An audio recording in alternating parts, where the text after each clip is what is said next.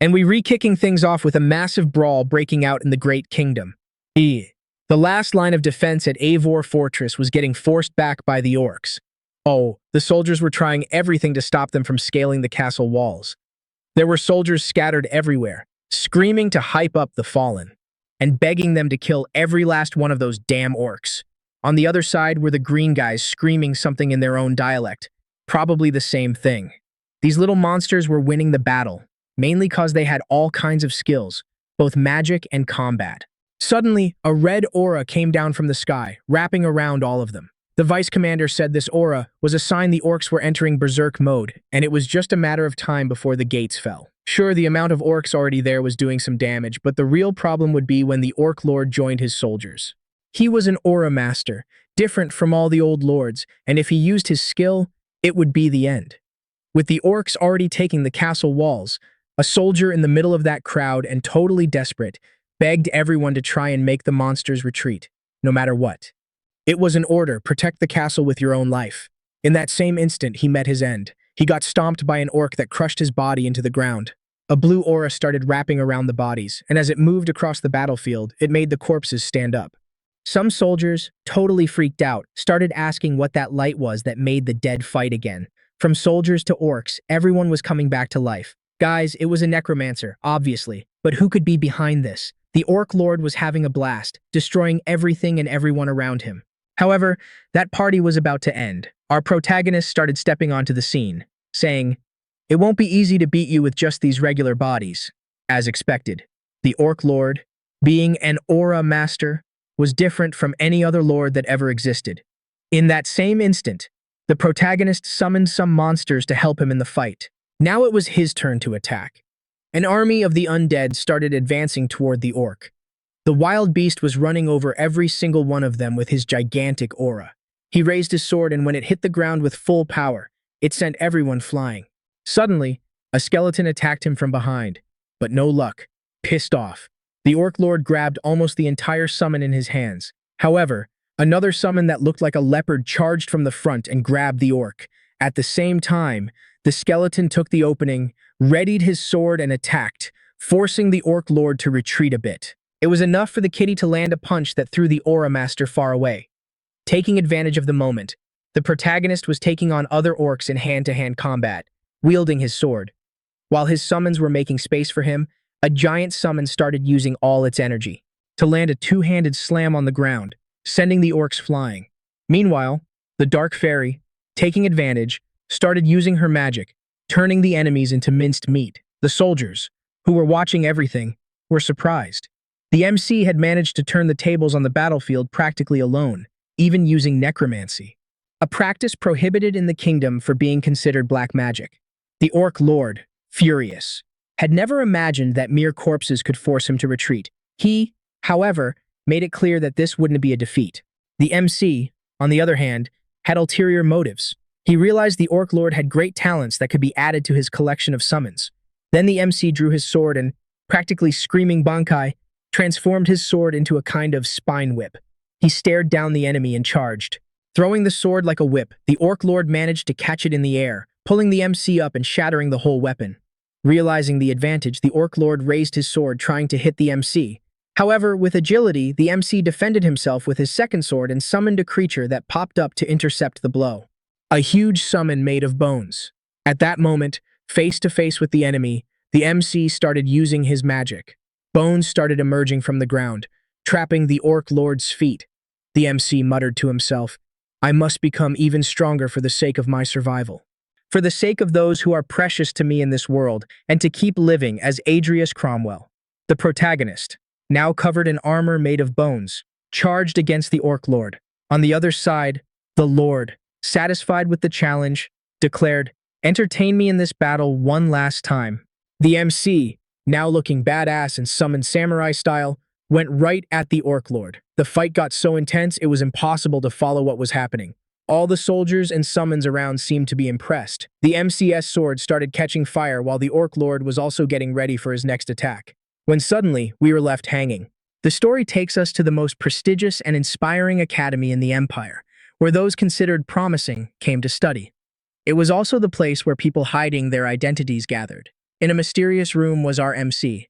Looks like we re-back a few years before that war. There.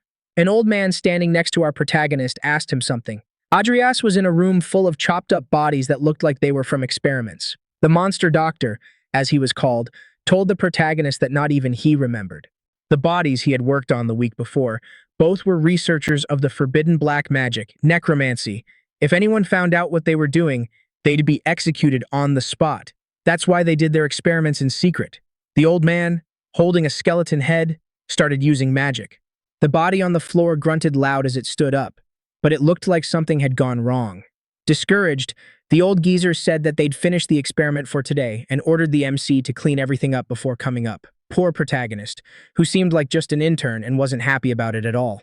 He wasn't learning anything useful, and even though it was dangerous, that job seemed pretty pointless. Still, he couldn't just quit. Since black magic was prohibited, that was the only place he could study the subject. Adrius, our protagonist, apologized to the old man for the delay in cleaning, but that only made things worse. The old man nitpicked everything he did.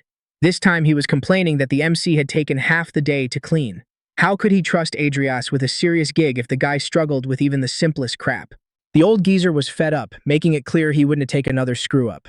Sick of the lecture but out of options, our MC decided to bust his ass to follow orders, so the old man ordered him to hit up Bale's National Cemetery to snag another body. Said it was a second chance, but didn't forget to remind him he was just an orphan who only had a roof thanks to him. That's why he had to prove his life wasn't total trash. If he messed up again, he'd end up as one of the old man's lab rats. What a son of a bitch, Adrius thought, nodding silently. He walked out of the room, heading straight into a busy hallway at the academy. He was bitching to himself that the old man didn't even give him cash for the trip.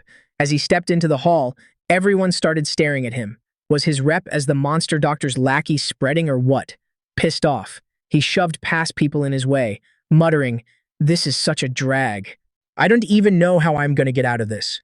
Adrius is an orphan from a ruined family, the typical sellout who sucks up to the strong and spits on the weak.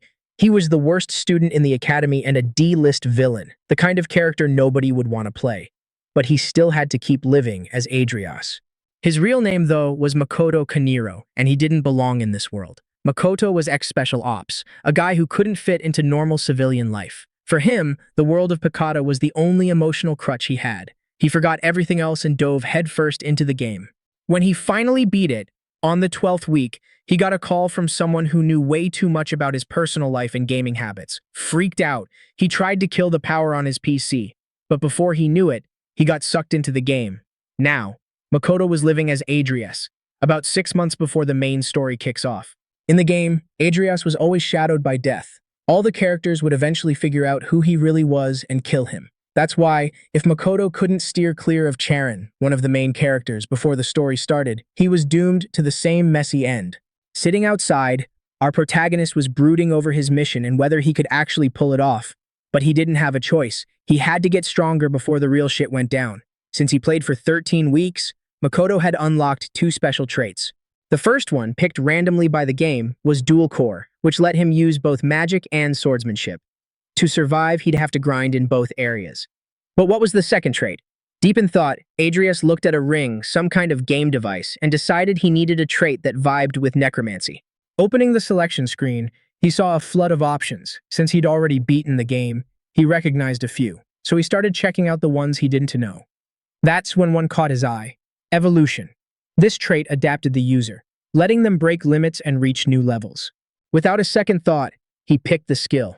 Imagining the future this trait could give him, he told himself, "I am definitely going to survive and beat this game as Adrius." Back at the academy dorm, Makoto was thinking about the character he was playing. Adrius was a weak, insignificant villain. He could barely use a single elemental spell. The only magic he had was necromancy, which is exactly why he picked the evolution trait. Wasting no time, Makoto headed to the lab library to dig up info on the subject before going to the cemetery. He knew he had to power up fast. He wasn't just worried about Charon, but also the tons of other characters who could kill him. In the library, Adrius was grabbing some books on dark magic, but the titles were way too loud. If he got caught with any of them, he'd be dead on the spot.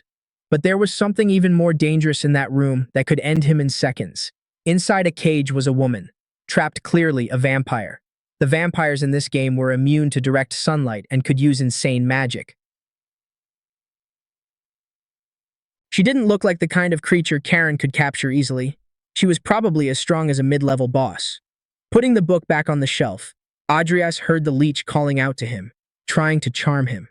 She asked for his help to escape. Already on the train to his mission, Adrius was thinking back on the chat with the vampire. That offer was tempting as hell, messing with his head. She tried to trade her freedom for killing Charon for him. She knew the MC was terrified that the old professor would off him someday. As expected of a vampire, she picked up on Adrius's caution around Charon. Even so, Adrius hesitated, saying there was no guarantee she'd let him live. The vampire swore she wouldn't kill him and kept trying to convince him, but it wasn't enough. Would a superior creature like her actually keep a promise to a human? He needed to think it over. Betraying his professor right off the bat could be messy. Hearing that, the vampire went ballistic, kicking and screaming for him to make a decision. At the cemetery, Adrius was already sick of lugging around a heavy ass trunk. He bumped into a guy at the gate and without missing a beat said he came from Jane's place, mentioning he was her third grandson. Seemed like some kind of code. The guy asked if he brought flowers, then let him in. Reaching the spot, he found an open grave where an old dude was waiting with a coffin. The gravedigger looked at Adrius and said he showed up at a good time. As promised, there was the corpse of a knight. Take it or leave it. Adrius thanked him and shoved the heavy body into the trunk, bitching in his head about how much work this was. Just as he was about to leave, something caught his eye. A tombstone was glowing faintly with words carved on it. He felt like he'd seen that name somewhere before. To his shock, he recognized it. No fucking way, he muttered. It was the grave of Nickel, an aura master. Nickel spent decades training in isolation, following the path of the sword. He dedicated his whole life to the blade and mastering aura, but died of old age.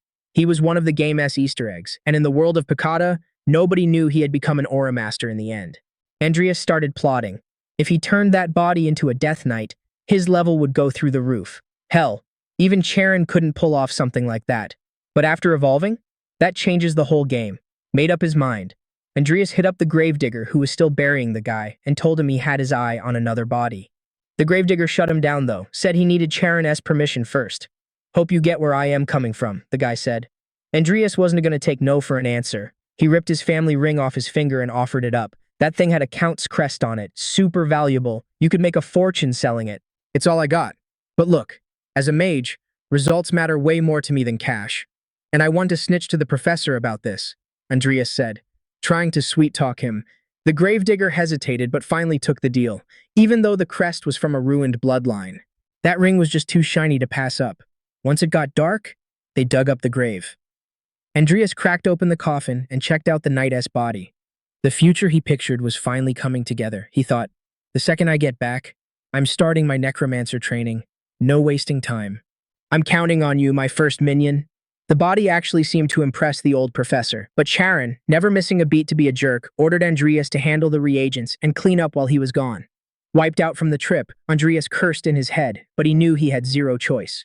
So, he got straight to work. While doing his chores, he thought about his current skills. A basic skeleton was pretty much the best he could do with his magic. Maybe he could evolve some traits, but he wasn't as sure. He'd never tried it before, and he couldn't exactly experiment on just any random body. Suddenly, he heard chains rattling. The vampire was still there. She asked how much longer he was going to leave her hanging. Adrius walked over while she kept talking. I told you I'm not going to kill you. Let me go. You seriously want to spend your whole life as Charon's intern? Adrius stared at her, clearly tempted. She got impatient and asked why he was so quiet, but he just stood there, lost in thought. Bummed out, the vampire turned her back, telling him to hurry up and decide. Maybe she'd actually kill him once she got out. Finally, he said, I'm going to let you go. Shocked, she looked at him as he went on. I can't take licking Charon's boots anymore. Full of hope, she held out the chains so he could unlock them. But Adrius wasn't doing this for free, and without a guarantee he'd stay alive? That was just crazy. So, Adrius told the vampire to swear on her family name that she wouldn't kill him. He'd read that when a vampire swears on their bloodline, they physically can't break it.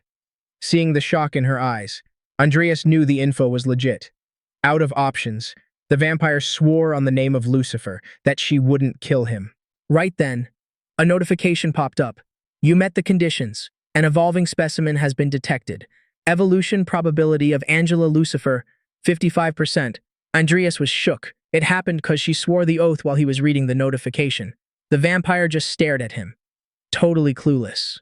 Confused, she asked if he'd scammed her. Another screen flashed with a description. Evolution trait detected. It looked like Adrius could use the evolution trait on other things, not just himself. This was the perfect chance to test it out before trying anything on Nickel. If something happened to her, nobody would pin it on him. Made up his mind, he hit confirm on the evolution. Instantly, a red aura wrapped around Angela. She started screaming, clutching her head and arching her body. Adrius started freaking out seeing her like that. With eyes full of rage, she cursed. "What the hell did you do to me?" Clearly in agony, Angela collapsed to the floor. Her body went totally still, not making a sound. Spooked, Adrius wondered what actually happened to her. How was he supposed to know if the evolution worked since she was just lying there? Looking dead? Trying to ignore what just happened, Adrius turned his attention back to Nickel Lifehill's body. He started thinking, if I can use the evolution trait on outsiders, I can definitely use it on my own summons later. Determined, he started the necromancy process. A blue aura glowed from his hands, activating the basic skeleton summoning skill, but he got spooked by the massive amount of mana the spell was draining, just to raise a single skeleton. Nickel's body started losing all its skin, revealing just the bones underneath. Slowly, the body reanimated, lifting itself off the ground. The protagonist got a success notification and was pretty stoked. The notifications kept blowing up. Corpse level is high. Bonus stats applied. Corpse level is extremely high. Rank will be increased and transformed into a skeleton soldier. Corpse level is transcendent. It can recover some past sense of self. The skeleton now has updated basic info. Legendary skeleton soldier. Nickel Lifeline. Undead. Rank 2. Traits. Sense of self. Sword mastery. Nice. The protagonist was buzzing with the success. Nickel Lifeline didn't just keep a high rank, he also kept his traits, like sword mastery. Hyped, Adrius tried to talk to his summon. Were you seriously a fencing master when you were alive? Communication seemed limited, but Nickel Lifeline started gesturing, confirming it with his movements. That answer made the protagonist super happy. Later, chilling in his dorm, Adrius checked the calendar. He still had almost a year to kill Charon. But to get through this, he knew there was a ton of work ahead. Opening his stats screen, he analyzed what he needed to do.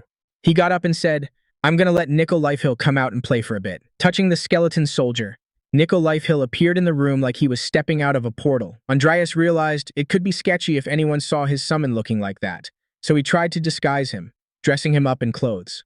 Now, no matter how you looked at him, Nickel Lifeline seemed human. Suddenly, Nickel started moving his hands up and down, like he was still training even after death. Watching him, the protagonist realized something cool. He could learn sword fighting directly from Nickel Lifeline.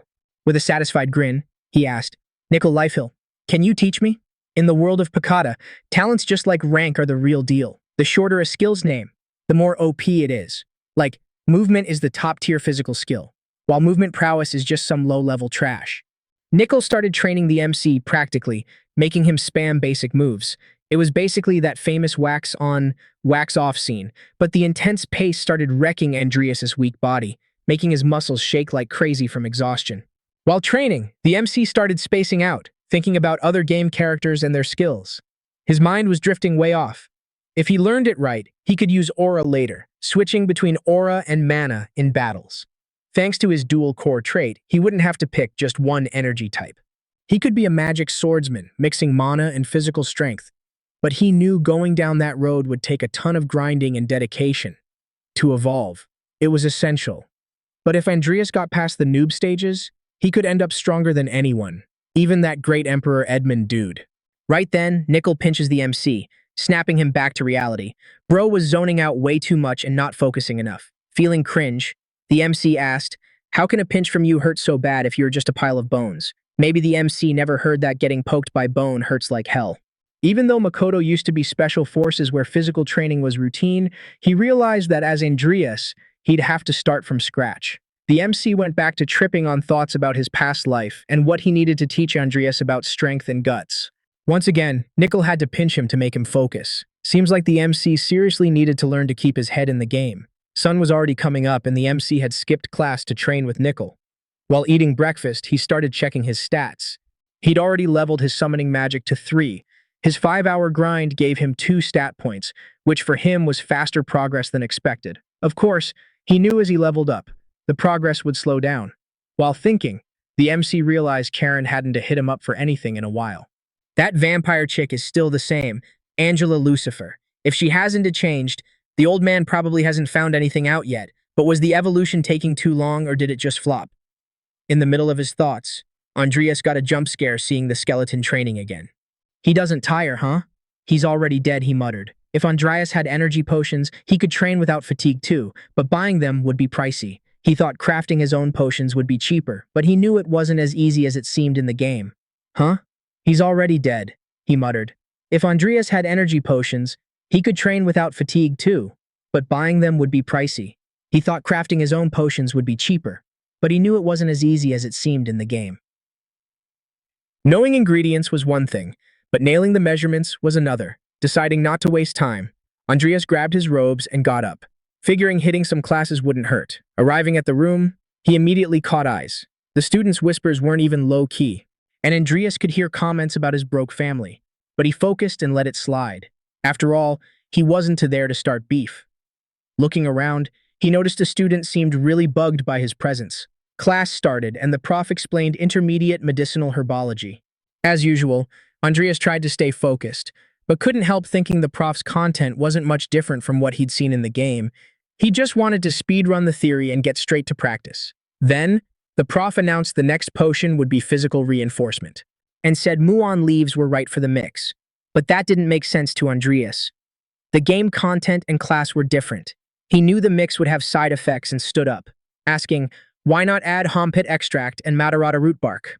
A short-haired girl seemed interested, but the prof, all sarcastic, answered, if you add that junk, you are making soup, not a potion.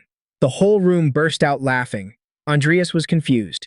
The ingredients he mentioned were totally part of a physical boost recipe. Had this recipe not been discovered in this world yet?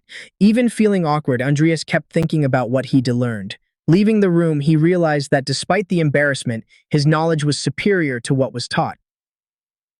Maybe it was better to learn solo.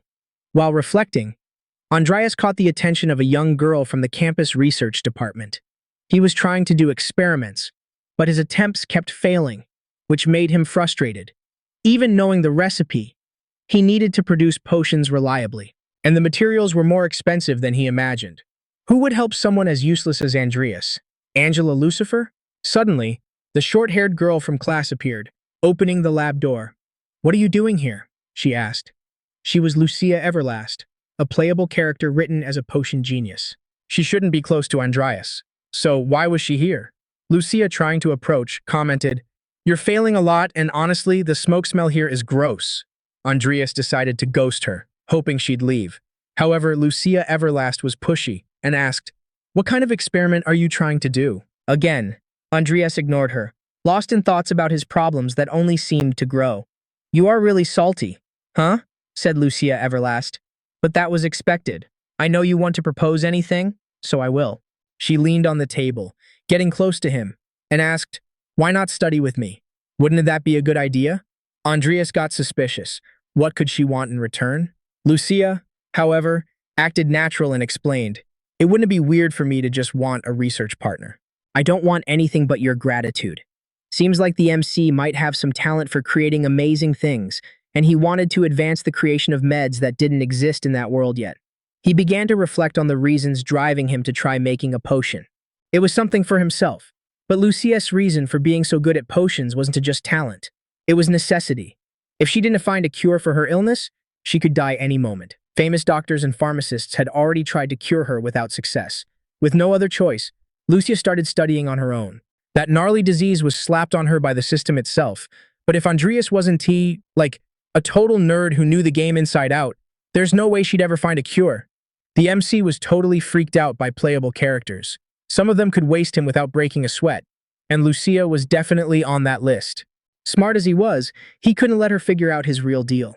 Maybe she overheard him in class or something, but if Andreas got mixed up with her carelessly, his life was going to get even shorter. He shot down her offer and told her to get lost. Lucia, looking totally bummed, said, you are going to need a peona mushroom on top of the stuff you mentioned in class, that is key. You toss that in, and you can actually nail the potion. Lucia just knew that stuff by gut feeling. She offered to help him out again, hinting they could even stack some paper together. But the main character wasn't trying to get tangled up in drama, so he told her to bounce. "You're loaded. You don't need this. I'm not risking my neck just for some deal," he thought. Bummed out, Lucia left the lab, but she dropped a warning on her way out. "I'll give you some time to chew on it. Pretty sure you're going to change your mind soon." The MC didn't want to stress about it. Later, while training with Nell, his brain kept drifting to his money problems. Even if he was careful with Lucia, the risks were still sky high. He could figure out the measurements on his own, but the real headache was getting the cash for all those ingredients. He needed to find a hustle to make some coin. But right in the middle of his thoughts, he jumped out of his skin. That skeleton was training again, like it knew Adrius was zoning out. "Does this dude ever take a break?" the MC mumbled, trying to force his brain back to the workout. After wrapping up training, Adrius started brainstorming his next move. His only idea was to hit up his sister for cash. After that letter she sent saying she missed him, it seemed like the only play. He knew that wasn't something the old Adrius would ever do, but whatever. He was only going to ask this one time. While he was hanging around the square, a girl with long black hair spotted him. She was watching him from a distance, thinking, why is he walking around with a book? Did he finally grow a pair and decide to do something good? Even if he changed, there's no fixing that trash personality of his. She brushed those thoughts off, but Adrius clocked who she was instantly. It was Alvin, a mage prodigy and the young lady of the Alvin family. She was another academy character who could totally wreck him. They used to be tight back in the day, but because of the Cromwell family debt, they ended up drifting apart. Adrius did some messed up stuff back then, and DNA Alvin would probably end him if he got too close. To dodge the drama, he decided to stick to his plan and ask his sis for money. Adrius went to the capital to track down his sister. When they linked up, she was like, I sent so many letters, but you didn't answer a single one. The MC felt super awkward and started apologizing. She had to grind hard, even though she was a count's daughter.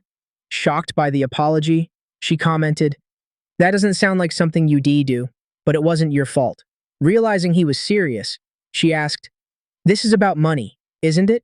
She already knew what was up and had an envelope of cash ready for him, dawned to blow it all at once or do anything stupid, she said. Adrius took it and said he'd pay her back when he could. But his sister freaked out when she noticed he wasn't wearing the family ring. Where's the ring? Angela Lucifer asked, kinda caught off guard. Adrius lied through his teeth, saying he took it off so he wouldn't lose it. He knew he couldn't spill the truth. She didn't buy it, though, totally pissed. She said, I don't care about the reason. You shouldn't do stuff like that. Standing up, she told him to get out. I don't want to see your face anymore, and you don't need to pay me back. The MC saw she was super hurt and begged her to wait, saying there was an explanation, but she bounced, saying she was done with him. Adrius was shook. He promised to get the ring back, figuring it must be a huge deal to her. He'd never seen her that ticked off. Feeling like garbage, he remembered his past life and made a big decision. What's the point if I'm just surviving? I wasn't happy just surviving alone back there either. I gotta work with what I got. I am taking Lucia's deal. After that, Adrius started hanging with Lucia way more, studying potions. He kept nagging her to get out of her room and actually move her body. But Lucia always thought sweating was for other people. Stupid nights, she muttered that day. She was feeling extra lazy and decided to let our main character do all the heavy lifting. She was just gonna chill. Even though training and running experiments wiped Adrius out sometimes, he noticed that when Lucia flipped the switch and actually helped, things moved way faster. Still, she knew how to drive him up the wall. While Adrius was whipping up potions, Lucia was in her PJs, sprawled out on the couch. He complained, sometimes it feels like I'm the only one doing anything around here. Lucia laughed it off and teased, that's just your imagination. Turning on the charm, she asked, since you're just standing there doing nothing, give me a treat? Even though she could tell he was annoyed, she suggested, drop the amount of Moderata and boost the Todor tree essence. Her gut instinct was crazy accurate sometimes, and when she nailed it, she solved the tough problems. Adrius carefully followed her lead, thinking that even if he was only in this for the cash, teaming up with Lucia was starting to pay off. He kept grinding on the experiments, trying to brew a solid potion. Suddenly, a notification popped up. You crafted a physical reinforcement potion, intermediate level. Adrius was shocked and stood up laughing. Lucia, looking worried, asked, what happened? Did you screw up again? Grinning from ear to ear, the MC replied, "Nah, it finally worked." Another notification popped up right after, saying he scored a new talent, Potion Maker. The talent had a 32% chance of evolution. While he thought it over, he realized, this is just like what happened with the vampire chick. Does that mean I can evolve my own traits too? But 32% is way lower than the chance I had with her. Lucia got hype when she saw the result. That's insane. No side effects. You can even use it every day. But for now, we gotta stash it and send an analysis request to the potion committee. Andreas smirked cheekily and said, "Sweet, you handle this part for me since I basically did all the heavy lifting solo." Lucia Everlast hopped up, totally stoked, saying, "No sweat, exams are tomorrow and this is gonna be a piece of cake." That is when Andreas realized Lucia Everlast was totally slacking off on purpose, leaving him to do everything by himself. On the train to the exams, our guy was deep in thought. He was stressing about the test and the little vampire girl's evolution, which was just about done. He needed to check on her the second she woke up. He was also thinking about the midterms. Lucia Everlast would probably breeze through the first part, but the last one in the Magic Tower was going to be a total pain. While he was thinking, he noticed Andreas' old friend, Diane Alvin, was also on the train with a classmate. The two of them were chatting about the exams. Diane looked totally chill. "I'm not worried about that stuff, she said. But her friend whispered, "It's not that simple.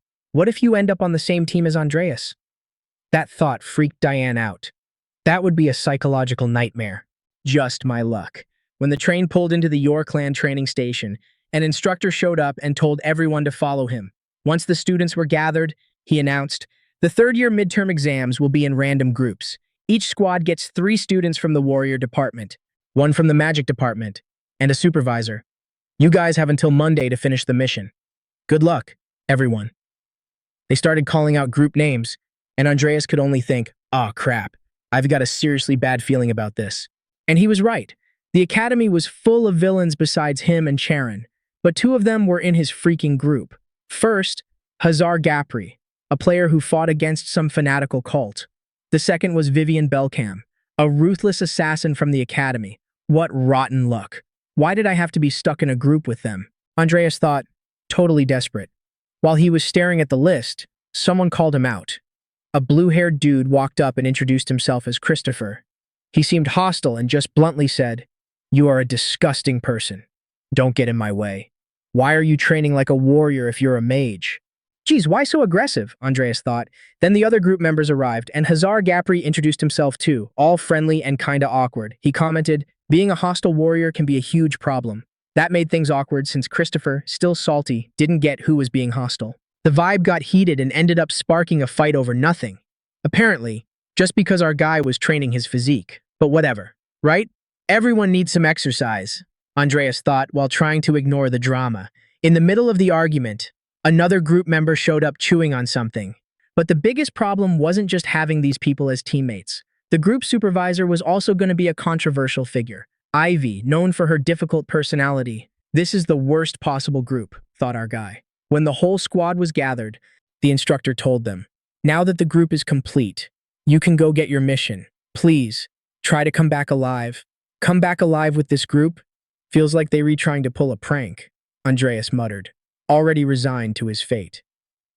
Inside the train, the instructor introduced herself formally. "My name is Ivy Clare, and I'll be the supervisor for Group 9. Ivy, who would later become one of the great Aura Masters, was an imposing figure. She showed a document and explained, "This is the group's mission. Investigate a village in Baron Balorix's territory. There is a rumor that the village lord was murdered. An investigator was sent 2 weeks ago, but he disappeared too. That's why we requested that this investigation be handled by the Mercenary Guild." After laying out the details, she asked if anyone had questions. Despite her incredible skills, Ivy was known for being tough to deal with, and she was extra aggressive that day. It seemed like she'd heard rumors about our main character, or, as she called him, Seaweed Head. "I heard you tried to play Knight the other day. A mage training his physique is practically a joke." Andreas didn't back down and shot back, "I don't want to hear a lecture from someone who needs to chew on jerky just to try and stay calm." That dig annoyed Ivy, who snapped back sarcastically, "If I need to chew on something, I can accept you as a volunteer." The tension was rising until Gapri, the fanatic, stepped in to try and cool things down. Arriving at a massive castle, way too big for a regular baron, the group was greeted by servants asking about their trip. Soon the Baron showed up and apologized for the incident before asking them to explain exactly what had happened. The Baron started saying that the Lord was his nephew, a guy with no family. He vanished mysteriously, and since then, the village has been in chaos. Ivy thanked him for the info, but the conversation got cut off by a servant who walked up to the Baron and whispered something. The Baron apologized and stood up. "I'm sorry, but I have to leave. I wish you luck." The butler, looking clearly nervous, apologized for the Baron's rush and explained, "The young master isn't feeling very well." Ivy watched everything in silence, but Andreas noticed some eye contact that caught his attention. When they left the place, Ivy commented, "Something here smells fishy. That Baron is way too calm for someone with a missing nephew." She then turned to our guy. "Hey, Seaweed Head, that's why I insisted we leave immediately." Andreas agreed. "Yeah, they seem suspicious, especially the part about the investigators who just vanished. And why send only one even after months? Plus, the butler's attitude was weird. Something is being hidden." The group got a suggestion to spend the night at the castle and leave at dawn. But Ivy refused. "We appreciate the kindness, but our job comes first." With tension in the air, they decided to head to the village right away. As soon as they got into the carriage, they were sure the story was way more complex than the mission description. On the way, Christopher asked, "Are we going to find a place to crash when we get to the city?" Before anyone could answer, Ivy cut in, "The mission is the priority. We're going to start by investigating the Lord's castle." The situation seemed more and more suspicious, but the only way to find out the truth was to check it out in person. At that moment, Andreas started feeling something weird with his mana. As they got closer to the village, the vibes got way more intense. What the hell is going on here? Angela Lucifer? Suddenly, something caught everyone's eye. The driver was totally losing control of the carriage. Inside, the panic started kicking in. Christopher stuck his head out to check what was up and noticed the driver had a completely different look on his face. He was speeding up like crazy, like he was possessed or something. "Dude, this is not good." "Angela Lucifer," Christopher yelled. Ivy analyzed the situation fast and shouted, "Brace for impact." Everyone held on for dear life as the carriage started falling apart. The horses went wild and smashed hard into the city's main gate. When they got out of the carriage, the scene was surreal. The villagers were dancing to the moon with red eyes, like they were totally hypnotized. Christopher, totally confused, asked Andreas, "What's happening with them? You're the mage here, you should know." Andreas looked carefully and said, "This is more than just a simple mana glitch. It's black magic. It's all over the city." They started grabbing the villagers to make them stop dancing, but realized their resistance was just average. They looked like they'd been dancing for ages, because their feet were completely shredded. Gapri, the fanatic, checked a kid's feet and asked, "You think this is linked to the mission?" The Lord went missing a month ago. These villagers could have been dancing since then, but shouldn't they be dead from exhaustion? The group was totally stumped. Maybe someone was keeping them alive. It was clear they'd been dragged into a problem way bigger than what the mission said. Andreas, his mind racing, thought, if we'd have just taken the butler's advice and crashed at the castle, the Baron probably would have covered all this up. But since we got here, everything changed. The power I feel is on Charon's level, but used on a massive scale. Could it be an artifact? The MC's shock caught his teammates' attention. "Hey, Adrius Cromwell, what are you thinking? What's going on?" Christopher asked. Andreas, trying not to freak the group out, answered calmly, "We have few clues for now. We need to investigate the Lord's house." When they got to the mansion, the group found several bodies still burning, scattered outside. Ivy Claire didn't even need to give orders. She kicked the door in and everyone entered on high alert. Along the way, more villager bodies were scattered on the floor. Checking the scene, they realized one of the bodies belonged to a member of the investigation team sent earlier. They'd been dead a long time. Andreas analyzed the situation and said, "We might not be able to solve this alone." Ivy, intrigued, asked, "Why do you think that?" Andreas answered, "This is all black magic. The driving force of black magic is human emotion. Here, the villagers had their emotions amped up, which created magic power. Is it possible the Lord is dead? Or maybe he caused all this?" Christopher, thoughtful, commented, "So, those burning bodies outside might be part of some kind of black magic ritual." Ivy, with her usual cool, replied, "We'll only know if we catch the people responsible. Let's search the mansion for more info." The group split up to look for clues, but all they found were more bodies scattered around. The missing Lord's body still hadn't been found. That's when Vivian suggested, "Maybe we should look outside. Seems like something's going down." The villagers were crowding around the building. They moved with precision, like they were waiting for the group to go inside to make their move. Ivy quickly gave an order, find an escape route, now. Gapri went ahead, but when he tried to leave through the second floor, he saw the villagers piled up, already reaching the floor. The second floor is overrun, he screamed as a villager grabbed him. Christopher, seeing the scene, ran toward his buddy and shoved him, saving him. He drew his sword and said, I got this. But before he could react, something exploded, knocking everyone to the ground. The MC stood paralyzed with fear at the scene. Seeing his teammates down made him freeze like he'd already lived through this before. He fell to the ground, senses blurry, couldn't hear a thing, just saw everything in slow motion. Ivy, desperate, screamed, Get up, seaweed head, let's get out of here! But Andreas didn't react. So she put him on her back and yelled at Vivian, Break the window, we're leaving that way. Vivian didn't think twice. She smashed the window and the group jumped out. As they ran, Andreas started coming too. But a flashback from his past life hit him right then. He looked at the villagers chasing them and, on impulse, cast a spell to try and stop them. Ivy scolded him, Don't waste your mana, we need the black mage, focus. She pushed him even harder. If you're gonna find him, it has to be now. He's using mana blatantly, so he should be easy to find. Andreas took a deep breath and cast a mana detection spell. He felt a flash go through every corner of the village, searching precisely, until he murmured, Found you. The MC had found the black mage through the mana detection spell and started guiding her to where he was. Good job, seaweed head, she said, as she led the way with the students trying to keep up. The black mage, noting the movement, seemed curious. When Ivy reached the house, she kicked the door down, not being subtle at all. Is he hiding in here? Angela Lucifer wondered. When she entered, she realized it was a trap. She got stuck inside, while Andreas was outside. Without noticing, a body started rising behind Ivy. To her surprise, it was her sister. Ivy froze. Outside, Andreas tried to do something, but it was beyond his strength.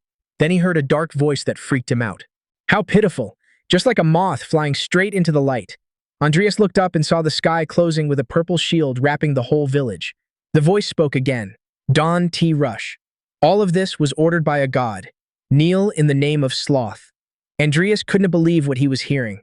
Sloth? Why would he show up now? He thought. The world of Picado was a universe inside the game, known as the Great Sin, and it started with sloth, representing laziness. The 7 deadly sins had been ripped from the main body, the Apocalyptic Codex, and by gathering them all, you could summon the final boss. These items were the most important loot in the story, but they weren't supposed to drop until way later in the main plot. Realizing what was going down, Andreas knew he couldn't solo this mess. He needed to squad up with the others. He bolted to find his team. Meanwhile, Vivian was totally losing it, attacking the bewitched villagers with some insane bloodlust. She kept slaughtering everyone in her path. Andreas ran up and asked Hazar Gapri, Yo, what happened to Vivian? Hazar Gapri answered, I don't know, first time I've seen her like this. But Andreas wasn't sure he could trust Hazar Gapri, since the guy left Christopher wounded and alone in a corner to fend for himself. Andreas said, This is a total dumpster fire. And Ivy got trapped in the house inside a magic barrier. Hazar Gapri asked what they should do, but right then that creepy voice came back. How pathetic. You realize you guys are killing innocent villagers, right? Hazar Gapri, freaking out, asked whose voice that was. Andreas figured it was the dark mage and said they needed to get to Ivy. Hazar Gapri took off running, claiming she might be in danger, but it was obvious he was bailing. Honestly, better that than getting backstabbed. Meanwhile, Vivian was still on a rampage, destroying everything around her. The dark magic was eating her mind, leaving her clueless about what she was doing. One wrong move and Andreas could be her next target. He scoped out the situation, thinking she couldn't possibly dodge a massive attack, but to his surprise, Vivian didn't just dodge. She counterattacked like a beast. Andreas was impressed and thought, damn, she'd make a killer vessel for a summoning. Suddenly, a hooded guy appeared on a village roof. He said, Your friend ran away, now you are all on your own. Andreas, not even sweating it, answered calmly, I didn't expect anything from him anyway. Our MC was incredibly chill, and the dark mage watched Andreas with curiosity. You seem confident. Think you can pass the test? The mage raised a hand, and Andreas started floating into the sky. He couldn't move while a dark aura wrapped around him. Slowly, his body started breaking apart, piece by piece, like he was being deleted. Suddenly, Andreas realized he was back to being Makoto Kaniro, a special forces soldier. Was all this a hallucination? He was back in his last mission in the real world, his daily nightmare. Trying to get a grip, he grabbed his weapon and ran toward an explosion. There, he found a wounded comrade, missing an arm, screaming for him to run. Andreas recognized his buddy Shaw and tried to help, but he watched him die right before his eyes.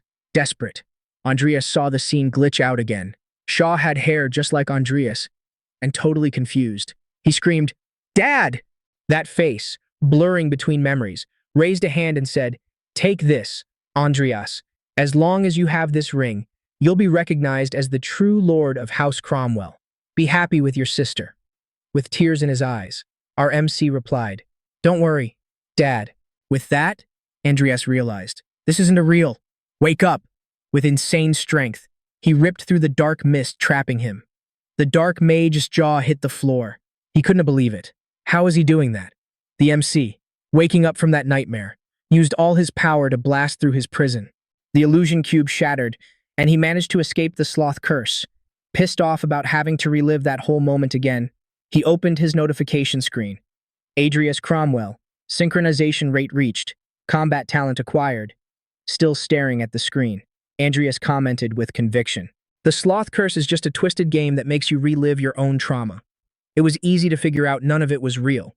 Guess the caster had 0 skills, don't you think? Wow. Andreas relived 2 traumas at once and came back more angry than ever. The dark mage, offended by the trash talk, hurled a black blade right at Andreas. No dice. Andreas dodged easily and with a cocky smirk, replied, "That's not going to work on me. I used to be special forces. I've got combat experience." The mage was furious. "Shut up." He charged at Andreas with everything. The MC, dodging the attacks, realized maybe the mage wasn't as strong as he looked. Banking on that, he decided he could finish him using his necromancy. Andreas checked around to make sure nobody was watching, and seeing it was safe, he stopped running and faced the enemy head-on. The mage was confused, wondering, what the hell is this brat doing? Andreas activated his power, revealing he was a necromancer. The dark mage was a little shook, seeing the villagers' bodies standing up and turning into skeletons. Surprised, the mage asked, "Does the congregation know you use this power? Few people can do that." It was obvious there was some group worshipping dark magic, and Andreas, picking up on that, used the info to his advantage. Confidently, he answered, "I am in on a mission to recover the power of sloth in the name of the congregation." The suspicious mage didn't cave easily. He activated a skill that launched a devastating attack on Andreas's skeletons. As the skeletons rushed the mage, he roared with contempt. This magic doesn't even come close to the power of sloth. The mage blasted the skeletons into the air, forcing Andreas to conjure a shield to protect himself. Not giving the MC time to react, he activated a black spear, saying, "These skeletons are just snacks to me." When the spear was thrown at Andreas, he summoned Nickel. The skeleton soldier appeared and, without hesitation, smashed the spear into pieces. The mage couldn't believe it and asked, "How can a mere skeleton break that spear?" Furious, he pulled out a shiny deck of cards, which surprised Andreas. That's the Codex of Prediction deck, the MC thought, activating the deck's power. The mage summoned a bunch of hands from the ground, making it clear he was using the power of the collected cards. He screamed, "You're gonna pay with your life for messing up my plans." While Nickel fought the summoned hands, dodging and countering as much as he could, Andreas noticed the attacks were getting faster. He figured the mage was losing his grip on that power, which meant he didn't totally master the Codex. Andreas thought, just gotta find a blind spot. Calling for Nickel, he broke down the plan. The next second, a massive explosion wrecked the floor. The dark mage was still standing without a scratch, with wide eyes and dark claws out. The mage glared at Andreas with pure hate, but his voice was shaking. "You're still alive? This brat is seriously persistent." Andreas stood by the rubble, cursing out the dark mage. "You son of a bitch. I just caught him and you just wiped him out." He was talking about Nickel, who had vanished in the debris. "Quit your whining. I am sending you to the same place," said the dark mage, firing up the Codex again, saying bye-bye to the protagonist and prepping a final attack. When the magic claws lunged, Andreas smirked. Suddenly, Nickel popped out of a portal behind the dark mage and, with 0 reaction time, sliced the guy in half, 1 piece for each side. With the dark mage dead, the shield covering the whole city started crumbling. Andreas was dying to know who was behind that mask. When he pulled it off, he found out it was the Baron S. Butler. That raised some major red flags that Baron Belorix himself might be in on it too. Andreas grabbed the codex the mage was using, and a notification popped up. 7th Apocalyptic Codex. Sloth. Mana recovery rate plus 321%. The protagonist wondered what to do with the codex. He couldn't just walk around carrying something that dangerous. Looking at Nickel, he decided he could hold on to the codex for now. Take this to the portal. I'll figure out what to do later. Nickel stepped into the portal, vanishing from sight. Even with the dark mage dead, one barrier was still up. Vivian was probably still trapped. Adrius knew he couldn't leave without his squad being free, because he couldn't explain the black magic usage if he was the only survivor. He got close to that weird barrier, different from the one that trapped him. To his surprise, he started getting sucked inside. Pausing the narration real quick to say the creators must have been high as a kite for this one, Adrius got sucked into the bubble and dropped straight into Vivian's nightmare. Vivian looked younger, scared stiff. She thought Adrius was a ghost or a demon. When he tried to talk, she asked, terrified, "Why is the chair talking to me?" Adrius, trying to chill her out, answered, "I'm not a ghost or a demon. I'm Adrius Cromwell, and I'm here to help you." He had to be patient, couldn't spill the whole truth. Vivian had to wake up on her own. In her nightmare, Adrius saw the girl getting slapped in the face by some noblewoman. He realized nobody could see him, which gave him free rein to snoop around Vivian's life. He found out the woman was Count Bell's second wife. The Bell family was famous for their fencing skills, and the Count was desperate for a male heir to carry on the legacy. But his wife gave birth to a girl, Vivian, and that started a whole tragedy. Vivian's own mom walked out on her, believing she never should have had a daughter. With no one to have her back, Vivian was left to be abused. A seed of madness got planted in her head, growing over time, until in her 5th year she killed all her teachers by herself. Adrius, trying to calm her down, said, "I can't erase your past, but I can help you get past it." Vivian, getting emotional, started crying. "I've never had anyone who wanted to help me before." The protagonist, not knowing how to deal with kids, tried to convince her she had special talent. "You're a fencing prodigy. Trust me, I know a lot of stuff." Vivian didn't buy it. "How can I be good at this if I've never even touched a sword?" Adrius insisted she trust him. A month went by and Adrius stuck by Vivian's side through the scoldings and the training. She was getting better every day, proving she was a real prodigy. One day, Vivian was looking for Adrius in the garden, the spot where he always trained her. Calling for him, she heard his voice behind her. "Don't call me that. It's a secret. No one can know I exist." Adrius asked her to show what she picked up during training. Watching her moves, he realized they were impressive. They didn't look like someone who just started training a month ago, but Vivian looked lost in thought, which made Adrius curious, because her moves were perfect, and that was huge praise. While they were talking, Count Bell showed up in the garden. Impressed with his daughter's moves, he asked her to show them again. Thrilled with her dad's attention, Vivian showed off what she learned. "That was incredible," said the Count before slowly walking out of the garden. For the first time, her dad actually paid attention to her and praised her.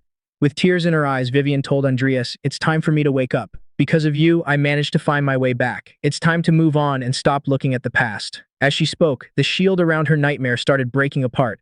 What used to be a nightmare turned into a beautiful dream. Vivian's sweet gaze met Adrius, and she thanked him deeply. "Thanks for being by my side." Adrius took her hand and they both made a promise to move forward and leave the past behind. The shield exploded right when they made the promise. When it was all over, Vivian was on the ground, out cold. A few hours passed and everyone was back together again. Adrius confirmed the guy behind everything was Baron Belorix, showing the butler as proof. Ive had smashed the barrier by herself and came looking for them. Vivian woke up a few minutes later and coldly told Adrius, "Cut off that bastard's head, but don't leave a mark on his face. We are heading to the castle again." Her killing intent was surprising. Chris had died and Hazar Gapri was missing, which wasn't a surprise at all. When they got to the castle, one of the gate guards dropped to the ground, rolling to the side to dodge a sword. Terrified, he asked, "Who are you?" While the other guards were yelling for her to put the sword away, Ive kept attacking with fury in her eyes. "I am Ivy Clare, assistant professor at Rodland Knight Academy. From this moment on, anyone who defends Baron Belorix will be accused of treason and executed immediately." Adrius, totally freaked out by her attitude, thought, "Is she going to kill everyone here?" Then Vivian grabbed the butler's head and asked the guards, "You guys recognize him?" Everyone was horrified seeing the severed head because it was split right down the middle. Vivian went on, "He's the one responsible for what went down in Trin Village. Take me to the Baron. Now." Caught off guard, the guards decided to listen. Vivian smashed through the door where the Baron was. But everyone was shook by what they saw. The Baron was standing next to this gigantic creature. He asked coldly, Is my butler dead? What made it even creepier was him introducing the monster as his son. This is my son. He should have died months ago. That's probably why he turned to black magic. Standing up, the Baron spilled his story. While I was looking for a cure, a guy visited me and said there was a way to save my boy. I told him to do whatever it took, even if it meant leaving him in this miserable state. Everyone was ticked off.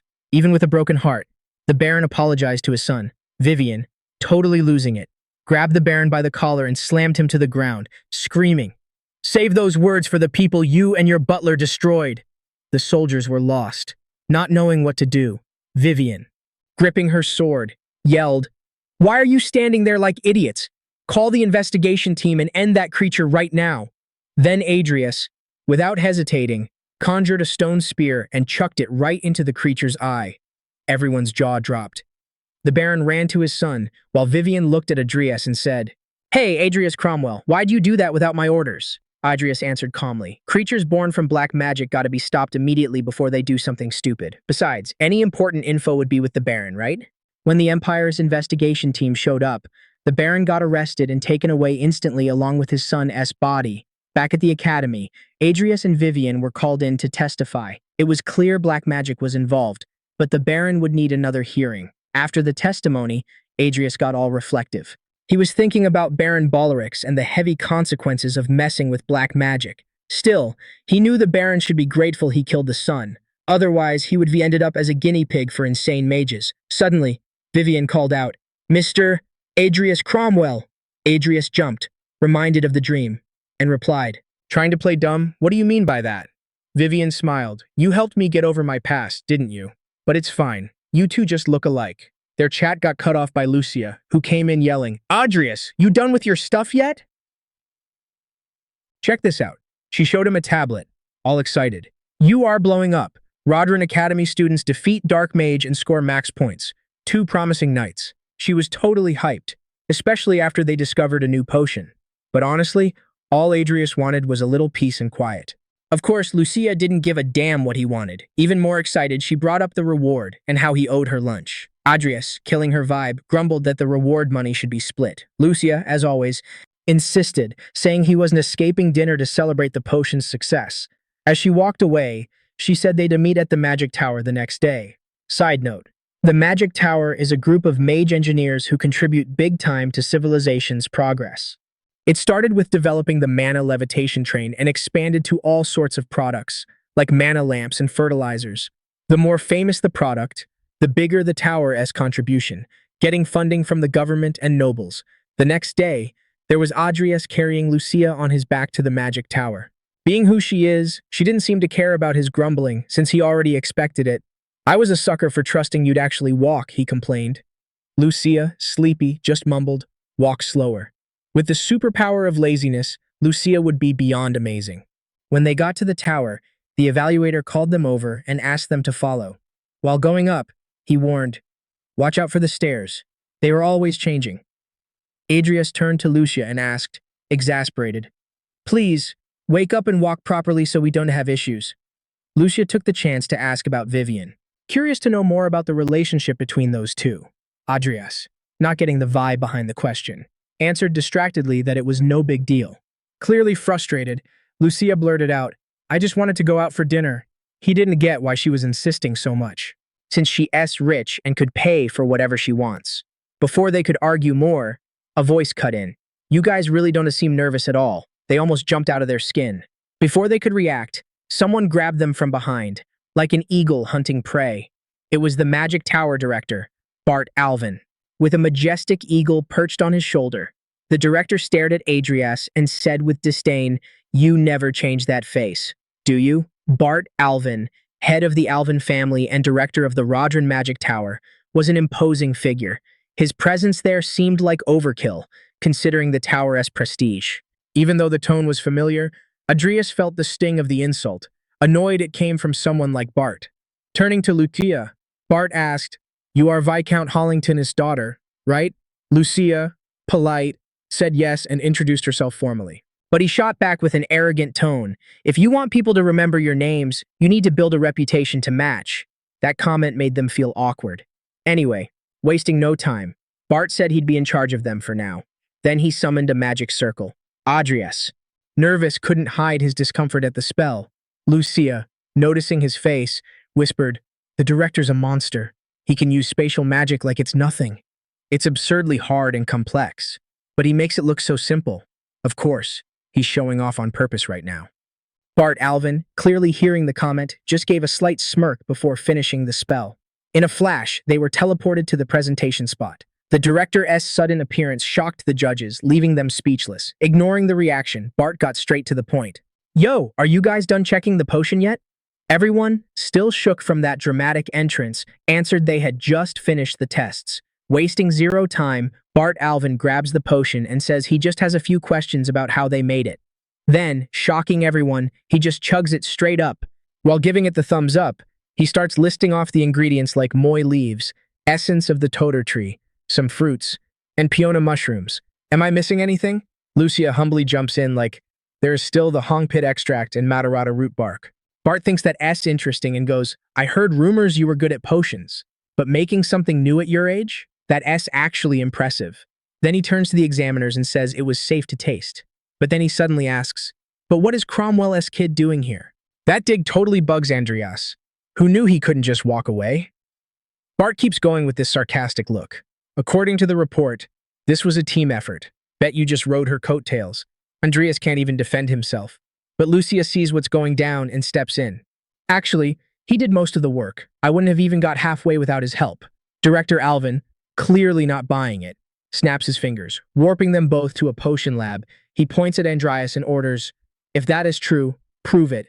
Make the potion right in front of me." Ingredients are in the storage. Andreas is nervous, feeling the pressure from everyone watching the scene with total interest and tension. He knew if he messed up the measurements or missed a beat, it was game over. Still, he took a deep breath and started mixing. 5 minutes later, Bart Alvin is holding the fresh potion. He drinks it again, analyzing the taste and effects, and admits, "You actually replicated the formula correctly." But it's not that simple. The director starts bombarding Andreas with technical questions about why he used each ingredient. The crowd watching realizes he's trying to intimidate him. But Andreas? He stays calm and confident, answering every single question. He explains that the ingredients he picked got rid of side effects and boosted the product's power. His detailed explanation leaves everyone impressed, even Lucia. But Bart, still salty, rudely interrupts Andreas. "No need to continue." Andreas realizes the director's just trying to humiliate him in front of everyone. Instead of backing down, he ignores the command and keeps explaining, "Excuse me, but I'm not finished yet." Bart Alvin, surprised by the guts on this kid, takes the blindfold off his eyes and stares right at Andreas. His eyes narrow like he's trying to see past the facade. He finally says, "It's been a long time, but the brat I knew would never do something like this. Who are you, for real?" Andreas feels a pit in his stomach. Did he get busted? Gulping hard, he answers firmly, "Director Alvin, are you kidding me? I am Adrius Cromwell, the same Andreas you treated like trash just to stroke your own ego." That savage comeback throws Bart off, but he pulls himself together fast. With a smile that's part curious and part challenging, he says, "Looks like you've become an interesting guy." Keeping his cool, he makes a proposal. "If you make another discovery and present it here, I'll pay off all the Cromwell family debts. Plus, I'll grant you one wish. But if you fail, you gotta leave Rodlin Academy forever." The weight of that offer leaves Andreas speechless. It was a one-time shot to save his family, but the risk was huge. After all, failing meant losing everything. Face to face with the director, Andreas says, "Those are some pretty tough conditions. But as the heir to the Cromwell family, I can't turn down an offer like that." The main character wasn't joking, and the director is surprised by his grit. "You really remind me a lot of your dad," Bart Alvin comments, looking lost in thought. He remembers moments he had with Andreas's father. Maybe they were good friends, but what happened between them? He wraps it up saying, "I'm anxious to see what you were going to do." Meanwhile, the vampire girl's evolution time was up. She starts getting up from the floor, still feeling her aura wrapping fast around her whole body. She looks around, feeling this sudden power, kind of confused about what's happening. Suddenly, boom, an explosion. She just blew a huge hole in her prison with just a wave of her hands. Vague images and words echo in her mind. "I want you to swear on your family's name that you want to kill me." Those memories vanish as fast as they came, and a wicked smile pops up on her face while she thinks about Andreas's name. After that awkward meeting with the all-powerful director, the protagonist is back on the train. stoked that he recovered some of the costs for the potion materials. With that, he managed to save a bit and felt way more relieved. As long as he keeps pumping out these potions, he can focus chill on his training. But there was one problem still bugging him: the Codex of Sloth. The more he thought about it, the more he realized he still hadn't found a way to benefit from it. Maybe it'd be better to trade it for something he actually needs right now. While thinking it over, he remembers Karen and figures the professor might know something about how to use the artifact. As soon as he gets off the train and gets back to the academy, Andreas starts feeling like he's being watched. He thinks maybe it's just his imagination and decides to ignore it. Little did he know that the vampire Angela Lucifer was hiding nearby, watching him in silence. What is she planning? Arriving at Charon's lab, the sarcastic professor welcomes him with a cynical smile. What an honor to get a visit from the most talked-about guy in the academy. Andreas, not paying much attention to the jab, hands over a box with some of the potion he made. Charon grabs the bottle curiously and asks, "So, is this the famous potion everyone's talking about?" Andreas confirms and explains he came to show the potion right after the final exam. Charon, being all dramatic, stands up from his chair and says, "You hid this research from me, and now you show up here acting like the model student." He walks over to a bookshelf, opening a secret compartment. "Come with me, kid. I'm gonna show you what it means to be a loyal disciple." Andreas follows him, trying to hide his curiosity, but he knew that. Not exactly the best time to talk about the Sloth Codex, especially with Karen in such a moody state, so when they head down to the secret lab, they both walk into a totally unexpected scene. Everything's destroyed. Angela had bailed, leaving a trail of chaos all over the place. Everything's destroyed. Angela had bailed, leaving a trail of chaos all over the place. The MC, looking at the wreckage, figures her evolution was a success, but Charon's face says something totally different. Dude was furious, grabbing chains off the floor and chucking them away. The professor starts cursing out loud, his rage filling the whole room. "Andreas!" Charon screams, his voice echoing off the ruined walls. "Did you mess with Angela's restraints?" Andreas, keeping his cool, gives a super convincing answer. "Professor, I was so scared of dying I didn't even go near her." Charon glares at him, still fuming, but Andreas can barely hold back a satisfied laugh. Inside, he was loving seeing the professor's reaction to what happened. But Andreas knew he still needed Charon's help to fix the Sloth Codex problem. Decided it'd be better to save that chat for another day, since the prof clearly wasn't having his best moment. Meanwhile, Charon stood there raging, cursing everything around him, while Andreas slipped out of the lab. Walking back through campus, the MC feels a weird presence.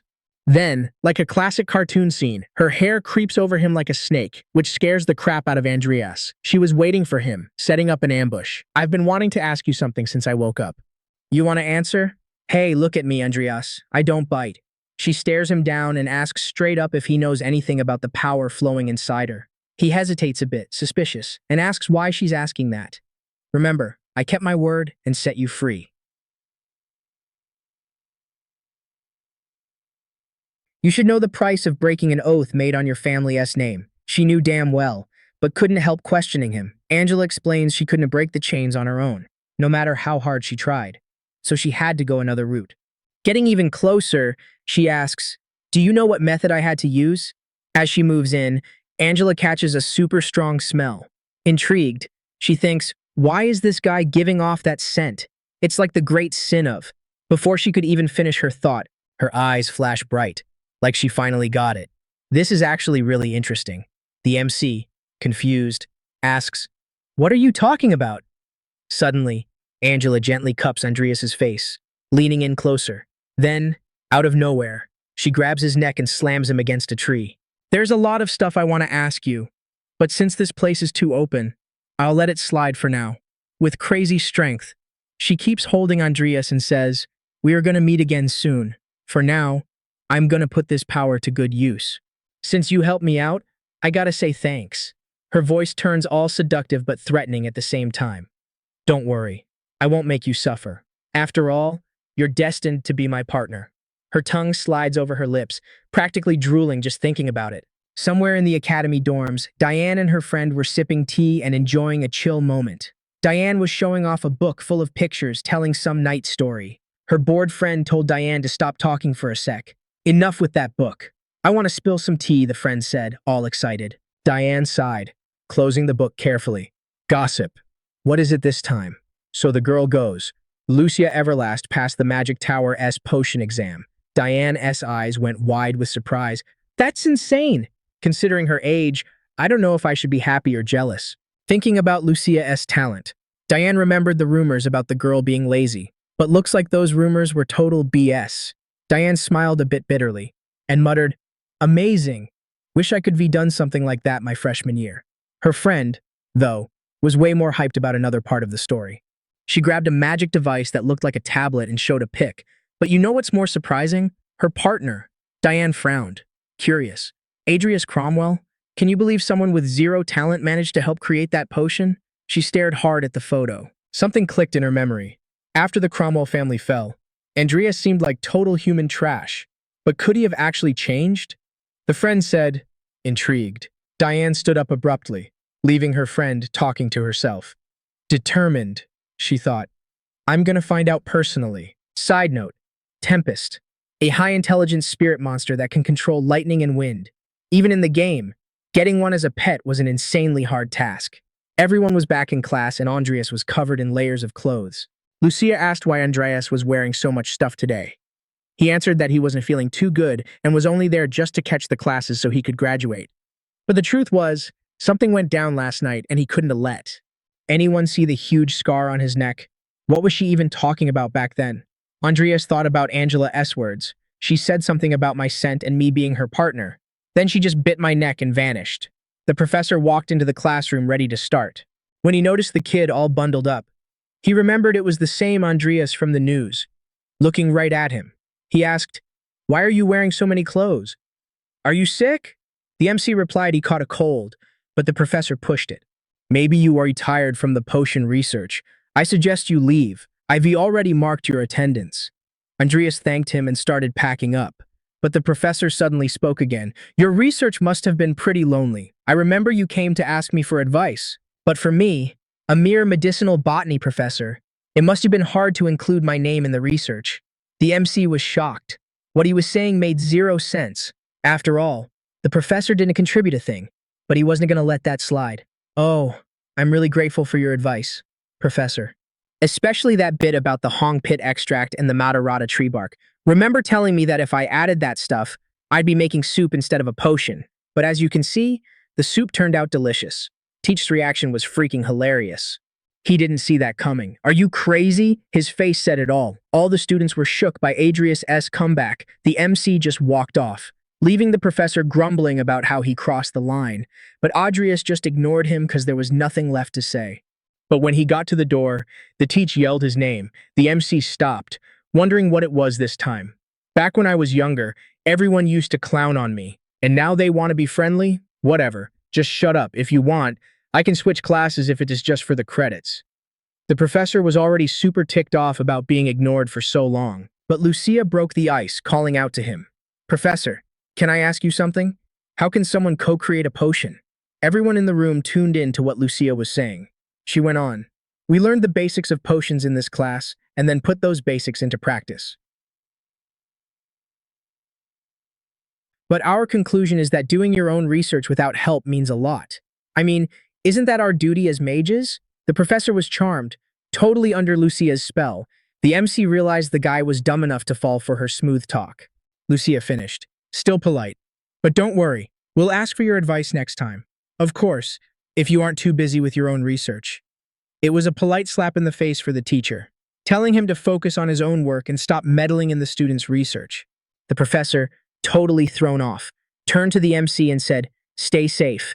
It wasn't clear why Lucia did that, but diffusing the situation was the best move. The two looked at each other, saying thanks with just their eyes, and the MC left the room. Side note. In the original game, Grand Sin, only useful items dropped. But now that the game is reality, the MC has to deal with raw materials, which makes processing and mixing way harder. Somewhere in the city, there was a buff guy with red hair. He was Officer W. Angus, Aura Master, and Duke Sinclair. While reading a report on potential candidates, he made a comment. "So, the daughter of the Everlast company created a new type of potion and is putting it on the market." His secretary showed up, confirming the info and explaining that they named the potion Everlast. The officer asked for a sample. Holding the small bottle, he commented, If someone like her already made something like this, being just a freshman, for sure a lot of people are going to want to recruit her when she graduates. While he drank the potion, the secretary asked if she should hit up the girl right then. He confirmed, yeah, contact her. Also check if there is anyone else interested in her. After downing the potion, he felt stronger and said, really surprising. It's several times more efficient than the ones available on the market right now. And the best part? No side effects. This potion could revolutionize the market. His secretary then added that the potion had been co-created. Hearing that, he immediately recognized the other creator's name, Cain Cromwell's son. Intrigued, he asked, did he have a talent for potions from the start? The secretary didn't know the answer, but mentioned a rumor that the guy might have taken advantage of the student. However, since neither family had any special relationship, there was no obvious reason for that kind of speculation. The officer then ordered an investigation. If he really awakened a talent like that, he must be added to the recruitment list. Elsewhere in the city, a mysterious being held a glass of wine. He asked his servant, how is the year-end award ceremony going? The servant confirmed that everything was going according to plan and that the Cromwell family would be demoted. The name Cromwell was being mentioned by a lot of people lately. The individual, while savoring his wine, commented, Adrius Cromwell, I am anxious to see if you are different from your father. Meanwhile, our protagonist was training tirelessly, doing 1,000 reps until he collapsed on the floor exhausted. He grabbed the bottle of a potion he'd made and muttered, without this, it'd be almost impossible to do these workouts. The regeneration potion boosted muscle recovery rate, while the healing potion took care of the wounds. By adding the physical reinforcement potion, he basically created an infinite training loop. He remembered that when creating this potion, he had the option to evolve it. It was a gamble, he thought. At first, he was tense, but the evolution proved to be the right choice. The results were so insane, he even felt like a fool for worrying. Since then, he could create potions with way more efficiency. The success rate and crafting speed had gone up considerably. Convinced, he thought, if I keep this up and grind my hardest, I'll grow a ton. Still sitting on the floor, he reflected that with a strong body and some items, he wouldn't need to worry about his combat strength. He remembered that Karen was on a business trip, and because of that, he couldn't buy the sloth deck from him. Karen seemed in such a bad mood, he didn't even tell the MC about his departure, which left him thinking, what can I do? I got no other connections besides Charon, and I still have botany class in the morning. Better sleep, he muttered. The next day, in the classroom, there was only a note that said, due to the reasons mentioned previously, today's class will be held outdoors, as communicated via your tablets. Damn, they played the MC. He didn't see that coming. He started cursing out the professor in his head, wondering if he knew the MC didn't have a tablet and was using that against him. Wasting no time, he dashed out of the room, worried about what the professor was doing with the other students. When he got to the academy garden, he ran into some kind of makeshift lab. Everyone was rushing around and desperate. It looked like some kind of test or exam, until the professor's voice echoed, you are late. Seems like you were so busy with your research you didn't even see the notice. Oh man, the MC thought, trying to hold back. How immature can this professor be? As always, Lucia showed up right on time, yanking on his clothes and saying, I'll explain it to you anyway. She flashed the tablet screen to show him what needed to be done and commented, now that you've got cash, you should totally buy a tablet. The professor had whipped up an awakening potion and had the brilliant idea of making them take an exam to analyze it. The protagonist started prepping his potions, but the professor cut him off. For someone of your caliber, figuring out the ingredients and ratios for this potion should be a piece of cake, right? A million insults and curse words popped into the protagonist's head, but he kept them bottled up. The professor kept going with this ironic look on his face. Today, I'm finally gonna expose you for what you really are. Inside, the protagonist felt like he was about to explode, but he kept his cool. The professor, on the other hand, thought the protagonist had just leeched off Lucia Everlast, a rising star in the potion world, and that he was nothing more than a mediocre student. It was obvious the prof was holding on to some inexplicable grudge. After 4 hours, the professor analyzed the composition results of the awakening potion. Lucia and Adrius nailed 100% accuracy in less than 2 hours, finishing first in the class. That didn't sit well with the professor at all.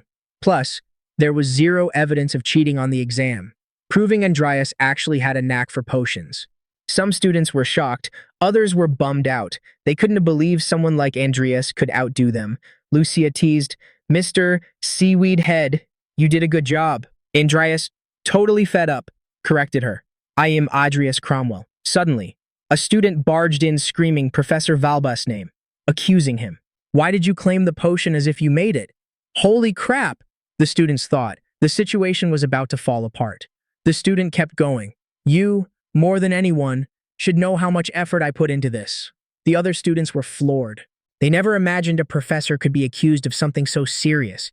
The protagonist and Lucia exchanged looks. He asked, "What do you think about this?" "Lucia?"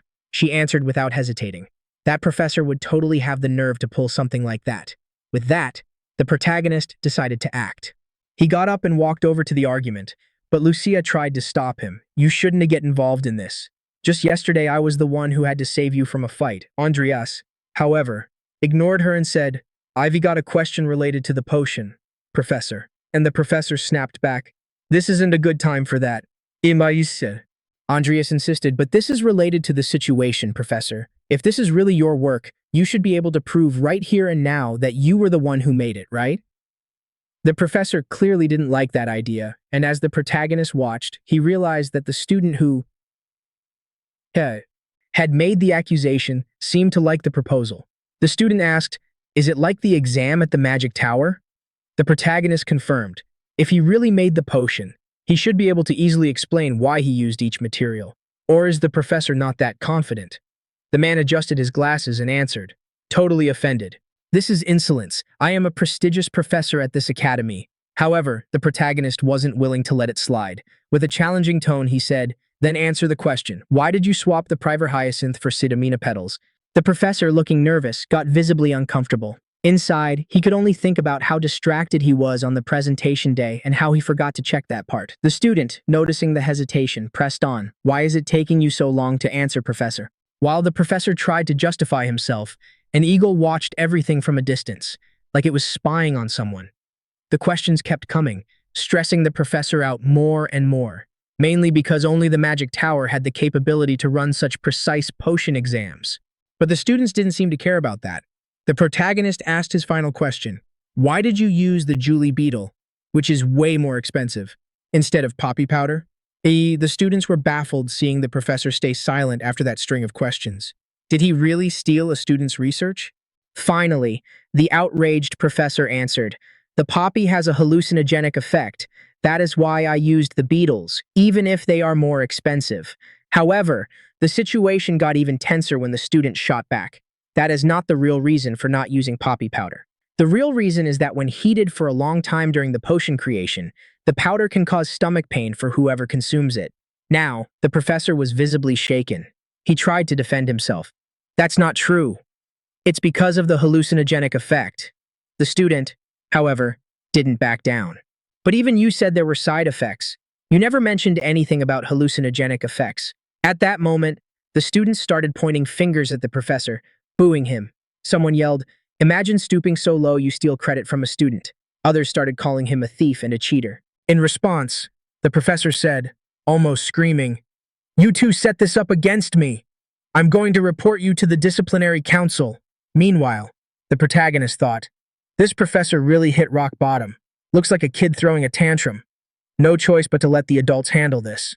Andreas then pulled a card he used for buying materials out of his clothes and pretended it was an important contact, saying, "If you are so pissed off, I can ask Mr. Alvin to arrange a place for you to explain yourself." Lucia was stunned, wondering if the professor would fall for that bluff. The professor immediately scowled and answered with hesitation, realizing he'd been caught. The protagonist continued, "Either way, you'll have to explain yourself at the Magic Tower." Imagine the situation. The all-powerful director coming to resolve a mess between two students and a professor. What nobody expected, though, was that Bart Alvin was already there watching all the commotion. He mumbled to himself, "That kid actually studied. How dare he use my name?" Bart Alvin analyzed the situation while thinking he really knows the theory and ingredients behind the awakening potion. Is it possible for him to discover a new medicine before the year ends?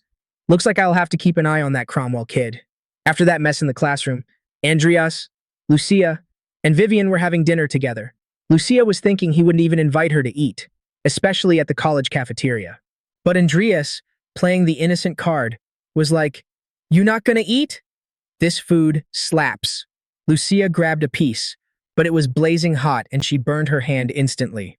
Andreas, being a troll as always, commented, "You gotta eat like the rich kids. Hold the edge, dip it in the sauce, and boom, you are good." Then he handed her a slice of meat. But was someone getting jelly or was it just me? Vivian piped up right away, "I want some too!" The two were kind of confused, but she made it clear she wanted a piece of meat just like that. Andreas, smirking like a devil, gave it to her. Walking out of the cafeteria, Lucia asked Andreas, "When are you gonna cop a tablet? Then you'd actually get the notifications. If an event like today goes down again, you want to miss out." Andreas answered while they walked, "I am saving my cash. I ain't got that financial luck like you do."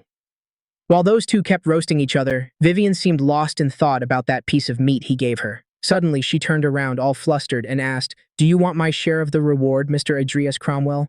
Andreas got mad instantly and asked, "Why do you keep calling me that?" He said bye to the girls and headed the other way.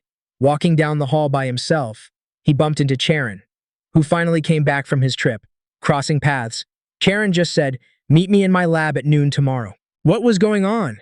Later at the hardware store, Andreas was chilling, messing with a hammer and checking out a sword, but his mind was racing, trying to figure out how to deal with Charon and that sloth codex. Charon was the type who thought everything Andreas had belonged to him by right. He wasn't convinced Charon wouldn't try to snatch the codex by force. That's why Andreas was picking out a sword, just to be ready for whatever. Meanwhile, he heard someone calling his name. It was DNA, looking totally surprised to see him in a hardware store. Naturally, she asked, "What are you doing here?" Andreas replied, "I'm looking for a sword." DNA was even more shook. "Why would a mage need a sword?" He explained, "It's just for self-defense." While they chatted, Andreas noticed the box DNA was carrying. She showed it off and explained, "It's a gift from my brother." That brother was Carlos Alvin, the eldest son of the Alvin fam, who went off to train and become a warrior. Back then, they all got along super well. However, Andreas remembered that Carlos Alvin was already dead when the game started, so the game just ignored him. He recalled Carlos Alvin lost his life during the Academy's year-end event, right after Hazar Gapri escaped Duke Balork's territory and joined the Zafaro cult, the same one that pulled off a terrorist attack. Andreas asked, "Is Carlos Alvin going to be at the year-end event?" Dini confirmed, "Yeah." He suggested, "It'd be cool if the three of us met up again." Dini got visibly flustered by the invite, starting to think Andreas might be changed somehow. Everyone was talking about his good grades and constant training, which made her visibly happy. Andreas asked DNA, "You got a question?" She stayed quiet, not knowing what to say, so he said bye. As he walked past her, DNA finally found the guts to ask something. But when she turned around, he was already gone. Andreas must be plotting something. Walking away, Andreas started thinking about Carlos Alvin. He knew Carlos Alvin could die at the year-end event, but there was still time before the terrorist incident went down. Could he find a way to save him, even knowing he'd be a villain in the future? In Charon's office, the two were sitting and chatting chill-like. The old man commented, "I am searching the whole continent for material as high quality as Angela, but I haven't found Zip. I need that material for the congregation this weekend." Andreas, being stubborn, decided to touch on a touchy subject, the Sloth Codex. He thought about Charon. What if he gets blinded by greed and tries to take the Codex for himself? So he said, "We need to talk. I got the Sloth Codex." Charon, in disbelief, replied, "I don't believe it. That's not something you could just have lying around." Ignoring Charon's doubt, Andreas opened his inventory portal and said, "This isn't something I can give you right now." He showed the Codex. Charon, surprised, told him to put it away. "That item is highly sought after. Leaving it with me would just bring drama. Take it to the congregation and trade it for another item. Could be something to help you grow." Andreas smirked, already expecting that answer. He knew Charon put his own safety above everything. Charon stood up and said, "Get ready. We're going to the congregation this weekend. Clear your schedule and be ready." On the weekend, they were already in the carriage heading to the far east of the city, a confinement zone. Andreas was thinking about how to get through the congregation without issues. He knew there to be dangerous people there and words wouldn't be enough. Charon mentioned, "If we can swap the Sloth Codex for useful items, it is a great opportunity. Anything that helps you grow is worth it." Andreas stayed quiet. It was obvious Charon already considered the Codex his, but in a tight spot, he could use it as a shield if needed. Suddenly, the carriage stopped abruptly. Someone was trying to calm the horses. Charon, using his skeleton eyes, checked out the situation. Soon, a guy popped up at the window, asking for a ride to the congregation since he was heading that way too. The man got in, sitting comfortably, and commented, "This ride ain't all that." He introduced himself. Named Salem Edidia. He was one of the top 10 on the continent, dealt with the forbidden in search of exploration. That is why they called him the devil in search of truth. Andreas thought to himself, if info about the Codex leaks, this might not end well. Salem Edidia noticed the serious vibe and asked with a sarcastic smile, "Why the long faces? Is it because I hitched a ride with you?" Andreas replied quickly, "No." Salem Edidia started laughing and said, "Don't worry, I've already been to the congregation, a bunch of times." Then he leaned toward Andreas and asked, "What's your name?" Charon, noticing Andreas was freaking out, said, "Introduce yourself. The guy's your elder, you know?" When Andreas dropped his name, the man's expression totally changed to shock. He commented, "Charon got his hands on another Cromwell. But what the heck was he talking about?" The way he said it, it was like there was some secret involving the Cromwell fam.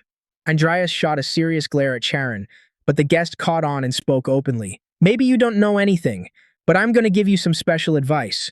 Getting real close to Andreas, he whispered, "Fight as hard as you can." Andreas looked back at Charon again.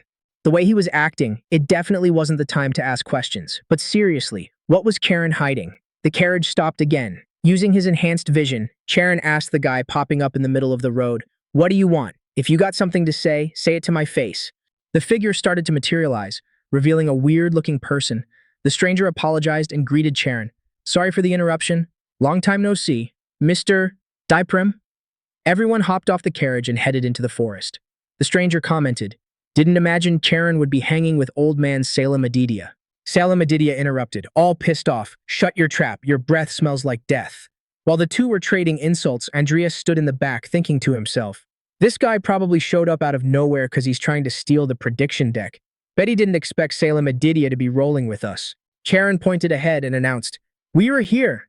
They were standing in front of some kind of treehouse. Charon commented, "Mr. Moore must have sensed us and is showing the way to the congregation." Salem Edidia got hyped. This was exactly what he was hoping for. Suddenly, everyone felt this dark magic vibe.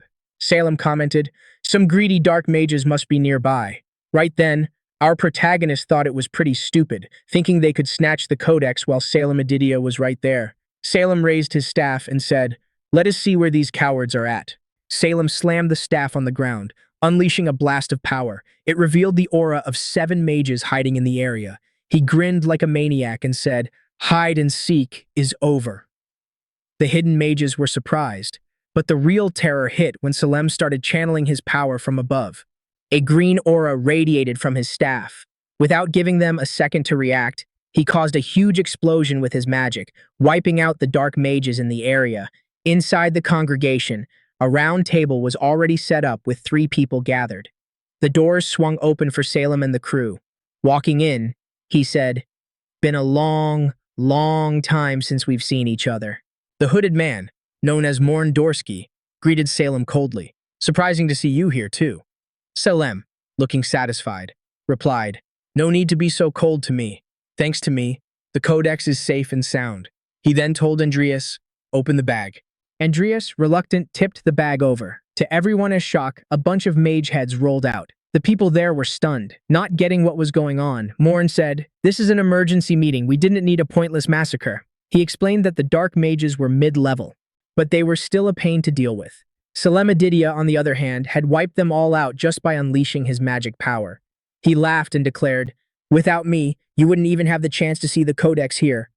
The hooded man interrupted, "Enough, let's drop it and just show the codex already."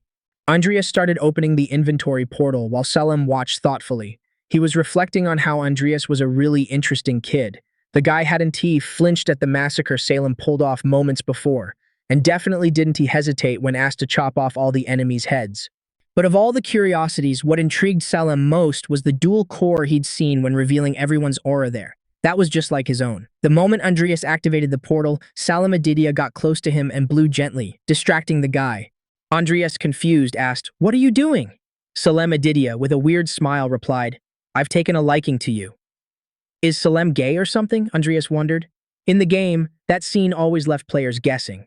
The woman sitting at the round table, though, got annoyed with the gesture and demanded, "Stop fooling around, Salem." He, still playful, told Andrius, "I'll definitely help you someday, but only once.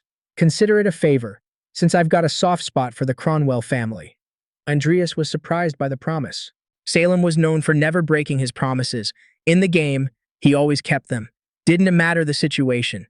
If Andrius had his help, it could change the whole direction of his plans. Then, Andrius revealed the Codex of Sloth, surprising everyone there. The hooded man commented, "It really is the true Codex of Sloth."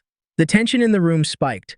Karen was confused about how Andrius had managed to pull off that summon, while Salem Adidia seemed intrigued that Andrius had trusted the Codex to one of his skeleton soldiers. Andrius looked at Nikol, his summon, and started thinking he needed to stay chill. He knew he couldn't take any risks with those powerful figures around him, so he ordered, "Nikol, return right now." Nikol vanished and Andrius drew his weapon, confusing everyone. Then he pointed the weapon at himself and declared, "I'm the one who found the Codex of Sloth, so I want my efforts recognized." The woman next to the hooded man used magic, making roots burst from the ground to try and restrain him.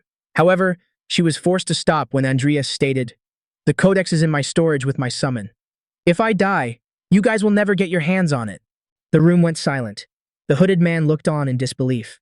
Andrius, with a determined look, shouted, "Salem Adidia, didn't you say you'd help me just this once? Now's the time. Hurry up. I don't have much time." Salem Adidia stared at him, stunned. "You're acting like this just because I said that. And what if I had tricked you? What would you do then?" Andrius answered firmly, "I'll do the best I can, even if it means dying to survive in this crazy world. I'm willing to lose my mind too." Surprised, Salem cracked a smile. "You really are an impressive kid. Earlier I told you to fight, but I didn't expect you to go this far." Right then, Salem unleashed his magic power, summoning the sinister lance, Serpent of Evil. With undeniable bloodlust, he declared, "If you insist, then I guess I've got no choice but to kill everyone starting now. Anyone who tries to touch Cromwell is dead meat." The blonde at the table, looking like she was having a blast, chirped happily, "Don't worry, I won't touch the boy." Salem Edidia, still deadly serious, added, "If anyone dares to question this later, I'll have the pleasure of hunting down and killing whoever it is." The hooded man, totally in disbelief, asked, "You are really gonna fight all of us here just for some kid?" Salem, chilled out, replied, "You know how I am. I wouldn't tell a lie like that." The woman sighed, shaking her head, and said, "This is just another one of your jokes, Salem." But Salem's face went cold, and he stated firmly, "I don't need to repeat what I just said." Everyone stared in disbelief, unable to process that Salem was actually taking Adrius' side. The blonde seemed to love how things were unfolding.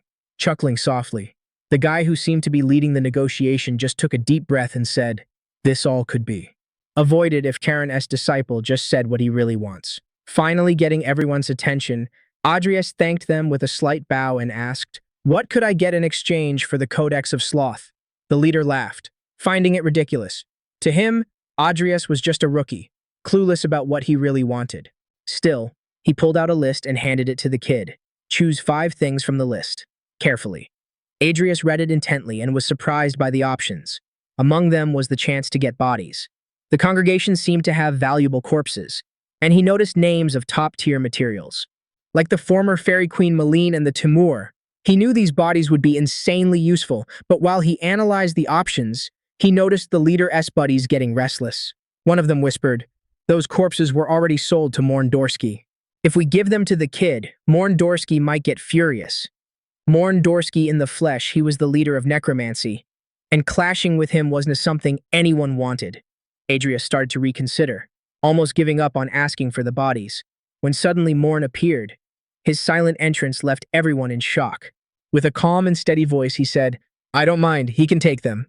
Morn's unexpected generosity freaked everyone out. Charon, furious, intervened. "Master, Adrius doesn't have the skill to handle those corpses yet." However, Morn cut Charon off firmly. "I don't care. The corpses are in the subspace bag. He can take the whole bag with him." Salem, watching everything, looked proud of Adrius in that moment. To him, the kid had earned all of that. Adrius, not fully understanding Morndorsky's generosity, seized the opportunity and bowed, saying, "I'm grateful for your generosity, sir. Now, with your permission, I'll select the rest of the items." including the bodies. It was obvious Charon hated the situation. In his thoughts, he regretted not bringing the codex himself or not taking it from Adrius when he had the chance.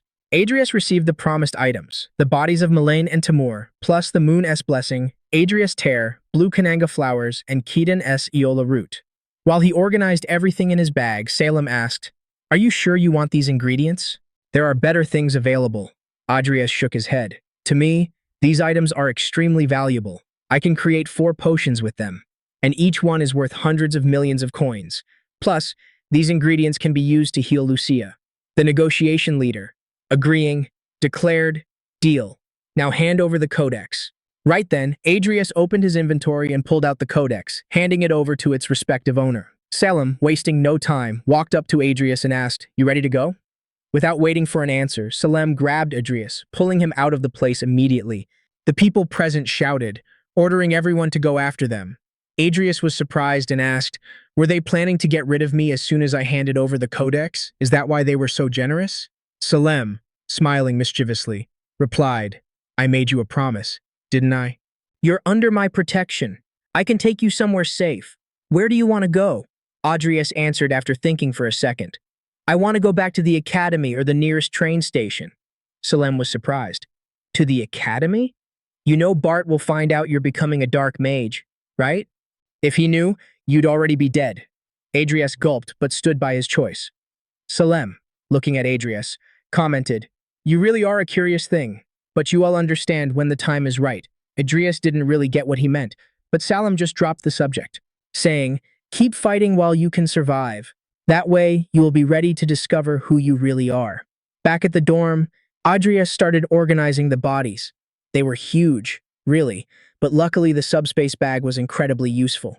To move the corpses, he had to summon Nickel to help him. However, he decided he'd raise his necromancy levels first before turning them into high-level summons. So, he stored the bodies back in his inventory, waiting for the right moment to use them. Among the items he received, Adrius found a book. It was a tome of black magic from Morn. Is this a gift from him? He thought. The tome held knowledge he'd never be able to access in Charon's library. Studying it, Adrius realized he could transform the corpses he'd gotten into insanely powerful summons. While thinking about what to do, he got a notification. His skeleton soldier, Nickel, had a 100% probability of legendary evolution. He decided it was time to evolve him. He confirmed the evolution, noticing Nickel didn't seem to be suffering, unlike the vampire girl who had evolved before. Suddenly, they both got startled. Someone was knocking on the door. It was Lucia. "Adrius, do you have a moment?" she asked. Adrius panicked, scrambling to hide things before she could discover anything that might mess him up. Meanwhile, Salem was sitting in a room chatting with an old man while sipping tea. Salem called him Mornidorsky and asked, "Can I ask you something? The real reason you gave info about the codex, was it cause you needed someone to protect young Adrius?" The old geezer stayed silent. But Salem Adidia just started cracking up. Then he said, "You babysat Cain, and now you're watching his kid too?" With patience, the old man replied, "Salem, do you know where necromancy comes from?" Didn't he even wait for an answer before he continued. Necromancy is essentially the quest for immortality. Specifically, it's the search for immortality for those you love. It was born from the obsession to keep your loved ones by your side forever. Salem cut him off with a smirk. Old man stories. But hey, it makes me think. Maybe you've got more ties to the Cromwell family than just Cain, right? The old man knew Salem wasn't going to get any more answers out of him, so he just stayed zip. Salem sighed, giving up on prying. Then the old guy asked, "What do you think of young Adrius? I'm curious to hear your take." Salem huffed, annoyed. He knew the old man already saw everything with that zombie spy trick. Still, he answered, "That kid? He's going to be the most insane person in this world, even crazier than me. I am so hyped for it. We are all on the same page as you, Salem. We are all dying to see how this story plays out." Over at Lucia's crib, her dad, William Hollington, introduced himself to Adrius. "Pleasure to meet you. We are here to settle the potion profits, so I wanted to chat in person. Now that we're reworking together, it's good to get to know you better. Lucia told me you've become a great friend of hers." Adrius greeted William with respect, but inside, he was calculating how to handle this new partnership. Adrius, always polite, said, "I've been looking forward to meeting you. I am super grateful for all the help Lucia S. given me to make this business pop." William Hollington smiled and replied, "You created the potion too, didn't you?" Mr. William handed Andreas a contract, confirming he'd keep 60% of the profits. He explained, "Each unit is worth about 3 million coins." Andreas was shook. That meant a total of roughly 1.8 billion coins, seeing as over 1,000 units had been sold in just 1 month. William casually commented, "The potions are selling like water. You will definitely get more next month. But let's wrap up the business talk for now. I am happy Lucia brought a friend. First time she's done that. Especially a guy." William smiled again and invited Andreas to dinner.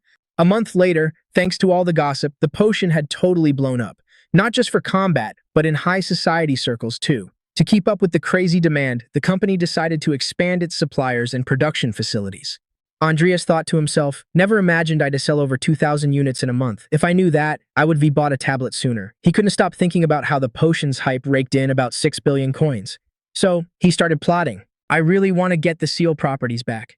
They re-worth half the cash I got now." Near the next stop, Artel Station, at the National Cemetery. He thought before buying anything, he had something major to handle. "Gotta get my ring back," he said to himself. Got to the town where the cemetery was, walked up, and saw the gravedigger chatting with a masked guy. Andreas thought, "Who's that mystery dude?" The gravedigger spotted Andreas but quickly greeted him. "Welcome. Please, come in and have some tea with me." Without hesitating, Andreas went straight to it. "Who is he?" The gravedigger replied calmly. "I called him to be a guarantor for this deal. Or rather, a witness. Just to avoid any future drama." Even though it was awkward, they went in and sat down for tea. The gravedigger poured the cups, while Andreas scoped out the situation. He was definitely suspicious of the masked guy. How can someone be a guarantor while hiding their face and packing a sword? Andreas thought, what a lame excuse. He knew the gravedigger had been practicing necromancy in the area for a while. But in the game, he was never a huge threat. Compared to Charon, the gravedigger was just small fry.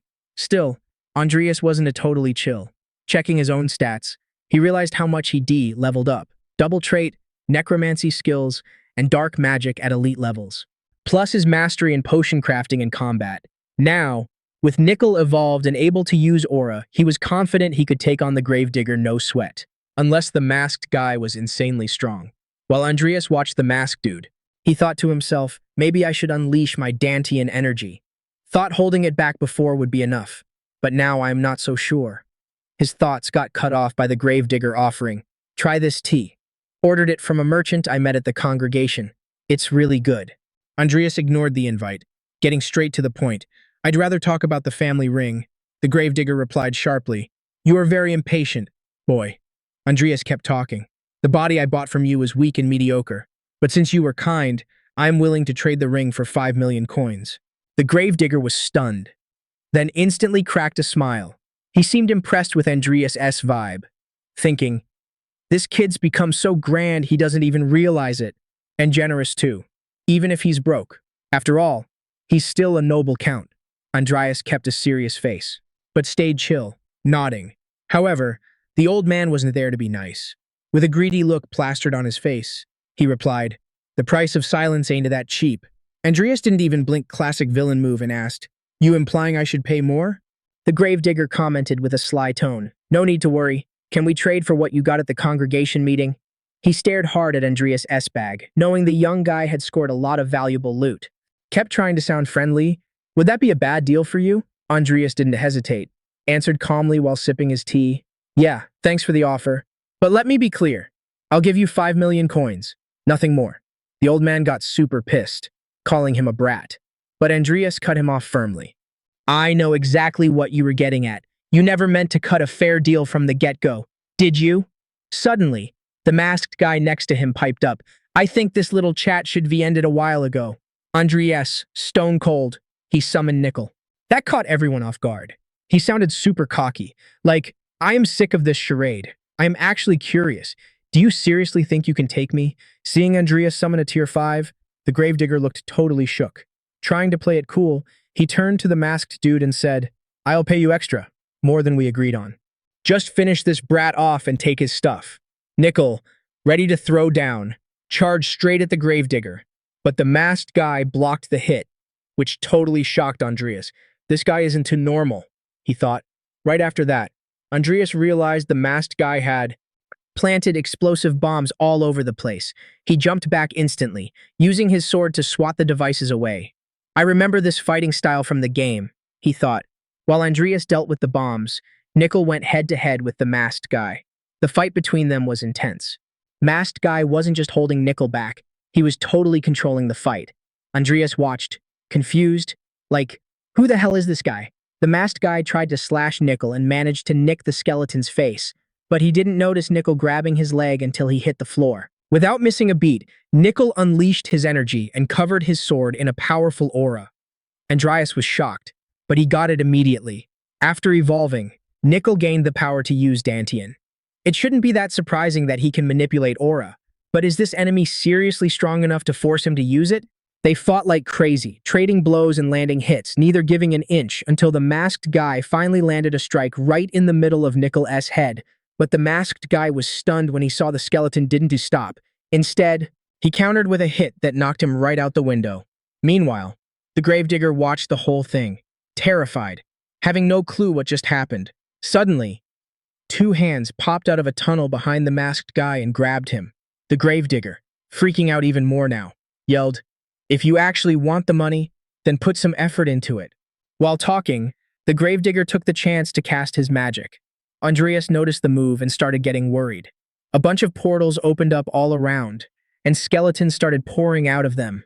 The gravedigger, smiling like he already won, said, "You got yourself a nice body there, kid, but let's see how long you last against my best."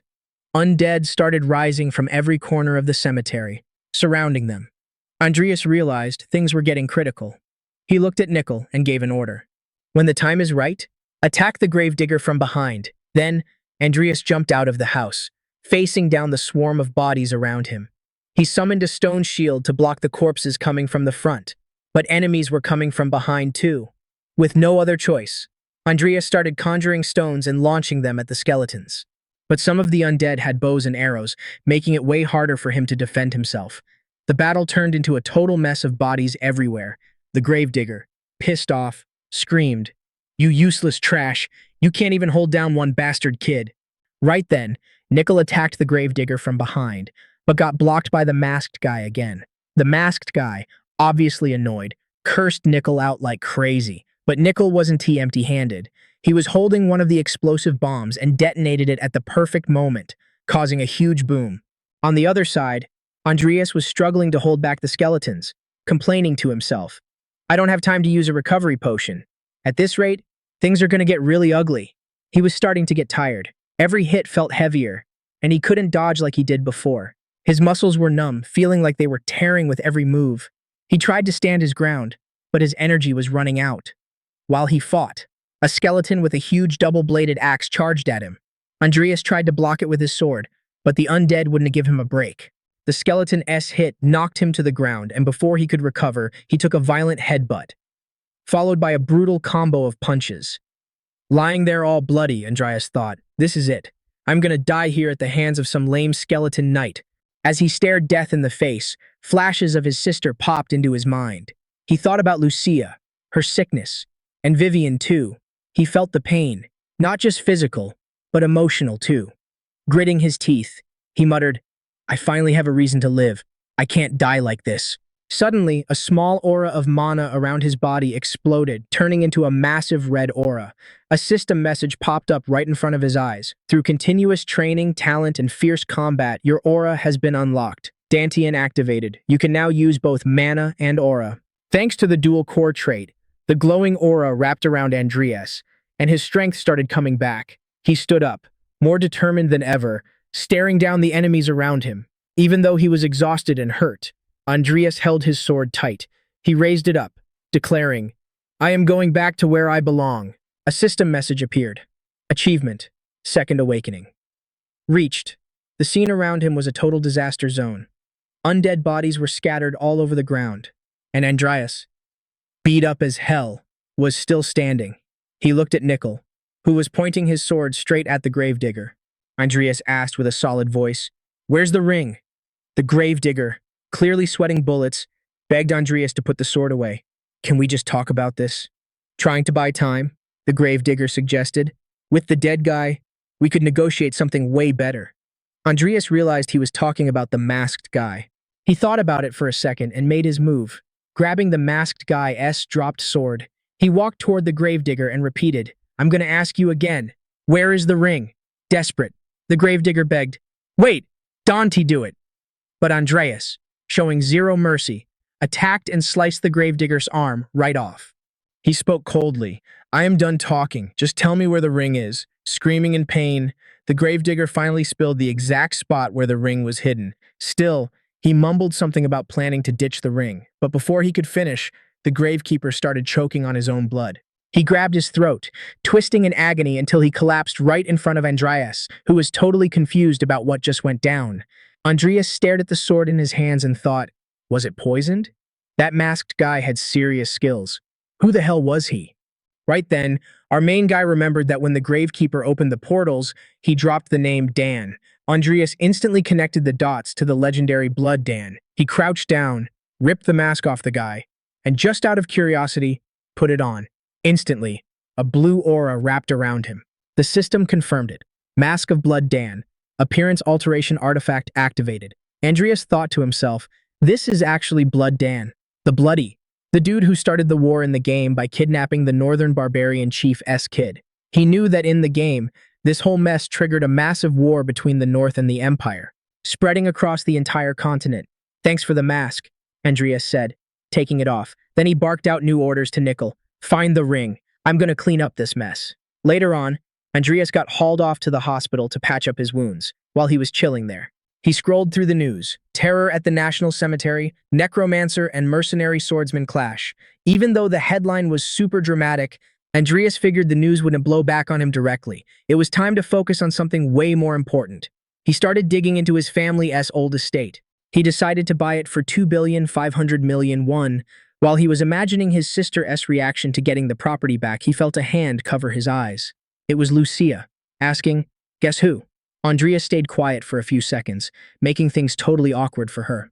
She pulled her hand back and whined, "You are so boring." Andreas just agreed, which pissed her off even more. Curious, Lucia asked, "Why are you so cold to me? I'm your cute classmate. I came to visit you." She dropped a fruit basket on the table and asked what happened to him. Andreas replied, "I went too hard on training." Lucia mimicked him like a mocking monkey, but then she got serious. "If you keep this up, you're gonna end up dead one day." Suddenly, Vivian burst into the room, looking desperate. When she saw Andreas, she was shocked but relieved. Without thinking, she rushed over and hugged him tight, almost tackling him. "I was so worried about you," she said, visibly emotional. Andreas, surprised, tried to calm her down. "It's okay, Vivian, I'm fine." While Vivian was hugging him, Andreas caught a hint of jealousy in Lucia's eyes. A week later, Andreas was in a carriage with his sister. She was still thinking hard about what he said. He mentioned he wanted to show her something big, but didn't say what. The carriage was fancy and the curtains were drawn, making it even more mysterious. His sister decided to come along because Andreas had recovered the family ring. Still, she kept wondering what he was plotting. Then, our main guy closed his book as he heard someone say they'd arrived. Amy Cromwell, suspicious, asked her brother where they were and what he wanted to show her. The protagonist, looking pretty smug, told her she'd see when she got out. Suddenly, the carriage door opened and an elderly maid with a gentle vibe just welcomed them. Lady Amy, the protagonist's sister, recognized her maid, Lupine, and asked what was going on and why she was there. The protagonist gently explained that he asked Lupine to come back as the head maid. Amy, stressing out, asked her brother if he realized they couldn't afford that right now. She started apologizing to Lupine, making excuses that her brother was naive and didn't know how things worked. Suddenly, her face changed. A mix of surprise and wonder washed over her. Stepping out of the carriage, she was staring right at her old home, the Cromwell family mansion, nicknamed Applewood Mansion. Amy started remembering her childhood, but then she turned to her brother with a sad look and asked why he brought her there. The protagonist then handed a wrapped letter to his sister and told her to read it. The paper said he bought the property. Getting emotional while she read it, Amy asked how he managed to buy the house back and if he did something illegal. She was scared he might be doing something shady. The protagonist then showed her the news about the potion creation, explaining that thanks to that, he got the funds to recover the Cromwell family properties. Trying to calm her down, the protagonist said she wouldn't need to work so hard anymore, because from now on, he'd make sure there was money in the account every single month. Amy, deep in thought, remembered the harsh things she said the last time they met. With tears in her eyes, she realized the weight of her words. Full of regret, she started crying, apologizing for pushing him away. Adrius, patting her hair, said it was all good and that from now on he'd act like a responsible big brother. The moment got everyone around them emotional. Later, back in Adrius' room, he was sitting there reading the book the old professor gave him. He was probably trying to evolve a new body. He remembered his last battle when he hit the Second Awakening, and he knew that, thanks to the traits he unlocked, he could learn necromancy skills way faster. Focused on the book, he scanned through spells and techniques like Death Fury, Blood Curse, Corpse Explosion, Summon Ghouls, Summon Skeletons, and Summon Revenants. The Enlightenment trait boosted his learning speed for skills and knowledge. Adrius stood up, thinking that now he could even summon a Revenant. And maybe it was time to try summoning Timur. He placed his hand over the body lying there, and after checking every possible way it could fail like a dozen times, he figured he was finally ready to start. The protagonist began to glow with a shimmering aura. A text message popped up on the system saying a corpse had been detected. Adrius remembered that now that he could fully use the dual core, and with Nickel evolved too, if he added Timur's raw power to the mix, he'd have the strength of an entire battalion, even if he was rolling solo. Arise. Adrius spits out the summoning chant, calling forth Timur. This dude is the Tiger Tribe monarch, the legend who made the whole continent shake in fear. Suddenly, the tiger starts twitching his paws, slowly cracking his eyes open until he is totally awake. As he stands up, a bunch of system messages pop up for Adrius, confirming the bonus effects kicked in and the summon was a total success. The corpse level was transcendental, even bringing back a piece of his old ego. Timur lets out a massive growl, firing up all his skills. The system says he's tier 5 with 891 mana, and he is packing a seriously sturdy spear. Adrius realizes right away that Timur is one imposing, powerful beast. Thanking his lucky stars, he cast a soundproof spell before finishing the summon. Adrius announces he is the boss now. The tiger drops to his knees in submission. Next season, over in the snowy Vilmore Mountains Marquise Magnus turf, a bunch of students from Hodlin Academy are gathered for their final exams. The instructor is standing up front, breaking down the procedure. All the students are listening intently. As he says, the exam theme is survival and point collecting. They gotta survive 70 hours on the mountain and snag points hidden all over the place. The instructor keeps explaining that the bracelets they are wearing track the points. They can snatch bracelets from other people. But if the bracelet gets wrecked, you are automatically disqualified. That freaked a lot of students out. He stressed that any issues need to be reported ASAP, and there is zero tolerance for screw-ups. After the spiel, he told everyone to put on blindfolds, and the supervisors guided them to the start points.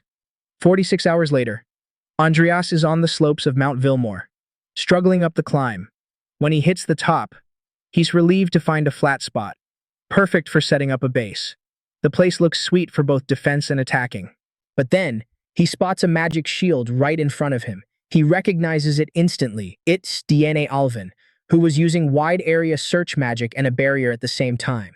Watching from a distance, Adrius notices DNA looks super weak, probably from burning way too much mana. He thinks about taking the chance to grab her bracelet and eliminate such a strong competitor. But then, another idea hits him. Teaming up with DNA Alvin could make getting points way easier, boosting his score strategically, as Adrius weighs his options. He starts getting closer, catching DNA's attention. Noticing him coming, she spins around, clearly spooked, and demands to know who's there. Before she even sees who it is, she threatens to blast him with magic, even though she's clearly in no shape to do it. Adrius, calm as ever, replies, "You've already used way too much magic out here. If you keep burning energy like that, you're gonna be in deep trouble." DNA Alvin recognizes his voice and, even though she's wiped, tries to stand her ground. She yells, "You are after my bracelet, aren't you?" She claims that even exhausted, she could still take him on. But her mana betrays her and runs out completely. Right then, Adrius takes a few steps toward her and says, "I've got a suggestion." Before he can finish, DNA, with her last bit of strength, demands, "Stay right there. Don't come any closer." Adrius stops, thinking about his next move. She backed away from him, looking totally terrified. So he asks with a serious face, "Am I really that hateable?" She stayed quiet, but Adrius kept going. "Why don't you team up with me?" The question left her clearly confused. "Why on earth should I join you?" she answered, crossing her arms, suspicious. Adrius held out his hand and explained, If I'm alone, I'm vulnerable. If something goes down, it's way better to have a partner, just in case. She thought about it, still a bit salty. After a few seconds, she replied, "That might be true, but I can't trust you," she answered, crossing her arms, suspicious. Andreas held out his hand and explained, "If I'm alone, I'm vulnerable. If something goes down, it's way better to have a partner. It's not because of who you are. It's about pride, rep, profit, or personal gain." Andreas, playing dumb, pulled a chocolate bar out of his pocket and started checking it out distractedly. "I wonder what this is," he mumbled, making the girl drool. Even though she was hesitant, she ended up laughing at the situation, and the two started to vibe. Andreas knew gaining trust sometimes just takes simple moves, and right now, chocolate seemed like the perfect fix. Meanwhile, somewhere on that mountain, two trolls were standing on a battlefield. The big guy was gripping a wounded student's head and asked the other, "Is this the punk we were looking for?" The smaller one, totally impatient, checked the paper with the target's description. "You moron! The paper says the target has green hair. This ain't the guy." The two started complaining about the crappy weather and the lame job they had to do. "What a trash job," mumbled the big guy, "but we got paid for this, so we've got no choice." Suddenly, a purple sphere glowing with an aura of the same color popped up, floating between them. The sphere, with a deep, annoyed voice, commented, "If you idiots have so much time to whine, you should focus on finding who I sent you for." The two trolls got spooked, looking all around. A figure emerged from the shadows as the sphere was revealed to be a floating eye. The entity mocked them. "This is exactly why I hate using idiots like you for important tasks." The big guy tried to make excuses. "We looked into the target you asked for. We still don't get why you sent us to deal with some random student. Plus, I heard rumors that he might be coming personally." The eye ignored the comment and answered coldly, "Mind your own business. Just do what you were told. Do exactly what Master Jester ordered. Eliminate the target." The smaller one, full of rage, grunted, calling the eye a pretentious jerk. His mood was clearly wrecked. He suggested, "We need to rest a bit before we keep going." The big guy disagreed. "We gotta follow the human scent. We re-close. It's probably students and supervisors. Anyway, if we just keep killing students, eventually we'll hit the target. Plus, we are saving ourselves future trouble. Sooner or later, these students will turn into enemies." The floating eye just watches with disdain, expecting absolutely nothing from those two. His plan was simple: make the trolls draw attention, while he and the other allies planted a bomb formation right on the mountaintop. Meanwhile, Andreas was making his way up the mountain, finding trapped students and snatching their bracelets. Checking out his loot, he was like, "We've already got 6 bracelets." The captured students were hanging upside down, screaming their heads off in total panic. "Please, let us go. All the blood's rushing to our heads." But Andreas just ignored them, totally focused on getting to the next checkpoint.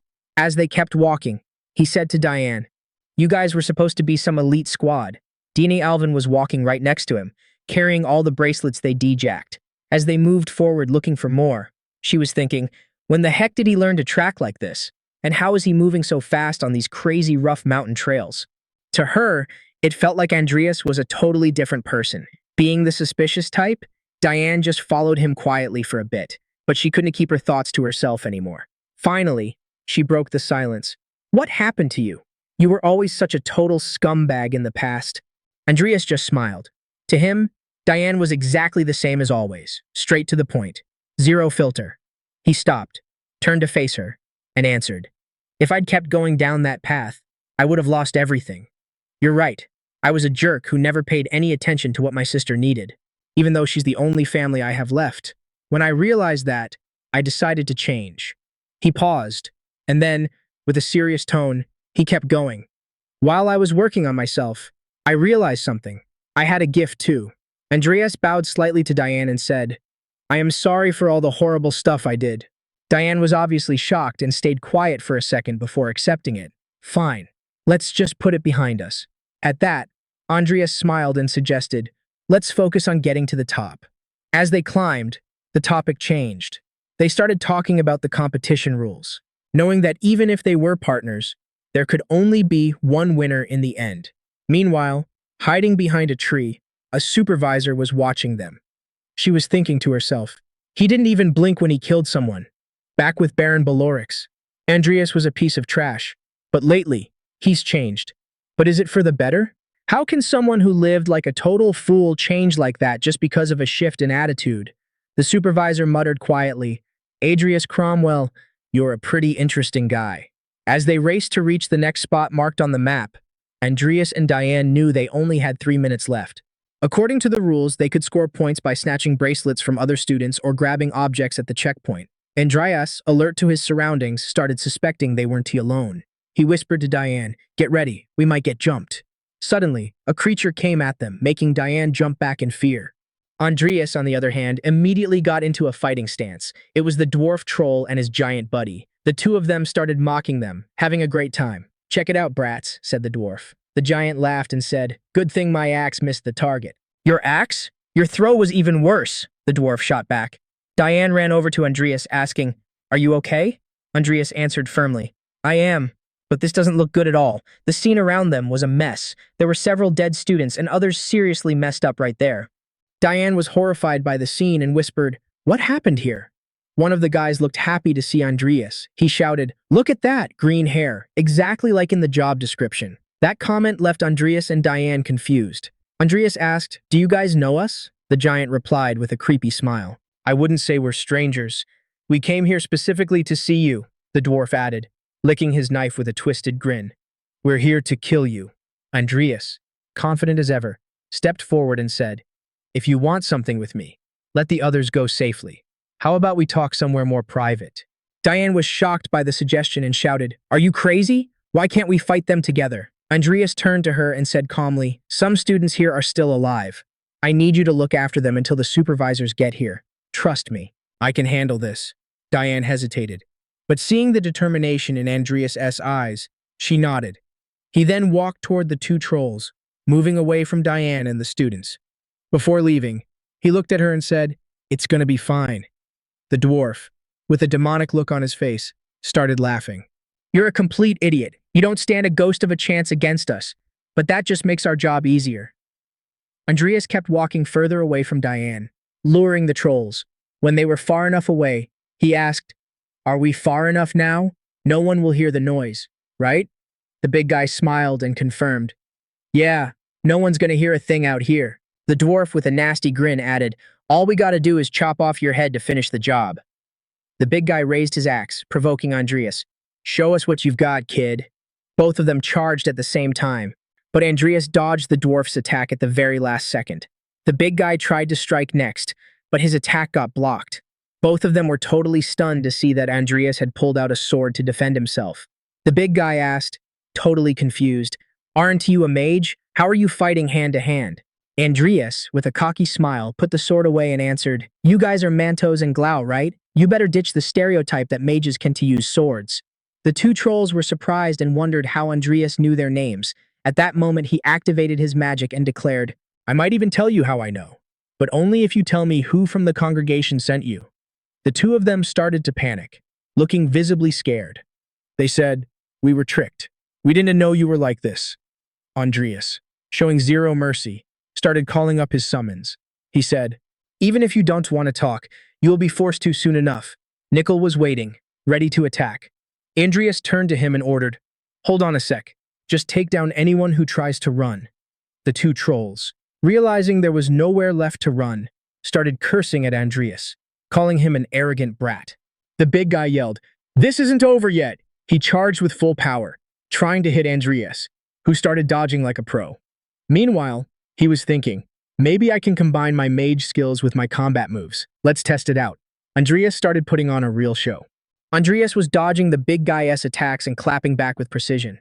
The dwarf tried to sneak a hit in while Andreas was wrecking the brute. But nope, didn't work. Andreas straight up disarmed the dwarf, snatching his blade and keeping it for himself. The dwarf, totally freaked out, backed away. Andreas shot him a cold grin and said, let me school you on how to actually use a dagger. Moving fast and sharp, Andreas started slashing the dwarf relentlessly. The dwarf could barely react while the big guy was still down, totally dazed. After one heavy hit, the dwarf got launched across the room. Andreas turned to the big guy, whose head was probably splitting open, and asked, is that really all you guys got? The brute tried to get up, but he was clearly done for. Andreas smirked, thinking to himself, my combat skills are working perfectly. Meanwhile, His summons were just watching with their arms crossed. Nickel looked especially bored. Andreas looked over at him and said, "Poor guy, didn't even get a chance to join the fun." Diane was standing in front of her classmates, saying firmly, "I'm leaving everyone in the supervisor's care. She's here to keep you guys safe." But the supervisor wasn't about to let Diane leave that easily. Giving her a stern look, she replied, "Everyone here knows your skills and your rank in the academy. This needs to be a team effort." Diane hesitated. She remembered what Andreas said, watch over them until the supervisor gets here, but she couldn't just stand there and let more people get hurt. Maybe she was worried about Andreas. The supervisor saw how determined she was and caved. "Fine, go, but stay out of their sight. We'll follow you as soon as we can." Beaming, Diane agreed and dashed toward the top.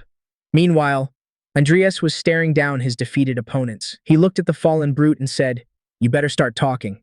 Who sent you?" The big guy, gasping for air, replied, "Just finish me off." Andreas turned to Nickel and asked for his sword. Turning back to the big guy, he said, "If that's how it is, there are other ways to get what I want. I don't need to waste my breath." Before he could make a move, the beat-up dwarf decided to spill the beans. "It was Jester who sent us." The dwarf looked at the big guy and went on, "We don't owe anything to someone who treats us like animals. That's why I'm talking." He paused and finished with a dark tone. "He sent more than just the two of us." Those words made Andreas go silent. He already suspected someone from the congregation was behind the attack, but he didn't expect it to be Jester. He remembered Salim Adidia as promise. "If anyone questions this later, I'll find and kill the person responsible myself." Andreas thought, if Jester made a move despite Salim's threats, he must be confident he won to get caught. That explains the chaos these two caused. It's a distraction so they can take me out. He looked at the dwarf and asked, "Where are the rest of them?"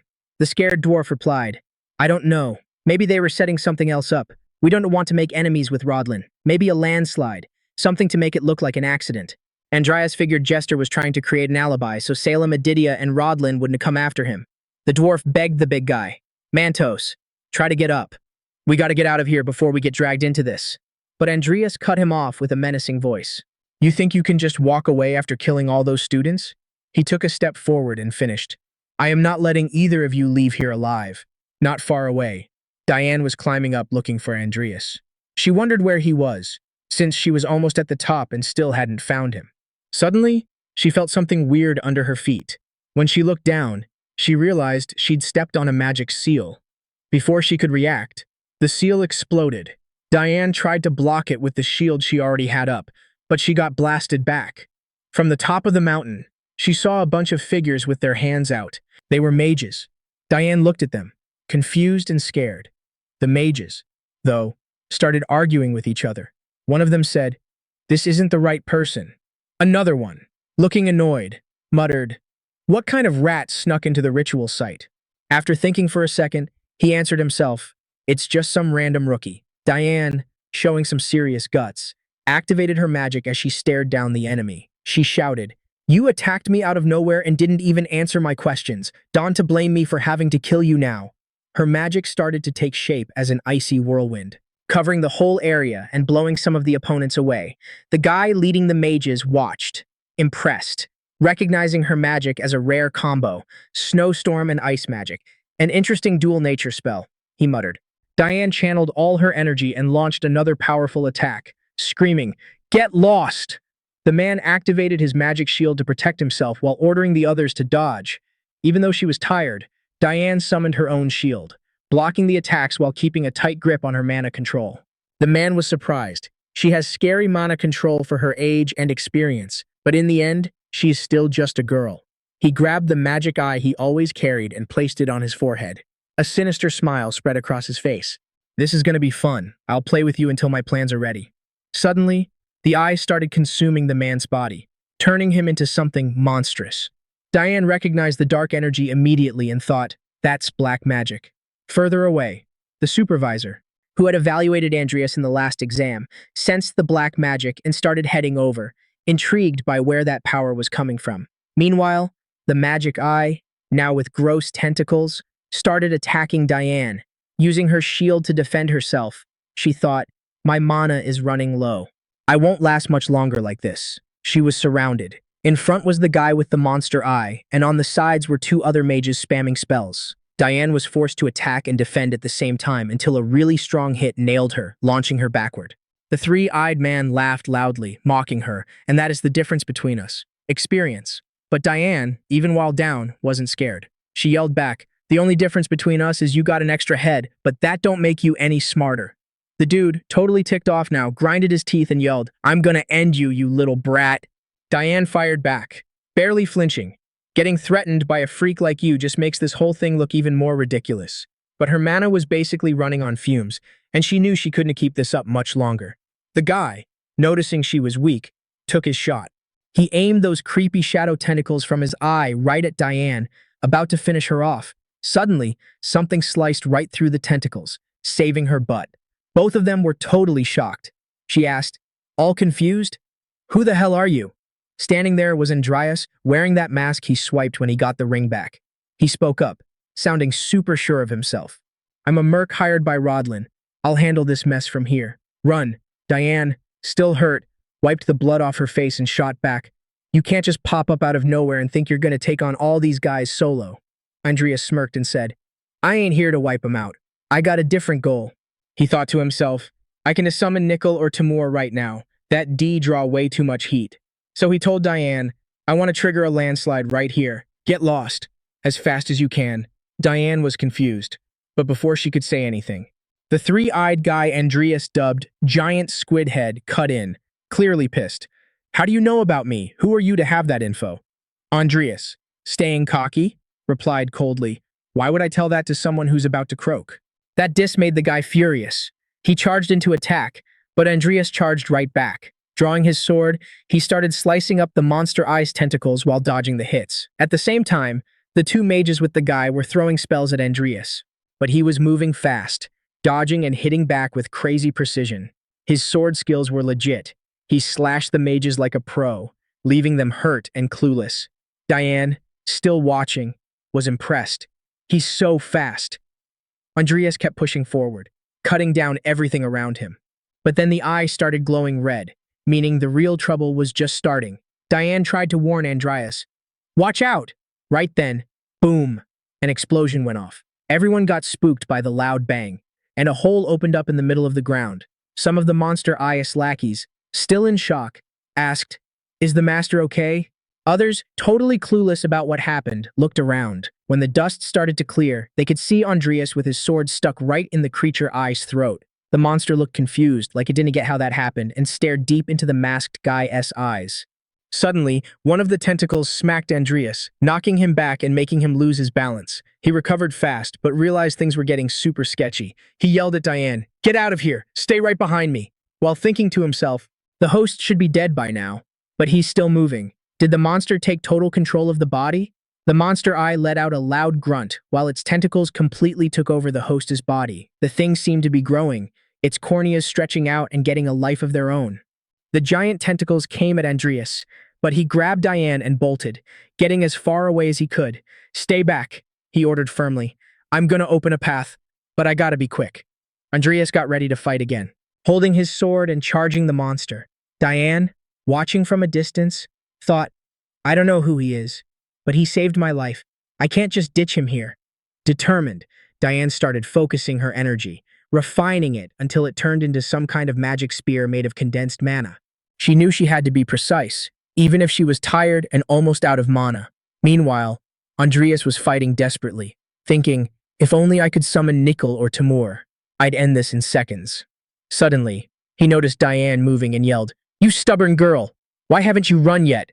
Diane, ignoring Adrius, aimed carefully with her mana spear. When she felt ready, she threw the energy with everything she had. The spear ripped through the air, hitting the monster and revealing something that caught Adrius' eye, a mana core. So that's it, he thought. If I can destroy that core, I can end him once and for all. Adrius charged again, focused on the core. He struck with all his might, but the hit was shallow. Tentacles started moving fast, grabbing the monster eye's lackeys. In a few seconds, the monster started sucking their mana and life force, turning them into nothing but bones. Adrius was exhausted, but he felt a different energy around him. He looked up and realized he was being protected by a magic ice shield. Plus, his sword was glowing bright, like it had been magically sharpened. He turned around and saw Diane, eyes full of determination, channeling all the mana she had left. "Diane, stop it! You're gonna get hurt! Just run!" he yelled, but she ignored him, staying focused on backing him up. Adrius, feeling his body lighter and stronger, charged the monster again. He knew he had to destroy the core for good. With a precise hit, Adrius struck the core. For a sec, it looked like nothing happened, but then the tentacles started falling all around him. Without really getting what was happening, he realized he'd done it. The monster exploded in a flash, leaving the ground silent. Adrius, panting, asked himself, "What happened? How did I land that hit?" That's when he heard a voice behind him. "Who are you?" He turned slowly, only to see Supervisor Ivy staring at him suspiciously. Ivy Claire looked hard at Adrius, her face full of doubt. She spoke in a threatening tone. "If you don't answer me right now, I'm gonna rip that mask off and kill you." Before Adrius could react, a tremor shook the ground, grabbing both their attention. He pointed up and explained, "Those dark mages planted a huge explosive magic circle. If we don't destroy it now, the students are gonna get seriously messed up." Ivy ignored the warning, crossing her arms and saying, "That's just a bluff. Don T tried to play me," but glancing back at the sky, she got a weird vibe. Adrius kept pushing. "It's gonna blow any second. But since you don't believe me, I am leaving this all on you." Before Ivy could even react, Adrius bolted, leaving her totally pissed. "You bastard! I swear I'm gonna find you!" she screamed, sprinting toward the mountaintop to try and catch the incoming explosion. Meanwhile, a bit of a ways off, Adrius took off his mask, feeling relieved. That was close. Way too close. Ivy almost figured out who I am. Hiding behind a tree, he thought to himself. Ivy can handle this. She's strong enough. In an old castle not far away, inside a circle of dark magic, Jester was deep in his spell. Surrounded by a red aura, on a ritual table, a mermaid's body lay motionless. Suddenly, Jester noticed something and muttered, "This is my private space. Isn't it common courtesy to give a heads up before visiting?" Salem was at the castle window, watching the gloomy vibe. He shot back sarcastically, "Manners never were your strong suit, Jester." Walking closer, Salem added with a threatening tone, "Are you seriously underestimating me? 'Cause if you weren't T, you wouldn't have caused this whole mess." Jester, keeping his cool, played dumb. "What are you talking about?" Salem's patience ran out. His aura started pulsing hard as he snapped back. "Aren't you tired of living, or do you want to get burned to a crisp?" Jester stared Salem down with zero fear, answering firmly, "What do you actually want?" Salem, already impatient, grabbed a bottle, poured a drink, and answered ironically, "I already told you what I want. If you keep pretending it was just a natural disaster and drag me into it, you're gonna be in deep trouble." He took a sip and, without missing a beat, finished. "Lend me the Codex of Sloth for a week. Maybe this time I will leave you alone." Sometime later, news about what went down on the mountain started spreading. While walking through the academy halls, Adrius was reading a post on his tablet. The headline read, "Dark Mage defeated by Assistant Professor Ivy. Big interview with the Empire's investigation agency. Terrorism targeted at academy students." Another part caught his eye. The daughter of House Alvin testified she was saved by an unknown individual at the scene. Adrius kept walking, but realized Supervisor Ivy Claire was watching him from afar. In her head, she was thinking, with Tomon Bast suspended, the investigation is going to be handled directly. That's going to be a problem. Things are going to get loud for a while. Adrius knew he had to keep a lower profile. When he passed the supervisor, she called out to him with a slight smile and a curious tone. "You seem to really like the Night Faculty-S training grounds. I am curious, why did a mage like you come all the way out here?" Gently, she added, "Please, come with me." Adrius, hesitant, stopped for a sec before following Ivy. He followed her, but inside, he felt like she'd already figured it all out. He tried to stay chill while she asked in a serious tone, "Do you know why I am here?" Adrius answered firmly, "Yeah, I know." Ivy smiled, satisfied. That makes things a lot easier. But before she could go on, Adrius, trying to dodge the situation, said, "I respect you, Professor, but I'm not ready to start a relationship, especially not with a supervisor." Ivy turned red with rage and clenched her fist, but she controlled herself to not get sidetracked. Then, she continued, "Diane told me about the goblin and the demi-human who killed the students. I want to know what happened to them." Adrius kept his cool and replied, "Like I said, I don't know. During the chaos, I managed to slip away while they were distracted. He felt relieved realizing Diane didn't mention she was chasing Adrius when they met. But Ivy didn't seem to buy it. "You think I'm gonna fall for that made-up story?" she said with disbelief. Adrius insisted. "It's the truth. Now if you'll excuse me, I'm taking off." The moment he tried to leave, Ivy attacked out of nowhere. Adrius dodged instinctively, but she didn't stop. She lunged again, and he was forced to draw his sword to block the hit. And Ivy, with a wicked smile, teased him. "A mage like you managed to block a strike from an assistant knight professor. Interesting." Adrius looked at his sword and saw a crack, thinking to himself, "All I did was block. She's insanely strong." Ivy took another step forward and stated, "This is all way too suspicious." Adrius took a deep breath and asked straight up, "Are you insinuating I'm a dark mage?" At that moment, Vivian, who was hiding and listening to the convo, was shocked and started wondering, "Is Adrius actually a dark mage?" Ivy replied, "That's the only explanation. Whenever there is a case involving dark mages, you act suspicious. You're always around. In the Baron Baloric's case, it was you who took down the mage that trapped me." She thought to herself, his voice is different, but the body type is the same. How did he pull that off? Adrius stood his ground, staring her down. "I figured you weren't convinced by what I said." Ivy didn't hesitate. "I'm not convinced. Since that midterm exam, you've been acting weird." Vivian, still watching everything, started connecting the dots. She remembered being saved by a Mr. Adrius Cromwell and finally realized Adrius was that mysterious guy. And Ivy, annoyed, asked, "How does a loser like you manage to get in and out of dark mage barriers? It doesn't make any sense." Vivian, unable to hold back anymore, stepped into the scene and stated, "It's all true. Adrius really did save me that day." Ivy, still pointing her sword at Adrius, hesitated, but finally lowered her weapon. "I'm going to be keeping an eye on you 24/7. Adrius, dawn to think this is over," she said before leaving. Adrius, relieved, thanked Vivian. "Thanks, I don't know what would have happened without you." Vivian smiled, but confirmed what she already suspected. "So it is true. You really are the Mr. Adrius Cromwell from that day." At the Cromwell mansion, Amy was in the office writing and reviewing documents. A maid walked in and reported, "The mansion cleaning is done, miss, but we thought it best not to touch the former family head's office." Placing a tray of tea and sweets on the table, she continued, "Maybe you'd prefer to take a look first." "Miss," Amy thanked him and hit back with, "Got it. I am checking it out right now." She walked over to the old office, stopping at the door as she remembered this was the spot where her dad was always studying. When she walked in, the mess totally blindsided her. Papers everywhere, broken glass, the whole place looked completely trashed and neglected. She felt a little stab of nostalgia, remembering when she used to play hide-and-seek there with Adrius. But then something caught her eye, a broken artifact on the floor. She picked it up, staring at it, totally intrigued. Meanwhile, back in Velton territory, Adrius was on a train, deep in thought.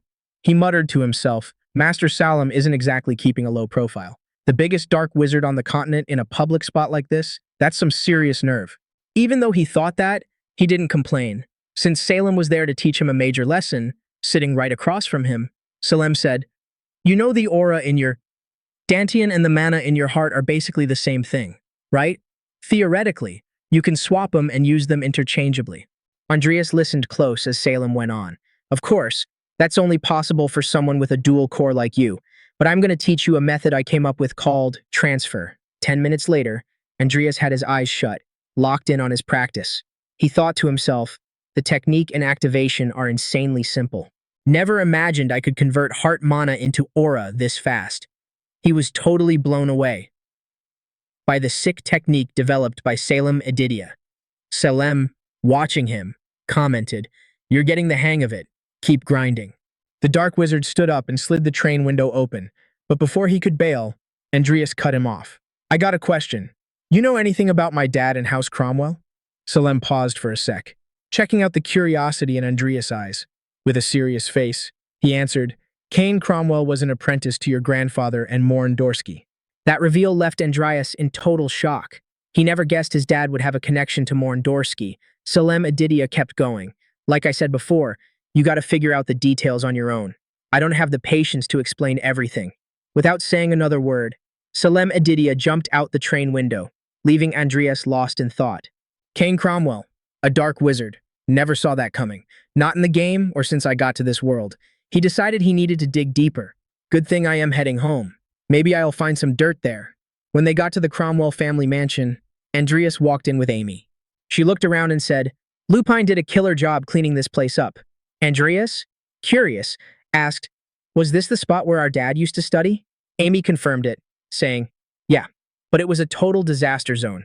I ordered a whole new set of furniture myself. Andreas thanked her, checking out the room. This could make a pretty solid office.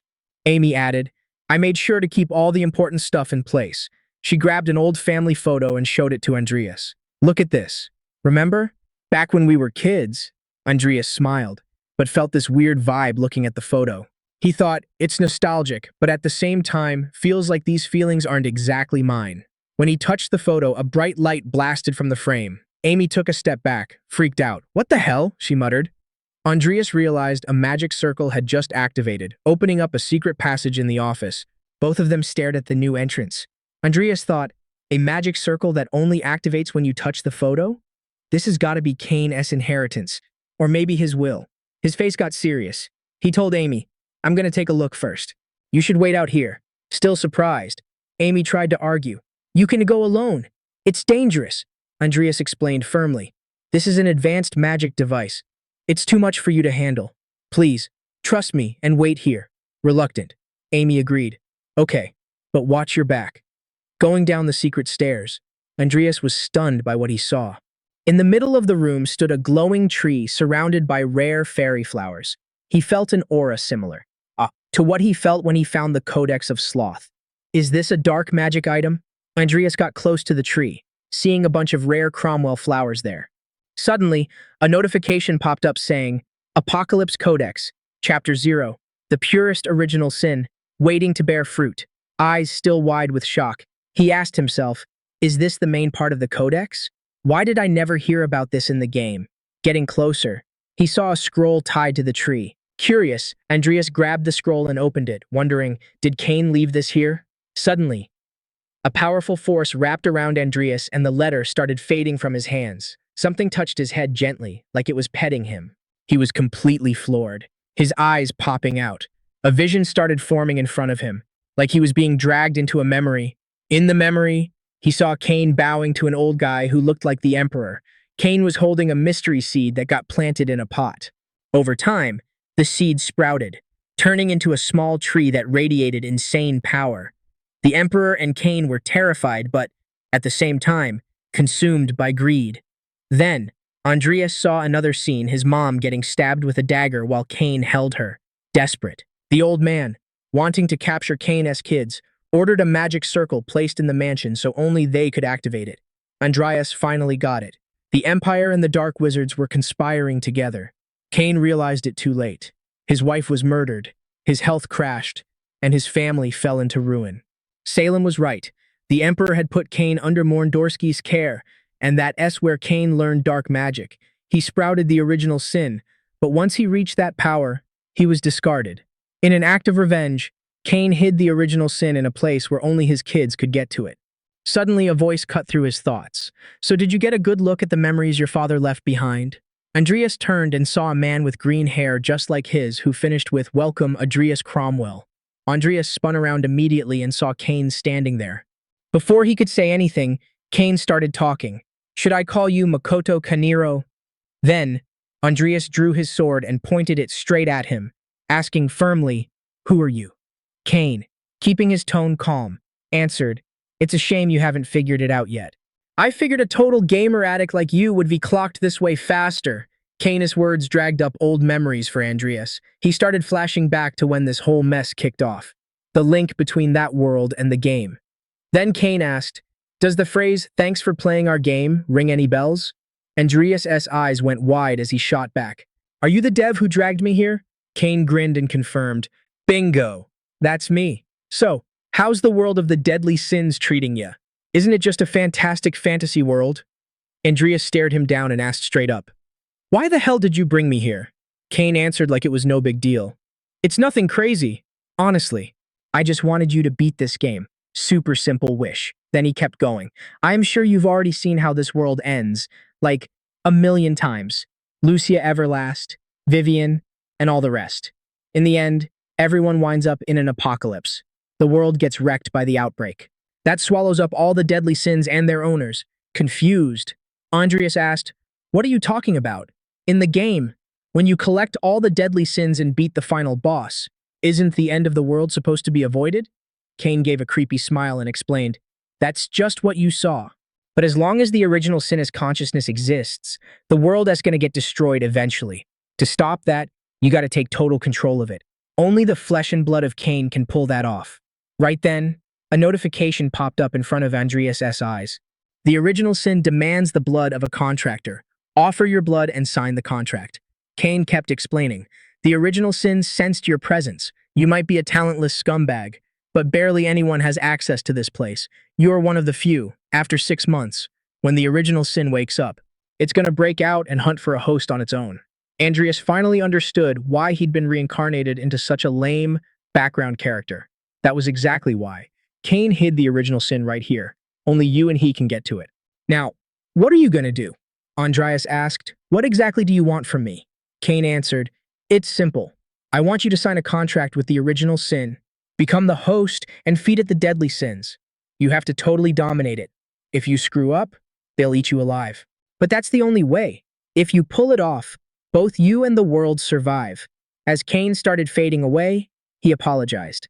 I'm sorry for dragging you here and asking this of you, but I'm counting on you. Before vanishing completely, he looked at Andreas and called out, Son, I believe in you. If anyone can do this, it is you. With a serious tone, he finished, Please, take care of Amy and the Cromwell house. And then Kane was gone for good. Andreas stared at the tree in front of him. He pulled off his glove and used his sword to make a small cut on his hand. As the blood dripped down, he muttered, This isn't one of those typical otherworld reincarnation stories, but like he said, there's no other choice. If I've got no other option, I'll face this head-on like I always do. He pressed his bloody hand against the tree. Instantly, a red aura started swirling around him as a notification popped up. The original sin has been lodged in the user's body. Recognizing him as its master, mana recovery increased by 133%. Mana density will increase over time. The red aura grew, swallowing up the whole scene. Another notification appeared. The mana element will shift closer to darkness over time. As the deadly sins are collected, more skills and features will be unlocked. Andreas felt the power rush through his body and looked up at the sky, murmuring, Kane Cromwell, Father, the other half of my soul. You can leave Amy and the Cromwell house to me. I swear, I'm gonna avenge every tragedy that happened to you guys. Meanwhile, in the Emperor's luxurious room, he stood there looking all imposing by the window, carefully cleaning his sword while a servant stayed face down at his feet. The Emperor asked Viscount Lamar, the head of intelligence, Did you locate the codex of the original sin? The kneeling Viscount kept it together, but he was visibly tense given the situation. Bowing down to show respect, he answered, My entire team was closely monitoring Kane's activities right before his death. But his words were cut off by the Emperor, who snapped in a fit of rage and whipped around with his sword. He screamed furiously, You're useless, Viscount. You don't even deserve to call yourself the head of intelligence. Then, regaining his cool, even though his eyes were still dark, the Emperor commented, Kane probably trusted some relative. It's only a matter of time before we have to deal with them somehow. Ew, the Viscount quickly assured him. I'll be investigating all the Cromwells much more thoroughly. That statement caught the Emperor's attention, and he replied calmly, There's only one young Cromwell left now. There's no urgent rush, so you've got a little more time. Showing his gratitude, the Viscount bowed even lower before the Emperor, thanking him for his mercy.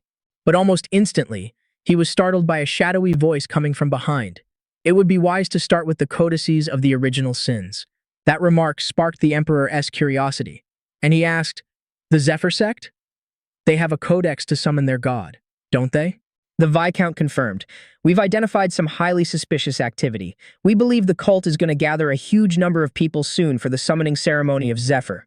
Hearing that, the Emperor repeated his order. Keep a tighter watch on them. The scene shifts from the luxurious room to a dirty, filthy sewer, where a bunch of people were lined up carrying wooden boxes, all bossed around by some weird guy dressed in purple robes. It was obvious they were followers of the Zephyr sect. In the distance, voices echoed in a conversation, mentioning, Everyone knows how important this year-end festival is. A second voice agreed enthusiastically, Yeah, all the preparations are done. It was two guys talking, and one of them pointed out, We've got a decent amount of guards positioned strategically, including at the entry point. Plus, we've totally mapped out all the underground passages beneath the arena. We're planning to perform a ton of sacrifices to summon the demon center, Zafir. The purple-robed guy was totally vibing with that info. He showed his thanks, saying, "If everything goes smooth, you'll be rewarded with some nice chicks," the kid replied with a smirk, bowing his head to say thanks. We restarting to recognize that face from the last episodes, but Payat, showing off, mentioned, "Or maybe you were into something else besides girls?" That teasing totally threw the kid off, and he started stuttering, assuring him, "Is everything cool? I didn't do anything crazy, just asked some friends from the academy for help." Payat, hand on his chin, was thinking about how precious kids are and their natural understanding of faith. That thought made him remember the kid mentioned a potential candidate at some point. Curious, he asked if the recruitment was a success. The dude pictured Vivian, thinking about the moment she lost her mind during the Baron Baloric mission, trying to change the subject. He mentioned he talked straight to her, but Vivian wasn't really interested, even claiming she'd already found her spirituality. Payat, listening closely, vented his frustration, lamenting, "It's a shame. Not everyone can be saved." His face got way more serious and dark. He told the kid he had important stuff to handle, so he couldn't be there for the mission, but he hoped the young guy would do well, even without him tagging along. Meanwhile, somewhere else, we are back at the academy. Our main character was checking the system screens, thinking to himself. After a week at the Cromwell mansion, he started worrying about the codex of original sin he absorbed. The fear that it could cause trouble was growing in his mind.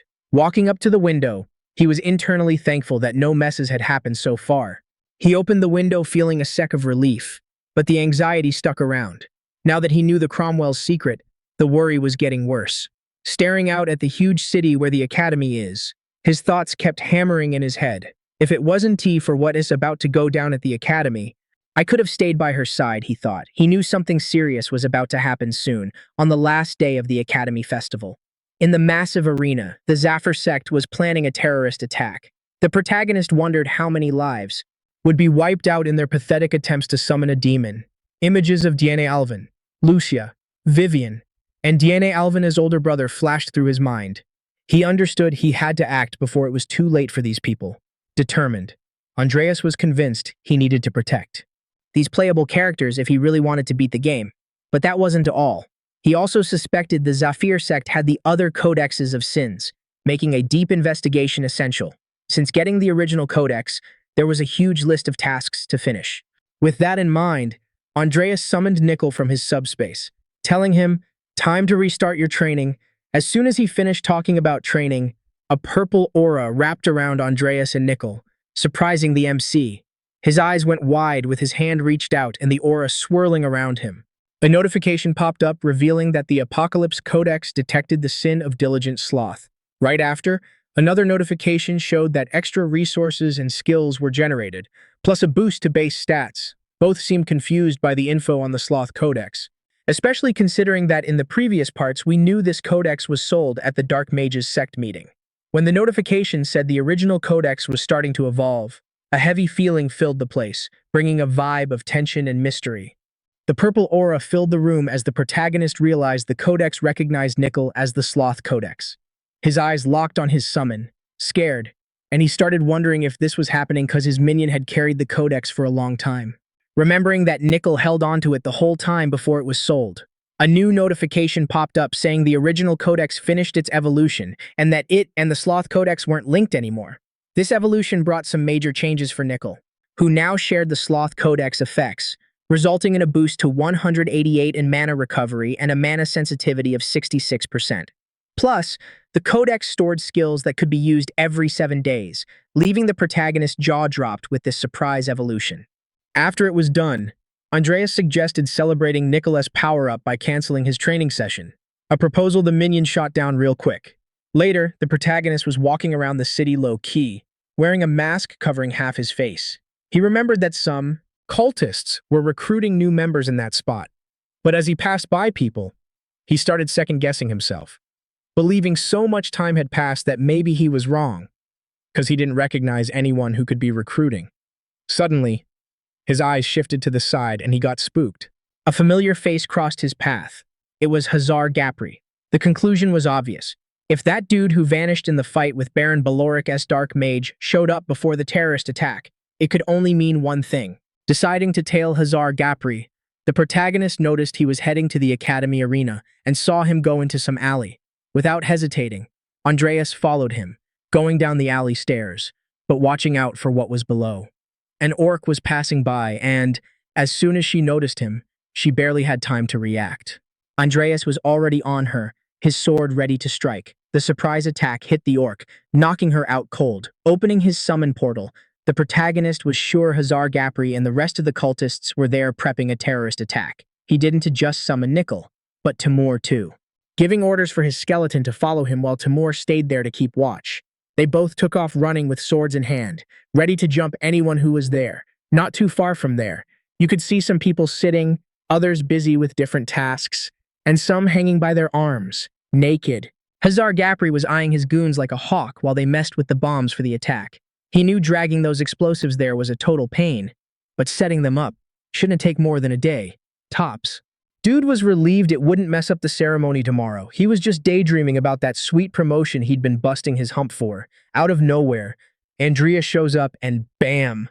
One of the workers' heads goes flying. Everyone started freaking out, realizing they were getting ambushed. Our MC was already right in Hazar Gapri's face after pulling his first move. You could see the shock in the bad guy's eyes. He screamed at everyone to kill the spy, and they jumped on it instantly. A bunch of masked dudes and some chick rushed him, but the MC showed off some insane sword skills, dancing around them and slicing every single one. Hazar Gapri was losing it, screaming and calling his minions useless trash for failing to stop just one intruder.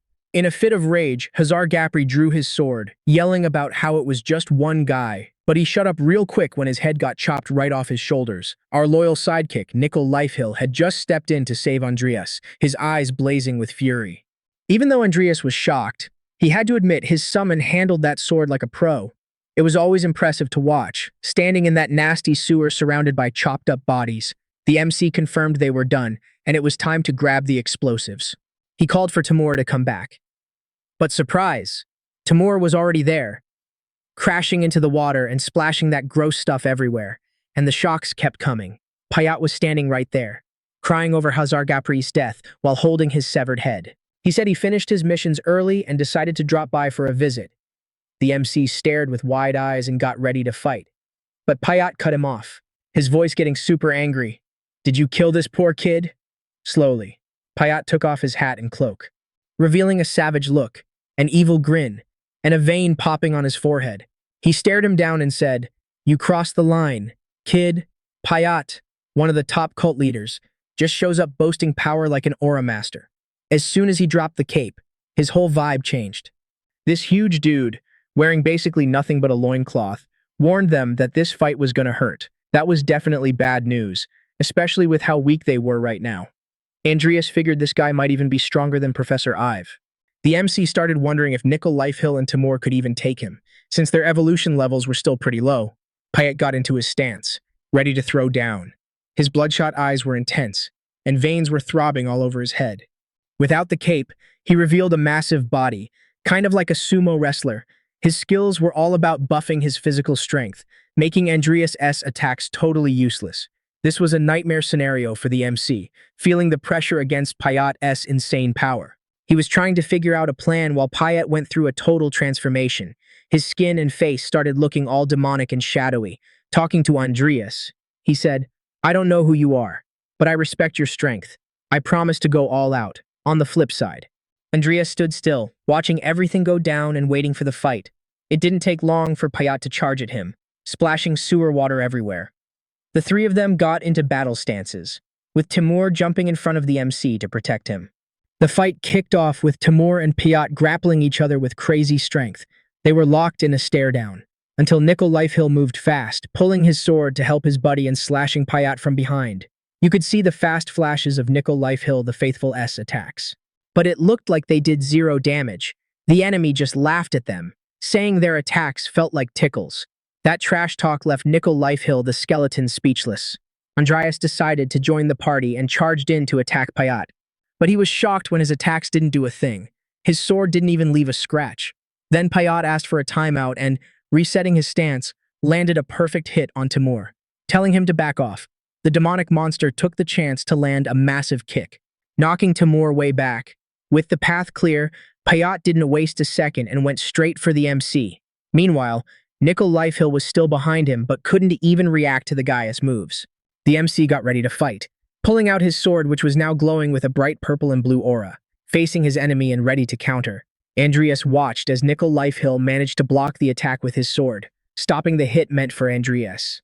Both of them were totally stunned by that block, giving the MC a second to think about his next move. Andreas closed his eyes and whispered, "Now." In a flash, he launched an attack at Payat, knocking him forward while he got back in position. But before he could even take a breath, his opponent charged at him again. Payat was a legit beast, totally worthy of testing the MCS limits. With barely any time to react, Andreas summoned an earth shield to try and block the hit. But Payat's creepy smile didn't fade. He smashed right through the shield and hit the MC dead on. That hit sent Andreas flying along with the pieces of his shield. Payat grabbed the MC by his green hair, his head looking tiny in the enemy's massive hands. Andreas was stunned and couldn't say a word, while his enemy started pummeling his face with punch after punch, showing no mercy. The protagonist was getting absolutely wrecked. Blood was gushing from his face, and he was agonizing in pain, creating a totally distressing scene to watch. Meanwhile, Payat was basically celebrating. He was smiling from ear to ear, savoring every moment, every single groan of pain. Keeping a tight grip on Andreas's head, he started pouting, saying, "You're exactly my type." The protagonist just stayed there dangling, feet off the floor, while Payat enjoyed the situation. Sensing the protagonist's summons getting close, Payat noticed Nickel and Timur charging in fast, both rushing him to counterattack. Timur tried to grab Payat from behind, while Nickel went for a frontal hit to free Andreas. But the move was useless. Instantly, Payat clenched his fist, bracing for impact. His punch hit the skeleton dead on, throwing Nickel way clear of the spot. With the path free again, Payat wrapped around Andreas like a snake coiling its prey, using all his strength to try and break every bone in the protagonist's body. The protagonist was writhing in pain, moaning as he got strangled all over. It was obvious his opponent was enjoying this, saying, "Ah, what a lovely sound you make," inside the whirlwind of despair wrapping around Andreas. One single certainty echoed in his mind. His death seemed inevitable in that gloomy place, with no way out. His scream reverberated through the sewers, a lament of resignation. But just as everything was getting lost in the darkness, the Codex answered its host's call. A notification popped up, asking if he wanted to use the special ability called Sloth. The protagonist's eyes were about to close, and not knowing the risks, he had no choice but to use the Codex. Suddenly, a loud boom rang out, catching Payat's attention, who looked up, perplexed, trying to understand what was going on. He questioned the strange sound and then noticed that all the traces of blood in the place were gathering near him, as if they'd come alive. Then, they started floating, rising up towards Payat. An intense presence, a sinister force hung in the air, leaving Payat visibly spooked. The aura radiated from the protagonist's body and on its own blasted Payat backward while Andreas stayed suspended in the air, wrapped in the floating blood. An extraordinary scene was playing out in front of everyone. The protagonist went through a crazy transformation. His expression changed while a red aura wrapped his whole body and the blood at his feet. The notification said the genius talent magic was temporarily applied, momentarily canceling out any mental magic. Now, in a transcendental state of emotion from sloth, lasting 60 seconds, Andreas felt his lazy thoughts surface, revealing how tiring and boring thinking was. Even the simple act of moving became painful, with a palpable laziness to open his eyes and feeling like breathing was a burden. He simply snapped his fingers and said, "Earth Shield."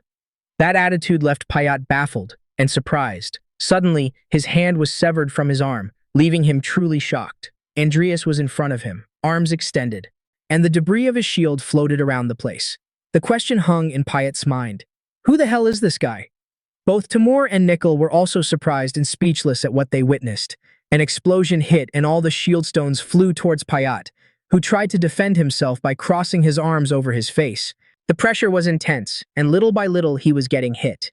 Payat's interest was obvious when he focused his gaze on Andreas, and a slight smile formed on his face. Slowly, the stones fell to the ground, and everything around started going back to normal, except for the blood still circling the protagonist. Payat, missing a hand and still holding his head with difficulty, asked, "Is that it? Is that all you can do?" Andreas, with a chill look but realizing this was dragging on too much, felt the need to end it quickly so he could finally rest. As he spoke those words, his face remained all bloody, leaving Payat scared and not knowing exactly what to think. Andreas's presence was so strong and his mana so intense that it caught Alvin's attention. Who was in the city? Despite all the distractions, something unusual was happening, and even he noticed. The intense aura coming from the battle spot was powerful. In the arena, the crowd was going wild with the night battles, an event bringing the whole city together. Among the spectators celebrating the victories were DNA Alvin and her dad, Director Alvin. However, Alvin's mind was far away, distracted by uneasy thoughts. He detected the presence of black magic and questioned the nature of this phenomenon, concluding in his mind that the anti-dark magic barrier had worked, but against him. Dina Alvin, noticing her dad's distraction, asked, "Dad, is something wrong?" Alvin, still with a distant look, replied, "Something probably occurred. Stay exactly where you are." DNA Alvin. Meanwhile, in the imposing arena beneath the crowd's euphoria, the battle unfolds. Andreas floated among the debris facing Payat. His body was marked by the intensity of his mana and the strength of his aura, showing off his dual-core trait. Then he cast the magic stone throw, a basic-level skill. Pointed stone spears flew towards the opponent. Payat, however, kept the smile on his face. He expressed a mix of fear and mockery, asking, "Is that all you have to offer?" The pebbles barely scratched his body. While Payat mocked him, Nikol appeared unexpectedly in front of him, landing a surprise blow. The attack was enough to make Payat lose his composure momentarily. He ground his teeth in irritation and yelled, "You again, miserable skeleton!" Nikol seemed determined, trying to buy time for Andreas to prepare his next move. However, the strategy fueled Payat's revolt even more, who cursed the skeleton while punching him, calling him ugly and useless. In an unexpected moment, Payat threw Nikol with such force that his skeletal body was visibly disfigured. Andreas, watching the scene, realized it was time to act. His stone spears, still motionless, awaited his command. He just snapped his hand and sent them flying at his opponent. But Payat? That guy just glanced back over his shoulder like it was nothing, letting the spears smash right into his back. He scoffed, totally pissed. "You seriously think you can kill me with some little pebbles?" But before he could talk any more trash, Timur grabbed him tight. He locked him down, catching Payat totally off guard. Timur looked super grim while Adrius launched another attack. He reached out his hand and told the stones to charge again. Those sharp stone spears skewered Payat all over his body, finally shutting him up. Timur didn't let go, making sure Payat wasn't going anywhere. Then boom, a notification popped up in front of Adrius. The sloth skill duration had run out. The protagonist instantly collapsed, gravity taking over. Then another notification hit. It said because he overused his body. Severe damage was inflicted. He couldn't move, couldn't use mana, and definitely couldn't use aura for a while. Adrius hit the ground, totally drained, just feeling how wrecked his body was. He knew he had to get up and finish this, but he was completely tapped out. Timur and Nikol knew they couldn't keep going, so they bailed back into their summoning portals. Meanwhile, Payat wasn't moving. With stones stuck deep inside him, everything went dead silent. Both fighters were down for the count. One was on the floor in the wreckage, the other on his knees, out cold and full of holes.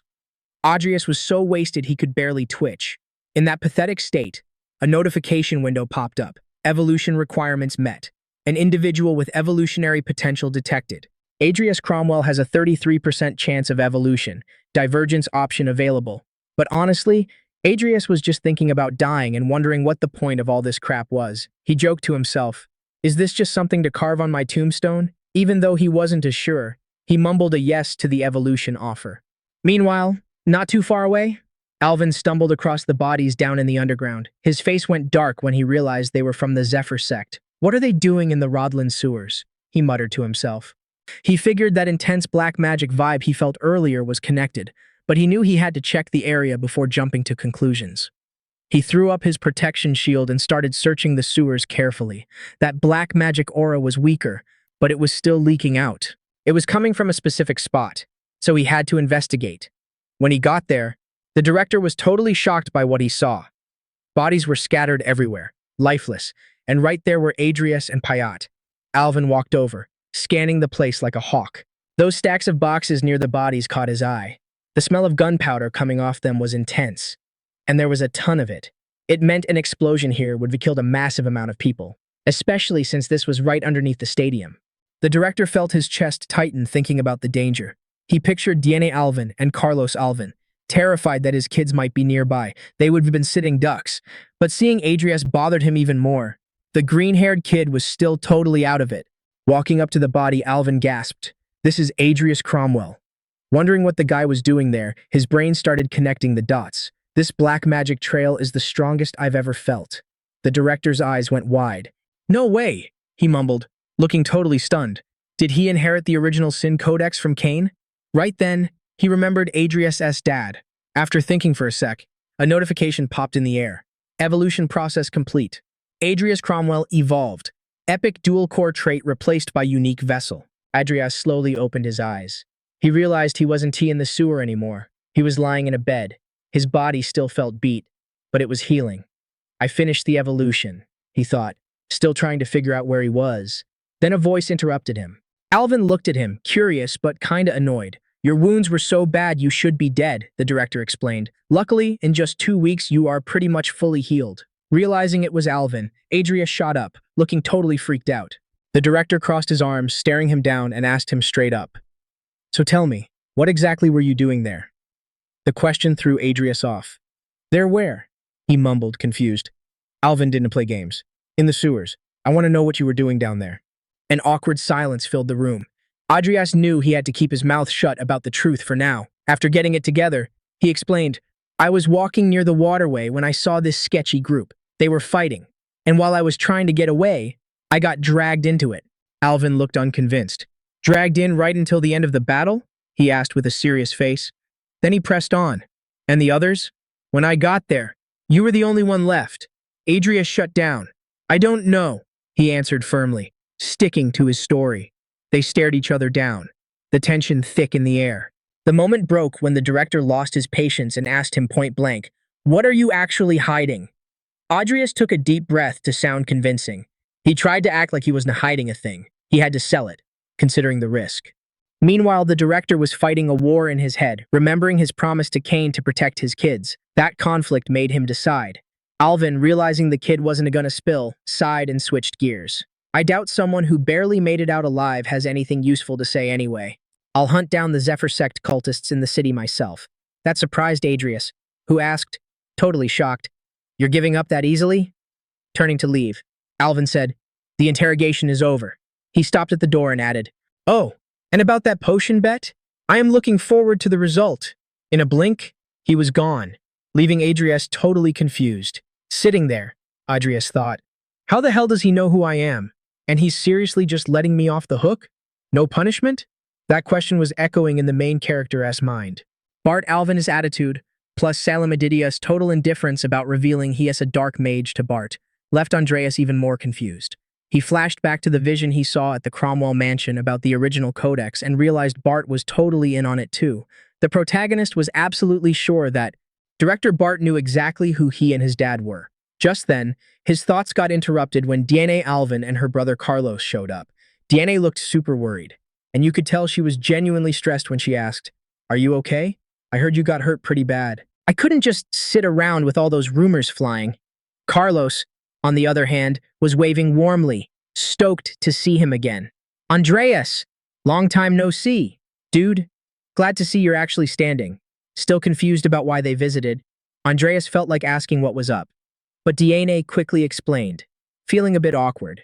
"My dad mentioned what happened. He thought it'd be cool if we came to visit you." Carlos, with his usual chill vibe, joked around. "You look way better than I imagined." Andreas, ready for another brawl already? Andreas sincerely thanked them for coming by. He felt really touched that they cared, especially when Carlos said, "It's awesome seeing the three of us together again. Reminds me of the old days." DNA blushed a little, quietly telling her brother to cool it. Carlos looked genuinely surprised. The warmth of that moment, DNA's worry, and Carlos's chill attitude brought up a mix of emotions. Living in Andreas' skin, Makoto felt something he'd never experienced in his past life. The feeling of actually protecting the people who mattered to him. With a proud smirk, he said, "Yeah, I'm super happy to see us all together again." Living in Andreas' skin, Makoto felt something he'd never experienced in his past life. The feeling of actually protecting the people who mattered to him. With a proud smirk, he said, "Yeah, I'm super happy to see us all together again. Now he could finally protect what's important to him with his own power.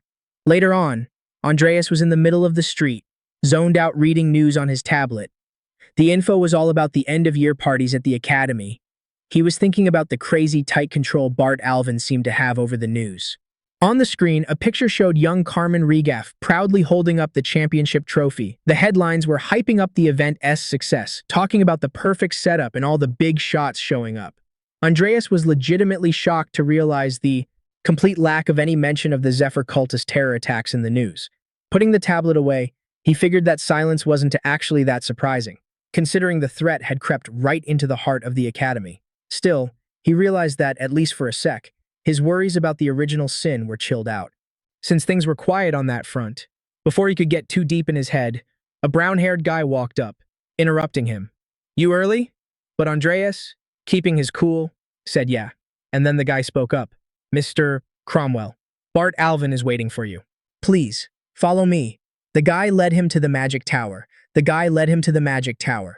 they were walking up those famous moving stairs, Andreas was wondering what was waiting for him. When they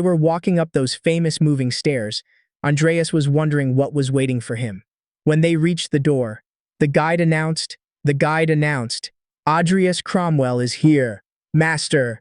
A booming voice from inside answered, "Enter." Walking into the room, Bart Alvin was waiting there in his majestic chair, and immediately gave props to Andreas for being on time. The director was clearly hyped for this moment. He seemed to be expecting something huge, judging by the tone of his voice. A little smirk gave away his excitement. "Time's finally up. The bet we made decides if you stay in the academy. Show me the potion." Andreas kept a straight face, watching the director's every move like a hawk. His suspicion was growing. Bart was acting like nothing even happened in the sewers. Like the dead bodies and the dark magic trail were totally irrelevant. Inside his head, Andreas was asking, "Bart Alvin, whose side are you on? The Emperor or my dad?" A bit of time passes and Director Bart takes a vial with a red potion. He downs it right in front of Andreas, who watches closely. Alvin's expression shows he's super interested and curious, as he instantly recognizes it's an emission potion. While analyzing it, he asks, "Were all the side effects removed this time too? Just like the last one?" Andreas, bowing respectfully, confirms it. "Yeah, all removed. I was dying for you to figure that out." The director hands the potion to his subordinate and with a slight smile comments, "You've got some serious guts testing something like this on me." Even though his face stayed calm, it was obvious he was impressed. Andreas then whips out another vial, revealing to the director that he also created a compound called Diron. "Just like with the previous potion, all the side effects have been eliminated," he explained. Shock hits Bart and his employee hard, they can't even hide their disbelief. 2 potions in such a short time, the director mutters to himself, clearly blown away by Andreas' insane speed. Despite the extraordinary feat, he still notes Andreas' remarkable boldness. Andreas handed over a black card while bowing again, expressing his thanks for the support with the materials needed to finish the potions. Bart concludes that Andreas won the bet. Face to face, the director makes a hand gesture, getting straight to the point about the promised reward. Suddenly, a creepy aura wraps around Andreas, who is shocked to realize it's a spell. In a flash, both are teleported to a massive hall. The place had black and white marble floors and insignias hanging all around, showing off how grand it was. In the center of the wall, the family crest was front and center. Shelves packed with important artifacts filled the room with stuff ranging from glass jars to clocks and crystals. "Pick whatever you want," the director invited. Andreas, totally impressed, said thanks while looking over the huge collection. Bart waited patiently, arms crossed, while Andreas walked through the hall, soaking in how huge this offer was. As he got close to the objects, notifications popped up, giving extra info on the items. Cursed organ of Knack. The music coming from it is full of magic power.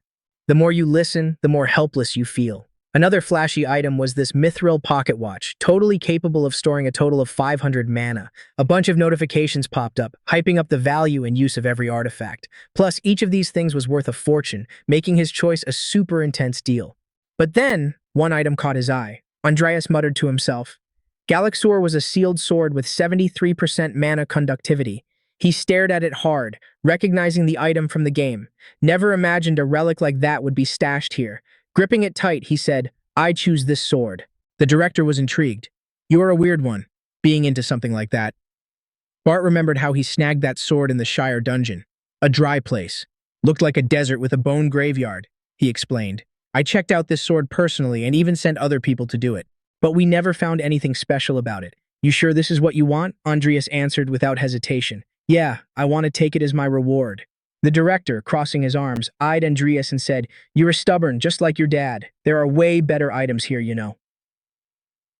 Even so, Andreas swore he was happy with his pick.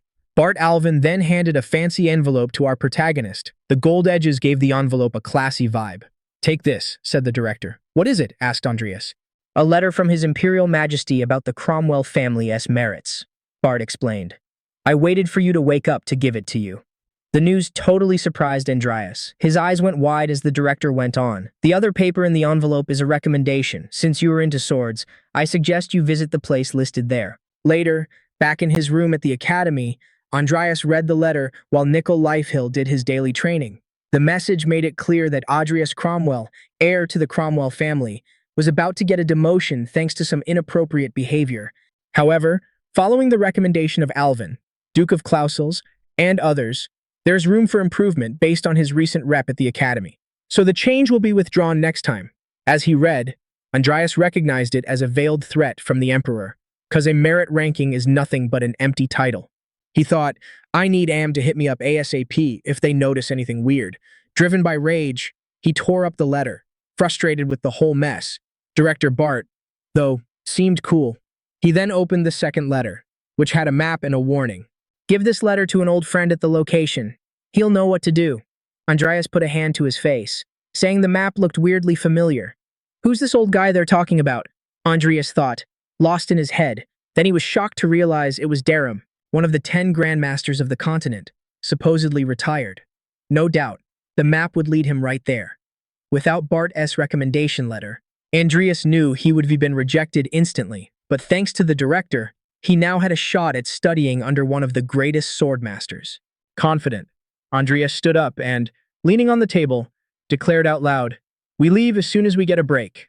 Somewhere in a dark corner of the world, a landscape looking like desert canyons popped up. In the desolate vastness, a colossal beetle stood out near a skeleton lying on the sandy ground. Right after, a half-open hand radiated power, raising a stone spear that reminded everyone of the skill the protagonist used in his last battle. The guy aimed at the beetle and ordered the spear to hit the target, striking the bug dead on. We realized this young dude was indeed Andreas. Walking toward the beetle while taking off his mask, Andreas thought about the skill he snagged while facing Payat. By combining mana and aura, even the most basic skills got insane power. A notification cleared up that the Alcor trait had been replaced by the Vessel trait, a unique characteristic. Andreas had erased the line between the Dantian and the heart. Now his aura could be turned into mana and vice versa. The Vessel trait was the upgraded version of Salem's skill, the transfer. The combined amount of aura and mana reached a level where he didn't even need to switch between the two anymore. While stabbing the beetle with his knife, Andreas thought this meant he'd basically never run out of power again.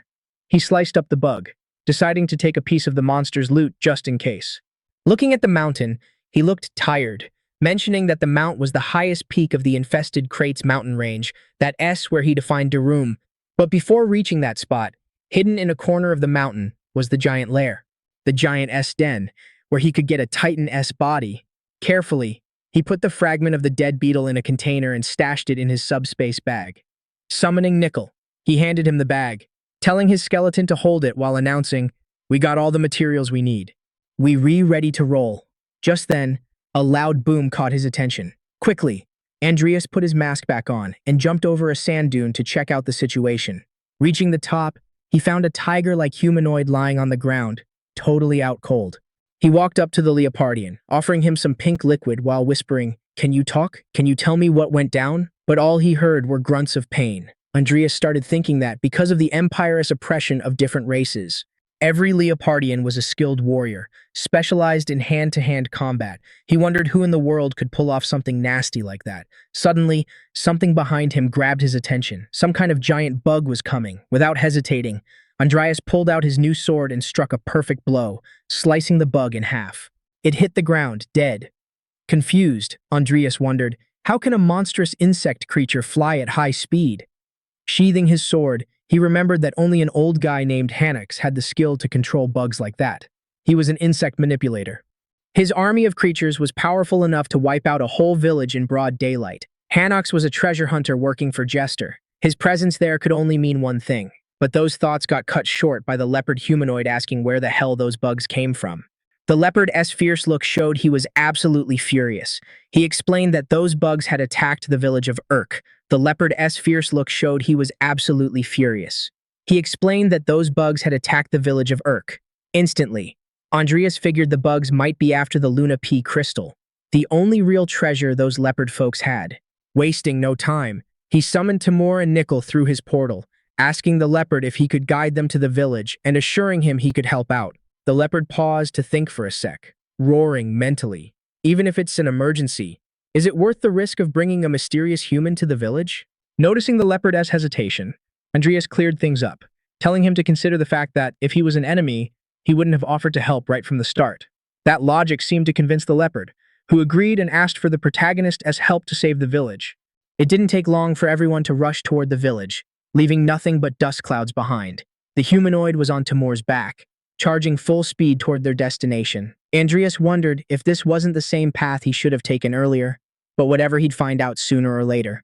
When they reached the top where they could see the whole village, the scene was a total disaster. Fires were burning everywhere, and the place was crawling with bugs.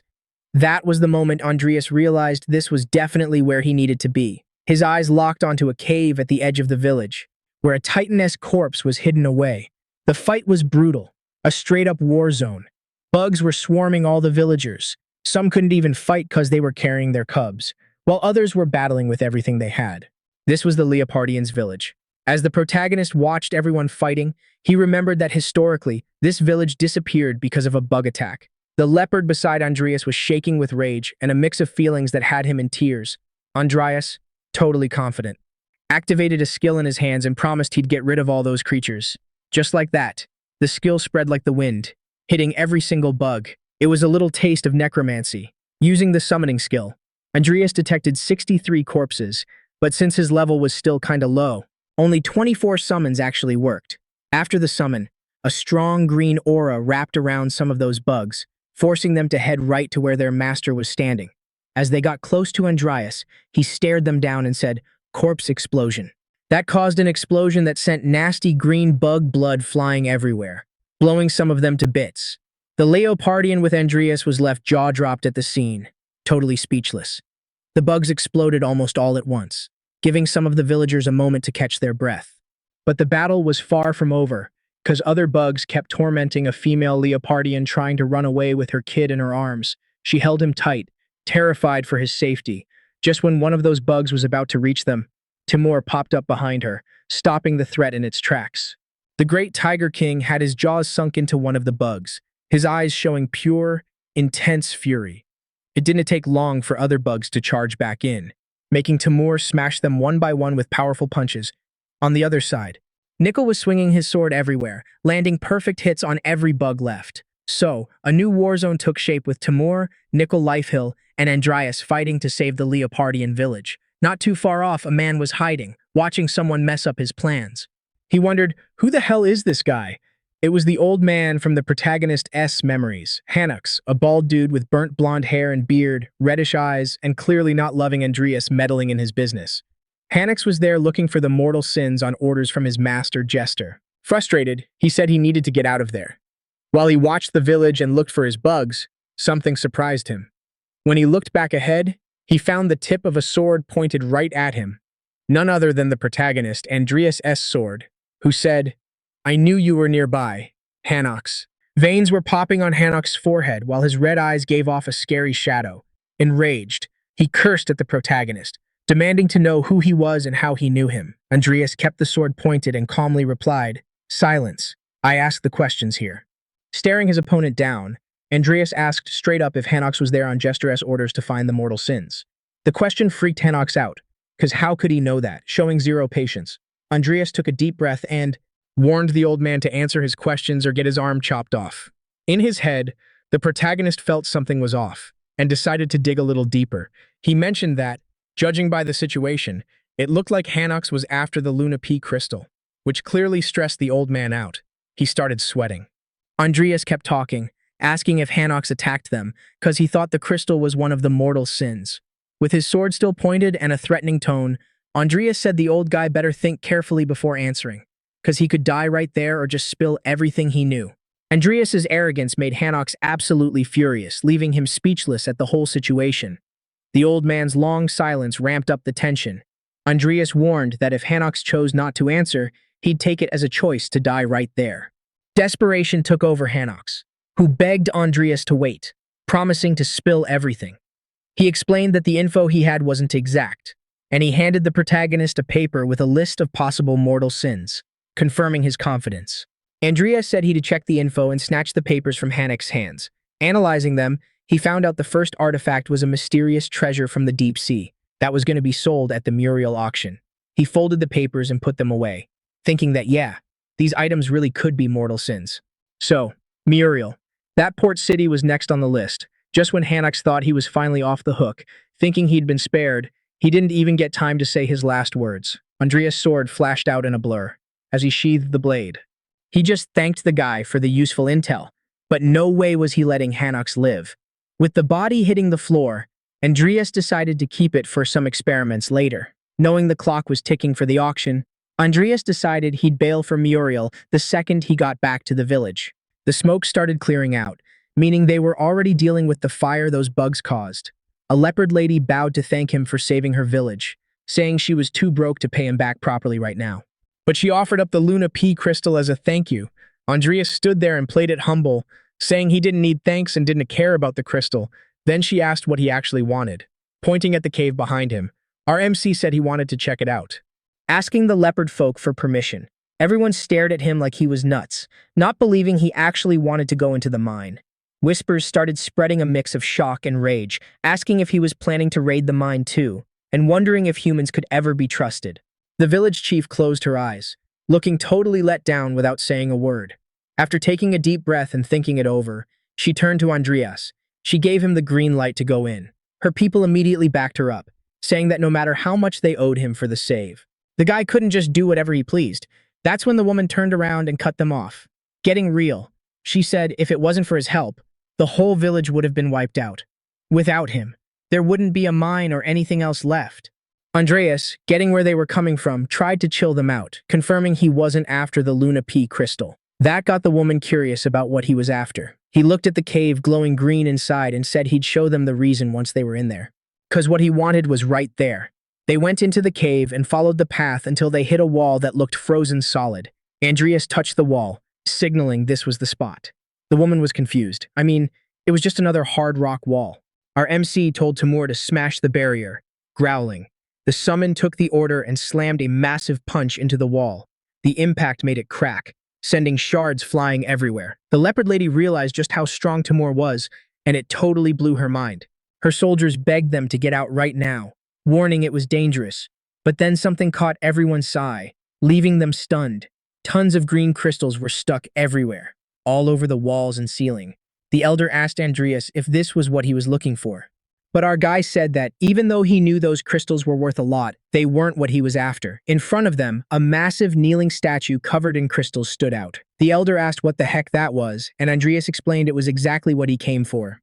The sheer size of the discovery was insane, and the woman's jaw dropped, asking why something so huge was even down there. Andreas walked up to the statue, checking it out with Timur by his side. He turned to the leopard elder and told her he'd leave all the Luna P crystals for them. But in exchange, he needed some alone time. Curious, the woman asked why. As the tribe's chief, she needed to understand what Andreas was up to. Even without seeing his face, it was clear he was serious when he said, "No need to worry. If I wanted to hurt you guys, I would have done it already."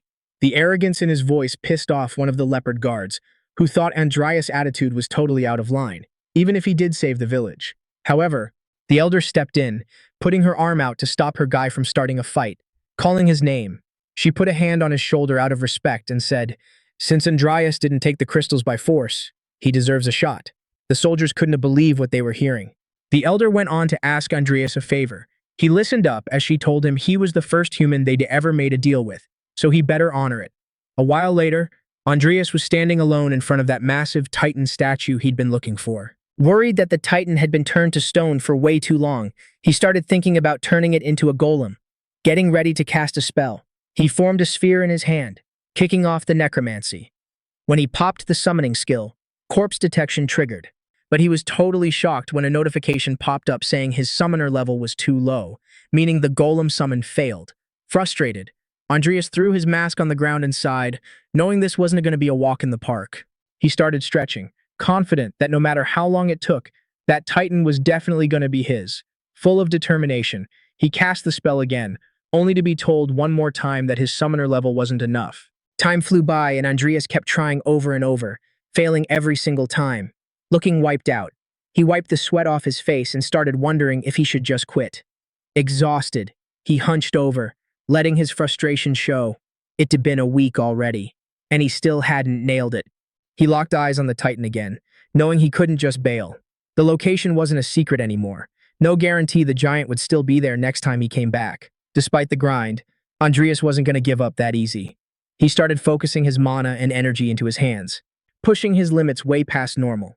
It was a risky bet, all or nothing. In that moment, he fired off the skill again. He used the ghoul summoning skill, and boom, a system notification popped up saying a body was detected. His focus went through the roof. There was still time. He stared at that Titan statue and decided to keep pushing, pouring in more and more mana. Suddenly, a new notification dinged. Summon successful. Andreas was totally shook as he watched the Titan's fingers actually start to appear. Little by little, the stone parts cracked away, revealing the massive body of a giant. The notification said this Titan's level was insanely high and that bonus stats were being added. The body, which was covered in rock before, started breaking apart, showing clenched teeth that let out a terrifying growl. Systems said the Titan was getting his old ego and traits back from before he died. Meanwhile, the body of Ruder Dolka no Drondo, that legendary champion Titan, started moving again, with stone shards falling all over the place. His shadow looked dark, reddish, and totally creepy. With crazy strength, Ruder Dolka no Drondo made Andreas look like a tiny ant next to him. System flagged this as a high-tier summon, showing off an ego, monster strength, fighting spirit, and unique skills. The Titan, this mythological champion, had long brown hair, glowing red eyes, and looked scary as hell. He slammed his sword into the ground right in front of Andreas, making a deafening noise that left our guy speechless. Then, get this, the Titan actually knelt down in front of Andreas, keeping that huge sword stuck in the ground. Andreas thought to himself that right now, he was probably the only person alive who could command a legendary Titan from the giant tribe. Looking satisfied, he realized he didn't have to be scared of low-level trash anymore. He was thankful for the grind, because all that hard work totally paid off. That same night, at one of Jester's mansions, he was sitting at a table, chilling and reading a book. There was a glass jar on the table with a fly buzzing inside, flapping its wings non-stop. Suddenly, the fly just exploded in a split second. Jester saw it happen and stared at the dead fly, totally confused, whispering the name Hanox. He figured his minion was probably dead. Imagining Hanox in his head, Jester just said without any emotion, "That doesn't matter. Still got goals to hit and pieces to find." His thoughts got cut off by a crow flying into his room, calling him Master Jester.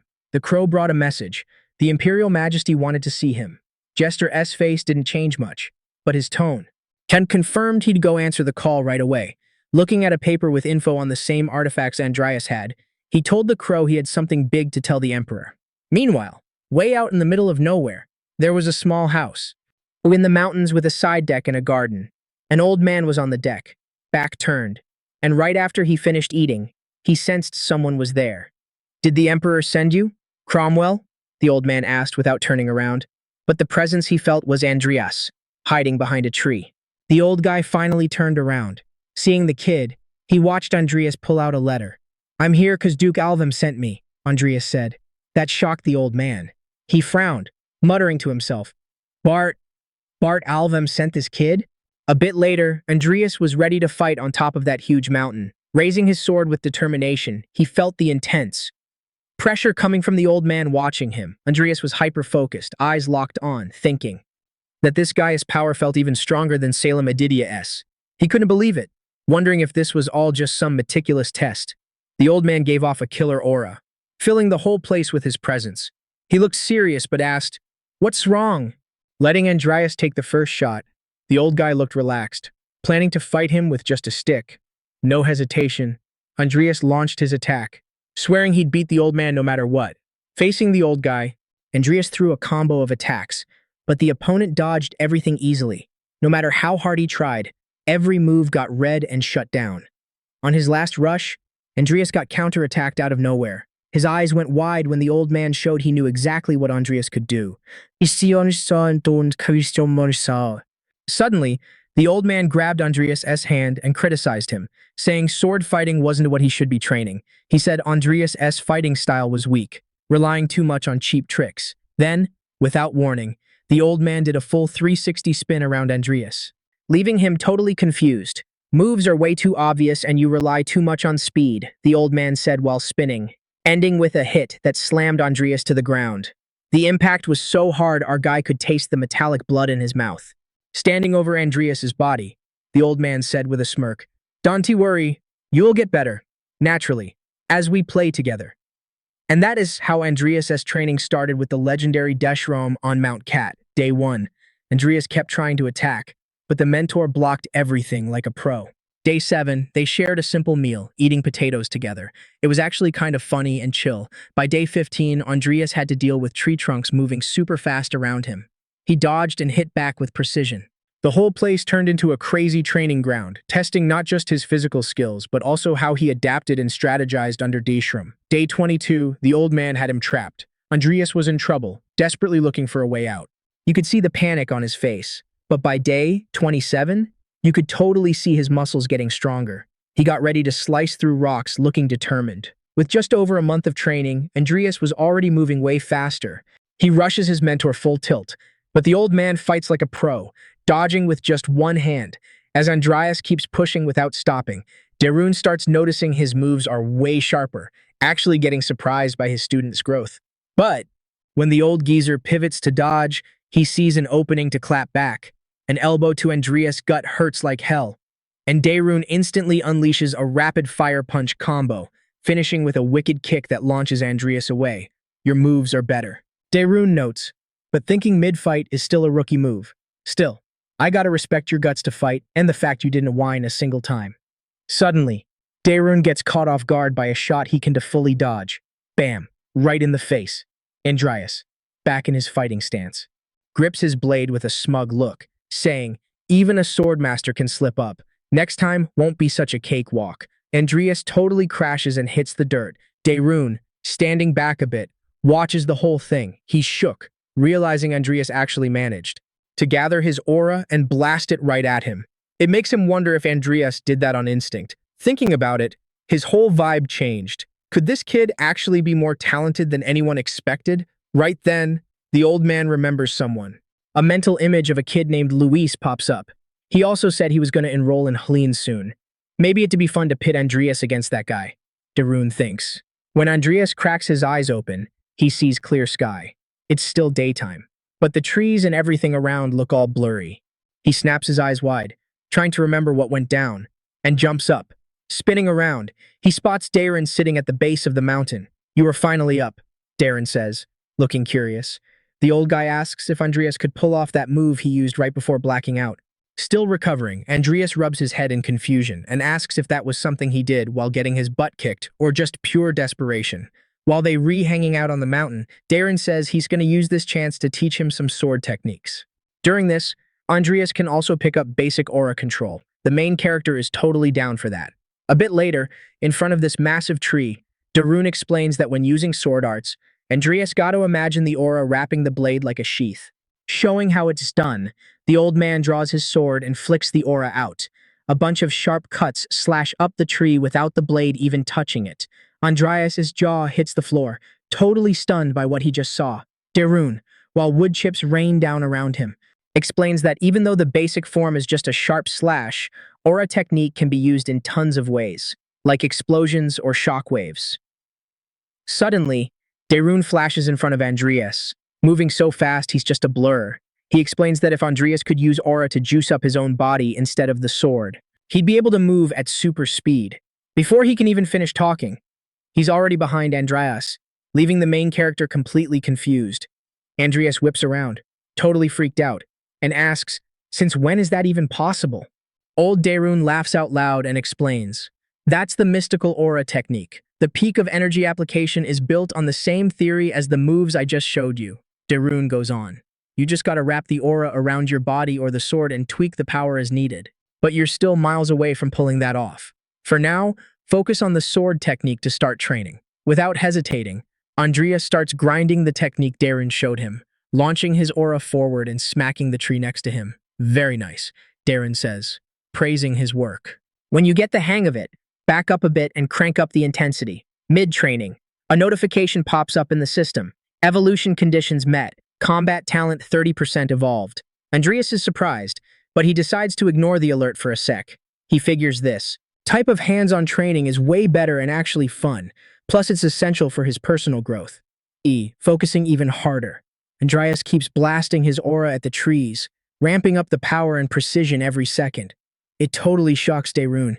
"He's even more of a monster than I thought," the old man mutters.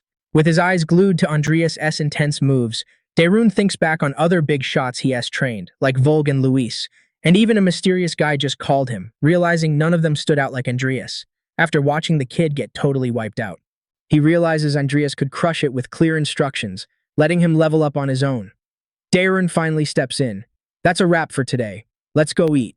He tells Andreas to head home, wash up, and peel some potatoes. Calling him disciple, Daerun walks off grinning. Andreas, on the other hand, isn't exactly thrilled about eating potatoes for every single meal. Sarcastically, he thinks to himself, "I think I can actually feel potatoes sprouting out of my body." He stops dead, eyes wide as he realizes something's different. The way Daerun addressed him, disciple, spinning around to the old man, Andreas asks, a bit awkward, "Did you seriously just call me disciple?" Daerun nods yes, asking if that isn't a good thing. Andreas, now hyped up, yells out, "It's not that, I'm just honored by the title." While splitting up the potatoes, Andreas thinks about what it means to be accepted as the student of such a legendary master. His thoughts get interrupted when Daerun tosses him a book. "Take this," the old man says. He explains he wrote it himself while stuck on this mountain. Grabbing the book, the main character wonders why he's giving him this. Checking out the item, Andreas realizes that the system says it is a skill book written by Daerun himself, titled Sword Without Ego. The item is packed with crazy knowledge about sword arts and leveling up. Andreas is totally floored. The comparison with the black magic book from Morndorsky slipped through his fingers, and he started wondering if he could level up big time with this gift. Seeing the kid quiet, Daerun chuckled. "You don't like getting orders straight from the boss, huh?" Andreas was quick to say, "No way, not at all." Then Daerun broke it down. "I like teaching my students face-to-face, but spoon-feeding you too much can actually kill your talent. You are a weird one, Andreas. Full of potential, though. This book is going to be your guide to figuring out your own training style." Andreas gripped that book tight, feeling super grateful. He realized how rare it was to get the nod from such a harsh master. Daerun stood up and announced, "Think we're done here. Time for me to get off this mountain. If I stick around too long, my skills are going to get rusty." Curious, Andreas asked, "Where are you headed?" The old man said he was going to the Southern Kingdom Alliance, which was basically the exact opposite direction of where Andreas wanted to go. Even so, the kid asked to tag along as far as he could, calling him master. Somewhere out in the sticks of Picata, someone was making their way through a thick forest. All he could think about was how starving he was. The guy looked wrecked, hands bandaged, sword on his back, looked like the only one who made it out of his village alive. Totally drained, he collapsed on the ground, mumbling, "What the hell am I supposed to do now?" Clouds blocked out the sky, and a storm rolled in. Rain started pouring down hard, soaking the guy lying there in the dirt. A hand landed gently on his face. It was Andreas, wearing a long cape and braving the rain. Checking the guy out, he muttered, "I seriously cannot believe this is Benjamin Anakios." This whole situation had Andreas freaking out a bit. It was mind-blowing to think he'd find a playable character in such a random spot. Benjamin, famous for his insane sword skills and the Lord of Swords ability, noticed the weapon the kid was carrying, suspecting it might be the legendary demonic sword, Rubens. That sword had been kept sealed in Benjamin's village for generations, so seeing it here meant his village probably got raided. Watching the guy passed out in front of him, Andreas was impressed that he somehow managed to escape with the sword. Now that he knew the score, Andreas knew he couldn't just walk away, especially since he wanted to build connections and have these playable characters owe him big time. It was obvious he had to make a move and handle this new plot twist. Andreas dragged Benjamin to a safer spot in the woods, lighting a fire and setting up camp. Slowly, the guy woke up, totally confused. A voice startled him, asking, "You awake?" There was Andreas, busy tending the fire. Seeing him there freaked Benjamin Anakios out, and he asked nervously, "Who are you?" In response, Andreas just handed him some food, leaving Benjamin totally confused. Still suspicious, the guy insisted, "What do you want from me?" "Chill as ever," Andreas told him to relax, saying, "If I wanted to hurt you, you'd be dead already." Even so, Benjamin kept grilling him. "So, what's your plan?" Calmly, our main character suggested they start with the food so Benjamin could get his strength back. But Benjamin immediately reached for his sword, which made Andreas say, "That thing looks important, but you're gonna need some muscle to hold it." Right then, Benjamin had a flashback of an old man, probably his grandpa, who used to talk to him when he was just a kid. Remembering the sword and what it meant, Benjamin started bawling, his eyes filled with tears, his face turned red, and he was sobbing uncontrollably. Andreas, still holding the food, asked casually, "You gonna make me hold this forever?" "My arm's getting tired." Benjamin came up to the fire, grabbed the meat, and started eating next to Andreas. While they ate, Andreas pulled a potion out of his bag and handed it to Benjamin, explaining, "This'll help you get your energy back." Between bites, Benjamin thanked him through his tears. For a second, a smile lit up Andreas' face, but it quickly turned to shock when he realized he was being stared at hard. He said hesitantly, "You're not some beggar. It's rude to stare at people eating like that." The kid got all embarrassed and awkward. Suddenly, a group of people popped out of the shadows. Benjamin recognized them instantly and screamed, "You bastards!" They were all wearing the same clothes with hoods and masks, each one with a unique pattern of holes. Benjamin remembered the attack on his village and said, "They are the ones who killed my grandpa." His eyes were filled with rage, veins popping out on his face, totally consumed by hate and emotion. Andreas sized up the situation and figured out this group was the Acolytes, orphans raised by Jester, trained as a personal assassin squad. Somehow, they brought back memories of Andreas' old life as Makoto, because they were total soldiers, trained like special forces. They had basic magic skills and aura manipulation, giving them superhuman abilities, which earned them those special masks, each one matching their specific skills. Knowing it was dangerous, Andreas stood up and told Benjamin, "Wait here, I'll handle this." But Benjamin was already armed and insisted, "This is my fight. Stay out of it." Before Andreas could say a word, the Acolytes rushed in with crazy speed. One of them, standing by the mountain, ordered Benjamin to hand over the sword. But the kid, determined and thirsty for revenge, charged forward, ignoring the threat. As they got close, the Acolyte's aura power taking the form of smoke didn't faze Benjamin at all, which shocked everyone. Two bright golden shields popped up around him, but that didn't stop the fight from starting. Swinging his sword with some real skill, Benjamin threw out some heavy hits, almost nailing one of the assassins. When they attacked him, he managed to defend himself by using a mana concentration technique to turn his sword into a solid shield. One of the Acolytes was surprised by Benjamin's dodging skills, but he didn't expect the counterattack that followed. The kid smashed him right in the face, leaving him stunned by how effective the hit was. Without a second to breathe, two other assassins sneaked up on Benjamin from behind, but the kid sensed them fast and spun around to face them. As the fight went down, Adrius was watching the whole thing, trying his hardest to keep a poker face. Watching this insane battle, he thought to himself, just what I expected from the youngest playable character, even though Benjamin was handling his business like a pro. Adrius figured there was zero reason to let the kid get wrecked like in the original story. Benjamin blocked an assassin's attack solid, but then out of nowhere, dudes started getting chopped up right in front of him, leaving him totally confused. When he looked back, he realized it was all Adrius, who was already posted up ready to attack.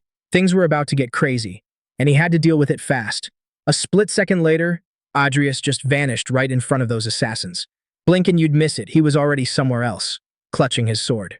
The group didn't waste a second chasing Adrius, who jumped into this epic fight, slicing and dicing another one of Jester's goons. From Benjamin Anakios' point of view, all he could see was Adrius moving like a blur, landing these devastating hits with his blade. Bodies were getting ripped apart at insane speeds. Benjamin was like, "Whoa, he totally wrecked those bastards who raided my village so easily." As his vision cleared up, Benjamin Anakios heard these groans of pain, witnessing just how brutal Adrius really was. The craziest part was watching Adrius stomp on an assassin's head, popping it like a freaking watermelon. The only thing going through Benjamin's mind was, who the hell is this guy? Adrius stood there surrounded by mangled bodies, some missing legs, others missing torsos, and most missing heads. Putting his sword away, he asked himself, is that it? Because if that was it, he was already done. Benjamin started wondering if he could saved his village if he was as jacked as Adrius. The kid's thoughts got cut off when Adrius asked, you good? Still freaked out, Benjamin said yeah. Then he tightened up his face, trying not to look scared in front of the guy who just wiped out those acolytes like it was a joke. Adrius, feeling pretty good about his skills, noticed the kid's vibe change. Realizing he hadn't introduced himself, he said, I'm Count Adrius Cromwell. The kid hit him back with, I am Benjamin Anakios. Realizing Benjamin was being tailed, Adrius asked if the kid had anywhere to crash. Benjamin put his hand on his head, totally speechless. In Adrius's mind, flashes of the other playable characters, who were planning to join the academy, raced through his head. With a smirk, he was already hyped to meet them and look out for this promising kid. So, he offered Benjamin some legit fencing lessons. For Adrius, letting that kind of talent go to waste would be a straight-up crime. Adrius said, if you get into the academy, I'll write you a recommendation letter. Benjamin was shocked at the huge chance he was getting, but his face got all sad and shy when he mumbled, I don't have any cash. Adrius didn't think that was a problem, though. He replied, I didn't ask for money. I'm going to sponsor you. You just got to decide if you're in or out. The kid's eyes went wide at that insane offer. Adrius stood there with his arms crossed, waiting for an answer, watching Benjamin get all emotional. With tears in his eyes, Benjamin dropped to his knees and said, someday, for sure, I'll pay you back for this. That moment really stuck with Adrius. A while later, chilling in his living room, he was checking his tablet. A little smile hit his lips when he read Benjamin's message, thanking him for the rec letter and all the support. The kid got into Monas Academy as a sword specialist. He wouldn't have any trouble graduating, as long as he worked his butt off. Adrius was down to drop whatever cash was needed to make sure the kid made it, switching gears completely. Adrius realized he needed to prep for the Muriel auction. Using the tablet, he shot a message to Carlos Alvin, asking if he wanted to come along. Carlos Alvin hit him back, accepting the invite, and said to put the tickets on his tab. Adrius stood up, knowing it was time to head to the most lawless entertainment district in the world, Picada. Meanwhile, at Jester's mansion, he was asking what happened to the demon sword. His servant told him the kid took off with the sword and a squad was sent to grab him. But they hadn't heard anything back yet. The servant stayed on his knees while Jester messed around with some creature's body. You telling me you let him get away? Jester asked, totally pissed. The servant kept his mouth shut. That demon sword could boost both the magic and physical skills of whoever used it, and Jester was dead set on studying it to make a mass-produced version to beef up his army. Holding a creature's head, his hand was shaking with rage as he thought I finally found it, but can't believe it slipped away like that. Losing it, he crushed the creature's head, screaming, send Rosen to Muriel, make him link up with Caleb at the auction. They gotta bring back the Crown of the Depths, no matter what. In the port city of Muriel, a ship was docked, dropping off a bunch of people for the Hood's biggest auction, known as Night of Flowing Gold. Adrius and Carlos Alvin were already there checking out intel while sipping some wine. Adrius' goal was to snag the capital sins, but he was also going to grab as many rare items as he could. On Adrius' tablet, there was info on a sword called White Nightmare, famous for its high mana conductivity. He planned to buy it and send it to Benjamin. Noticing Adrius' pick, Carlos Alvin asked, so, it's true you are into fencing? Feeling a bit awkward, Adrius replied, I thought about giving this sword to someone I know. Carlos Alvin checked out the item and said the sword was solid, but he thought 20 million was kinda low. He asked why Adrius wasn't down to pay 50 million. Chill, Adrius replied. The auction's just starting. The price is gonna climb. The auctioneer called out higher and higher bids. From 20 million, the sword jumped to 23 million, while he kept asking who's gonna bid more. Finally, the dude snagged the item for that price. Carlos Alvin laughed, saying Andreas had scored a sweet deal. Then they moved on to the next stuff. Right in front of Andreas was this map that a bunch of scholars tried to figure out but totally failed. Recognizing it, Andreas muttered to himself, is this thing seriously here too? It was the secret map leading to the tomb of the Red Dragon, Crave Maraha. To Andreas, it looked like just some Easter egg. He didn't expect it to be the real deal. The crowd started whispering, and Andreas was just as shook. After all, those bodies were super precious to him. So, dead set on getting the item, he dropped a bid of 5 million. The auctioneer asked if anyone else was interested. If Andreas got his hands on a dragon, he'd be as powerful as a whole freaking country. When the map was sold to Andreas, he quietly celebrated his new win. Oh, meanwhile, some guy was watching Andreas and Carlos Alvin. Totally intrigued. He thought, who even are these guys? Even though he didn't give a crap about the random stuff they were buying, he was worried about how much cash those dudes might actually have, since his main goal was the Crown of the Deep. He planned to get it no matter what. The more money they blew now, the less resources they'd have to compete with him later.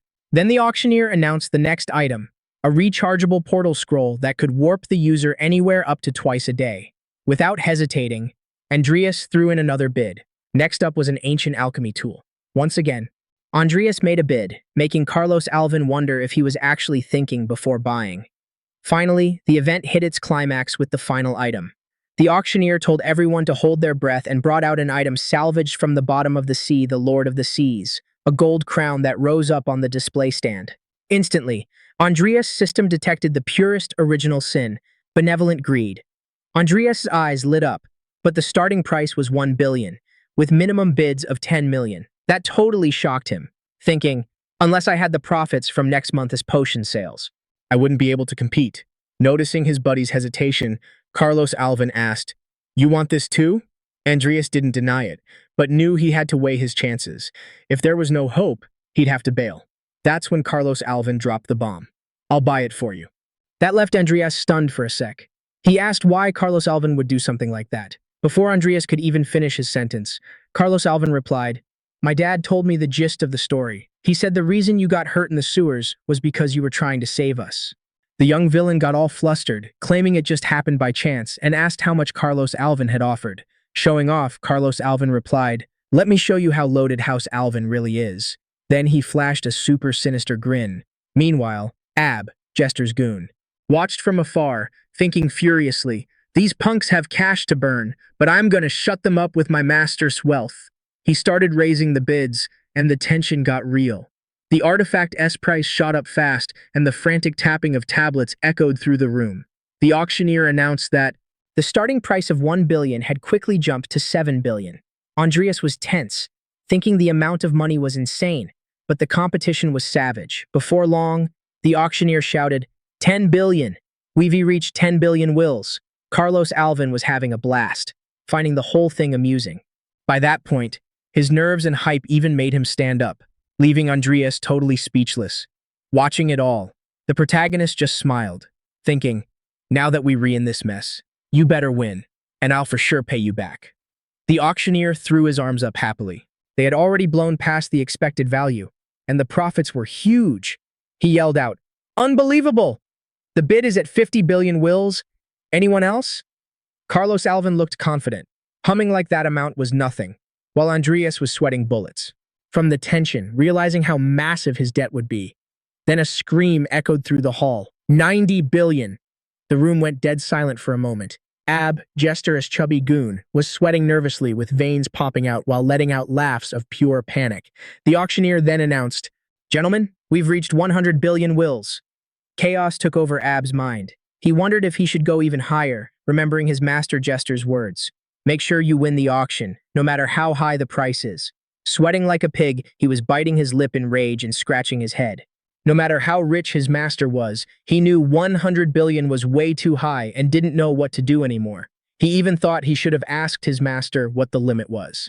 That's when he got totally freaked out as the auctioneer shouted, "Thank you very much." He knew 100 billion was way too high and didn't know what to do anymore. He even thought he should have asked his master what the limit was. That's when he got totally freaked out as the auctioneer shouted, "Thank you very much. The Lord of the Seas is sold for 100 billion wills." Ab got a visit right after it ended.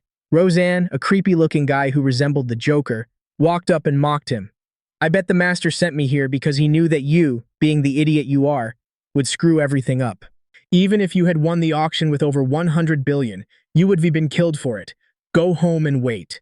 Roseanne looked at Carlos Alvin and Andreas from a distance. He smiled grimly, murmuring, "These brats don't know who they were messing with.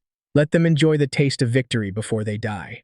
On the other side, Carlos Alvin was laughing, not worried at all about the scolding he'd get back home. He turned to Andreas and said, "I'm starving. Let's grab some food."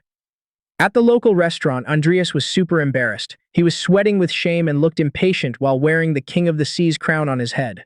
Carlos Alvin had insisted he wear it, saying, "It looks really good on you, Your Highness Andreas." Carlos Alvin, being a tease as always, kept laughing at the situation while Andreas just thought, he treats this like a toy. I guess that is his privilege since he is the one who bought it. The two finally sat down at the table, enjoying the meal, while Andreas couldn't stop thinking about the insane wealth of the Alvin house. Carlos Alvin raised his glass for a celebratory toast. As they toasted, Andreas thanked his buddy for always having his back. Thanks to him, he actually snagged Greed safe and sound. Everything seemed chill. Andreas even thought the congregation wouldn't pull anything right away. So, the plan was to bail right after eating. But since life loves messing with you, some local guard's voice cut right through his thoughts. "Yo, who are you guys? You're not allowed in here." Their eyes went wide, waiting for the other shoe to drop. Then bam! A massive kick smashed the door to pieces instantly.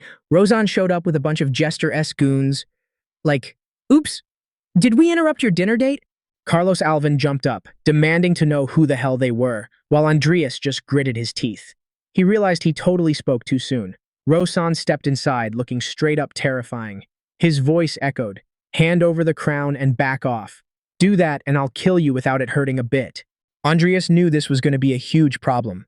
He recognized Rozan, the guy known as the Devil's Sword. Even though he couldn't use the secret arts, Rozan was just as strong as an aura master, cocky and skilled. He used to clash with his mentor all the time. Dishrun. Before he split and dove into the criminal underworld, then Jester recruited him because he saw his insane potential. Gripping his bag, Andreas thought fast. He had to secure Greed and get away clean. He turned to Carlos Alvin and said, "Things are getting messy here. Let's run." Rosen gave a sarcastic smirk and said, "Not happening. Grab him." Right then, Rosen's lackeys charged in, drawing their swords. Without hesitating, Carlos Alvin and Andreas dived through the window, smashing the glass on impact. They booked it as fast as they could, leaving Rosan in the dust. He just laughed. "Well, don't to make this too easy for me, or I'll get bored. Now, it's hunting time." In a hidden part of the woods, Carlos Alvin and Andreas' careful footsteps echoed as they got close to a small dock where a boat was waiting. Totally stressed out, Carlos Alvin kept looking back to see if they were being tailed. He told his buddy, "If we cross the river, they can catch us. Mial is a lawless zone, totally out of the Empire's reach. Once we leave here, these guys won't be a problem anymore." But Andreas wasn't planning on getting on that boat. He turned to Carlos Alvin and told him to go ahead and get help. Carlos Alvin was confused and asked, "What are you trying to say?" Andreas explained, "We can't just shake these guys. It's way too dangerous for us to move together. It'll be easier to escape if I am solo." Carlos Alvin cut him off immediately. "You always spout nonsense, but I get what you're saying. I promise to help you as soon as I can." Reluctantly, Carlos Alvin took the small boat back to the city. Now alone, Andreas was ready to make his move. It didn't take long for Rosan's soldiers to find him. He realized he was free to fight without worrying about Carlos Alvin. Surrounded by the guys, they asked where the other kid was, assuming he had the crown. Andreas threw his bag on the ground and said, "It's with me. Come and get it if you can." With a mocking grin, he drew his sword. That pissed off the soldiers, and they charged in, promising to rip him to shreds. Andreas landed the first hit, but more soldiers closed in, surrounding him. That's when our main character said, "Rudradal," making his eyes glow like crazy. From a distance, Rosen recognized the spell as an undead summoning. Totally intrigued, he watched something massive come out of the portal Andreas conjured, forcing everyone down there to scramble out of the way. The soldiers were stunned to see what looked like a huge arm materializing. "What the hell is that?"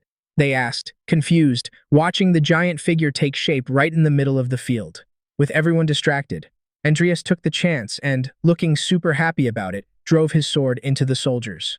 Swinging his blade like a maniac, he started hitting everyone nearby. Rosan watched with a grin, amused to see that Andreas didn't just master black magic, but he was also crazy skilled with a sword. That made him even more interesting, especially with his fencing technique, which showed total precision and guts. While landing a perfect hit on one of the soldiers, Andreas was suddenly interrupted by something that caught his eye. He spun around fast and blocked, causing an impact so hard the ground actually cracked. Andreas and Rosen's swords were locked tight, and the two glared at each other. Rosen asked with a teasing tone, "Who are you really?" Andreas answered jokingly, "Who knows? You guess." With a powerful kick, Rosen knocked Andreas back, thinking his boldness was just some brat acting tough. But the villain started closing in, dragging his sword along the ground.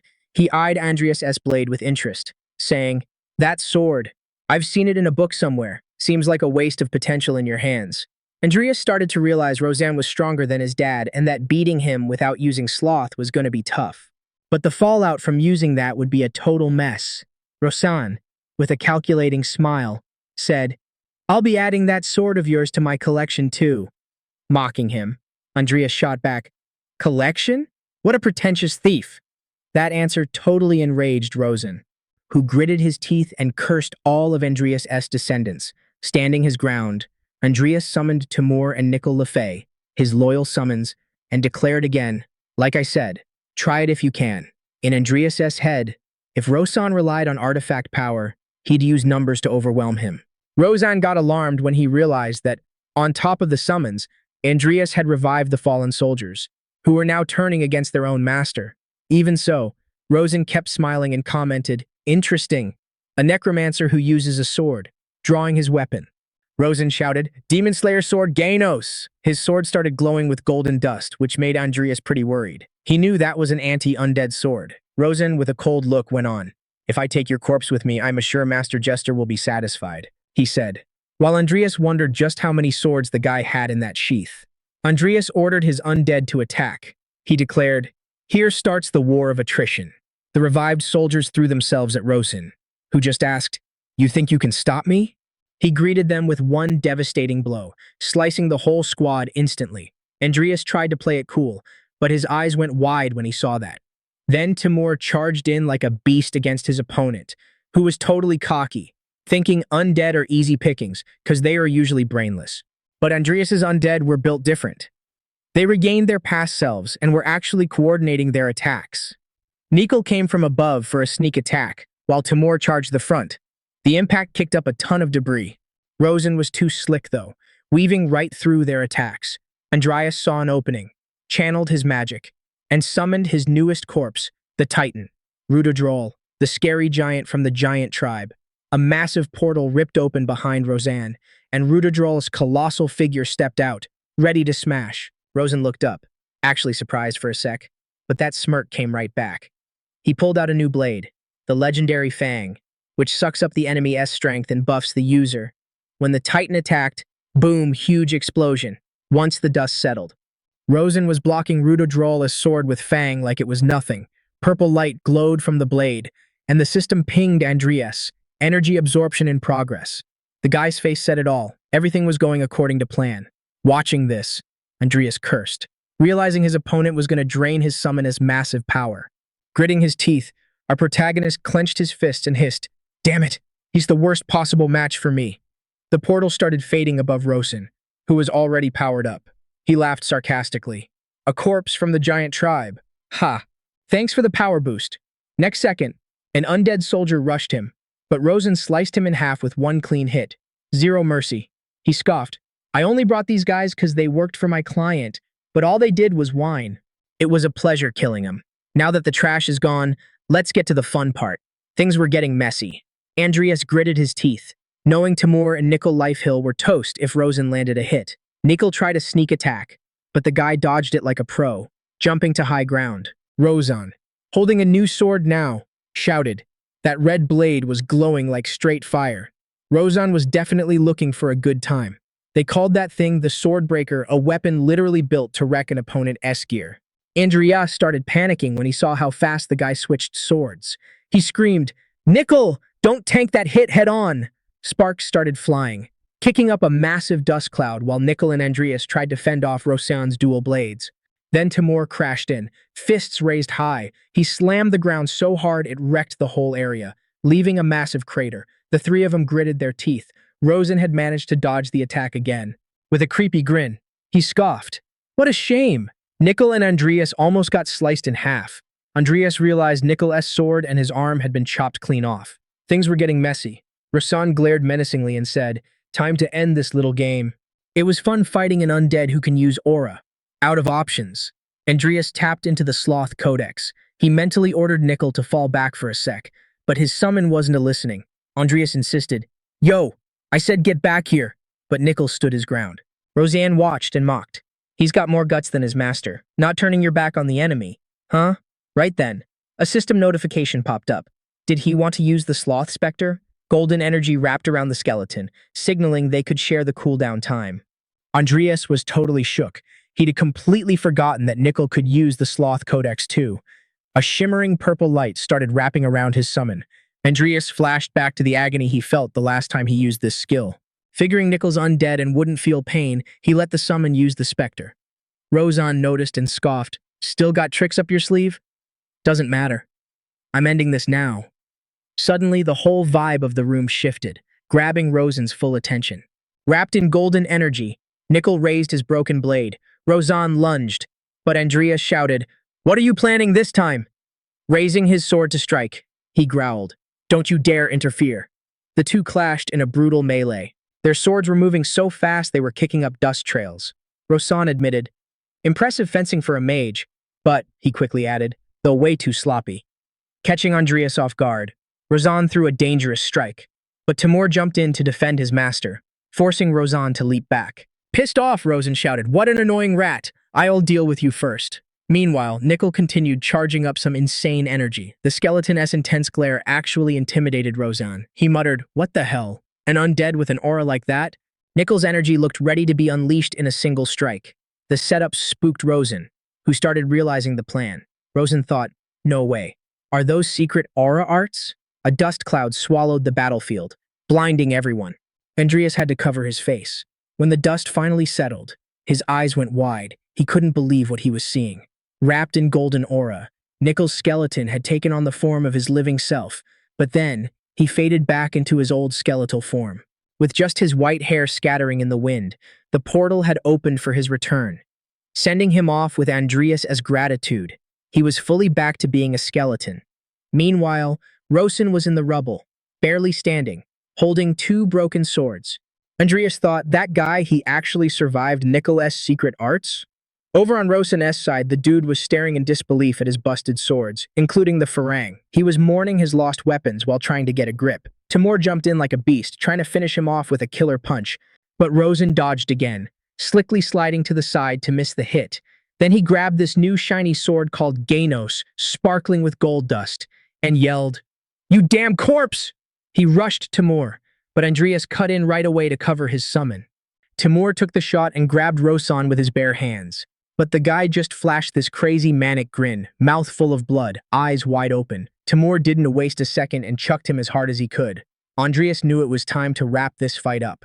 He raised his sword, all wrapped in aura, and declared, "Aegilis sword." Rozan, seeing all that power around Andreas, just went quiet for a sec, wiping the blood off his mouth. He smirked and said, "Now you want to fight, brat?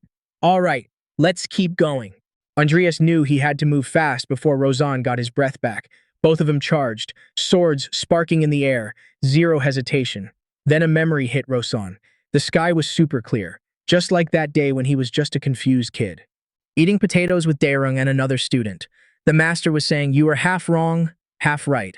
A sword is just a tool, nothing else. And a tool should be the last thing on your mind in swordsmanship." In the flashback, young Rozan was like, "But isn't it obvious? If two equal warriors fight, the one with the better gear wins." Daerung gave him a hard look and explained, "That is true for a fight between average Joes. But in a fight between those who reach the level of Aura Master, victory depends on your understanding of swordsmanship.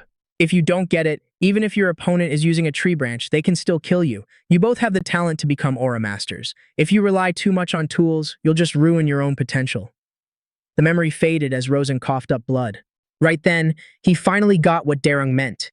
An undead using a secret aura technique with a broken sword. It was living proof of what his master said. Rozan smiled and mumbled, "I should be listened to that old geezer." Then he dropped to his knees, totally spent. Andreas sheathed his sword and walked over, while Rozan, still gasping, asked, "Brat, are you that old man's apprentice?" Andreas proudly said yes, with a bitter smile. Rozan admitted, "Makes sense. Even your sword smells like potatoes." Silence hung under the starry sky. Across the river, Carlos Alvin was meeting up with a bunch of guys in matching cloaks. He said firmly, "Over here. Hurry. Get in the boat." He sounded rushed, scared they might be too late. Just then, heavy breathing came from the water. Andreas popped up in the river, holding on to the boat. Carlos Alvin rushed to help him, while Andreas, acting his heart out, said, "I thought I was gonna die. Quick, pull me up. Please." Carlos Alvin asked how he managed to swim all the way there. But as he climbed into the boat, Andreas explained, "They all jumped me at once, so I ditched the land and swam here like a maniac." Carlos Alvin, sword in hand, yelled, "Those bastards!" But Andreas told him to chill, pointing at his bag and saying the luggage was safe, with water dripping from his green hair. He smiled and said, "First off, Muriel is just that kind of place, isn't it?" Even with everything looking settled, Carlos Alvin wasn't that naive. He knew one of those guys had a seriously strong aura. So he said, "I finally get it, Andreas." He looked at him confused, and Carlos Alvin cracked a joke. "I finally get why everyone calls you Seaweed Head." The mood lightened up, and everyone on the boat cracked up. Some time passed, and Andreas was on top of a mountain, facing a cave with a dim light coming out. Weird noises were echoing from inside. Inside, Andreas was trying to help Nickel, fixing his new hand. "Done. Try moving it. It's a sword demon sarm, so it shouldn't be too bad," he told Nickel, who was opening and closing his new hand. Andreas sighed with relief, seeing Nickel was properly patched up. Suddenly, a notification popped up in front of Andreas. Spectre of Sloth has a 32% chance to evolve. Evolve? Plus, the system said the fighter Hent had an 88% chance. Andreas thought to himself, the evolution chances went way up after fighting Roseanne. Evolving Timur now sounds like a solid plan. He accepted. Timur, totally confused, started feeling something weird in his body as a shimmering light wrapped around him. The system said he was evolving with 342 hours left on the clock, but then something glitched. Everyone was confused, question marks popping up in their heads. Meanwhile, Andreas was thinking, maybe I should start working on my elemental magic when I get back. But there's also something I want to research. At Jester S Mansion, a different showdown was happening. "Why is Morndorsky S apprentice here?" Jester asked, totally annoyed. Andreas's old professor, shaking like a leaf, answered, "I heard I'm getting kicked out of the congregation." Jester confirmed coldly, "Yeah, and I'm the one who suggested it." He explained, "The congregation doesn't deal with unworthy people, especially someone who can't even manage a single disciple properly." The old professor, super pissed, yelled, "That's not fair." Jester, stone-faced, kept going, "Let's pretend none of that happened. Have you ever done anything useful for the congregation? No research results? No useful artifacts? On merit, you are way below your problem child of a student. You surely know how important it is to protect a single codex, right?" The old man stayed silent, until Jester asked him straight up, "Do you want to stay in the congregation?" Shaking, he answered eagerly, "I'll do anything. Please, tell me what to do." Jester crossed his arms, took the chance, and revealed, "The location of the ancient magic beast K has been found. It's real close. In Hodlin." Charon's eyes popped wide open when he heard that. Canaan was like this legendary creature from the age of myths, described in ancient texts as a headless figure, with 4 arms, totally capable of dominating intelligent beings and draining their strength using nasty, low-level spirits. Jester held out a red crystal and said, "I'm gonna give you Canaan's location, how to catch it, and the power to control it. Once you've tamed that magical beast, drag your insolent disciple here to me." Charon got the message loud and clear. Jester was pissed at Andreas for snatching up Sloth for himself and acting all out of control. This mission was the perfect chance to get rid of that trouble student, and, at the same time, maybe score a powerful magical beast. Jester wrapped it up, saying, "We're going to pretend this conversation never happened." Charon figured this had something to do with a deal involving Salem Edidia. Determined, he shot back, "Leave it to me. It's my duty as a teacher to discipline and guide a rebellious student." The next day, at Hlin Academy, Andreas showed up with massive bags under his eyes, grumbling to himself, "Learned my lesson today. Should have done my research somewhere way more comfortable." As he walked, he was totally turning heads. Just when he was about to chill, an annoyed, familiar voice called out, "Mr. Andreas?" It was Lucia Sweet, but clearly ticked off. "Why are you ghosting my calls? Is your tablet just for decoration or what?" Andreas, caught off guard, made up some excuse about being busy with a friend. He apologized and noticed Lucia and Vivian were hanging out together. Lucia, all excited now, showed him her tablet and asked, Anyway, did you see this alert? Ishtos. An alert popped up saying an unidentified spirit had been spotted in the dorms, so they were locking the place down temporarily for safety. Andreas grabbed the tablet immediately and read the notice.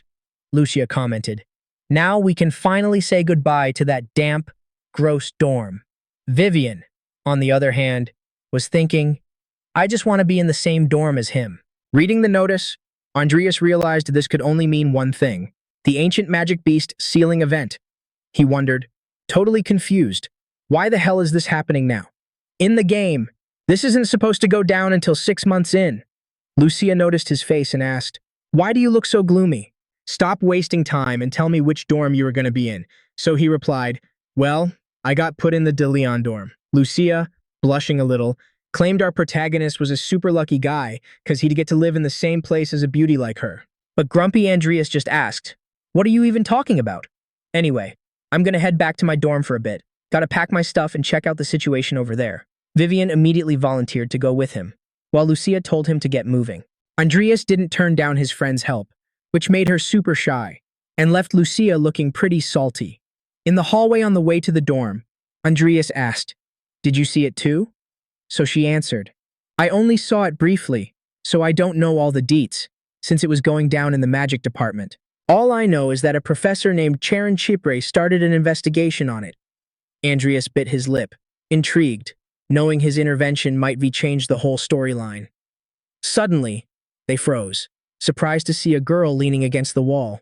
It was Diane. She looked like a straight-up zombie, drooling from her mouth as she muttered, "This one is wrong too." Andreas rushed over to her, calling her name, but she instantly snapped, "Don't touch me. Don't talk to me." He realized something had taken over his friend. There are 2 mid-level boss types, including Charon. In the game, only one of them had gotten their hands on Kanan, since the other hadn't made a move yet.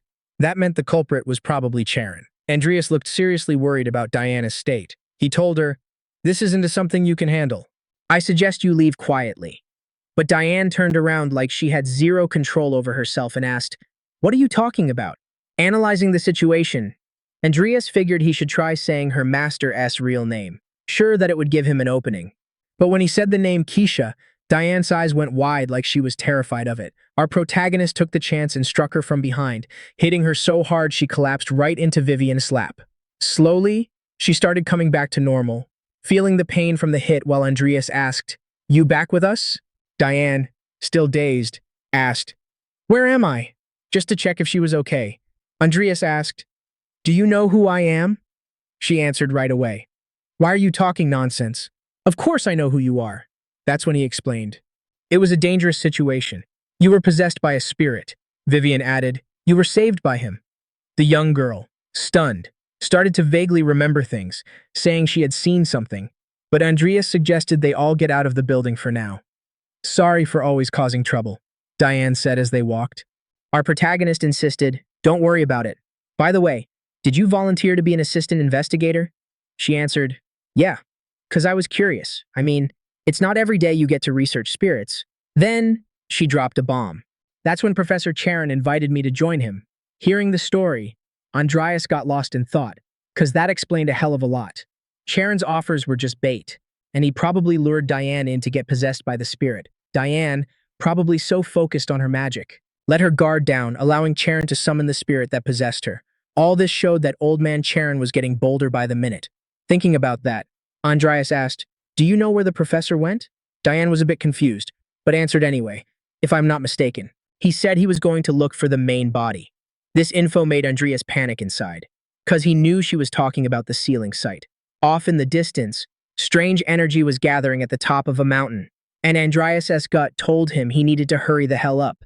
Charon was there, standing in front of a statue that was sucking all the energy from the bodies lying on the ground.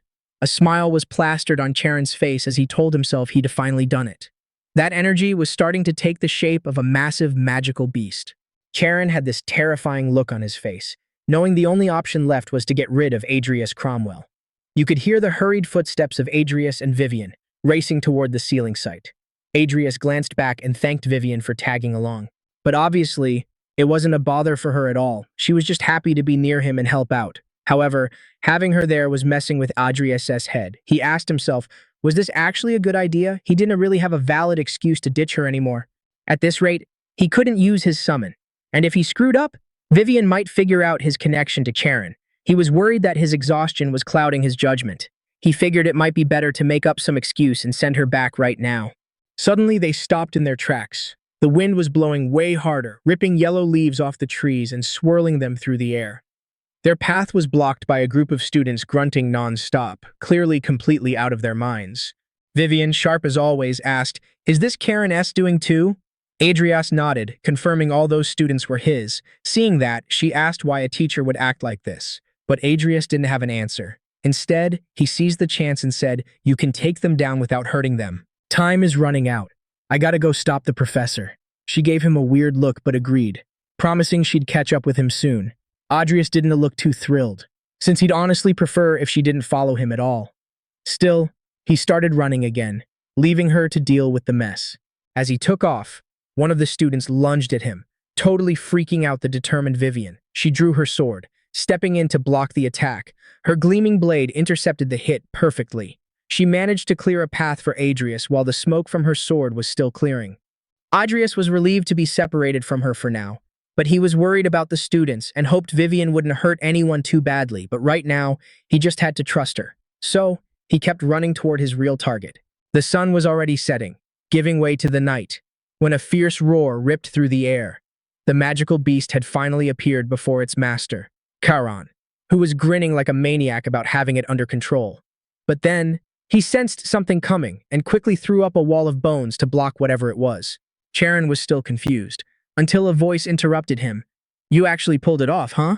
It was Adrius who had crashed the party, surprising the old man. He walked up slowly, his cape flapping wildly in the wind. Charon, sounding desperate, asked, "Why are you here?" Our protagonist looked around, realizing he was a little too late.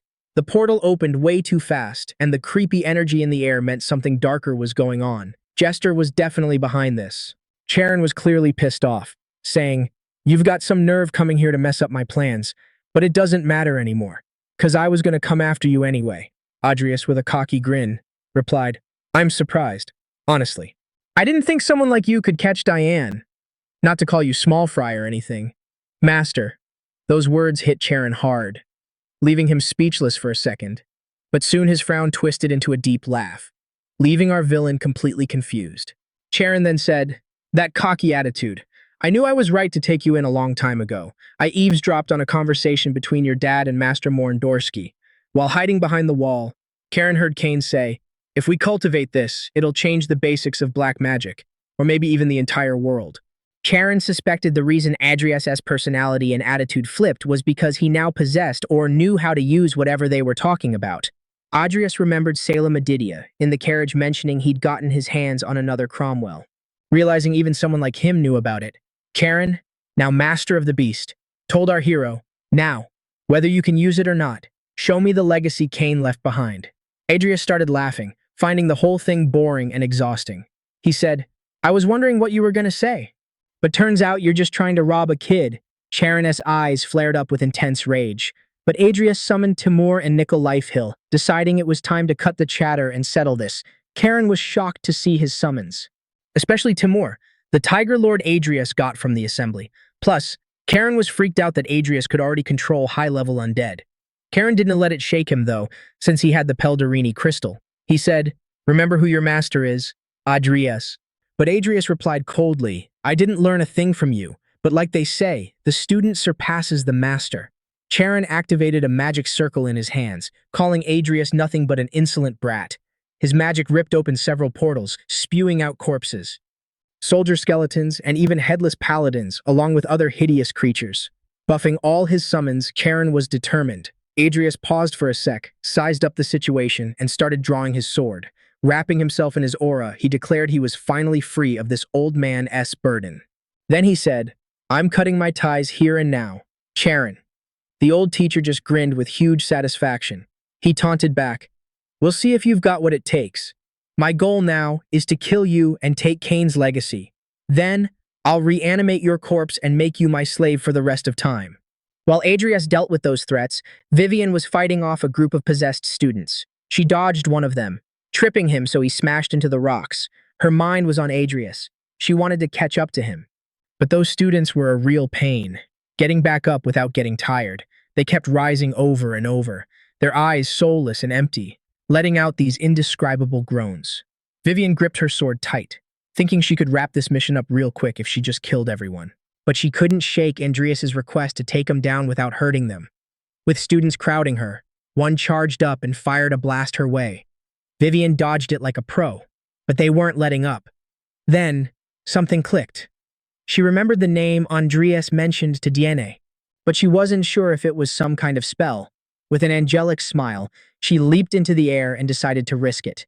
She started testing names while smacking the students, shouting stuff like, "Ken!" The hit was hard enough to drop him. She was pretty happy with that. But seeing the kid's face planted in the dirt, she started wondering, did I get it wrong? A second later, she spun around and saw another student prepping a spell. Vivian delivered a kick, shouting a different name, Kusuim. She kept rattling off random names like Puha, Keeman, and Kusin. She was getting tired and the students were beat up, but they kept getting back up. Vivian paused and thought, if I keep this up, I'm going to seriously hurt them. Maybe it was Kin. When she said that, their eyes went wide, just like DNAS did. Seeing the reaction, Vivian knew it was working. All she had to do was smack him one more time. The spirits infesting the students started becoming visible. She hesitated for a sec, but she knew she had to end this fast. Launching herself off the ground, she charged the students. But the spirits were waiting and rushed her. Her eyes went wide as that evil energy closed in. She struck the shadow as it got denser and denser. That's when she heard a voice. "What are you hiding, Vivian?" The spirit had grown massive, warping the space around her like the cosmos. Vivian was shook hearing that voice whisper in her mind. "Either way, you're going to get tossed aside. That is your fate." Her eyes filled with tears hearing the spirit's words. Trying to fight the words, she heard, "You put your trust in a stranger when even your own mother threw you away." She saw herself as a little girl again, chains on her hands, shackled to her past. As she sank into the deepest abyss of her fears, the voices kept tormenting her. "I was hoping for a son. I wish I'd never given birth to you." Vivian covered her ears as tears streamed down her face. The spirit kept messing with her head, rubbing it in. "Your existence is a total mistake, and everyone around you is going to die 'cause of you." Then he asked, "Why don't you just die alone and keep it quiet?" She fired back, "If I disappear, will Lord Adrius Cromwell be safe?" She had no clue the other students were closing in, while she was getting taken over by the same spirit controlling them.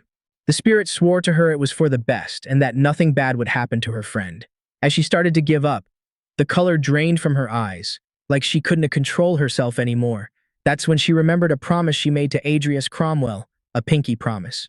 Andreas's voice popped into her head. "Please, keep that promise. I'll always be looking out for you." That promise they made that day made her hesitate. It felt like worlds were crashing together in her mind, and the weight of the decision hit her hard.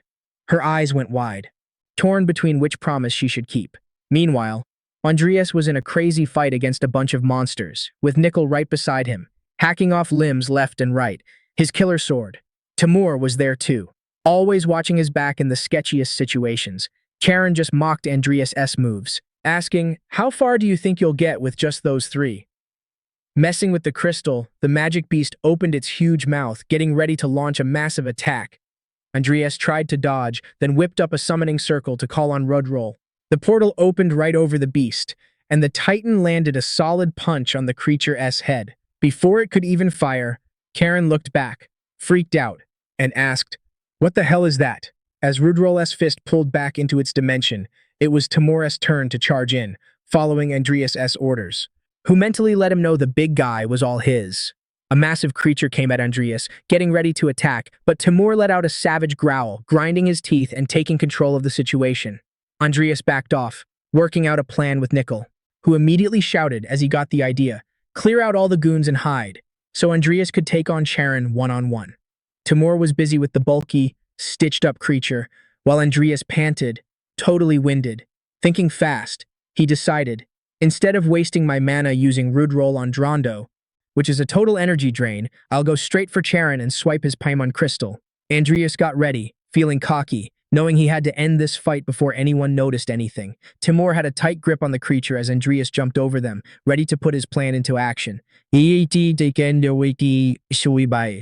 The magic beast let out a piercing scream as it recovered, and Charon laughed. Sure, his powerful pet wouldn't lose again.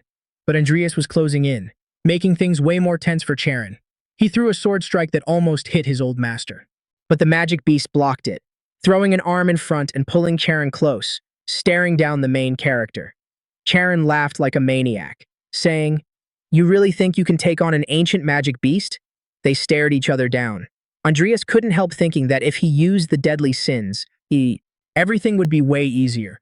But he knew greed has a habit of backstabbing, and sloth was still on cooldown, making things tricky. So he decided to tick off his opponent, saying, "Looks like you are into antiques.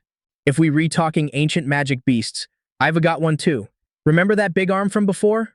Hearing that, Charon's eyes bugged out. "Is it a giant? Where'd he get something like that?" Charon thought. Adrius looked confident, saying, "Next time, I'll have him crush your head, old man. No mercy." The guy's plan was clear. He needed to provoke Charon as much as possible to throw him off his game, but Charon looked calm and just dared Adrius to try and beat him if he could. Suddenly, Adrius stared at the ground, jaw dropped. He'd walked right into a magic circle drawn on the floor, which triggered an explosion, blowing everything sky high. It was some kind of mysterious liquid. While Charon laughed his head off, droplets of that liquid hung in the air. But none of it touched our main guy, who was floating above the scene, standing in the sky and glaring at Charon. How? Charon thought, totally confused as Adrius landed without a scratch. Even Adrius didn't seem to get what just happened. He looked at his hands, thinking, is this vampire blood magic? Adrius remembered his last run-in with the vampire Angela Lucifer at the start of his journey. Realizing this might be from the bite she gave him. I get it now. Charon was probably studying Angela's blood, the protagonist thought. A bit desperate, Charon, clearly rattled, asked, "How did you survive that high-level blood magic?" Now that he understood what was up, Adrius teased his old master. Who knows? Maybe it's thanks to a gift from Angela Lucifer. The truth hit Charon hard. Sweat dripped down his forehead. He yelled, "Don't tell me you're the one who let that vampire escape." Adrius laughed, satisfied, finally getting to drop the truth bomb. My bad. Maybe you should be treated your student better. Rage took over Charon. His veins popped, his eyes turned red, and he let out a scream of pure fury. The sight of his rebellious student made his blood boil. But Adrius stood there, totally unafraid. Charon threw a massive punch, but Adrius dodged it like a pro. The attack smashed into the ground, sending debris flying everywhere. Charon charged, screaming, "How dare you? How dare you ruin my one shot at life again?" The magic beast under Charon's command launched another attack at Adrius, who dodged it with style again. The main character's plan was working perfectly. He noticed Timur was holding off one of Charon's creatures, while Nickel had managed to hide. Seeing this, Charon fired off a silent command to the beast, ordering it to find Nickel. At that moment, the battle was still going crazy. Adrius struck with his sword, creating a golden glow. The attack was blocked by the magic beast again. Meanwhile, Charon, totally stunned. He had to admit, Adrius was way nastier with a sword than he figured. With a slick move, Adrius got right behind Charon. By the time the old geezer noticed him, Adrius' sword was already coming down. But that beast blocked the attack like a total wall again. The hit sent Adrius flying, spitting blood from his mouth. But while Adrius was lying there unnoticed, Nickel took the chance. With a clean, silent cut, he sliced off Charon's hand holding the Feldian crystal. Charon's eyes popped out in pure panic when he saw his arm gone. Adrius, still on the ground with a bloody face, started cracking up as Charon's dying scream echoed through the woods. The sound was so loud it shook the trees. Adrius struggled to get up, saying thanks. Nice work, Nickel. Meanwhile, Charon was clutching his stump, groaning in pain. He stared at the crystal on the ground. He was totally losing it. The magic beast roared, sensing the crystal was gone, which freaked the old guy out even more. Cursing, Charon yelled, "Shit!" The chaos control. Without thinking, Charon dove for the crystal, trying to grab it with his other hand. He knew he couldn't lose that artifact. It was the only thing keeping him in charge. The beast's shadow was already looming over him. But then, something crazy happened, freezing Charon and making Adrius' eyes go wide. In a brutal move, Charon got yanked upside down. The beast chomped on him right there, blood spraying everywhere. The thing ate half the old professor, killing him instantly right in front of the MC. The magic beast stood up again, staring straight at Adrius. He mentally ordered, "Nickel, please get his attention. We gotta get that crystal back." But then the unexpected happened. The creature smashed the thing controlling it to pieces. Shit, was all Adrius could say. He and Nickel stood there clueless, watching the crystal S dust blow away in the wind. Even Timur and the monsters he was fighting stopped in shock, while the magic beast roared, getting ready to attack. Opening its huge mouth, the creature fired a massive shot. Adrius yelled, "Dodge!" The blast exploded in flames, throwing rocks and debris everywhere. He tried to block with his sword, but a giant hand grabbed him and lifted him up. Panic hit the MC as the beast squeezed him. With its other hand, the creature tossed Timur away so he couldn't get close. Adrius started grunting in pain as the beast crushed him, but just in time, Vivian showed up and cut the hand holding him. "Vivian!" Adrius shouted as he fell, while she sped up to catch him. She raced against time and managed to grab him before the fall killed him. She was focused on saving her friend, but the magic beast was already staring at her, ready to attack from behind. "Vivian, watch out!" Adrius yelled desperately. But before the creature could do anything, a blur slashed through it. The impact kicked up a ton of dust. Adrius, still on the ground, screamed Vivian, trying to figure out what happened. Then he saw Timur there, holding her. She was out cold, but safe. Adrius felt a sec of relief, but knew the fight was far from over. He opened his subdimensional space and pulled out the Tiara of Greed. He wanted to research it more before using it, but anything was better than dying right there. As soon as he put on the tiara, the system pinged. Original sin detected. Greed. Do you wish to use it? Adrius answered firmly. Accept. Vivian started waking up slowly, still groggy, but her eyes went wide when she saw Adrius. She was watching Lord Adrius Cromwell face the wrath of that creature. But looking closer, Adrius's vibe had completely changed. A maniacal smile appeared on his face, and his eyes glowed a bright red. The magic beast launched a direct attack, but Adrius dodged it without thinking, saying in a weird tone, "Filthy ancient beast." He sliced the creature's attack in half and declared, "I'm gonna turn you into an undead and make you my slave." Taken by the spirit of greed, he let out a creepy little smirk. He swung his sword with crazy strength. The blade hit the beast's skin, sparking bright and forcing it back. He landed fast, analyzing the situation. Absolute defense that only reacts to perceived attacks. Then he remembered Vivian's surprise attack and concluded, unexpected attacks work. "Nickel, be the bait," he ordered. Nickel obeyed immediately, hitting the creature with fast, sharp strikes. Vivian, now fully awake, watched in shock. "Is that an undead?" she asked, seeing Nickel wielding his sword against the beast, but she also looked up and saw Timur, muttering in surprise. Lord Timur. While Nickel kept the creature busy, Adrius prepped his final blow. With a sinister smile, he stabbed the beast with everything he had, making it growl in pain. "Now I'm gonna make you an undead," he said, satisfied. The system notified. Sealed sword.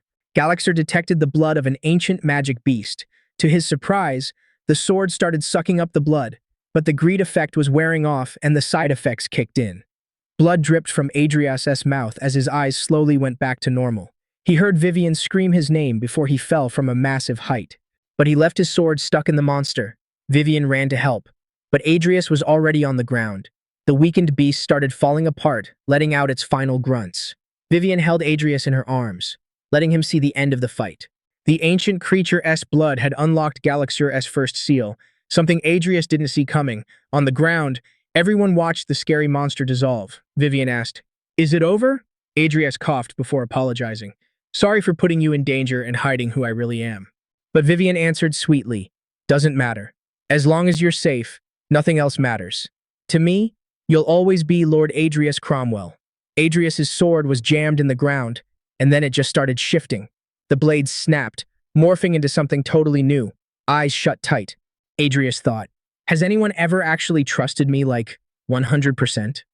A few days later, the 11th opening ceremony popped off in the Academy's massive arena. The MC called up Luis Artman, top of the class, obviously telling everyone how he crushed his grades and was on his best behavior.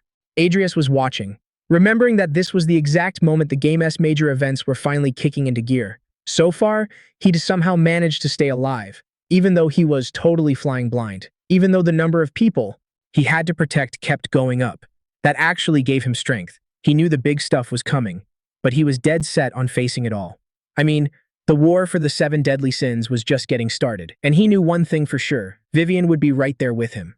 And that wraps up Season 1 of Necromancer's Evolutionary Traits. Everyone was on the edge of their seats waiting for the oath from the Rodland Academy freshman rep. The second he stepped up to the mic, looking super serious, he said, "I, Luis, and the new students promise to stand with our teachers and fight to be the spear and shield protecting the Empire and its people. We are going to be the heroes who bring glory. I swear it." He said it with so much confidence everyone was totally locked in. As he walked off stage, his face got even more serious while he scanned the crowd. "So, these guys are going to be my teachers. They look seriously strong," Luis thought. Suddenly, something caught his eye. Adrius was standing there, arms crossed, looking just as intense. Luis noticed something weird and thought, "Wait, doesn't that cape mean he's in the magic department? Why is he carrying a sword then?" Luis smirked a little, like he just confirmed something to himself. Rodland Academy's got some pretty interesting characters. Hanging out at the academy was even more hype with the spring tournament vibes. Everyone was talking about how sick the random matches looked, no matter what department they were from. While Luis was walking through the arena, he heard some guy talking to his friend. "Yo, don't to get too hyped just 'cause classes are canceled. We are just freshmen now, so we were chillin'. But next year it's gonna be our turn. For real, they could just watch without stress," which was a solid chance to learn and get some XP for later. Right then, Luis thought, watching's gotta be good since I can see all kinds of skills and techniques, especially with the magic department involved. Lost in his own head, Luis ended up bumping into another student and knocking over his coffee. "You jerk!" The guy screamed, veins popping out of his face, totally pissed. Luis tried to apologize immediately, saying he wasn't paying attention, but the guy cut him off.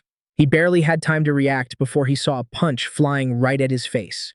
"Use your eyes, moron!" the guy taunted, throwing a straight punch. Luis tried to block, but the hit was so heavy he got thrown right into the table where DNA Alvin was sitting. The impact was hard enough to knock over her coffee mug.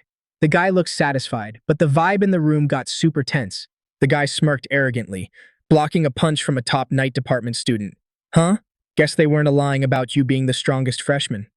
Luis stayed quiet, looking at his hands, but he didn't look happy about it. He thought to himself, his punch wasn't that fast, but it was so heavy I couldn't fully block it. The guy kept provoking him, "But you know, this uniform's pretty expensive. I'll let it slide if you give me 100,000 wills." Right then, Lucia, who was sitting with Vivian and DNA Alvin, jumped up and yelled, "That's total extortion! Have some dignity! What are you, a beggar?" DNA Alvin added with a serious look, sounding like a total boss. "Are you really willing to get disqualified just to cause a scene in the street?" Dina Alvin's voice was intense as she finished, "Tolan senpai." Both Luis and the guy looked at her in surprise. She kept going with her logic. "You are the one who owes me 100,000 wills." Tolan gulped when he realized who he was dealing with. Dina Alvin raised her arm, showing off her uniform totally soaked in coffee. She pointed at him and said, "Look at my uniform." Tolan didn't have a comeback, so he just turned to leave, mumbling that Luis just got lucky. Thanks a lot for helping me," Luis said, feeling kinda awkward. Dina Alvin just said, "It was nothing." Meanwhile, Lucia, blushing a little and smiling, said all excited, "Oh, you are the freshman rep, right?" Luis grinned. "Yeah, that's me, Luis Artman. Nice to meet you." The girls started introducing themselves and chatting about Luis's bad luck getting into trouble so early. Meanwhile, Vivian just sat there quietly, sipping her coffee, still feeling kinda embarrassed. Luis heard DNA Alvin say, "It's cool, honestly. That guy is top tier in the night department anyway." "It's cool, honestly. That guy is top tier in the night department anyway." Suddenly, Vivian stood up and just said she was leaving, which kinda surprised Luis. "Adrias' match is about to start," she said, blushing just thinking about it. "Oh, are you one of the seniors from the night department?" "Nice to meet you," Luis said, totally pumped. He reached out to shake her hand, but Vivian just stayed silent, making things even more awkward. She gave him a weird look, but the moment was cut short when Lucia burst out laughing. "Don't mind her. She's kind of quirky. I want to see the match too. Why don't you join us?" Lucia suggested. DNA Alvin also wanted to watch and was surprised Lucia was interested, since she usually hated this stuff. Lucia just replied, all excited, "Don't say that? Sometimes even I get hyped." Dean Alvin was like, "We're about to bounce. You want to tag along?" Luis was all, "Yeah, I'm already on my way," because that was something he actually wanted to do. So he linked up with him fast. Inside the arena, the crowd was totally vibrating with hype. That match was sick. As expected of Rodlin, those guys are just built different, Louis said, completely shook.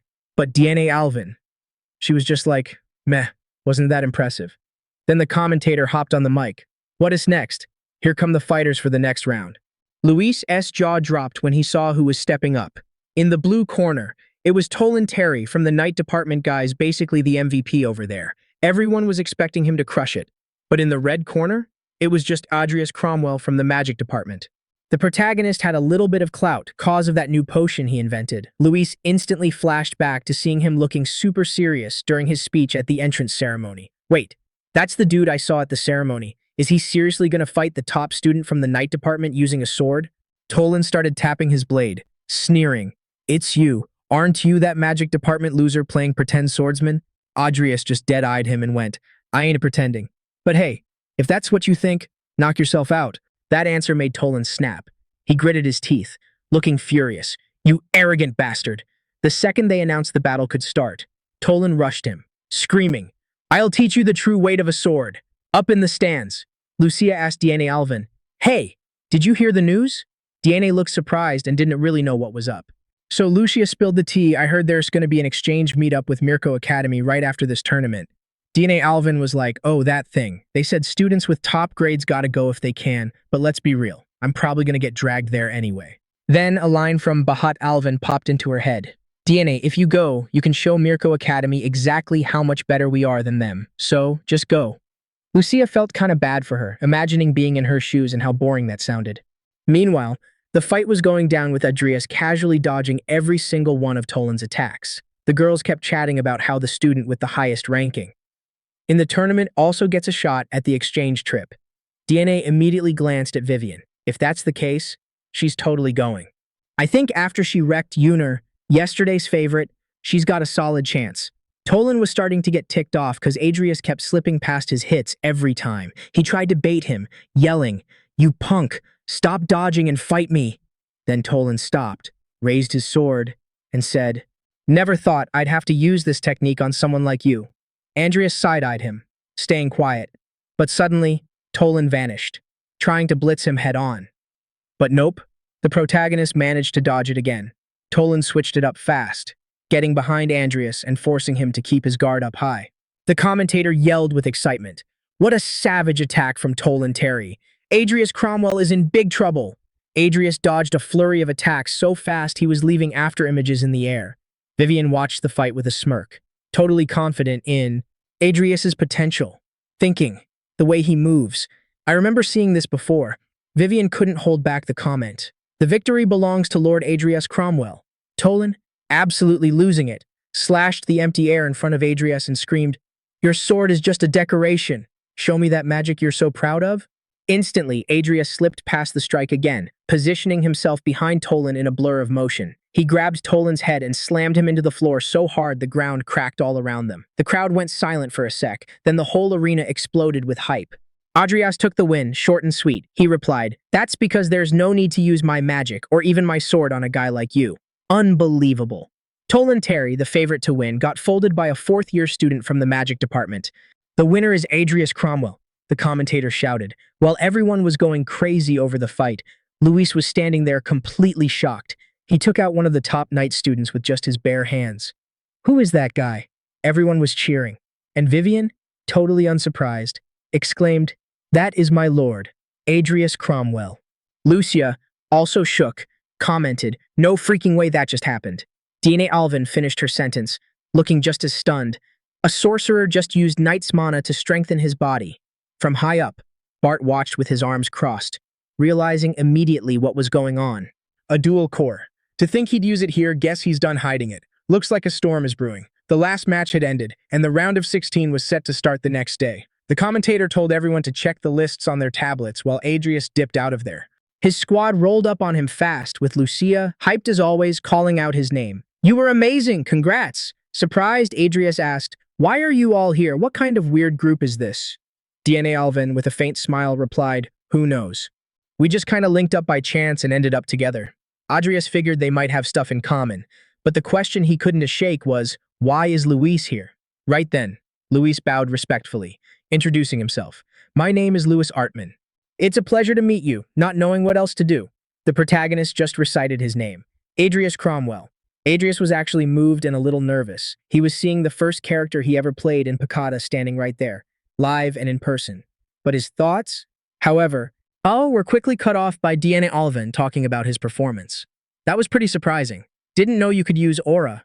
She stepped closer, trying to analyze him, and continued. You never learned to use a sword before because you knew you had a special constitution, right? So that's why you only started training with a blade recently. Adrius broke into a cold sweat at how precise her analysis was, but he quickly confirmed that was exactly it. Right after, Luis was like, "Yo, how did you move like that if you just started learning how to use a sword? Do you have some kind of special training method they don't teach at the academy?" His eyes were literally sparkling with the urge to learn. Adrius knew Luis was dead serious, because his hunger for knowledge was what drove his learning. Adrius smirked a little and answered, "It's no big deal. I just use mana to buff my body." After Roseanne took off, the only teachings Deshure accepted were Adrius S. As for Luis, he just trained a bit because he was interested in his talent. Luis looked at his hands, curious about how aura could buff the body, but soon scratched his head, feeling awkward, saying, "If you don't mind, could you show me once?" It's hard to get it just with words. Adrius got thoughtful. Of course, he wanted to teach Luis everything, but he knew that wasn't something that could be done in a day or two. Besides, he was sure Luis would level up on his own anyway. So, he raised his hand and replied, I am kinda busy with the match right now, maybe later when I have some free time." Right then, Luis bowed, saying thanks. Kinda awkward with the whole situation, Adrius commented that, even though Luis was a newbie and had just joined the academy, his hunger for knowledge was actually insane. Lucia, poking the main character, said, "Speaking of which, you're seriously terrible. We spent half a year together researching potions and you didn't tell me about this." In response, Adrius apologized, remembering that back then he didn't want too much attention. Meanwhile, Vivian, having intrusive thoughts, was thinking, together for half a year? Lucia kept talking. "So why are you doing stuff to stand out now?" Adrius cleared his throat for a second before saying, "Thought it to be cool to join the exchange. You guys know it's hard to climb to the top with just magic." But the reality was that Adrius' low-key style was because the playable characters might kill him if he stood out too much. Lucia agreed instantly. After all, everyone could see Adrius' talent for magic wasn't anything extraordinary. While they chatted, Adrius thought about the event. The exchange was something never seen in the game. There was no need for him to go out of his way to participate. But there was someone at Mirko Academy he wanted to meet, Kashurin Volga, another playable character. At that moment, Vivian pointed out she'd do her best to join the event with Adrius, and Lucia realized how ambitious they really were. Suddenly, cutting everyone off, Diana Alvin looked at her tablet and commented, "Well, since we rejoining, wouldn't hurt to aim for the top, right? Let's check the match list." Checking the list, it turned out Vivian, Dine, and Adrius were in totally different groups. "So," Lucia commented, "assuming you all keep winning, Vivian and Diane will face off in the top 4, and whoever wins takes on Adrius in the final." With a determined look, Diane was super confident, just like Vivian, who declared that losing wasn't an option. Adrius, for his part, said he'd do his best to keep going.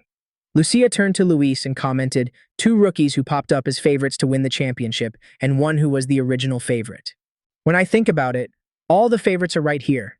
Luis couldn't even believe his luck finding all these amazing people in one place, but Lucia insisted. "I am serious. Rookie, you should really feel honored." 5 days had passed and the 58th spring tournament at Rodlin Academy had reached the finals. The arena was packed. The announcer asked all competitors to enter the arena.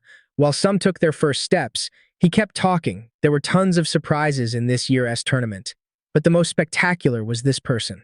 For making it to the finals of the 4th year of the Magic Department, student Adrius Cromwell. Adrius took his spot, showing a confident look. While someone else walked out, the announcer continued. Facing him, the one who took down Vivian Belkin and became an unexpected protagonist in the 4th year Magic Department tournament. Dina Alvin. This is the first time in 12 years we'll have a final where both competitors are from the same department. In the audience, Vivian was blushing. She called Adrius Mr. Adrius Cromwell and told him to do his best. This caught Lucia's attention right next to her. She seems like a totally different person from when she is fighting. Attention snapped back to the arena when they announced the match was about to start, driving everyone crazy. Diana Alvin and Adrius were face to face when she spoke. "Sorry, but I'm not handing the champion title over to you, Adrius. With a smile, he replied, then you better come with everything from the start. As soon as the match kicked off, Diane Alvin raised her hands, activating two intense flames in them. Staring him down, she showed total confidence, saying, as you wish, I'm going to end this quick. The crowd's jaws dropped. Seeing the small flames get stronger and multiply, Adrius touched his sword, ready to draw it. Sure, he was going to have some fun. Wasting no time, he rushed at DNA. DNA immediately ordered the flames to go meet Adrius, exploding at different times. But he skillfully dodged all of them, getting closer and closer. Then she threw a fireball that looked impossible to dodge cause of how close she was.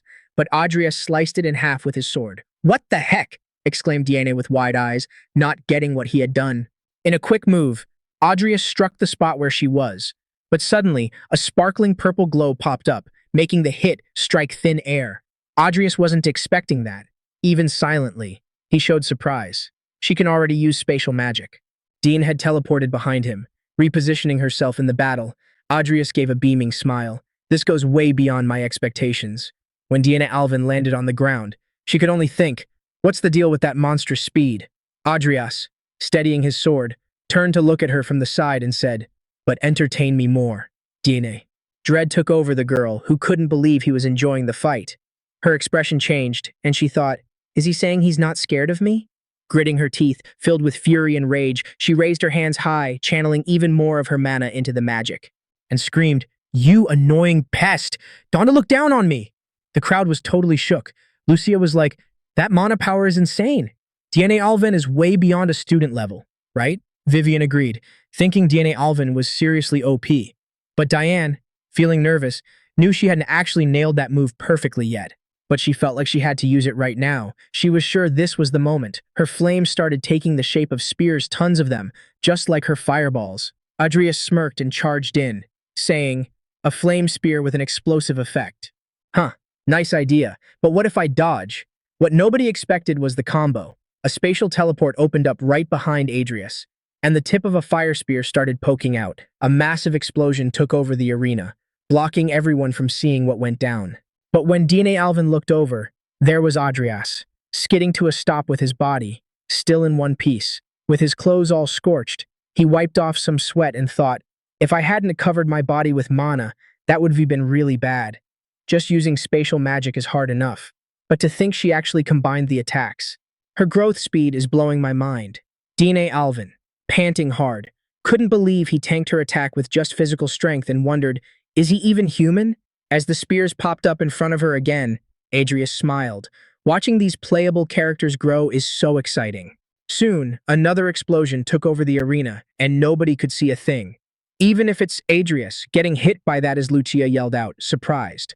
Her face, though, showed total fear when she saw the look and killing intent Vivian was giving off. The dust was still thick, and Diane started laughing, sure that she'd pulled it off. With a cocky smile, Diane stated, victory is mine. But before she could finish her sentence, a deep cut was slashed into the ground, and she dodged fast. Looking at how deep the cut was, she thought, the arena dad personally fixed and reinforced cause it got broken 5 days ago. Adrius walked closer, saying, you showed me something awesome. Thanks a lot. Now let me show you something cool too. Dark energy started wrapping around him as he walked and explained,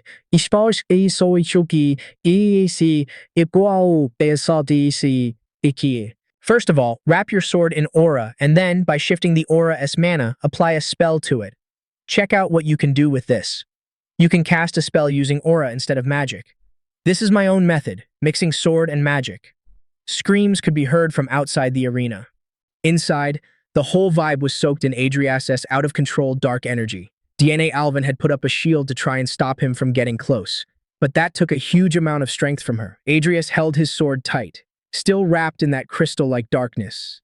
DNA Alvin looked at her cape and realized she'd been hit. Well, what is this? Meanwhile, Adrius was smiling, actually impressed that she blocked the attack. To think you had such a crazy trick up your sleeve. Is this also cause of your special dual-core traits? Asked DNA Alvin, taking off her cape. Adrius, with a confident smirk, answered to himself, this technique is because of the vessel trait. Diane narrowed her eyes, analyzing him, while Adrius looked away to the side, thinking, now some spectators definitely must be noticed my trait isn't to just some random dual core.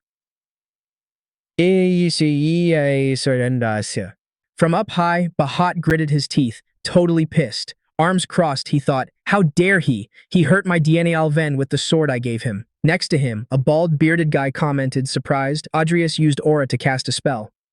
Is that even possible? Bahat looked at him, intrigued for a sec, but then answered, unless there's no difference between aura and mana, and if the whole body is turned into a mana reservoir, it might be possible. Meanwhile, Diane stood still, pretty much out of mana. She knew she could only use 3 more powerful spells and had to be careful. With her mind racing, she clenched her fist, thinking, I gotta watch out for that weird fire on his sword and close-range physical attacks.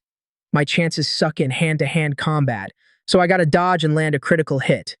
Seeing she wasn't making a move, Adrius teased. What are you thinking so hard about in the middle of a match? With a smile, she replied, about a path to victory. Adrius smiled and charged at her, jumping with his sword loaded with dark aura and saying, same as me. Then, when he landed, he unleashed a slash that left black trails in the air, but Diane managed to dodge using spatial teleport. That caught Adrius by surprise. Right after, DNA Alvin's cape revealed a magic circle that activated instantly. Shit, thought Adrius, jumping away from a huge explosion caused by the circle. Diane didn't waste time. She was already waiting with power active in her hands. Adrius charged again, swinging his sword, but she teleported somewhere else, positioning herself behind him, raising her hands.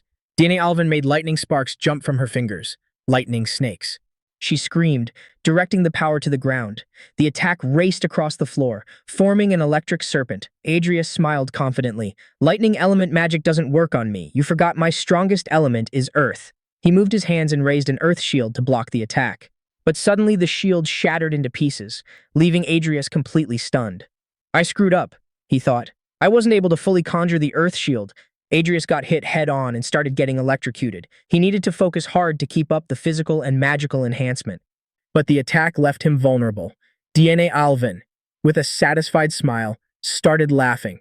You let your guard down, didn't you, Adrius? She started prepping a fire spell.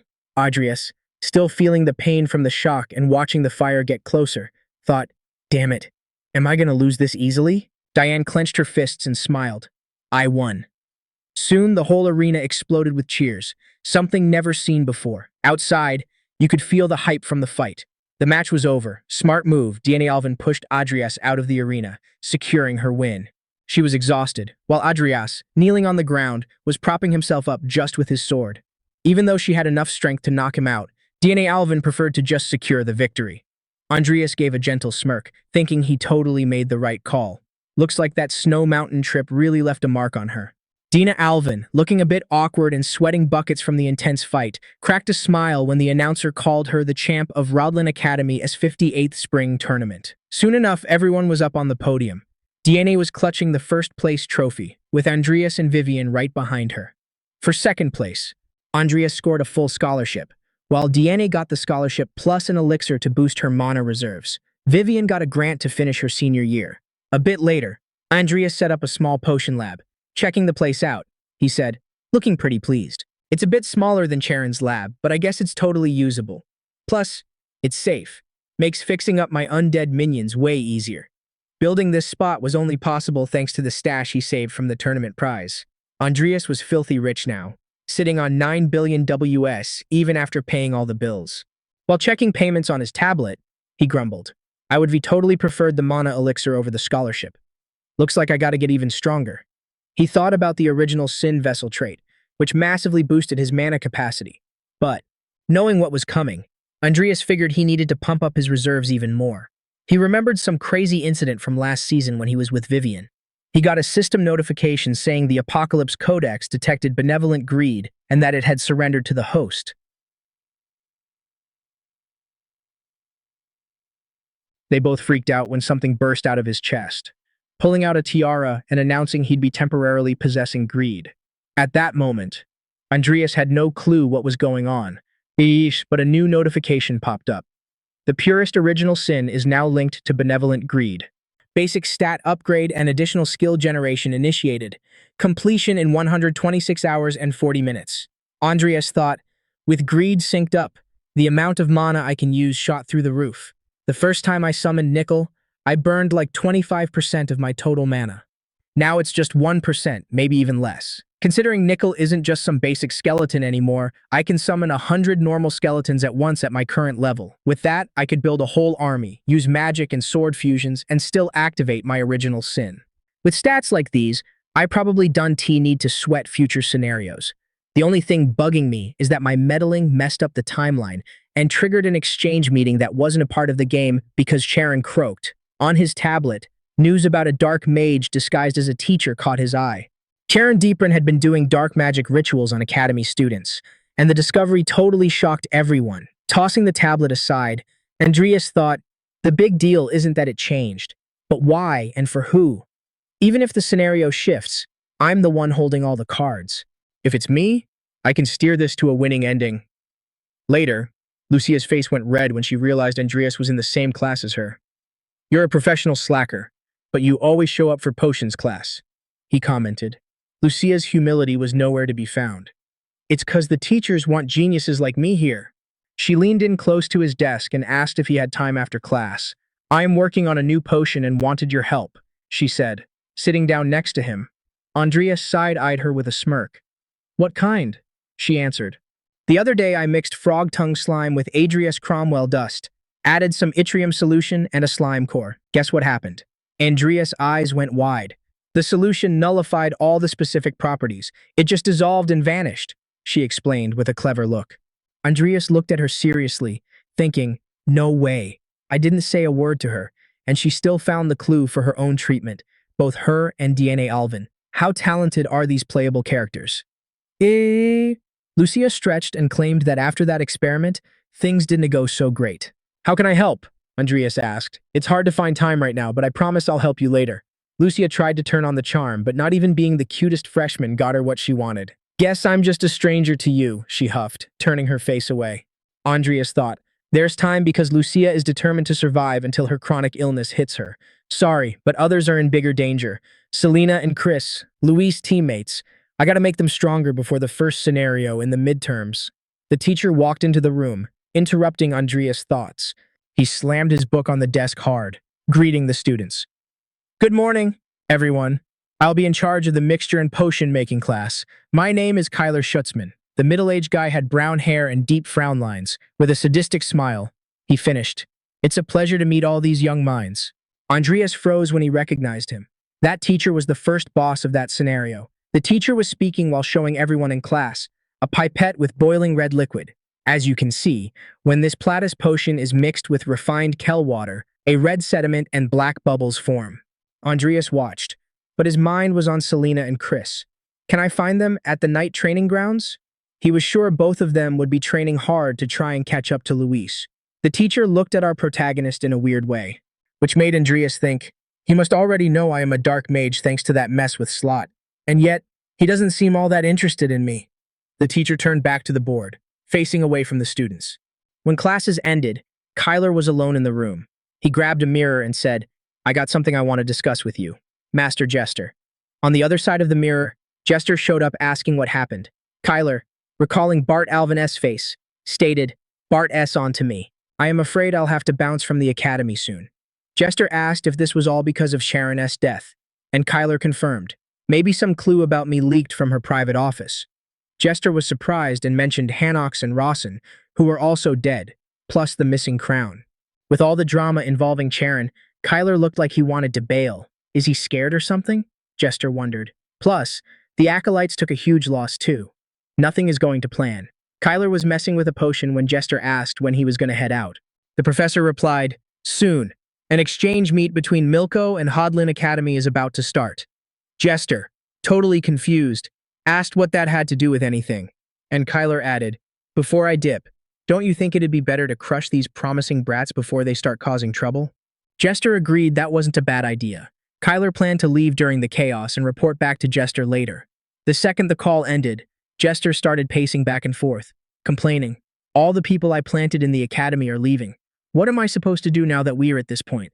He looked out the window, deep in thought, his cold eyes fixed on the glass. Adrius Cromwell, I've got no choice but to drag that kid into the congregation. Switching scenes, Selena Arestial was gripping her sword tight while training.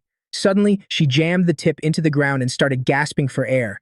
Next to her, a blue-haired guy kept training hard. "I need a break," she said, all flushed and sweaty. Realizing the guy wasn't paying much attention, she went on, "Chris, let's take 5. Overdoing it isn't good for your body. You know." Chris rested his sword on his shoulder and shot back, "Why don't you worry about yourself, Selena?" She walked over, kinda ticked off, and called him a stoic jerk, dissing his patience and self-control for suffering through training without even complaining. Then she asked if he'd watched the tournament finals. "Nah, I was training," he replied, going back to the same sword drills. Selena, super hyped, brought it up anyway. He could use sword and magic at the same time. Chris thought that was ridiculous. "You telling me some fool who can even master one thing made it to the finals? Guess I was right not to watch." Arms crossed, Selena clapped back. "You're just saying that 'cause you missed it. I heard even Luis recognized that senior S skills." Without them noticing, Adrius was walking up to them. "Christopher, still training," replied. "Luis recognized a fool like that." "You serious? Sounds like he has blind right now." Adrius cut in. "For a freshman to trash talk a senior he has never met, that is not a good look." Adrius was standing there, finding the whole thing funny, while Selena looked totally freaked out. She looked desperately between them while Chris asked who the hell he was. Adrius' answer got Selena excited. "I'm just a fool from the magic faculty with a sword hanging on his hip." Right away, Selena bowed in a huge apology, saying Chris was way too proud when it came to swords and couldn't stop spouting nonsense. Adrius, looking kinda confused, commented, "Pride? Even so, I don't see any conviction in his swordsmanship at all. He's like one of those losers who can't decide if he should confront his girlfriend for cheating on him." That roast made Chris absolutely furious and, at the same time, totally flushed. Regaining his cool, he put his sword on his shoulder and replied, "What would a mage playing knight know anyway?" Selena, trying to get his attention, ended up caught in the crossfire. Adrius, though, cut them off. "I think I know more than you.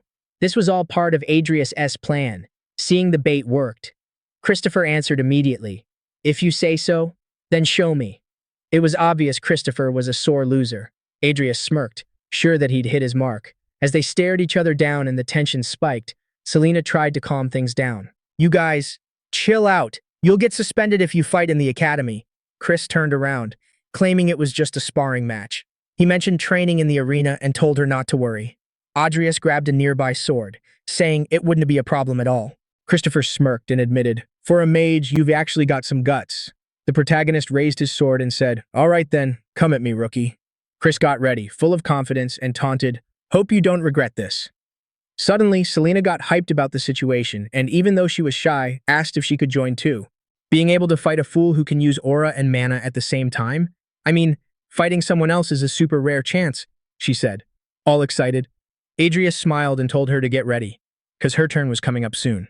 Chris, bursting with confidence, interrupted the moment, claiming there wouldn't be a turn for her before dashing off, leaving dust behind.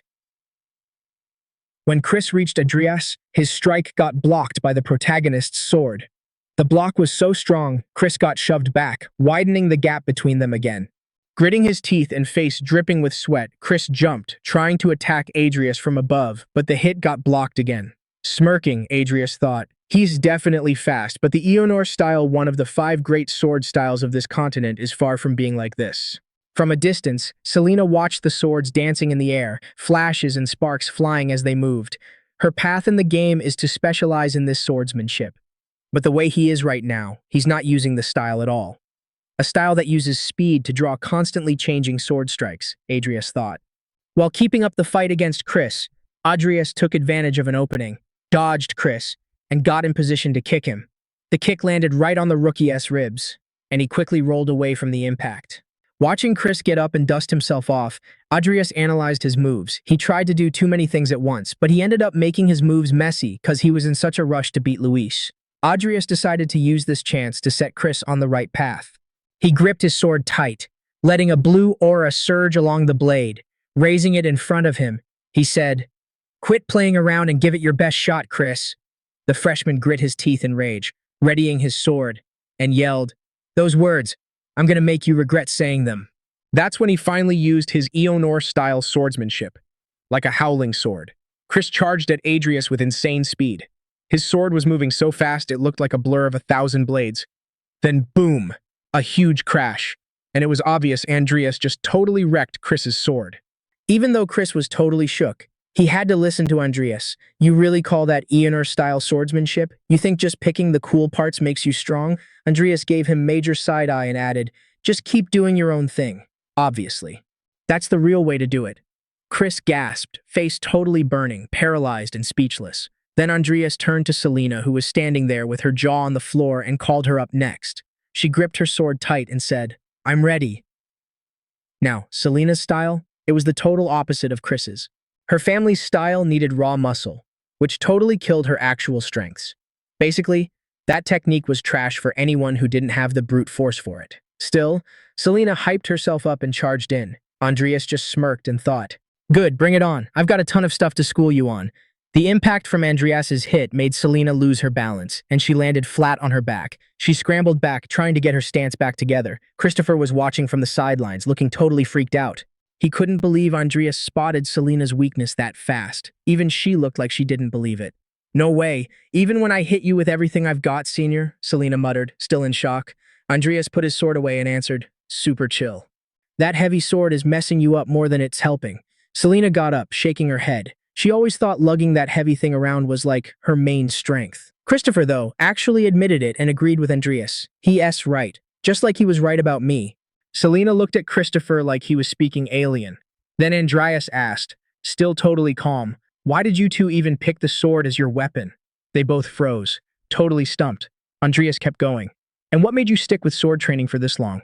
Chris was confused and asked why he was asking such random stuff. With a dead serious look, Andreas said, I chose the sword to survive. Those words hit hard. Selena and Chris went quiet, just thinking about how deep that actually was. Andreas explained, as a mage, I gotta admit, I'm a total letdown. I've got zero real talent for magic, you get it? Some stuff happened and I almost died. Since then, the sword has been the only thing keeping me alive. And now, you two spent half your lives training and you just got beat by me. You know what that means? They stayed quiet. But Selena took a guess. A talent gap? Andreas shook his head and shut that down instantly. Nope. It means you guys still don't get the real point of your swords. They stayed quiet. But Selena took a guess. A talent gap? Andreas shook his head and shut that down instantly. Nope. It means you guys still don't get the real point of your swords. Are you holding a sword just to beat someone up, or is it just an ego trip, even if it doesn't fit you at all? Chris really thought about that, remembering how he always wanted to beat Luis. Selena just thought about how bad she wanted her family to actually notice her. Andreas saw he got to them, so he kept going. I use the sword because it's how I stay alive. What about you guys? Why do you hold yours? He started walking off, but added one last thing. Think about it. When you figure it out, come find me. I'll be ready to fight you whenever. Just as Andreas was about to bail on the training ground, Christopher called out with a super serious face. I'm definitely going to challenge you again. Andreas smiled and said, I'll be waiting for it. A week went by, and Vivian was walking up the stairs at the Hodlin Academy admin building. Everywhere she went, people stared in awe while she was stressing about Adrius running late. Suddenly, she whipped out her sword, scaring the hell out of everyone around. In silence, Vivian stared at her reflection in the blade and thought, maybe I should try smiling like Lucia when I find him. But the smile didn't come out right. Her face looked super weird, almost scary, and she wondered if that was actually better. Vivian seriously just wanted to look cute. That's when Adrius walked up and called out, What are you doing? Orientation is about to start. He looked intrigued seeing her there with a sword in hand. Vivian went totally red. Nothing. I was just waiting for you. Adrius pointed toward the auditorium and told her to come in. Turning around, Vivian gathered her courage, gripped her cape tight, and called him again. Adrius. Trying to hide her shyness, she flashed the smile she practiced. Good afternoon, Adrius. At first, he thought it was totally weird, but soon his shocked face turned into a gentle smile. Good afternoon, Vivian. Some students were already hanging around the place. Selena and Chris were near Luis. They were talking about how Adrius had beaten Chris, saying Luis really should be seen it. The guy who spilled coffee on Diane was also there when Adrius walked up next to Vivian. The protagonist looked around, analyzing the vibe. Besides us, everyone here seems to have their own achievements, just as expected. Lucia isn't here. Looks like freshmen got summoned based on their entrance grades. Vivian stayed quiet, until suddenly someone called out to Adrius. Diane showed up with a charming smile and said, You came with Vivian? Adrius confirmed with a nod. Yeah, Found her outside. He quickly added, "Looks like the Milko Academy students haven't arrived yet." Flustered, Vivian murmured a shy, "Good afternoon." Diane explained, "Well, that's an agreement between the two academies. I'm sure they'll be here soon." Suddenly, a group of people walked into the hall, dressed in totally different styles and colors from the other students. At the front of the line, a buff, confident guy was shouting, "Rodlin sure has a lot of cuties. Long time no see, Diane. When are you gonna become my wife?" The guy showing off that teasing smile was Grace Mahan, the director's son from Milko Academy. Diane immediately caught his arrogant tone and didn't hesitate to clap back. "What an arrogant attitude. And stop acting like you know me. Don't talk to me, you are disgusting." To emphasize her disgust, she made a face like she was about to barf. Grace got annoyed and shot back, "You're never gonna get a man with that attitude." "Curious," Vivian whispered to Diane. "You getting married?" Diane looked like a scared cat and answered fast, "No, since he's the director's son at Milko Academy. I met him a few times when I was a kid, when my dad took me along." Without realizing it, Vivian let her intrusive thoughts slip out. "He looks like a weirdo pig." Grace heard it and walked up to them with a mocking grin. "You cuties. What's up?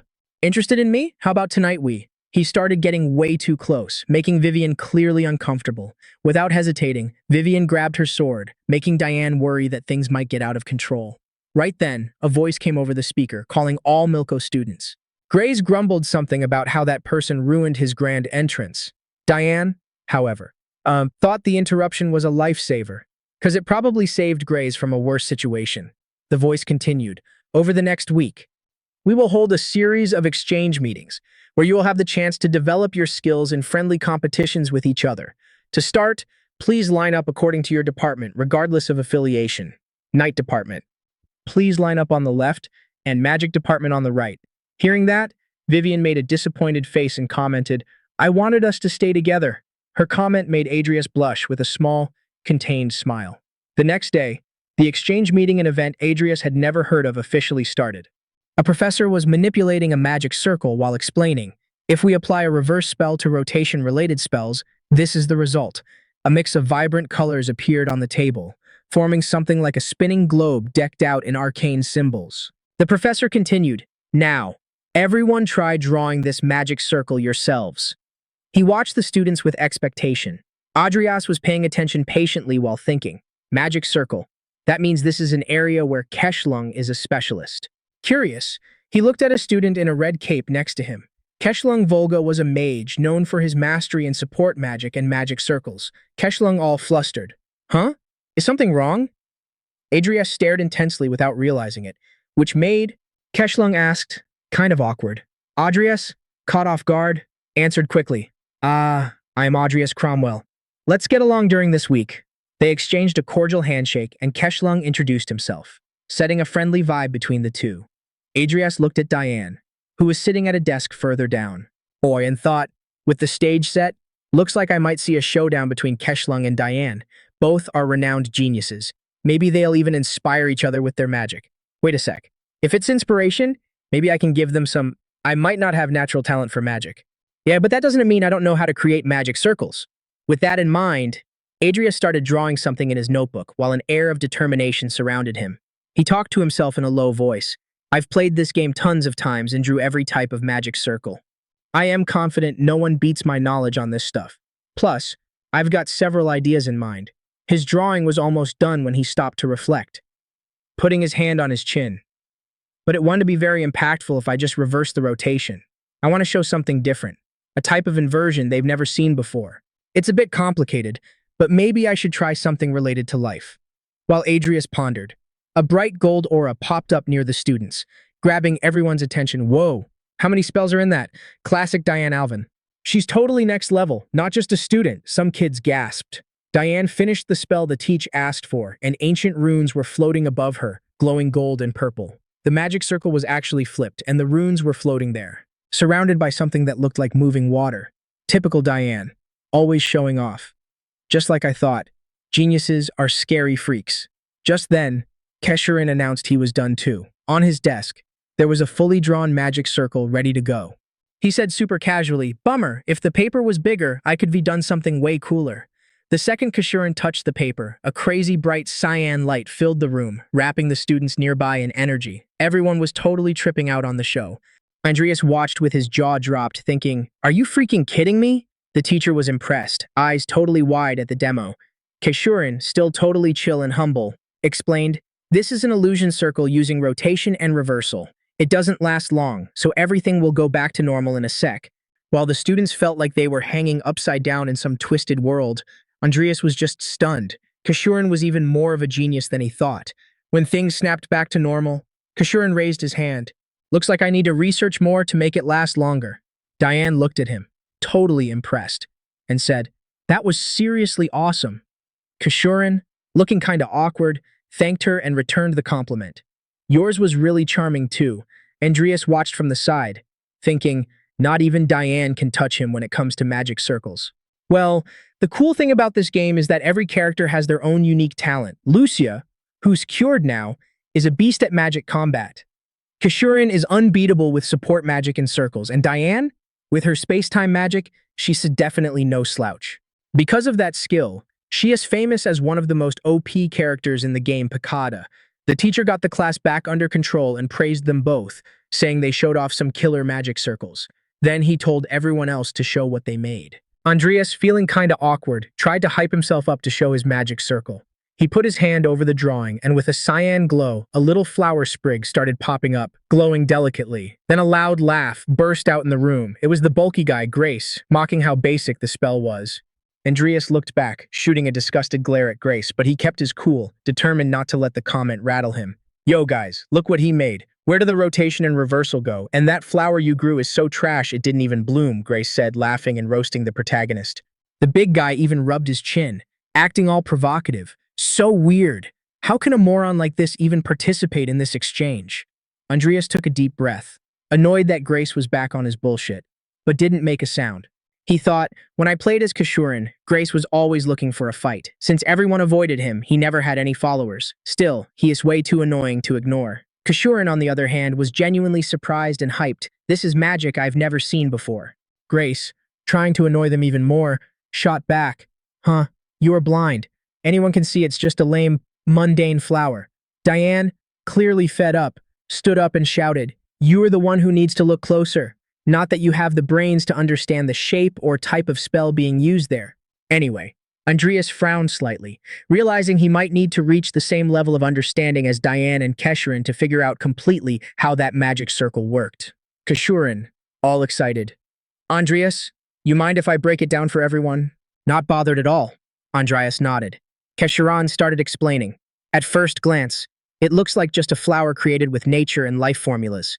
But that's not it. On top of those, time and rotation formulas were used to complete the life cycle spell. And by adding the reversal formula, the result is a flower that's healthy and withered at the same time." The explanation shocked everyone in the room, the teacher, the students, and even Grace, who was clearly salty about it. In the back, a guy with short hair was watching the scene with a malicious grin but stayed quiet. Diane, simplifying it for the others, said, "This flower is in a state of life and death at the same time. It transcended rotation and reversal to create a contradiction. Plus, it still has life." "Curious," she added. "It's kind of like Schrodinger's cat." The explanation was clear and detailed, impressing everyone. Andreas, reflecting to himself, thought, part of it is cause I am a necromancer, which makes it easier to create spells involving life. But making it work without using dark magic was a bit of a pain. Kashurin, getting more interested, leaned in closer and said, "The more I look at it, the more I want to study it." Andreas smiled and replied, "That's the result of me thinking hard about how to shove a contradiction in there." Diane crossed her arms, looked at Grace, and snapped, "By the way, Mayern, you must have something spectacular to show us, right?" Grace didn't hesitate and slapped his hands onto his magic circle, all hyped. "Of course, it's going to be something incomparable for you guys." The circle started glowing up high, like an atom with runes running wild. The students, though, got restless. "This is bad," one murmured, noticing the circle's instability. Grace, sweating buckets, tried to keep his cool, thinking, "Is it okay? Is it okay? Hope nobody notices." Diane, out of patience, observed, "What is this? All you did was copy my magic circle." Grace, pissed off, shouted, "What? You got proof I copied you?" Unfazed, Diane continued, "Aside from the elemental formula, the composition is exactly the same as mine. Oh, and looks like you used the wrong levitation formula. Let me guess, you were too far away to copy it right.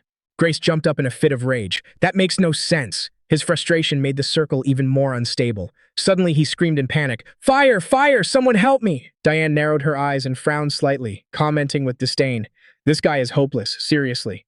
Then, she created a small magic circle above Grace's head and gave it a tap, stabilizing the magic. Grace, furious, exploded. Diane, you must have tampered with my formula." The situation started spinning out of control. The teacher tried to calm the room, asking for silence, but it was too late. Grace raised his hand, conjuring a fireball in pure rage. "You! How dare you make a fool out of me?" His face was red, sweating all over, scaring the other students. Just then, a black aura started radiating from Adrius.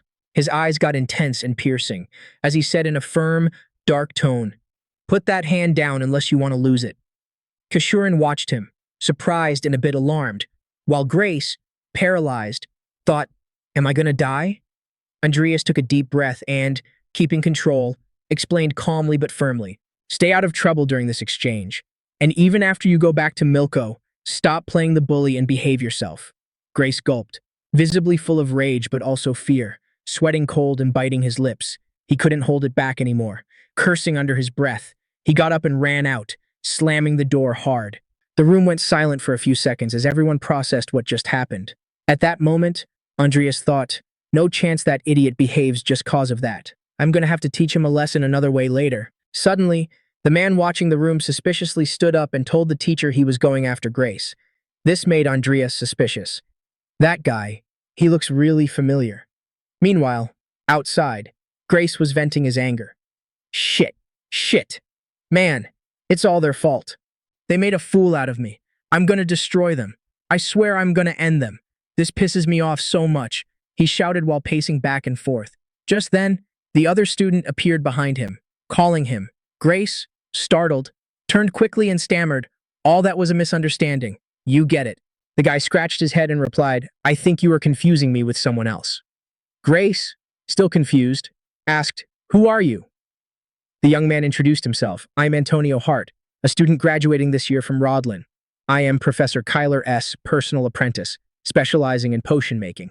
Earlier, I saw those disrespectful juniors messing with you, so I came to show you something that might help." Antonio looked around, making sure they were in a safe spot. Then, he pulled a potion from his cloak and went on. "My teacher cooked up this potion that temporarily buffs your physical strength and mana, but the catch is, there are some side effects, like losing your sense of taste for a bit. To fix that, he's currently looking for volunteers to test it out." Antonio handed the potion to Grace, who straight up asked, "If it is so good, why isn't it on the market yet?" Giving him a shady, intense look, Antonio replied, "Just try it. I'm sure you'll be able to easily crush those juniors I mentioned earlier in power." Grace, totally driven by curiosity and a thirst for revenge, thought back to Diane and Adrius. With a wicked grin, he downed the potion without a second thought. "Whoa, you're chugging it that fast?" Antonio yelled. Grace started coughing like crazy, while Antonio asked in a super dramatic tone, "So, how's it feel?" Grace's veins started popping out, and his eyes went dark and filled with rage. His mana was literally overflowing. Showing off his strength, he summoned a fireball way stronger than before, glowing intensely in his hands. Grace's physical power seemed to pulse with every move. He aimed the fireball at the sky and blasted it off with insane speed. Antonio, totally sucking up to him, said, "Wow, that's sick. With that, you'll easily wreck anyone." But for Grace, that wasn't enough. Feeling the power surge, he declared with determination, "I want all the potions for myself." The next day, Diane's voice echoed in the halls near the fountain, asking, "A flower?" Vivian was with her and explained, "Adrius said he gave the flower to you. Can I have it?" "No way." Diane shot back. "Aren't you a night school student? What do you need it for? Besides, I want to study it, so giving it to you would be..." When Diane looked at her, she realized Vivian looked super depressed. "So, you can't?" Vivian mumbled, looking down. Diane hesitated for a sec, feeling guilty, and took it back. "Fine, I'll give it to you."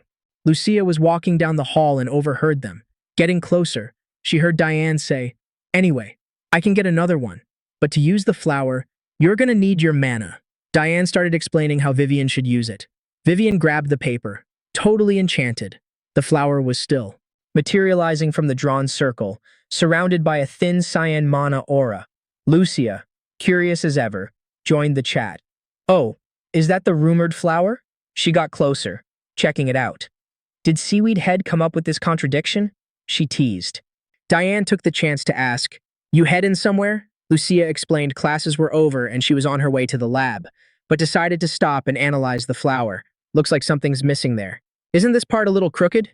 Quickly, Lucia pulled a pen from her bag with a cocky smile. "I feel like something's hidden on purpose. I'm gonna make some tweaks." Diane and Vivian watched closely. "Now we add a flow spell," Lucia announced while they all waited anxiously. Suddenly, a fantastic glow sparked everywhere, and a bunch of flowers started forming, creating a magic garden. Diane was shocked, even though she already suspected a double magic circle was involved. Suddenly, a man appeared, kneeling to pick one of the flowers, saying, "So, this is the rumored magic circle." What splendid innovation! Expressing a contradiction this big using just basic spells, it was the dean of the magic school, Belial Costello. Diane clocked who it was immediately and bowed out of respect. She was like, "So sorry for firing up a magic circle in a spot like this." The dean flashed a faint smile, asking curiously, "Which student pulled this off?" "A bit nervous," Diane answered. "It's a fourth-year student, Adrius Cromwell." Belial frowned just a little, wondering if this was the same Adrius everyone's been gossiping about lately. "For a simple assignment. This feels like he's practically building a stairway to immortality." What a total contradiction, the dean thought, completely intrigued. Noticing Belial was just staring at the flower without saying a word, Diane asked carefully, Is something wrong?" But Belial stayed quiet and just walked away, leaving the girls totally confused. Lucia broke the silence, going, "What is his deal? He asked what he wanted and then just ghosted us."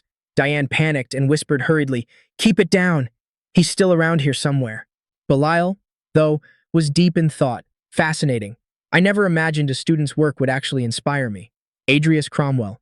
I'm keeping an eye on that kid. Sometime later, over at the Knights area, training was in full swing. Luis was wiping off sweat while thanking Vivian. "Thanks for taking the time to spar with me. You're seriously strong for a senior." "While drinking some water," Vivian replied modestly, agreeing that he had talent too. The convo wrapped up pretty fast, and Luis thought to himself, "Man, my chats with Vivian never last very long." The sound of clashing swords echoed, and everyone stopped to watch two guys going at it hard.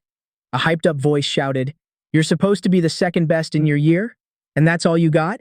It was the senior, Todlon, fiercely charging at Chris, who was struggling just to block the attacks. Chris tried to talk back with some confidence, swinging his sword and telling Todlon to back off, but he got blindsided by a massive kick. The impact sent him flying back, making him curl up and clutch his stomach, gasping for air.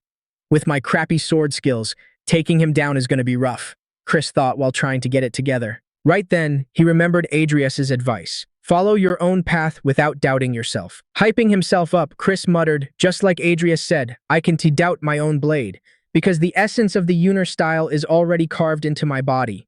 With that, he stood up, ready to keep fighting. That was enough for Chris to raise his sword with confidence, staring Todlon right in the face.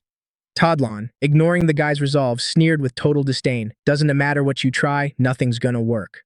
And he charged with full force.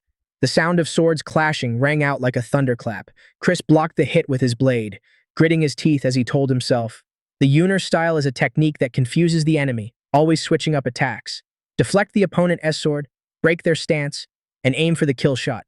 The second he finished that thought, the shadow of Chris's blade moved so fast it looked like it split into 3 different directions, leaving Todlon totally confused.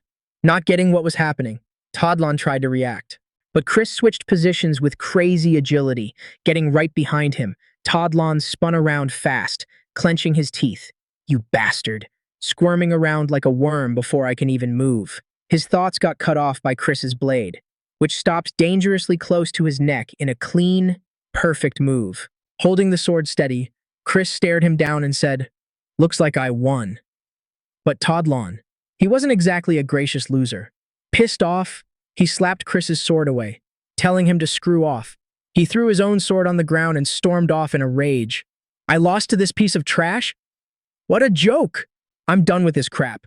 Chris jumped in quickly. It's not a joke. Your sword skills are actually really good. But his words were totally ignored.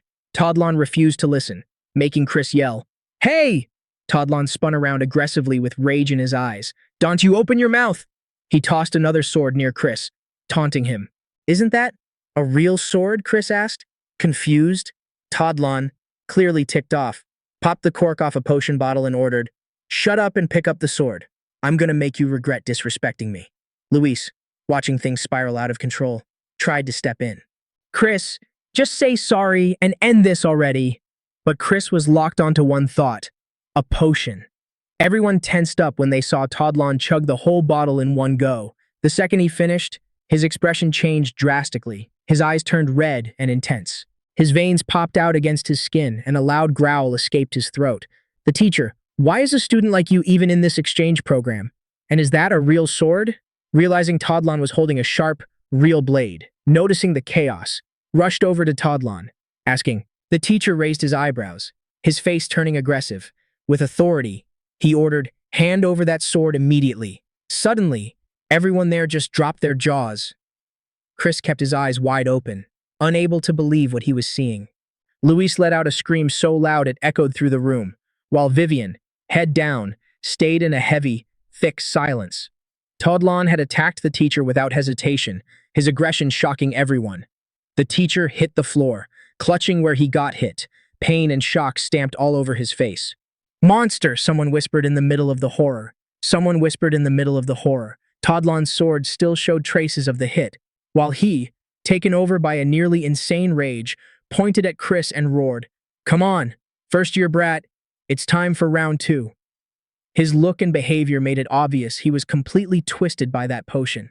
In the academy hallways, Adrius's name was called out loud. He turned around quickly, trying to spot who was calling him, and said, "You can just call me Adrius. Skip the formal sir stuff." Kachel, bowing slightly, answered with a smile, "I am 2 years younger than you. So you're the one who should be talking casually to me, Mr. Adrius." Adrius laughed and agreed. Kachel got straight to the point. "That magic circle we made the other day. It was a double circle, right? How did you even come up with that?"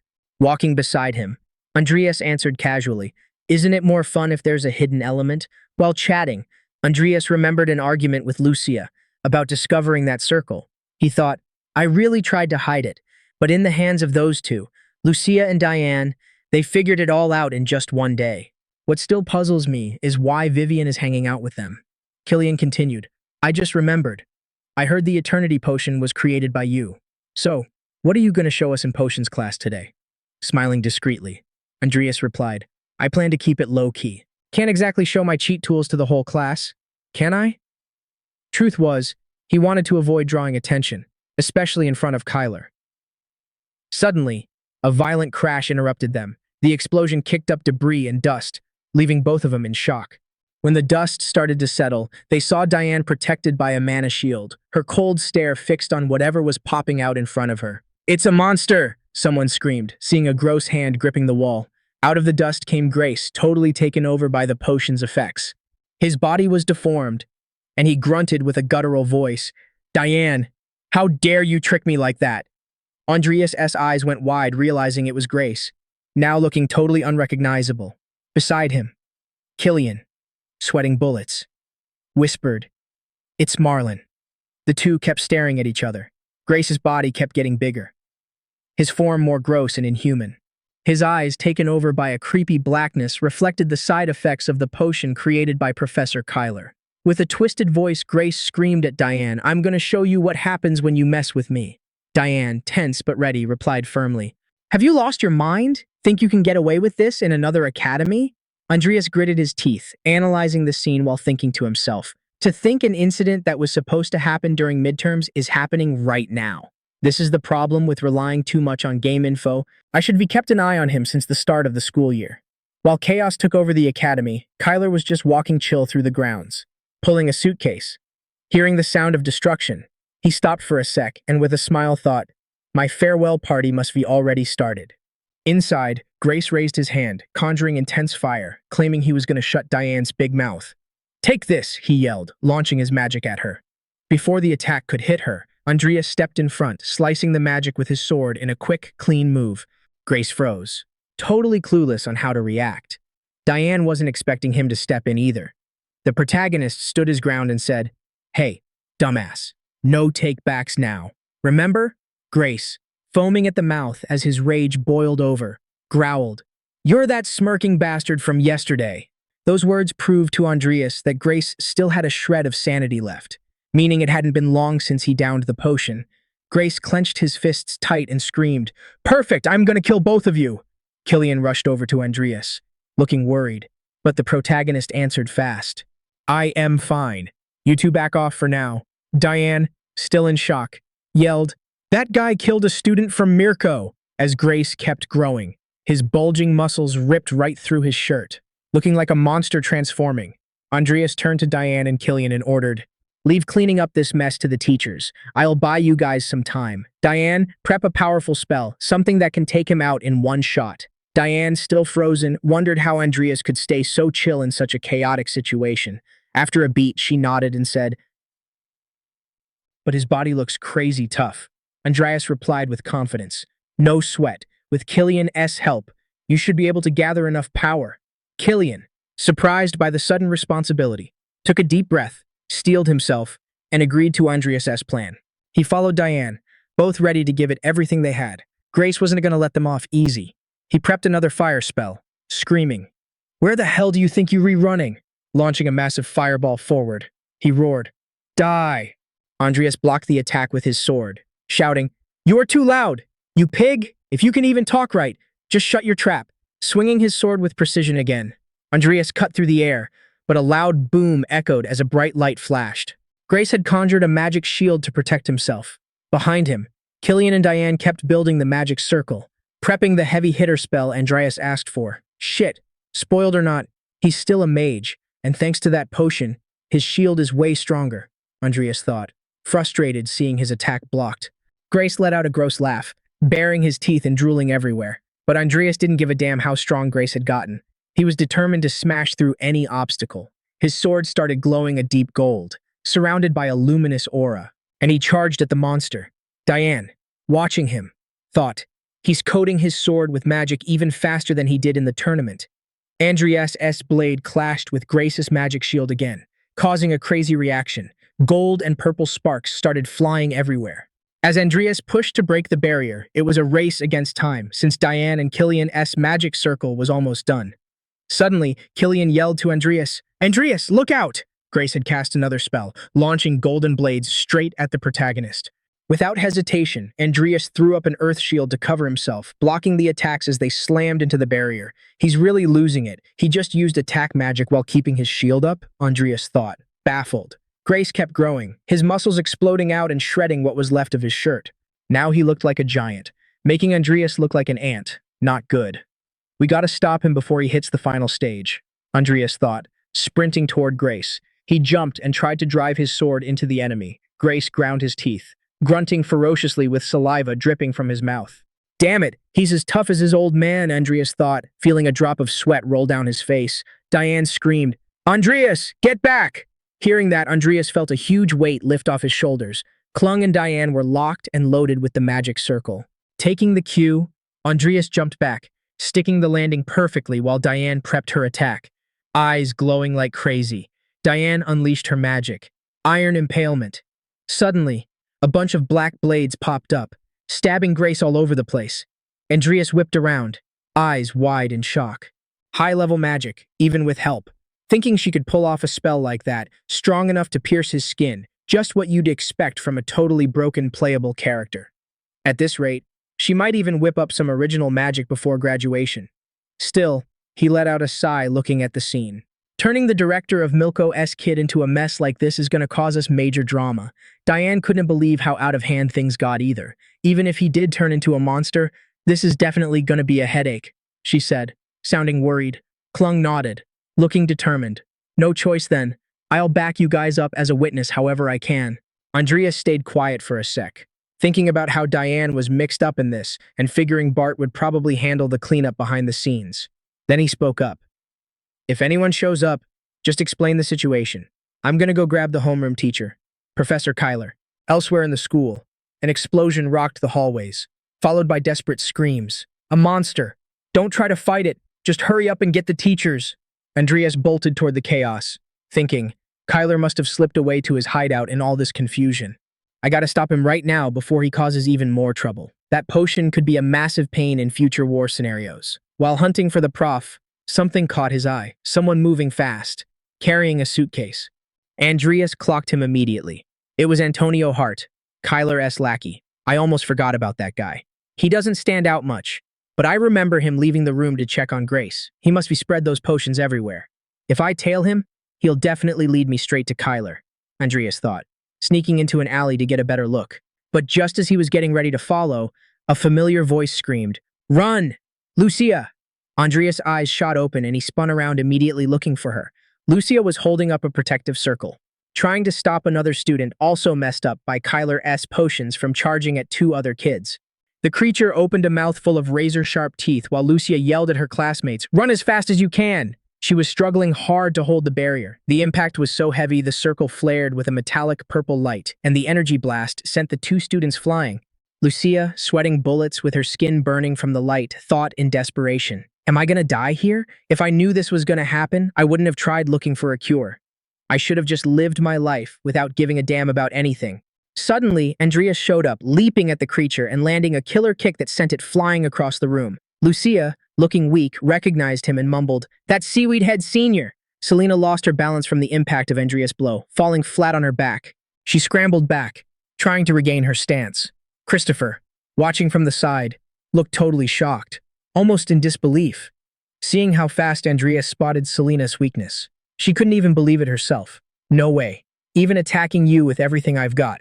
Senior, Selena mumbled, still stunned. Andreas, already sheathing his sword, replied calmly, That heavy sword is dragging you down more than it's helping. Selena got up, not buying it. For her, wielding a heavy sword had always been part of her strength.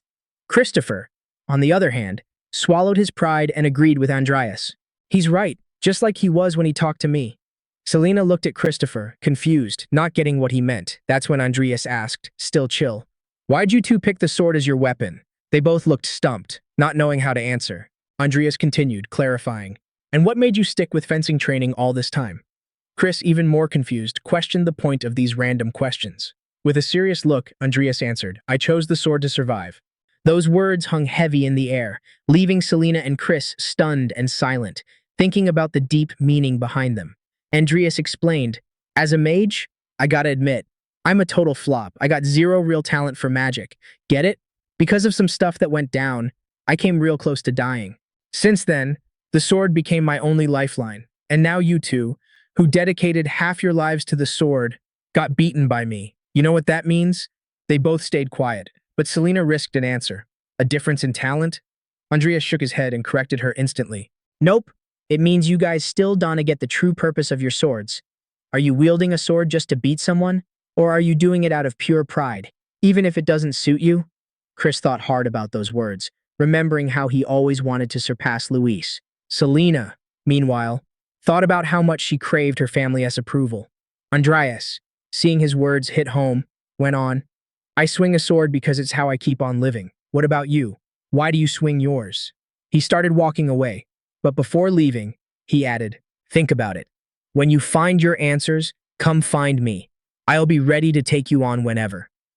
Just as Andreas was about to leave the training ground, Christopher called out with a serious look, I'm definitely going to challenge you again. Andreas smiled and replied, I'll be looking forward to it. A week passed, and Vivian was walking up the stairs of the Hodlin Academy admin building. Everywhere she went, people stared in awe while she wondered why Andreas was late. Suddenly, she pulled out her sword, scaring the crap out of everyone nearby. Silently, Vivian stared at her reflection in the blade and thought, maybe I should try smiling like Lucia when I see him. But the smile didn't come out right. Her expression looked super weird, almost creepy, while she wondered if that looked any better. Vivian really wanted to look cute. That is when Andreas walked up and called out to her, What are you doing? Orientation is about to start. He looked intrigued seeing her there with a sword in hand. Vivian turned bright red. Nothing. I was just waiting for you. Andreas pointed toward the auditorium and told her to come in. Turning around, Vivian gathered her courage, gripped her cape tight, and called his name again. Andreas! Trying to hide her shyness, she flashed the smile she'd been practicing. "Good afternoon, Andreas." At first, he found it weird, but his shocked look quickly turned into a soft smile. "Good afternoon, Vivian." A few students were already walking around. Serena and Chris were near Luis, talking about how Andreas had beaten Chris and saying Luis should be seen it. The guy who spilled coffee on Diane was also hanging around when Andreas walked up to Vivian. The protagonist looked around, analyzing the crowd. Except for us, everyone here seems to have their own achievements, just as expected. Lutia isn't here. Looks like the freshmen were called in based on their entrance scores. Vivian stayed quiet, until suddenly someone called out to Andreas. Diane showed up with a charming smile and said, "Did you come with Vivian?" Andreas nodded. "Yeah, I found her outside." He quickly added, "Looks like the students from Mirko Academy haven't arrived yet." Flustered, Vivian murmured a shy "good afternoon," while Diane explained, "Well, that's an agreement between the two academies.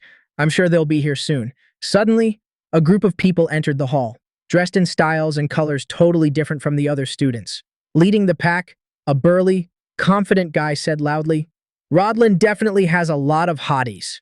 "Long time no see, Diane. When are you going to become my wife?" The guy flashing a provocative grin was Grace Mayer, the delegate for the director of Mirko Academy. Diane immediately picked up on his arrogant tone and didn't hesitate to clap back. "Such an arrogant attitude. And stop acting like you know me. Dawn to talk to me, you are disgusting."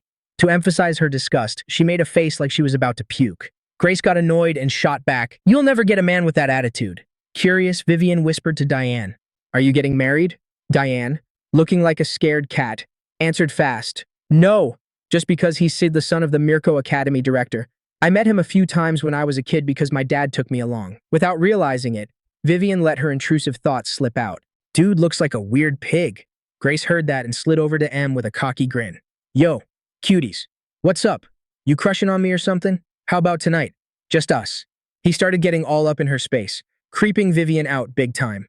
Without blinking, Vivian grabbed her sword, which made Diane super worried, thinking things were going to go sideways fast. Right then, a voice popped on the loudspeaker, calling all the Mirko students. Grace grumbled something about how that guy totally ruined his grand entrance.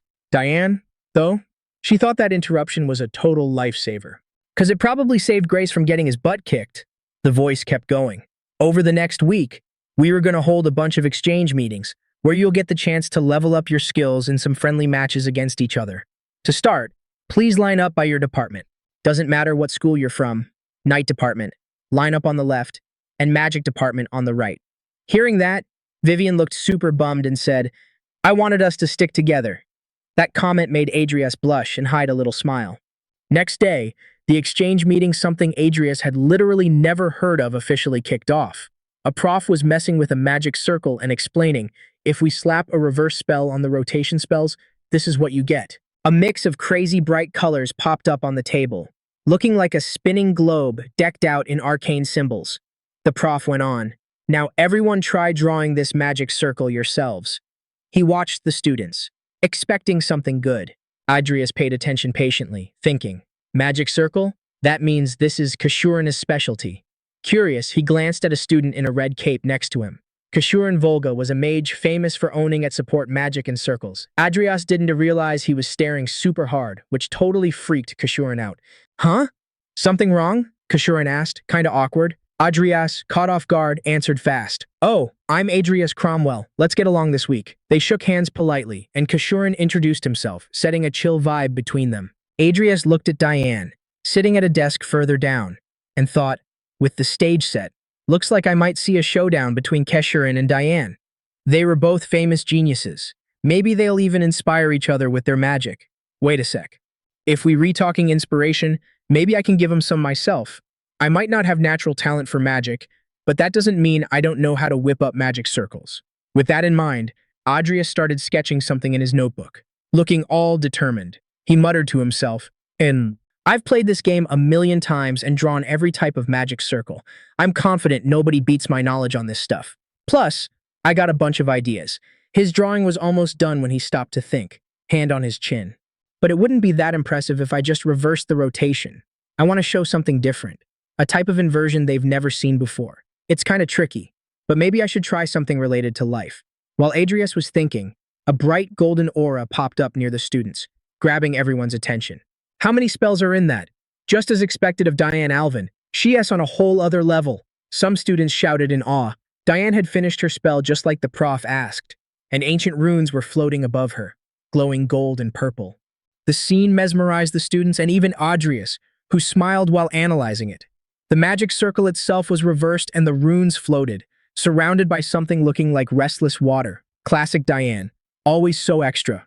Just like I thought, geniuses are straight up scary. Just then, Kashurin announced he was done too. On his desk, a fully drawn magic circle was ready to go. He casually commented, "It's a shame. If the paper was a bit bigger, I could have done something way more complex." The second Kashurin put his hand on the paper. A bright cyan glow filled the room, wrapping the nearby students in its energy. Everyone was totally mesmerized by the show. Adrius stared at it, jaw dropped, thinking, "Are they freaking kidding me?" The teacher was impressed, eyes wide at the demo. Kashurin, still calm and humble, explained, "This is an illusory magic circle created using rotation and reversal. It has a short duration, so everything will go back to normal soon." While the students tripped out on the feeling of being upside down in a twisted room, Adrius was stunned. Kashurin was even more of a genius than he'd imagined. When everything snapped back to normal, Kashurin raised his hand and said, "Looks like I need more research to make it last longer." Diane, looking impressed, told him, "That was actually amazing." Kashurin, looking a bit sheepish, thanked her and praised her back. "Yours was enchanting too." Adrius watched from the corner of his eye, thinking, not even Diane can compete with him when it comes to magic circles. Well, what makes this game so interesting is that every character has their own unique talent. Lucia, now that she has cured, is the best at combat magic, while Kashurin is unbeatable in support magic and magic circles. And Diane, with her space-time magic, doesn't lose to anyone. Because of that skill, she is famous as one of the most powerful characters in the game, the Great Sin. The teacher took control of the room again and praised both of them, highlighting that they shown incredible magic circles. Then he encouraged the rest to show what they created. Adrius, feeling a bit awkward, tried to present his magic circle. He held his hand over the drawing, and in a cyan glow, a small flower stem began to emerge, shining delicately.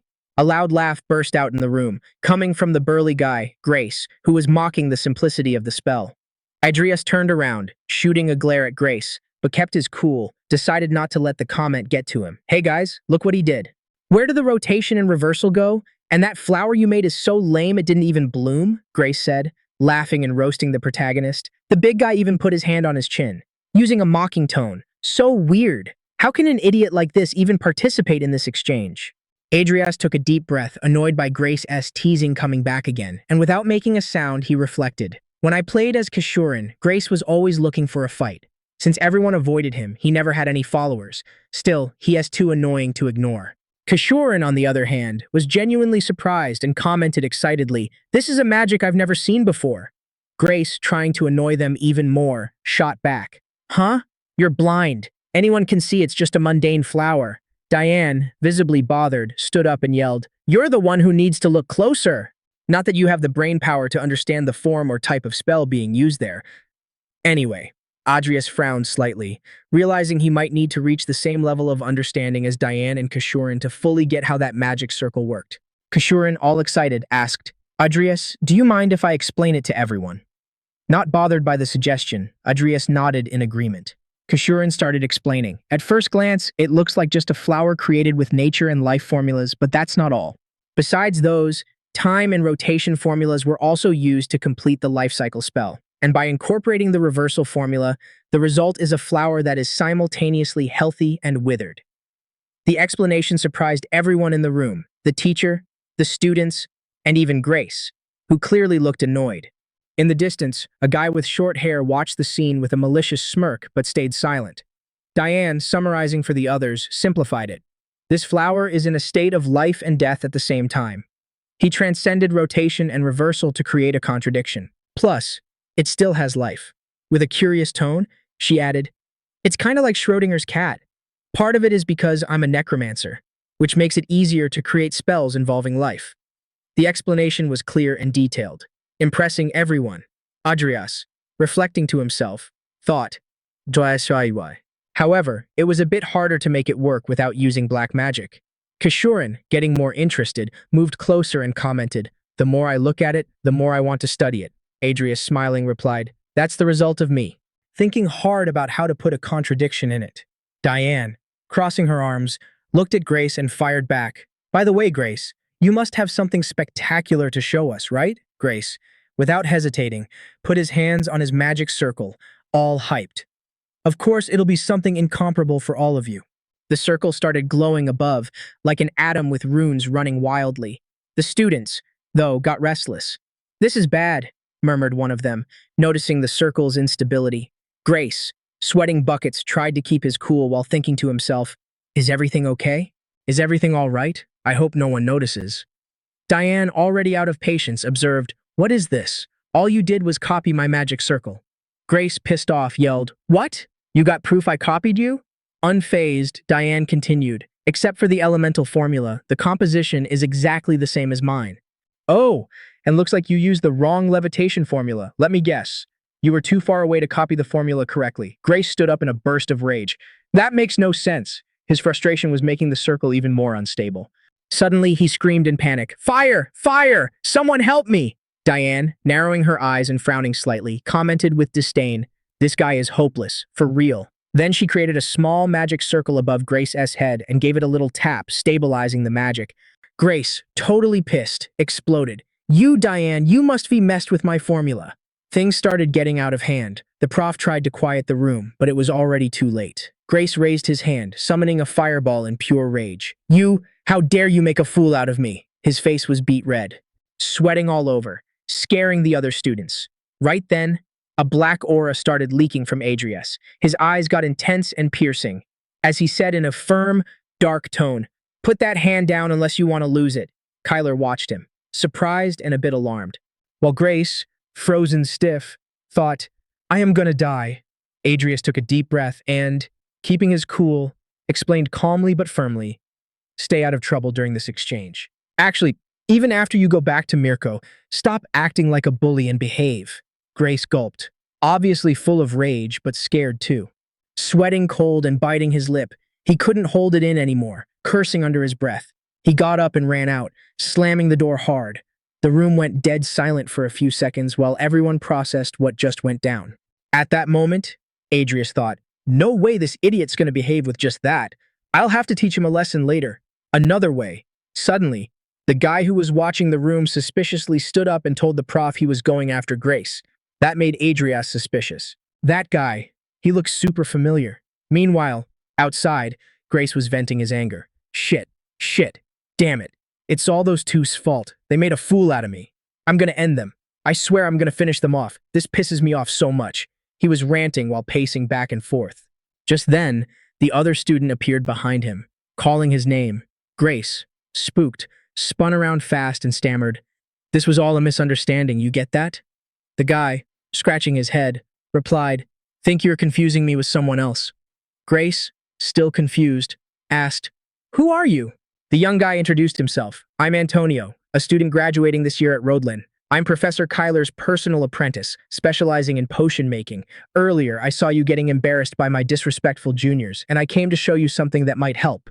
Antonio looked around, making sure they were in a safe spot. Then, he pulled a potion from his cloak and continued, "My professor created a potion that temporarily boosts physical strength and mana.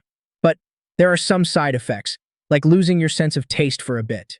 To fix this, he's currently looking for guinea pigs to test it." Antonio handed the potion to Grace, who immediately asked, "If this stuff is so good, why ain't it on the market yet?" With a shady, intense look, Antonio replied, "Just try it. Dude, I'm totally sure you'll be able to easily wreck those juniors I mentioned earlier in power." Grace, blinded by curiosity and thirsty for revenge, remembered Diane and Andreas. With a wicked grin, he downed the potion without a second thought. "Whoa, you're chugging it that fast?" exclaimed Antonio. Grace started coughing like crazy. So while Antonio asked in a super dramatic tone, "So, how's it hitting you?" Grace's veins started popping out, and his eyes went dark and full of rage. His mana was overflowing, totally visible. Just to show off, he summoned a fireball way stronger than before, glowing insanely bright in his hands. You could literally feel the physical power pulsing in Grace's moves. He aimed the fireball at the sky, blasting it with impressive speed. Antonio, kissing up to him, commented, "Wow, that's a sick!" With that, you'll easily crush anyone. But for Grace, that wasn't enough. Feeling the power surge, he declared with grit, "I want all the potions for myself." The next day, Diana's voice was heard in the halls near the fountain, asking, "A flower?" Vivian was with her and explained, "Andreas said he gave the flower to you. Could you give it to me?" Looking awkward, Diane replied, "But aren't you a night school student? What do you need it for? Besides, I kinda want to study it. So giving it to you would be—" When Diane looked at her, she realized Vivian looked super bummed out. "So, you can't?" Vivian mumbled, looking down. Diane hesitated for a sec and feeling guilty took it back. "Fine, I'll give it to you." Lucia was passing by the halls right then and overheard the chat. Getting closer, she heard Diane say, "Anyway, I can get another one, but to actually use the flower, you're gonna need your mana."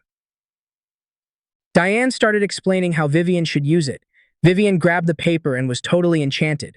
The flower was still materializing from the drawn circle and was surrounded by a thin cyan mana aura. Lucia, getting curious, jumped into the conversation. "Oh ho, is that the rumored flower?" Getting closer, she started staring at the flower. "Did Seaweed Head create this contradiction?" She commented playfully. Diane took the chance to ask, "Are you heading somewhere?" Lucia explained classes were over and she was on her way to the lab, but decided to stop and check out the flower. "Feels like something's missing there. Isn't this part a bit crooked?" Quickly, Lucia pulled a pen from her bag with a cocky smile. "I feel like something is hidden on purpose. I'm gonna tweak it." Diane and Vivian, totally curious, watched closely.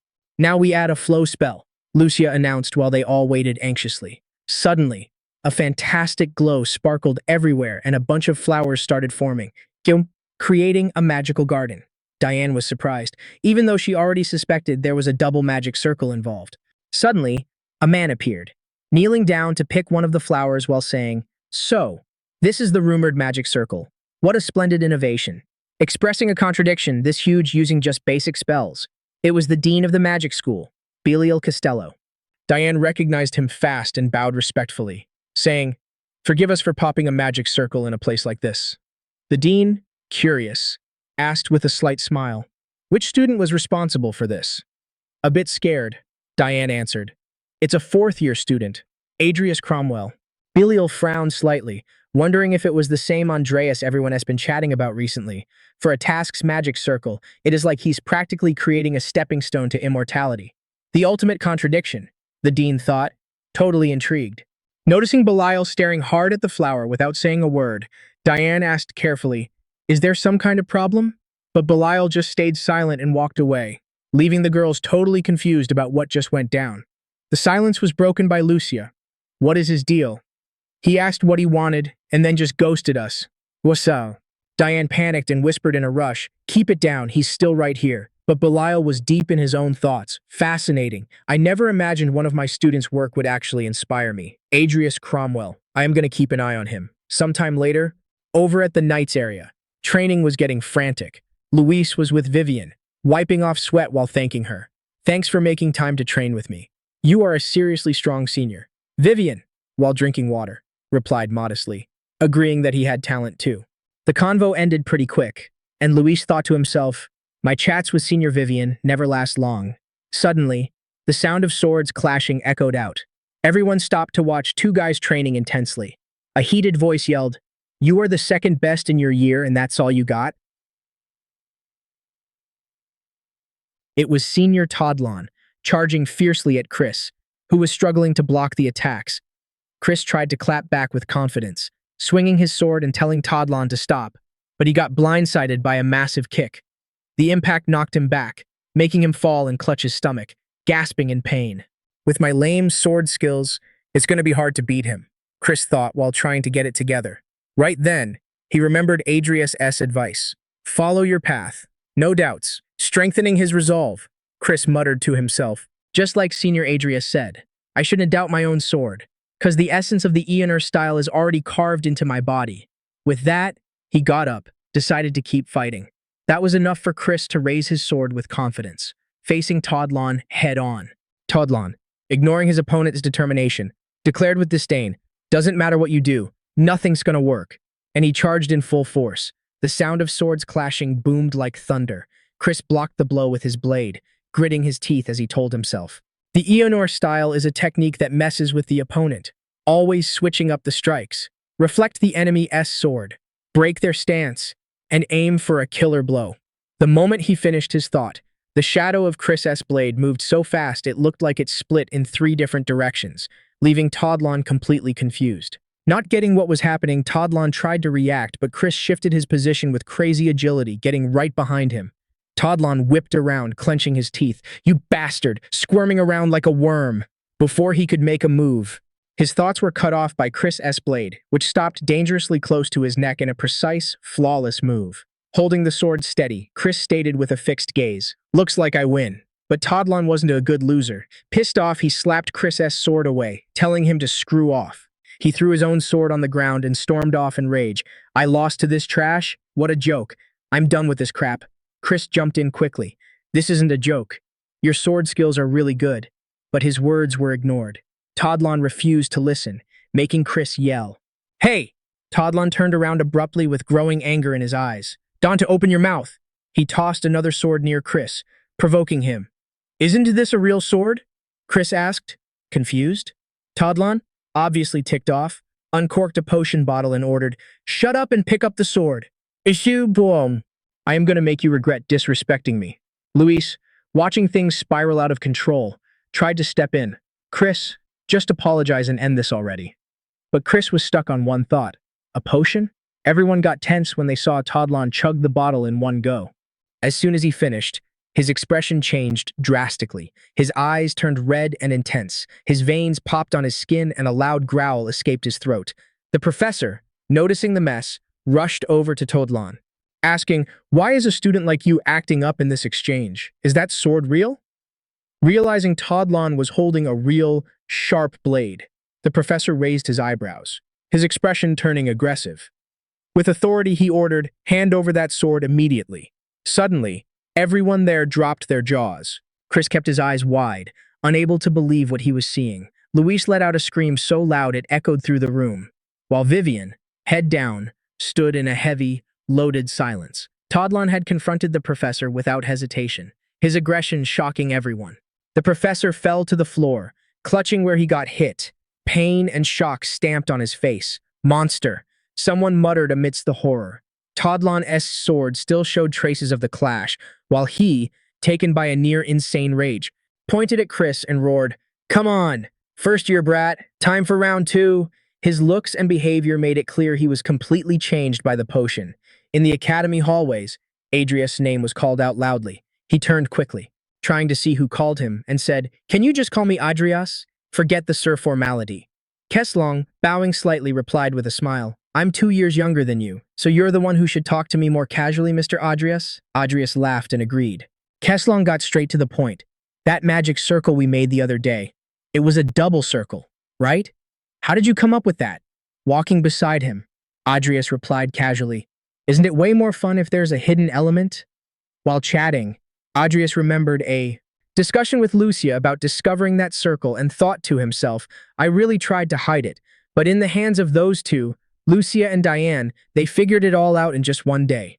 What still bugs me is why Vivian is hanging with them," Keslong continued. "I just remembered. I heard you created the Eternity Potion. So, what are you going to show us in potion class today?" Smiling low-key, Andreas replied, "I plan to do something more subtle. I can just show my trade tools to the whole class. Can I?"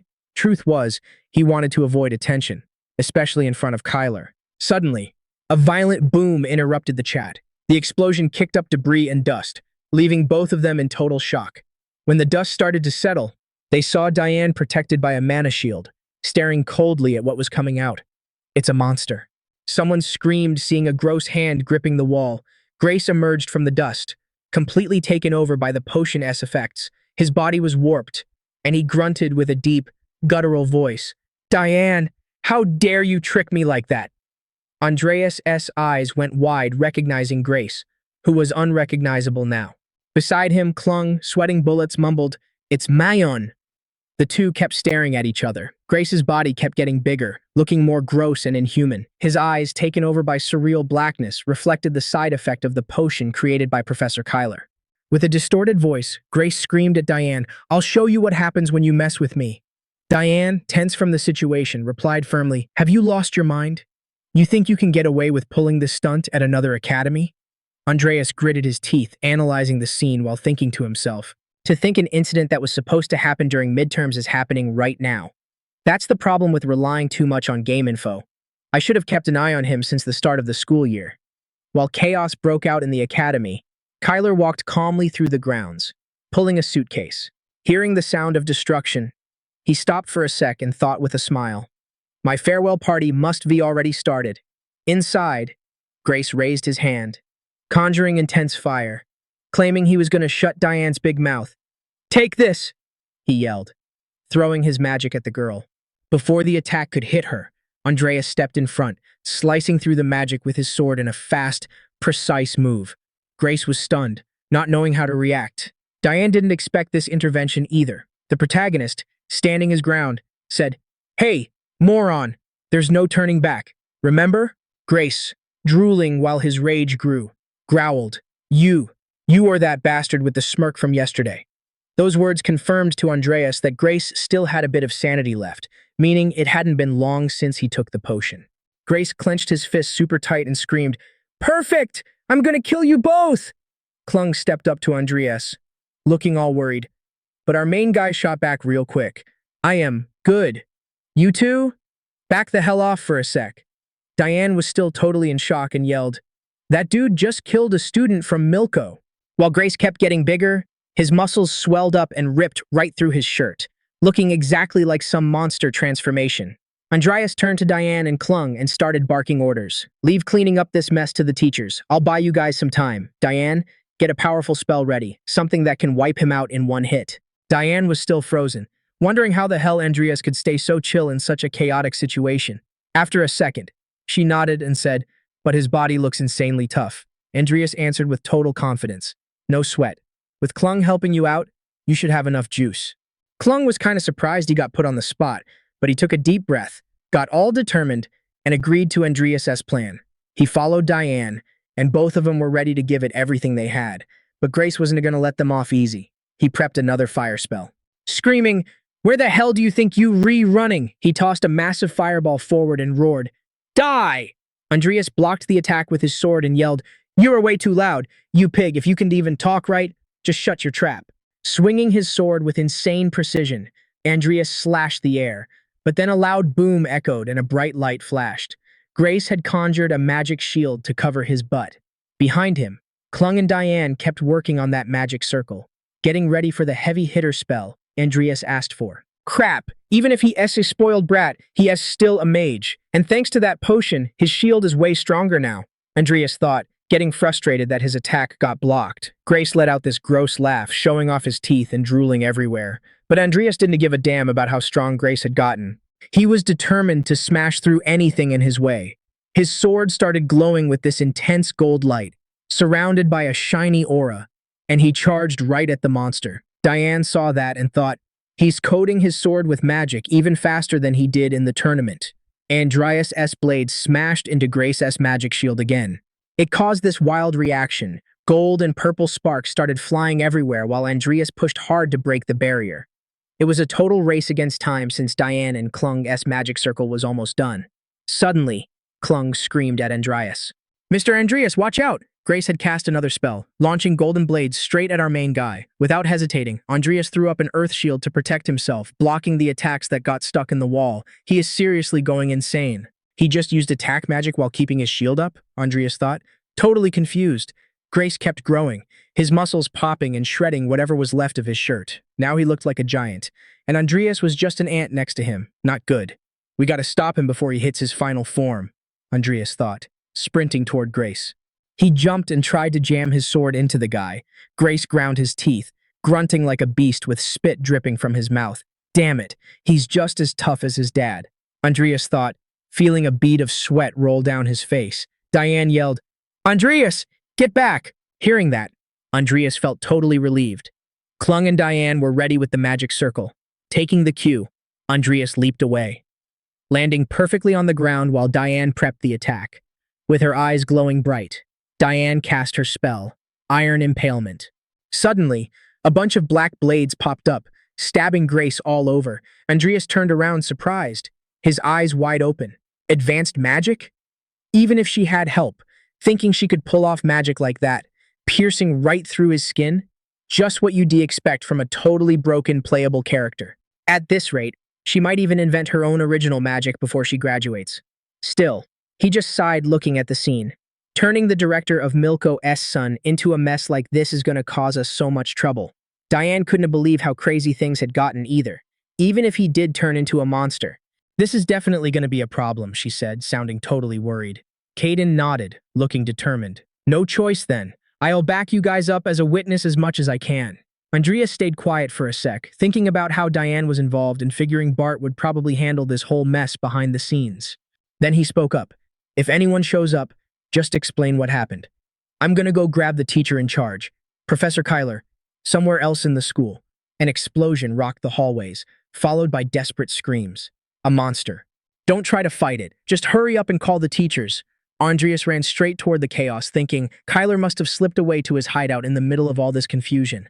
I gotta stop him right now before he causes even more crap. That potion could be a huge problem in future war scenarios. While he was looking for the professor, something caught his eye, a figure moving super fast, carrying a suitcase. Andreas recognized him immediately. It was Antonio Hart, Kyler's lackey. I almost forgot about that guy. He doesn't exactly stand out, but I remember he left the room to check on Grace. He must be spread those potions all over the place.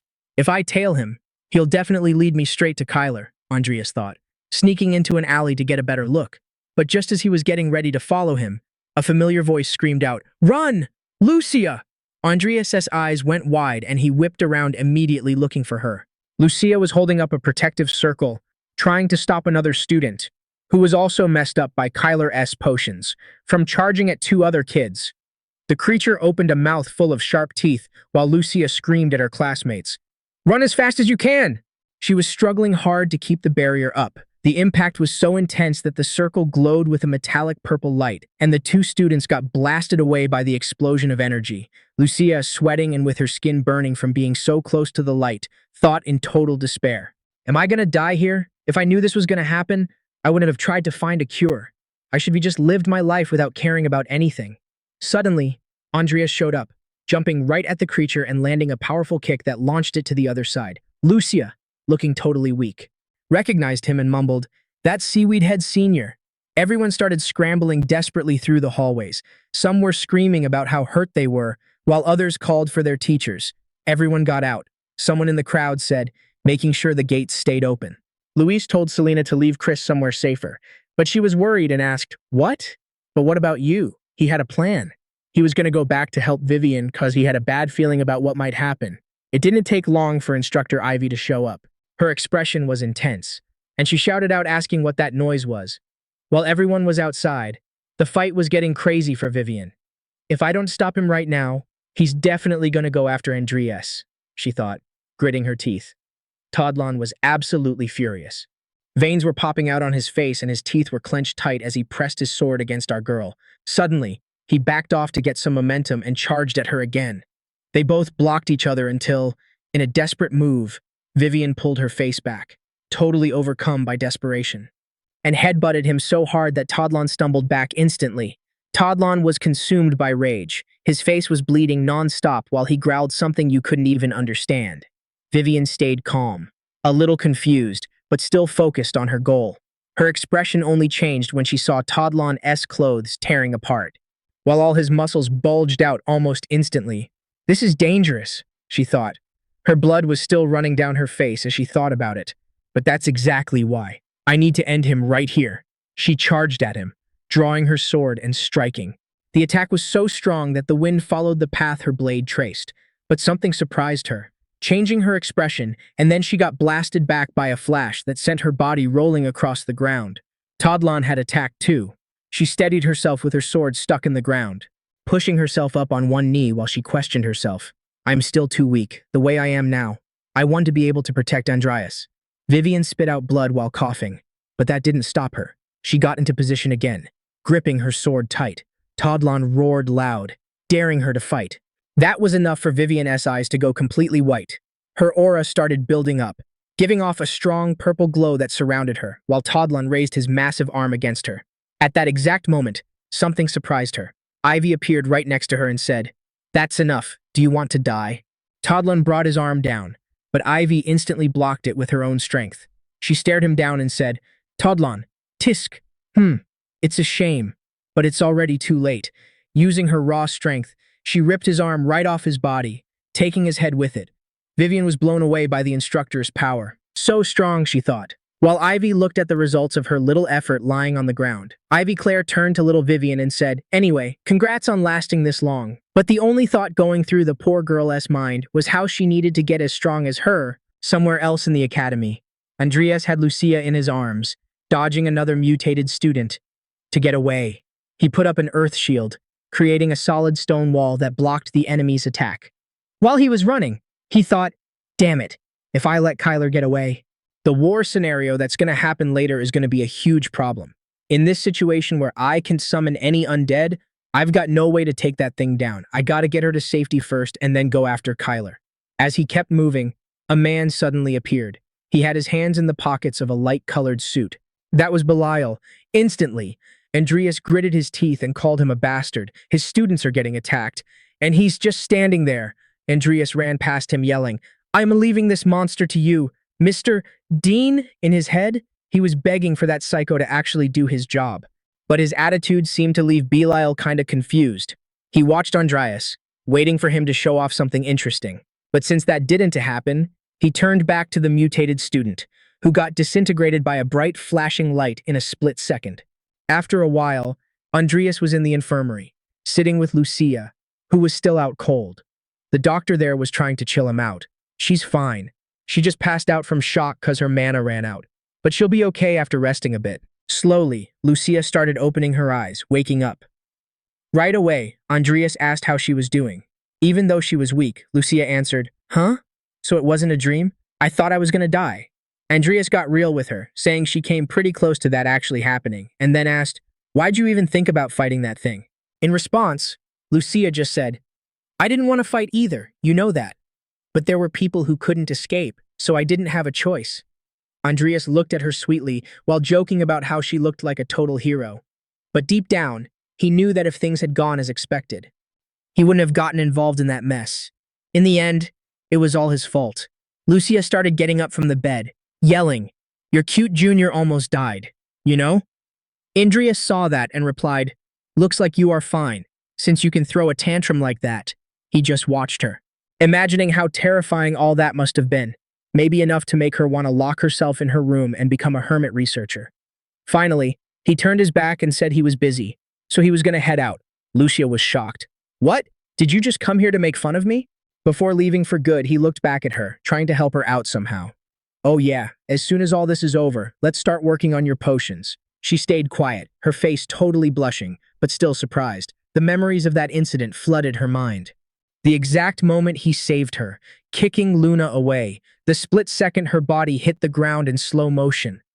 Unconscious, seeing Andreas' face trying to reach her, all of that brought a little smile to her face. A few hours passed, and night fell.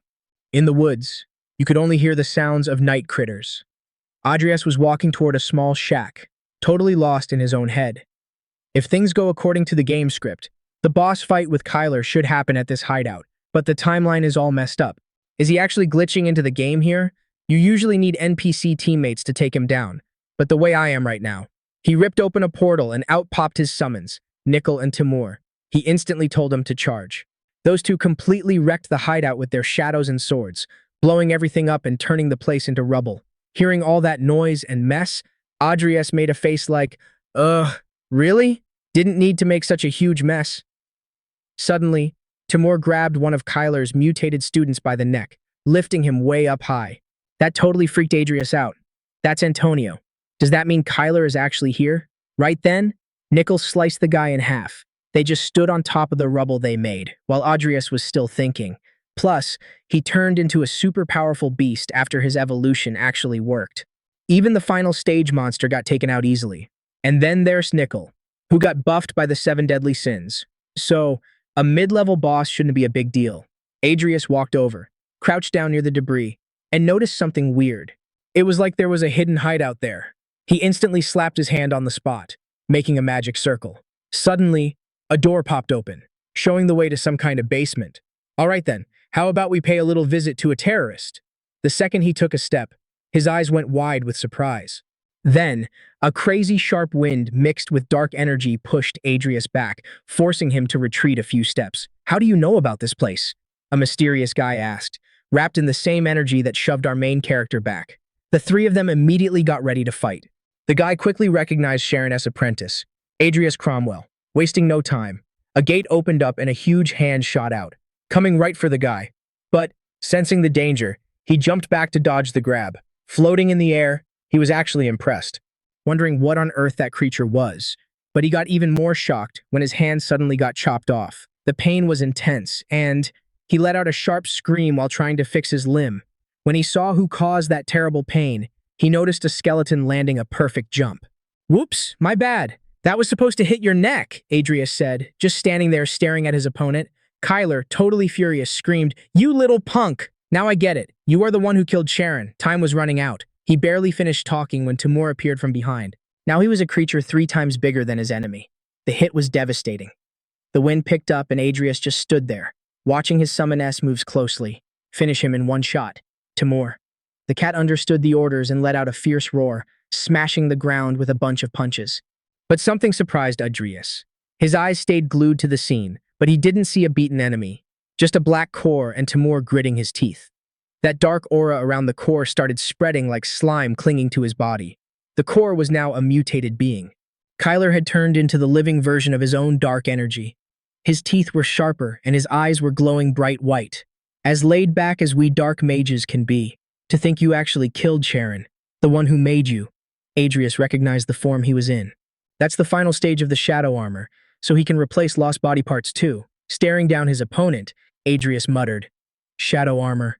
Before he could even finish his thought, Kyler cut him off, totally shook. "How the hell do you know that?" Ridiculous. No one's supposed to know that except Master Jess. Andreas didn't let him finish yapping. Though, he launched a heavy, lightning-fast strike with his sword. A golden light flashed with the slash, forcing Kyler to dodge sharply to the side.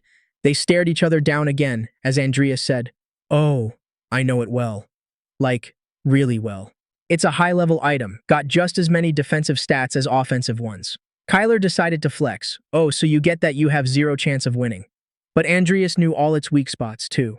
He cast fire magic on his blade, leaving Kyler frozen in shock when he heard the protagonist confirm it. "But it's weak against fire. Isn't it?" Right then, a shadow caught up to him, stopping his magic from finishing. Kyler spoke up. "All I gotta do is not give you time to cast." But he totally didn't expect a savage punch from Timer smashing into his face, sending him flying. Andreas turned to his summon and said, "Okay, Timer, go with Nickel and hold him off." The creature roared in approval. Kyler got back up and sneered. "You think a mere undead like them can slow me down? What a joke." He raised his hand, gathering shimmering blue mana all around his body, making Nickel and Timor's eyes go wide. A huge explosion followed. Andreas used the chaos to start casting his magic again, thinking, "This took way longer than I expected." Tamer and Nickel tried their hardest to buy time for the protagonist, attacking from every side. Kyler grabbed the big cat, lifting him up while tossing the skeleton aside. "Even if a bunch of brainless monkeys like you come at me." But right as he was talking, he got surprised. Timer was chewing through the bindings, and Nickel was doing the same. "A mere undead managed to break the shadow restriction?" he said, totally in disbelief. "No way! This is insane! What the hell are they?" The two charged him again. Kyler, trying to protect himself, couldn't rule out that those bodies came from Andreas's own congregation. Right then, Andreas swung his sword, which had turned into a whip. Kyler realized it instantly. Fusion magic. Bone whip. He was totally surrounded. Nickel rushed him, readying his sword. Andreas came in too, spinning his blade that snaked towards the opponent. When it reached him, the bone serpent wrapped him up tight. Kyler glared at Andreas and grumbled, "You told me you were going to come at me with fire attacks, but here you are using physical ones. Don't tell me you were just talking big." You can't even use one. He laughed, but then his face changed real quick. Ah, what a cheap trick. That might cost you your life. Blood was dripping from Andrias's nose. That move took a lot out of him. Then he said just 2 words, bone explosion. Instantly, fire started forming on his bone blade, and Kyler realized it was a double enchantment. The explosion ripped out with a deafening boom. Andrias wiped the blood off his face and mumbled, "That's way harder on the body than I expected." Actually, it's pretty impressive I could handle that so easily, but for now, let's just say that technique was a total win. Except for the part about turning the body to ash, because I used too much mana. The fire was still spreading as he finished talking. Since Kyler was a big shot and now he is dead, the congregation is definitely going to make a move. For now, let's grab the loot from the hideout, cover my tracks, and get out of here. Plus, the academy is probably a mess right now, so I gotta get back soon. Elsewhere, Bart slammed his fist on the table, asking angrily, "Say that again. How many people?" His assistant stood his ground and answered, "Yes, sir. We have 15 people, including the 4 students from Milko. According to witnesses, the student who handed out the potion is named Antonio H., and he is currently missing. He was Professor Kyler S.'s assistant, or rather, he was a reanimated corpse." Bart leaned back in his chair, sighing deeply before saying, "That's enough. Suspend all academy activities until this incident is filed away. New details will be announced later after I talk with Director Zeus." As soon as his assistant left, he stared at the wall in silence, thinking hard. What is going on in Roden? Andrias was in Kyler's secret research room. Maybe it's because this part is different from the game, but there is a ton of items here I've never seen before. Too bad most of it is trash. He was checking out the books when he grabbed Kyler's grimoire. It had detailed notes on shadow magic. This definitely piques my interest since I became a dark mage. But I never paid attention to it before, he thought, holding the book. Andrias handed the tome to Nickel to stash in the chest when something caught his eye. There was another wooden chest with gold trim. He recognized it right away, a Chaos Mimic treasure chest.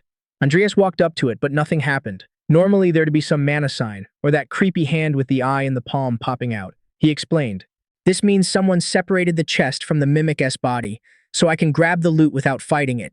That is, if Kyler didn't already swipe everything." He walked over to the treasure fast and popped it open, thinking, once the 3 items are taken out, the Mimic just turns into a normal chest. Since finding one of these is super rare, the loot inside has gotta be insane. The bright light inside the chest made it hard to see exactly what was in there. Andrias pulled out a golden key first, then a Mimic core. As he kept digging, he mumbled, "Can't use this yet, but I know it's worth a lot." Suddenly, he felt something different. When he pulled the object out, he saw it was a super old, rusty sword with some broken chunks. Oh, it was the sword of constant change. And a weapon where the stats and shape change depending on the user. Andrias looked at the blade curiously. Interesting, but I've already got my sword, so I don't need this. Before he could put it away, he heard a grunt from Nickel, who was holding his hand out for the sword. Without hesitating, Andrias tossed the blade to his summon. All right. I was already thinking of buying you a new sword anyway."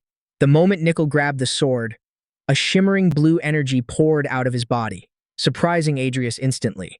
The weapon's stats, which were lame before, shot up drastically. Mana conductivity went from 0% to 150%. Downward strike speed went up to 200%. And on top of that, damage increased when held in a fixed stance for a while. Adrius watched, intrigued. Looks like this sword finally found a worthy owner. Adrius was stoked, looking at the sword and his skeleton while thinking, whoa, the shape and balance of the sword changed to match Nickel.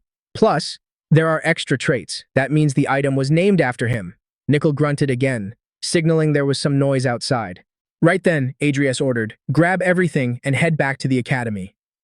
5 days passed. At the station, the train had just pulled in.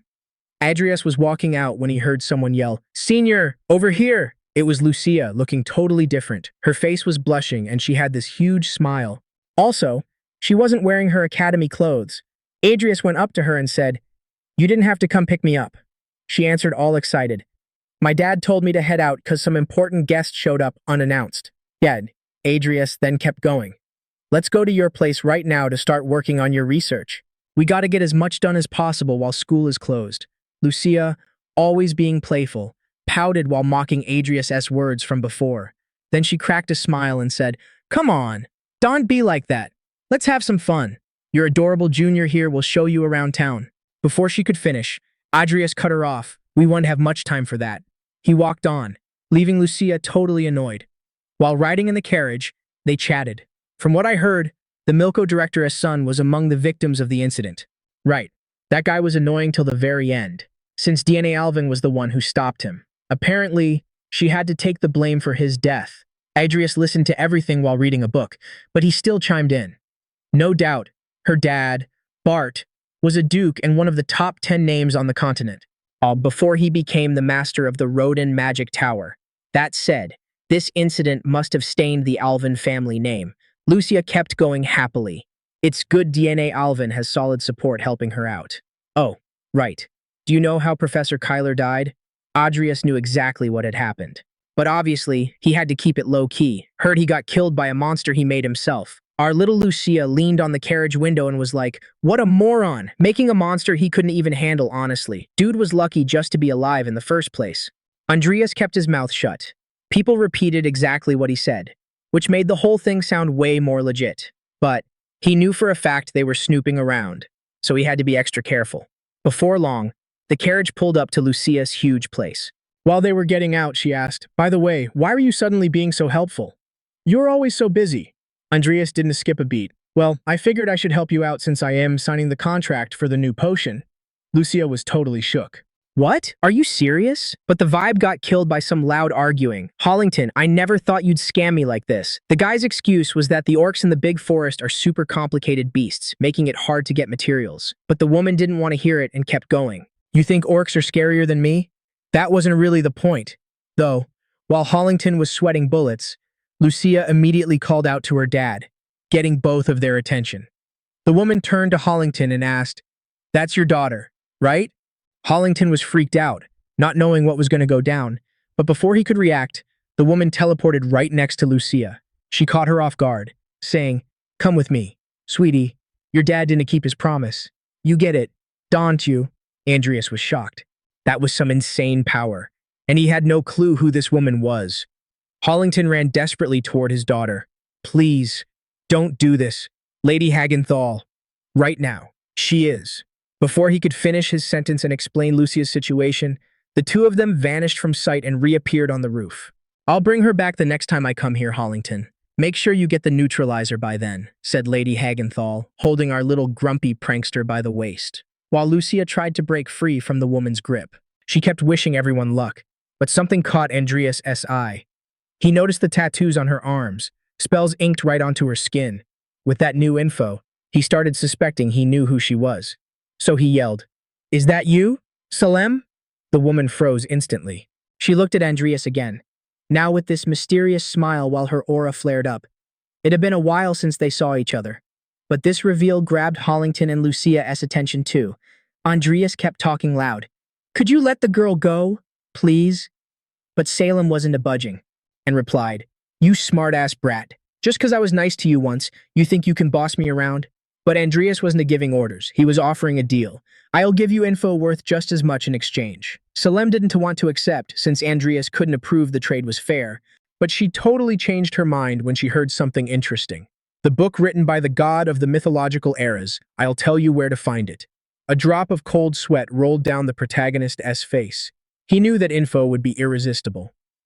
Seconds later, Salem Edidia came down from the roof with Lucia and asked coldly, so, where is it? The situation caught Hollington's eye, and he stayed alert while Andreas said, you sure I should spill the beans here? There's people listening. Like two idiots, father and daughter turned around at the same time and covered their ears. Just say it. If I don't find it, I'll simply get rid of all of you. With no choice, Andreas went on. It's at Lake Irva, on the southwest border of the Empire. It must be in an underwater cave in that region, around the 7 o'clock direction. Intrigued, Salem Edidia commented, Lake Irva, you didn't just make that crap up in the heat of the moment, did you? Andreas just asked why he'd do that, but Salem's curiosity was still piqued. Where the hell did you dig up that info? Bummed out, Andreas replied. That's the only thing I can spill. He knew this was game intel. Salem Edidia was already used to Andreas' secrets, and, without pressing any further, he turned to Hollington. I'll let it slide this time, but next time, you know the deal. Hollington bowed and declared firmly, "A promise is a promise. I'll get the materials, whatever it takes." Finally, Salem Edidia looked at Andreas and said, "Right, a merchant lives and dies by trust, as they say." Then he asked how Andreas knew it was him. That was when the protagonist explained he'd started seeing the mana flow. The system screen showed Andreas had talents in black magic, necromancy, water elemental magic, plus buffs for production, agility, and mana. He never imagined his talent for mana manipulation, combined with his vessel traits, would be something so freaking useful. In the end, Salem said goodbye. He'd carved countless magic circles on his own body to boost his skills. But that also meant his body was going to fall apart eventually. Just like Lucia, he was carrying a ticking time bomb. The book Andreas mentioned had knowledge about harmony. If Salem Edidia could read it and balance his magic with his body, he could survive. Hollington could barely believe everything worked out, and, relieved, thanked Andreas. "I'll definitely pay you back for this favor." But for Andreas, it was no biggie. Then Lucia commented excitedly, "So, Senior, how did you meet Salem?" Andreas had to come up with a lie on the spot. "It was by chance, but more importantly, where's your lab?" Lucius Grimace said it all. "Then I am not telling you either. No way I am letting someone who might be working for the Empire's most wanted criminal enter my lab." Andreas, being slick, used her own words against her dad. "Does that mean the Viscount can't enter either?" Hollington realized he was going to catch strays, so he quickly bailed. "That's my cue to leave." Lucia didn't waste time and stated, "Exactly. Dad can't come in either. Why don't you go sign a contract with him? That's why you came, isn't it?" Andreas closed his eyes, sighing. "It doesn't need to be signed right now. Don't be so cruel." Lucia crossed her arms and shot back. "Cruel? The one being cruel here is you, hiding things from me." Suddenly, a puddle of blood hit the floor. Andreas's eyes went wide and he immediately called out for Lucia. She was terrified, trying to stop the blood with her hands, but it was too much. Then she ran into the house, saying in despair, "Ah, no, I didn't want you to see me like this." Andreas was surprised and worried. "Is she okay?" But as Lucia ran, her body got more and more covered in blood. Then she fell to the ground, leaving everyone around in total terror. Lucia's life must never have been easy, let alone a bed of roses. Since she was young, she was trapped in her lab trying to find a cure for her illness. Even so young, she was determined to develop the perfect formula to buy a little more time. But along the way, she had to deal with tons of failures. In one of her notebooks, her efforts were recorded. Number 1121. Failure in acidification of polec toad saliva. Process 1 to stabilize. Number 1122.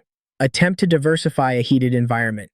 After irregular configuration, the first attempts failed. After testing almost every possible variable, she realized the reagent instability couldn't be resolved. Maybe the ingredients needed changing. Seasons passed, and failure number 2175 marked her moment of frustration. Months later came failure number 3160. But even so, she persisted. Andreas remembered that moment. It was when he proposed a change at the academy. He found Lucia and suggested, "Try using that Yobin root. It should help neutralize the Polak toad mucus." And once again, the determined Lucia was in the lab, muttering to herself, "Another dead end. Just having the ingredient isn't enough." While handling a small test tube, she remembered what Andreas said. "I'm kinda busy right now, but I'll make time to help you later. I promise." Now Andreas was holding her notebook. He started reviewing the millions of notes she'd made. Before, he had only seen that through a computer screen, so he didn't fully understand. But now, seeing it all up close, he realized that this was the battlefield where Lucia was betting her own survival. Still immersed in his thoughts, he was awakened by the sound of knocking on the door. One of the women working in the house announced, "The young miss just woke up. Would you like to see her?" "Yeah." Andreas got worried and asked immediately, "Has she fainted like that before?" The answer was exactly what he feared. No, from what the doctor said, her condition got worse due to shock from lack of mana. Andreas, head down, acknowledged he had some guilt in that too. If he had just followed the game's route, Lucia never would be gotten involved in this situation. And now time was really against her. Our dear Lucia was bedridden, deep in thought. "My body feels heavy. It seems my mana flow is completely messed up. I think I'm really gonna die soon. Or at least right now. I thought I could spend my last moments happily with Andreas." She could remember Andreas's concern the moment she passed out. Thinking about that, a simple smile appeared on her face, that panicked face of his. "Ah, it's not so bad having someone worried about me. I'm sure he'll remember me." She closed her eyes, strongly feeling the emotion of being remembered. That was when Andreas entered the room calling her name. Lucia immediately turned around, astonished. Entering a lady's room without permission is rude. But Andreas replied in the same casual tone as always. What are you talking about? Just wanted to check the condition of my troublesome junior. Embarrassed, she turned her back, hiding her face. Ah, but I just woke up. My appearance is terrible. Andreas, finding it funny, stated, Your personality is what's terrible. He took a deep breath before adding, Fine. Meet me in the reception room as soon as you re well enough to walk. I need to sign a new product contract with the Viscount. After that, I'll help you with your research. Lucia listened in silence, still super embarrassed. A few minutes later, Hollington slammed an envelope on the table and said, I hope to keep having a good relationship with you. As the leader of a trading company, I don't want such a good product falling into the hands of other businesses. Andreas totally got that feeling, because he felt the same way. Thanks for always offering me such sweet deals, he said. But that reminded him of the contract he made with Salem Edidia when he was under the disguise of Lady Hagenthal. So he asked, What kind of contract is that? Hollington cleared his throat before answering. She gave me a potion recipe that I whip up for her every 3 months at the trading company. Right then, Andreas thought to himself, must be a potion to delay the disintegration of his body. Never thought the Everlast Trading Group had a contract with Salem Edidia. Looks like Viscount Hollington has more pull than I imagined. Just then, Lucia came into the room asking if they were done chatting. With a sweet smile, she said, Then let's go. Andreas. The protagonist stood up, saying peace out to the Viscount, who thanked him for always looking out for his daughter. The two started walking down the hallway in deep silence. That got Andreas thinking. Without the player interfering, is it even possible for Lucia to create her own cure? Of course. I've got all the ingredients I need now, but since this world isn't a game anymore, I gotta figure out the mixing ratios on my own. The biggest problem is that the Yobin root I grabbed at the congregation is almost running out. While Andreas was staring at Lucia intensely, she noticed and interrupted his thoughts. Senior, what are you thinking about so hard? Are you thinking about Vivian? That's not funny, he replied. Don't be stupid. Tell me how much progress you've made. Lucia looked straight ahead, like the topic annoyed her, and explained, I already told you the other day, there's been zero progress since I discovered the reaction. Besides, the Yobin root you gave me is running out too. Andreas was impressed. She'd already made it that far. He hoped she'd made some headway. But considering the race against time, he decided to offer a hand. This cure is for you, isn't it? Suddenly, Lucia stopped, letting Andreas walk a few steps ahead. With a heavy heart, she mumbled, I'm gonna die soon. Hearing that, Andreas stopped too. So, Lucia kept going. Originally, I was supposed to survive for another year, but probably cause I pushed myself too hard fighting those monsters. They told me I have only got 2 months left to live. The implication was clear. After so many failures and with so little time left, Lucia looked like she was about to give up. But Andreas wasn't having it. He froze in the middle of the hallway and stated firmly, You are not gonna die. Lucia was totally confused. Hey, I'm not kidding here, she shouted, trying to keep the vibe serious, but Andreas turned to face her, his expression carrying a heavy, melancholy weight. We don't have time to waste. We need to start now. The hours ticked by and night finally came. Inside the lab, things were heating up. I already tried that, Lucia said, slumped over the table. Meanwhile, Andreas was reading her notes and replied, If that's how it is, then I'm just skipping that step. He kept writing and then told her she should go get some sleep, since she'd already managed to understand enough. But Lucia insisted on staying up a bit longer with him. That's when Andreas got firm. If you don't go to bed earlier, you're not going to recover. Lucia knew it was important, but deep down she just wanted to spend more happy time by his side. So she proposed, Senior, want to go have some fun tomorrow?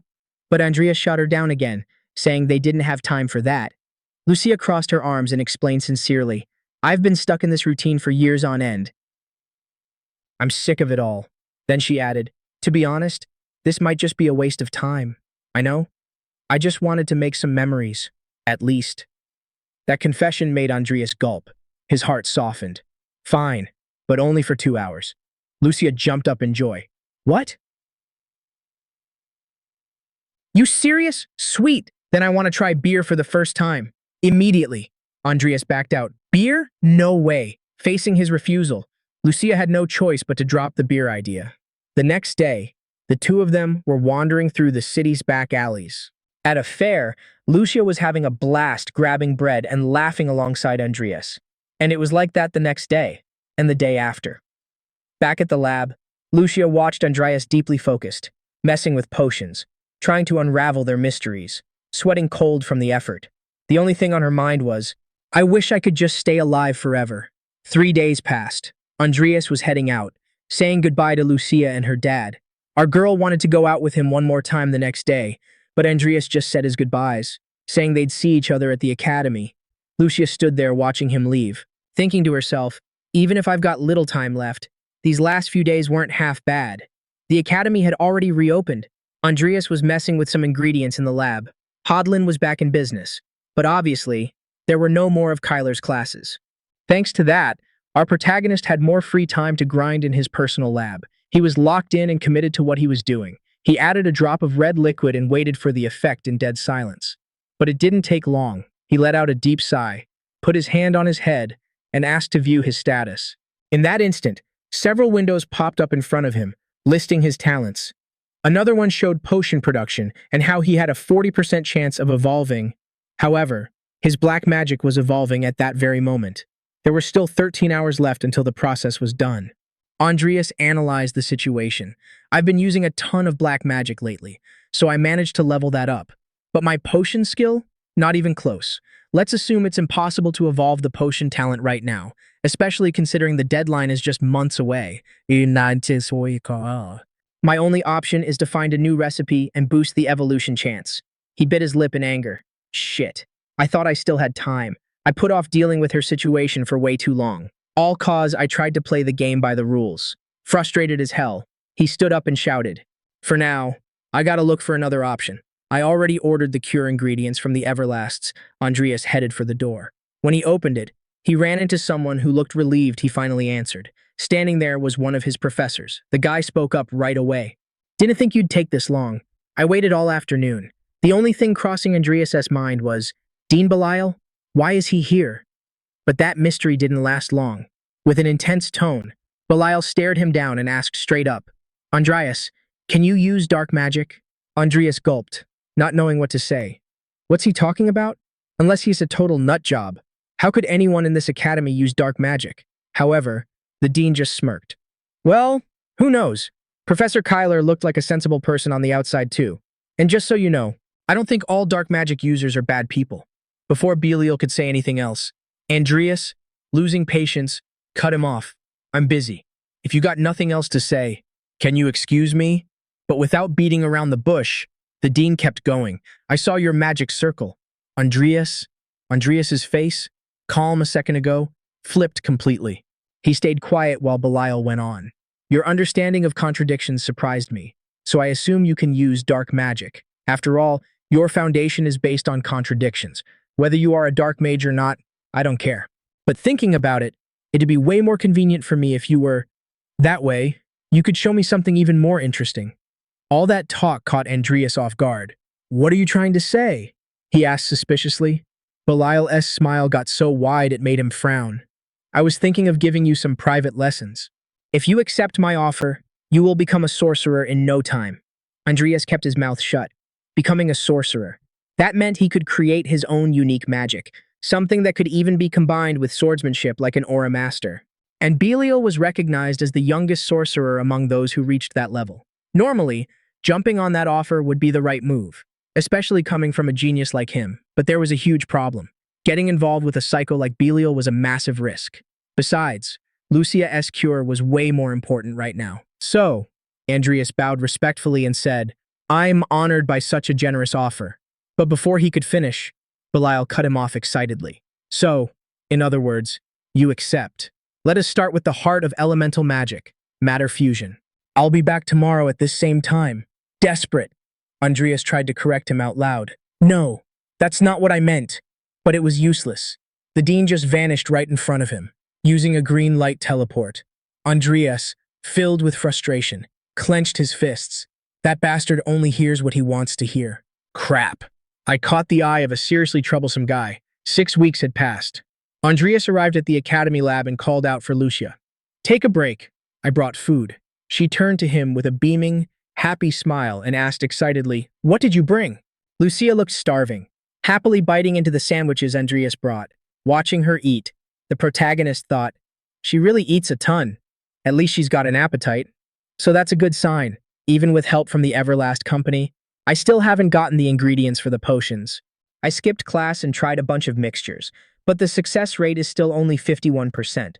Maybe she can find something if she keeps trying, but the deadline is coming up way too fast. His thoughts were interrupted by Lucia, talking with her mouth full. "Earlier, while you were out, I messed with the formula a bit, not really understanding what she was saying." Adrius told her to finish eating before talking. But Lucia, all anxious, downed her soda in one go and motioned for him to come closer. Then she showed him a paper with the number 74% and explained, "He said, I was wondering if the toxins would eventually disappear if heat extraction was used while mixing the ingredients. After some calculations, I got to this success rate." Adrius analyzed the idea carefully. Then, Lucia turned to him and continued, "How about we try doing this? At this pace, it might work." But Adrius was firm in his answer. "No, we are already running out of ingredients. That rate is still way too low to risk your life. We need to find another formula with a slightly better chance." Lucia grabbed another piece of sandwich and, with a playful smile, claimed she had a better idea. She quickly swallowed the last piece and drank all her soda before laughing. "If I eat all the ingredients at once like this, they'll mix themselves. No." Adrius looked at her coldly. Now isn't the time for jokes. But Lucia, being stubborn, crossed her arms and repeated exactly what he had said before. An awkward silence took over the room until Adrius, clearly exhausted, broke the mood. "I am tired. I am leaving." Lucia's eyes went wide when she heard that. Turning around, she saw he was actually walking away. Then, without hesitating, Adrius coldly shut the door, leaving her all alone. A deep sadness took over Lucia. She clenched her fists, holding back tears as she thought, "What a jerk. If you look at me with that serious face, I just get even more scared." Her legs were shaking, and once again, the weight of time on her shoulders felt real. Adrius went to get some fresh air, lying on a bench while watching the wind carry the clouds. The way she's acting, like everything's okay, it makes me even more anxious. This isn't a world where she can just respawn if she fails. Think, don't stop thinking. Let's go back to the beginning of everything. Back at the private lab. Now inside the lab, he analyzed the documents deep in thought. Worst case scenario, I'll have to use the formula with 74% probability that Lucia suggested. He kept flipping through papers, looking for any alternative, any clue, until a loud bang threw the door open. "Who is it? It's not locked," he said, without taking his eyes off the papers. The door flew open violently and DNA Alvin rushed in, desperate. Her face was red and she was sweating. "Adrius, there you are." He noticed something off about her appearance. She looked totally exhausted. "What happened?" he asked, already getting a bad feeling. DNA Alvin tried to catch her breath before saying, "It's Lucia. She was coughing up blood and passed out." That news left Adrius completely floored. The scene cuts to a quiet room where Lucia was lying down, looking pale, next to the bed. Adrius and DNA Alvin were talking. "An incurable disease. I didn't know she had one," murmured DNA Alvin, worried. "I also notified House Everless just in case." Adrius kept his gaze locked on Lucia. "They said she'd be okay for a few more weeks.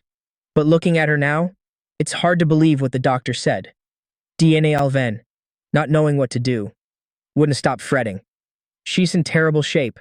I'm gonna ask my dad to round up the best doctors in Hodlin." But right then, Adrius cut her off. His tone was serious. DNA Alvin got spooked, looking at him in confusion. "I need to ask you a favor." DNA was already in the lab where Adrius and Lucia had been working. She was impressed by how much progress they'd made. It was honestly amazing. But that was also where they'd gotten stuck. Adrius explained, "Theoretically, there shouldn't be anything left after synthesis, but for some reason, there's still a lethal dose of toxin." DNA Alvin analyzed the situation closely. "Do you guys know exactly when this toxin forms?" Adrius shook his head. "No, since we don't have the exact ratio. We can't pinpoint it exactly." DNA Alvin crossed her arms and thought for a moment. Then she said, "If we could convert the remaining toxins into water and flush them out, things would be way simpler." In that instant, Adrius's eyes went wide. DNA Alvin crossed her arms and thought for a moment.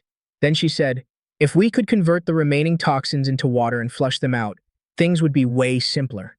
In that instant, Adrius's eyes went wide. Convert the toxins into water? Why didn't I think of that sooner? If we could turn the final residue into water. Then, suddenly he remembered what Belial said about the core of elemental magic, matter fusion, but his expression shifted fast. He clenched his fists, feeling a tightness in his chest. But it's too late to learn that now. Andreas turned to DNA Alvin and asked, "Can you use matter fusion magic?" Her face lit up with hope. "Yeah, sort of." "Whoa, maybe this'll work." She stood up, pumped, saying they should start immediately. The two began manipulating the elements and ingredients in the test tubes.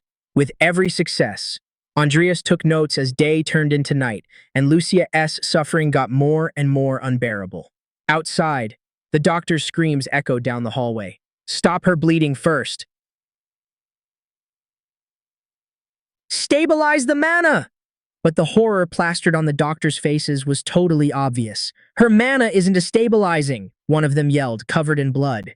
Lucia was twisting in pain, spitting blood. Her body was already at its limit. The mana flow was way stronger than expected, and they needed to stabilize it ASAP.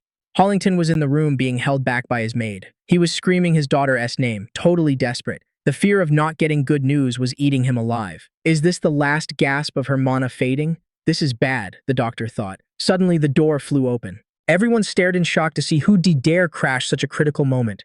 It was Andreas, panting like he'd sprinted his lungs out to get there in time. Sweating. He just said, "Sorry I'm late." It was a new day. The wind blew into the room, gently swaying the curtains. The sun marked a fresh start, making it almost impossible to believe the storm from the day before. Lucia slowly opened her eyes, not knowing what the heck had happened. Andreas was right beside her, like he'd been there the whole time waiting for her to wake up. Seeing him, she could barely believe this was her seaweed brain senior. She got up slowly, feeling something different. "I feel better for some reason." She looked at her hands, totally confused. "My mana calmed down too. Is this what they call terminal lucidity? That thing where you feel better for a sec before you die?" Then her attention snapped back to Andreas. "Wait, since when has he been here?" Lucia let out a soft smile, leaning closer to Andreas's face, who seemed to be sleeping deeply, even while sitting. With a mischievous tone, she commented, "Great, I get a chance to say goodbye. Had a blast thanks to you, senior seaweed brain. You gave me hope that my sickness could be cured. Actually, I even forgot I was gonna die soon." She smiled tenderly. "If it weren't for you, I'm sure my heart would be died first and I would be spent my last days in misery. So thanks for everything." She closed her eyes for a moment, took a deep breath and whispered, "Goodbye, senior seaweed brain." But as she said her goodbyes, he stayed silent with his eyes shut, until suddenly he asked, "Where do you think you're going?" Lucia, who was smiling calmly just a second ago, jumped in fright, scrambling back. Andreas opened one eye and commented, "You look better." "Still recovering from the scare?" she asked suspiciously. "You were awake? Since when?" He smiled and answered casually, "Around when you said you were gonna die soon, I guess." Lucia's face instantly caught fire. You could practically see the metaphorical flames shooting out of her pores as she looked away, embarrassed. "Could you leave? Please, I want to be alone," she said. But Andreas, with a smug grin, shot back, "Sure, you seem fine now." He crossed his arms and continued, "Must have been tough living while knowing you were gonna die soon. The fact you handled all that alone is actually incredible. I'm happy." Then, with a more serious tone, he added, "And since I didn't have time to run clinical tests, I've still got some concerns. Just to be safe, you should rest for a few more days." Lucia's eyes went wide as she immediately snapped her gaze back to him. Her face was flushed, and her expression was pure disbelief. "So I'm not gonna die?" Andreas smiled and confirmed, "That's right. So let's save the goodbye speeches for like 60 years from now." Lucia gripped the bedsheets tight, trying to speak, but her voice came out weak, mixed with sobs. "Actually, I didn't want to die either." Then, the tears came. Everything that was suffocating her heart spilled over, streaming down her face in a desperate cry. Andreas stayed silent, just witnessing the moment in case she needed support. Lucia collapsed onto the bed, completely giving in to the relief. Sometime later, keeping up with Belial's classes, the youngest sorcerer was no walk in the park for Andreas. He was pretty sure the dean wasn't exactly thrilled about it either. But whatever Belial's intentions were, the learning experience was totally valuable for Andreas. Anyway, time flew by and midterms rolled around. Up on a podium, grabbing everyone's attention, someone spoke up. "All right, start making a line. Doesn't it matter if you are in the magic faculty or the night faculty. In the middle of the crowd, Vivian called out to Andreas. He turned around and grinned. "Long time no see, Vivian." She took a deep breath before answering. "I heard rumors. You cured Lucia's sickness, didn't you?" But Andreas just kept it real. "All I did was give her a hand." Vivian blushed when she saw his gentle smile. So you became an Adrius Cromwell for Lucia too." Andreas let out an awkward laugh, thinking he'd rather be called Seaweed Head than Sir Adrius Cromwell. The woman on the podium, grabbing everyone's attention again, announced in a firm tone, "Now I'm going to explain the exam content. The grading criteria is going to be based on the number of floors you manage to climb. Just be aware that traps and monsters will be lurking on every floor, and the higher you go, the harder it gets. Also, the exam's going to be broadcast to the Academy and the public outside." Andreas stayed quiet. He knew exactly what tower that was. The Tower of Motor Alvin, a 30-story construction made with magic by Motor Alvin, the first leader of House Alvin. Due to its insane difficulty, no student has ever managed to reach the top floor, plus only students can challenge it, because the tower was enchanted to be inaccessible to anyone over 25. So basically, the results of this exam would determine who the strongest student in Hodlin really was. Originally, exams were supposed to be suspended because of that mess with Kyler, but since that problem got solved, Andreas could now focus completely on the challenge. The instructor kept going. Entry will be limited to 20 people at a time. In case of life-threatening risks, you'll be automatically teleported out of the tower, so I encourage everyone to give it their best shot. We handing out your numbers now. Andreas and Vivian shared their numbers. His was 38, hers was 16. Of course, our little crazy girl was bummed out. She definitely wanted to enter together with her Sir Adrius Cromwell, and she made sure to let Andreas know it. He, however, replied naturally, "Even if we could go in together. The starting point might be random, so we'd get split up anyway." At that moment, DNA Alvin joined them with a beaming smile and asked, "What numbers did you two get?" They revealed their numbers and DNA Alvin commented excitedly, "I got number 3, so I am in the same group as Vivian." She started watching them closely, and her expression changed to something way more mischievous. With a playful tone, she asked a question that, no doubt, a lot of people wanted the answer to. "Speaking of which, you two, I always see you together." While Andreas didn't get the drift of the question, Vivian's eyes went wide, overcome with embarrassment as soon as DNA asked directly, "Are you two in that kind of relationship?"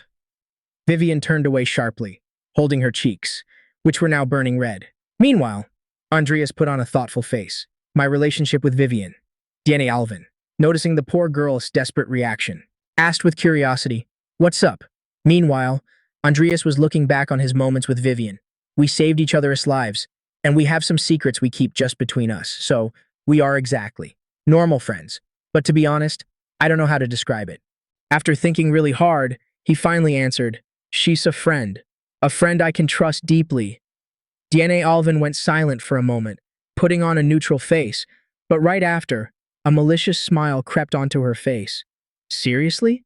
Is he playing dumb, or is he actually an idiot?" she thought, holding back a laugh. Realizing she wasn't going to get anything out of Andreas, she turned to Vivian and asked straight up, "What about you, Vivian? I think you two match so well." Andreas realized Vivian was in a tight spot and, trying to ease the pressure, called DNA Alvin out. "You're being a little rude."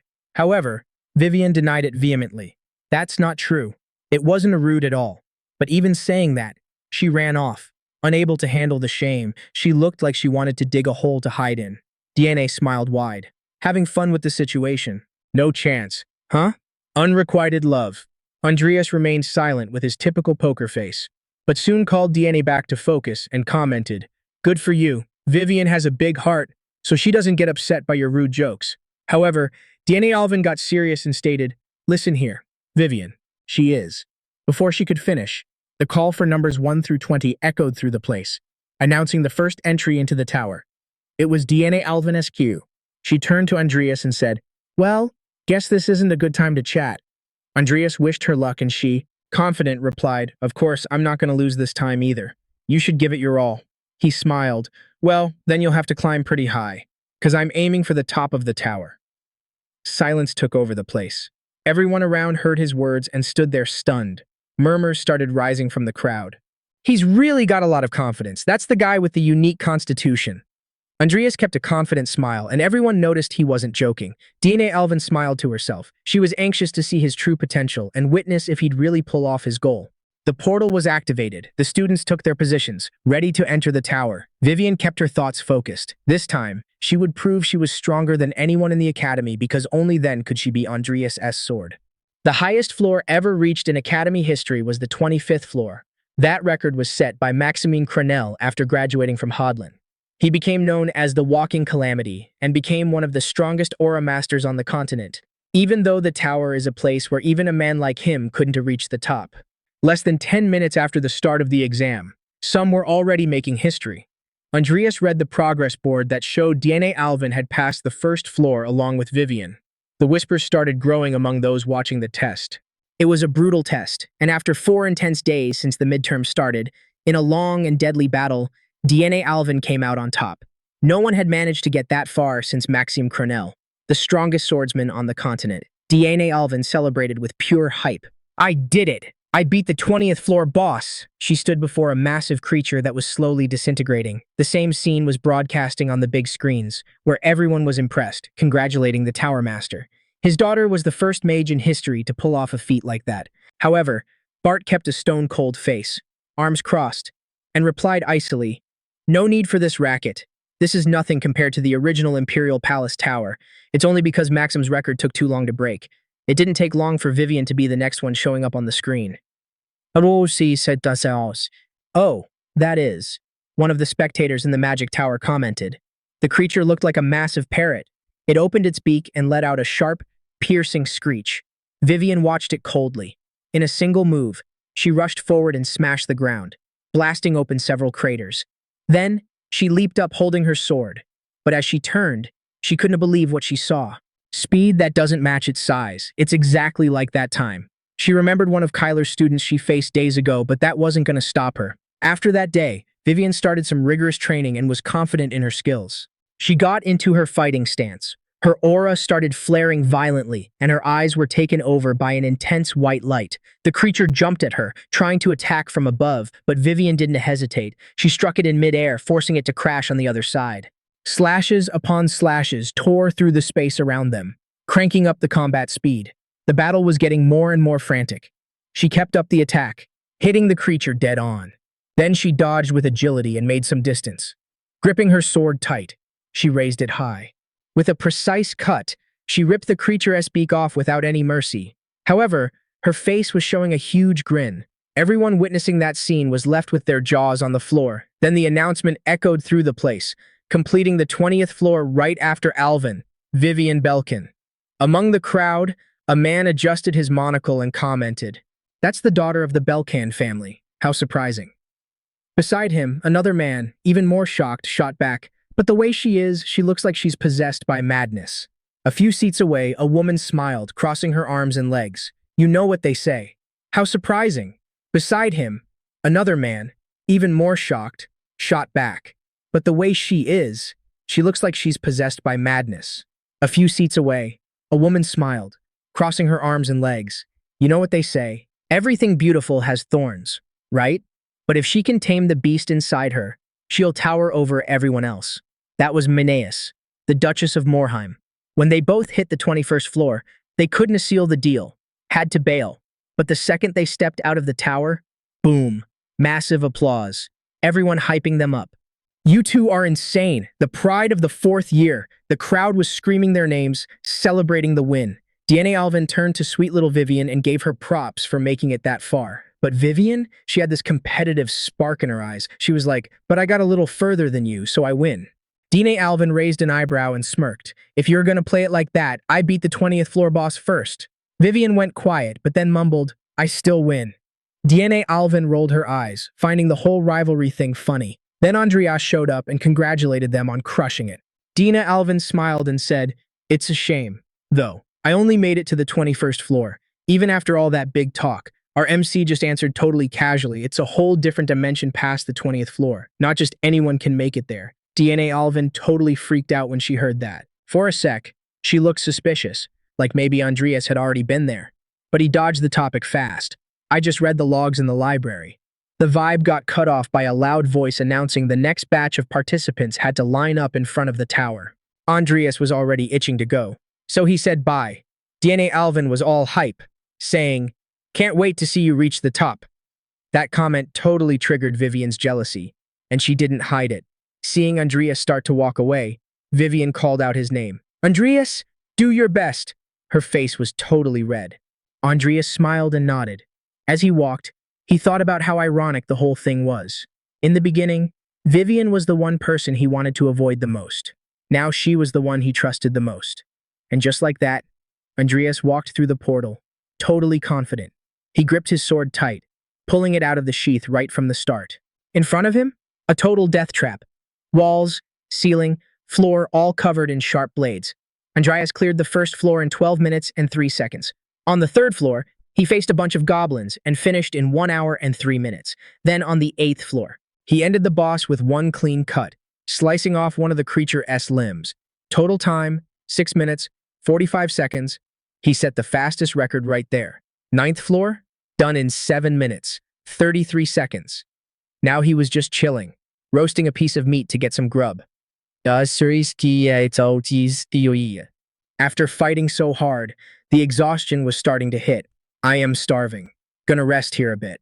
While he ate, he pulled up his status window to check his stats. Now that my dark magic talent evolved, it spread to the whole dark magic system, not just necromancy. Plus, thanks to successfully making Lucia's cure, my potion talent leveled up too. And then there is that talent that grew cause of Belial's private lessons. Elemental magic. Mediocre. He remembered that skeptical look Belial gave him when he suddenly nailed something he hadn't mastered in hours. Anyway, at least that weirdo was useful. Then he checked the evolution chance. The notification window said his elemental magic had a 74% chance to evolve. If he kept going like this, he should get enough XP by the time he left the tower. Better focus on using skills. From the elemental system to max out my evolution. Andreas grabbed 2 potions from his pocket and muttered, "Only got 2 blocking magic potions left." Not exactly comforting. So he decided, for now, best thing is to chill a bit. He laid down by the fire, letting the heat take the edge off the cold night. He knew for a fact things weren't going to be easy from the 10th floor up. A day passed since Andreas entered the tower. So, he hits the 10th floor, staring down this massive iron golem. And guess what? Our boy notices the thing's shield is totally down.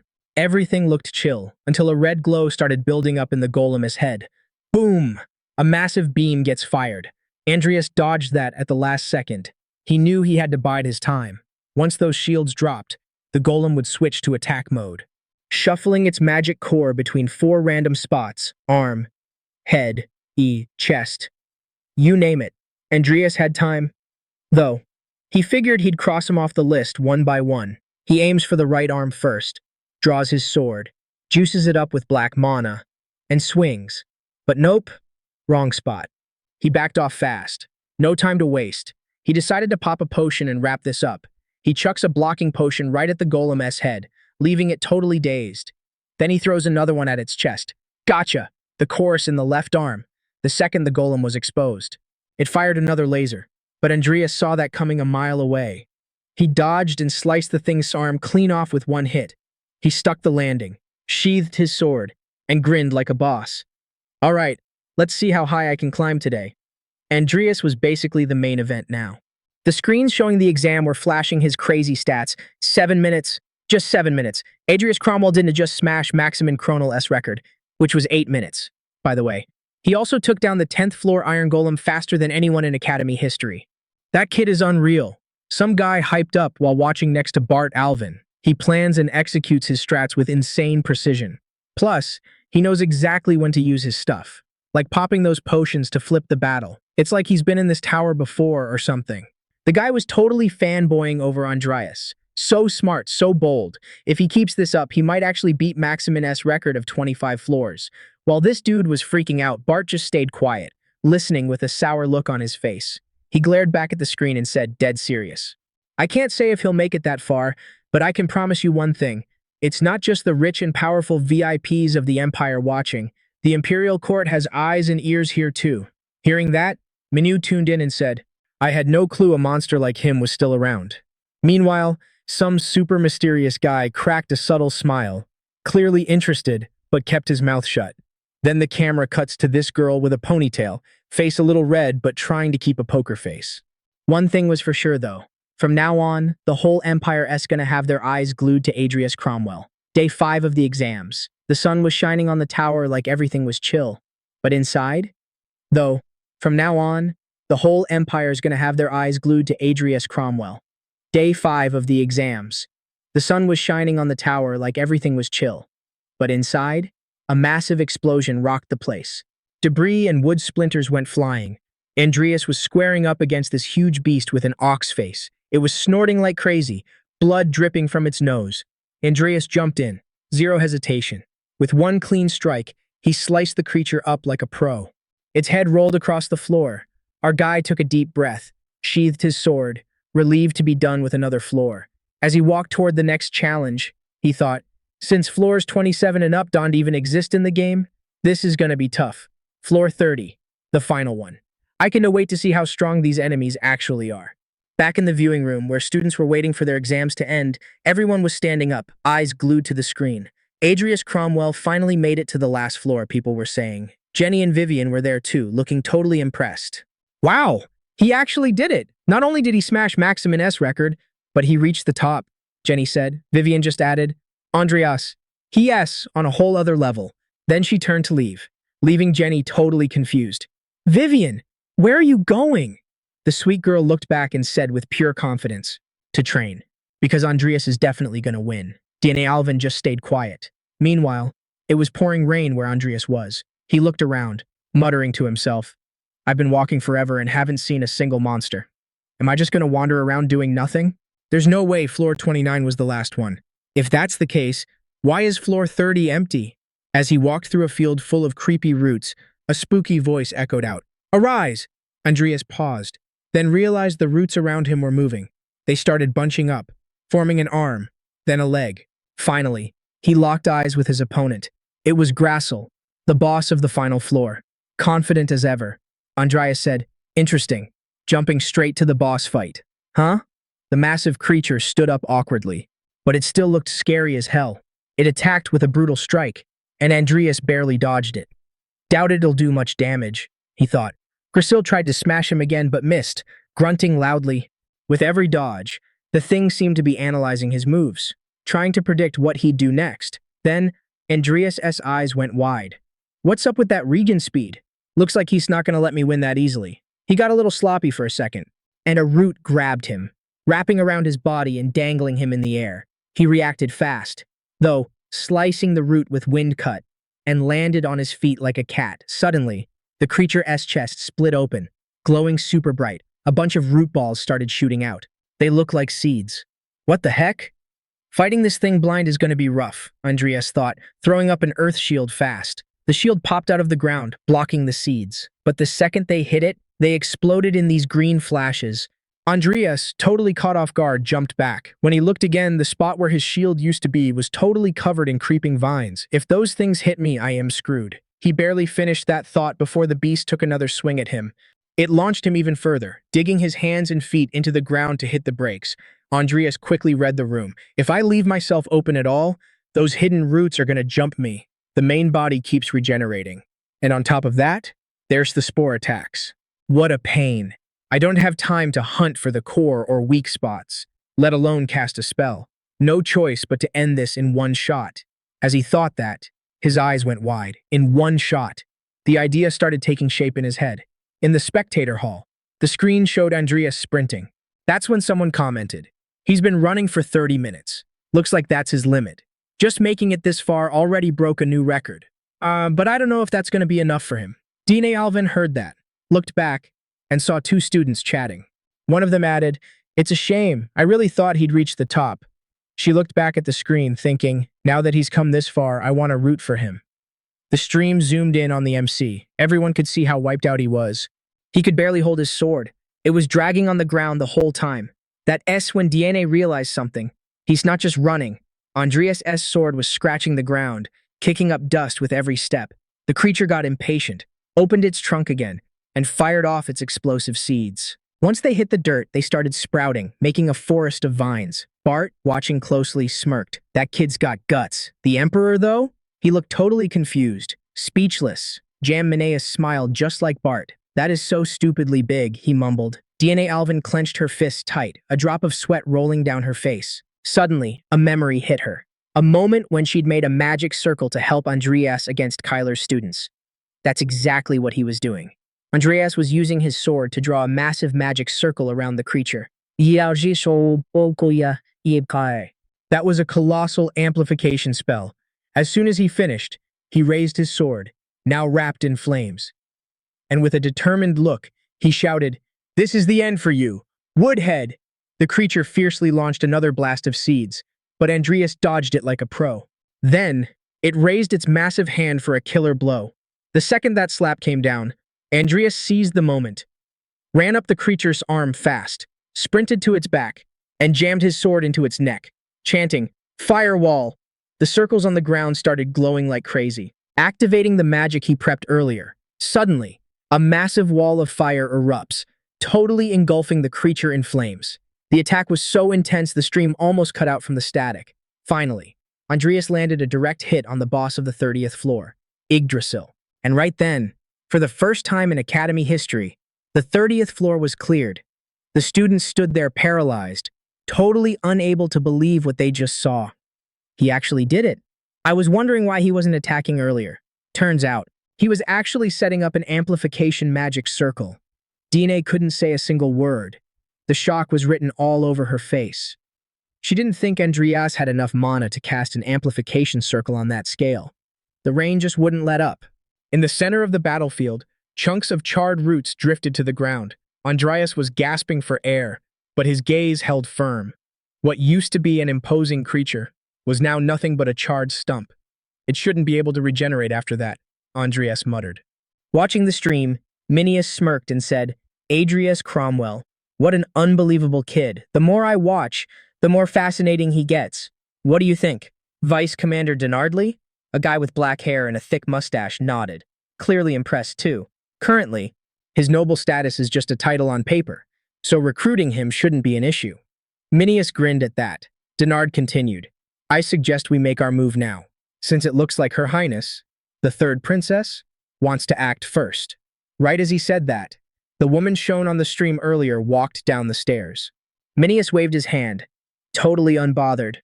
"Don't worry," he said, standing up and fixing his hair with a confident glint in his eyes. "I plan to make him the most tempting offer of all." Meanwhile, Andreas was holding a weird artifact in his hands.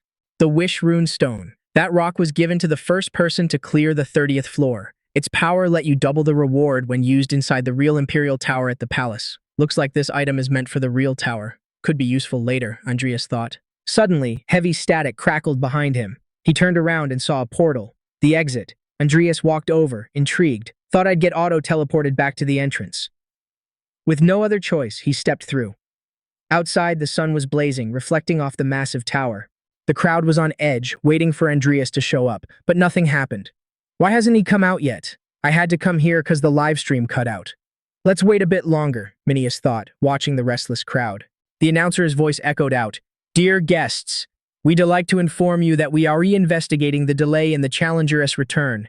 We ask for your patience." Minius smirked, crossing his arms. "Adrius Cromwell, making me nervous right off the bat." Huh? The portal light flashed bright. Andreas took his first step out, and the second he was through, he was stunned. "No way," he thought, eyes wide as he stared at a massive door with golden wings projecting from behind it, and a long staircase leading up. It was a hidden floor. Andreas started climbing the stairs, watching every detail. His mind was racing. Ivy played this game 1,000,000 times, but never knew this existed. Well, gotta keep moving. Not like there's an option to turn back now. Reaching the door, he placed both hands on it and pushed. Ready to face anything, he was totally caught off guard. Good thing you guys are seeing this with me. It's hard to explain in words, so I'll just repeat exactly what he said when he saw that scene. What the hell is this? Right in front of him, a crazy amount of interlocked magic circles were spinning like gears, forming one single, colossal spell. The Mater Alvin Tower was actually being held up by that intricate magical mechanism. Suddenly, a deep voice echoed through the hall. "Congrats on reaching the top floor. Student of Rodlin. This is a hidden floor, accessible only to the first person to clear the 30th floor." A man appeared right in front of him, decked out in the robes of a powerful mage. He continued, "This place is invisible from the outside.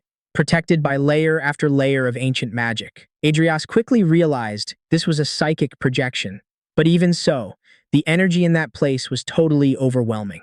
The man then went on, "It is a pleasure to meet you. You are the first, and you will also be the last to find me. My name is Moder Alvin Alvin." Adrius's thoughts went wild. Moder Alvin Alvin, the first head of the Alvin family? Even if it's just a projection of someone who kicked the bucket centuries ago. I didn't expect it to be Bart's ancestor. Moder Alvin stroked his long beard while he spoke. "Ah, so you're a kid of few words, but since you made it this far, I'm sure you're plenty capable." Deep down, I was hoping one of my own descendants would be the first to reach this spot.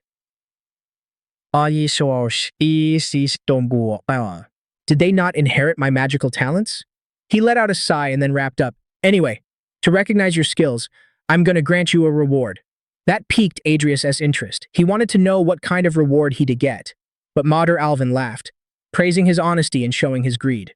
However, he made it clear nothing was coming for free. Locking eyes with Adrius, he lifted one foot and declared, "I have one last challenge for you. Try to defeat me." The instant his foot hit the floor, a wave of shimmering energy spread through the place, making the ground crumble right under Adrius. With no time to react, he was launched away, spinning in the air, still mid-impact. Adrius forced himself to balance, trying to break the fall with his own body. Panting, he thought, pissed off. "Damn it, you geezer, attacking me out of nowhere like that?" Moder Alvin just smiled and teased. "Show me what you were capable of. After all, you are the kid ushering in a new era." But something caught his attention.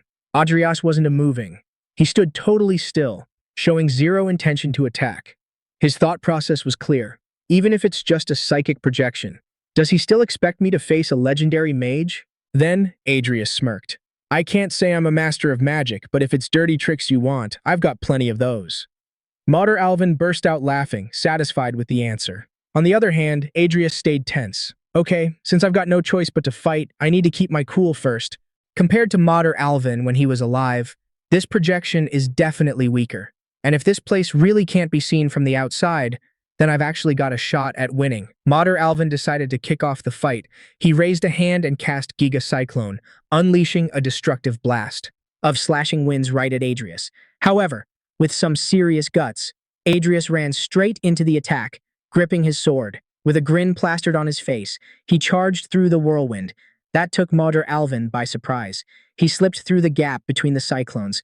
The audacity. Adrius's blade shined as he launched his attack. Wind slash. The cutting waves rushed straight at Moder Alvin, but he wasn't playing around. Narrowing his eyes, he grumbled, "A mage wielding a sword? How interesting. But that alone won't be enough to take me down." That was exactly the answer Adrius wanted to hear. His grin got wider. He had a trick up his sleeve.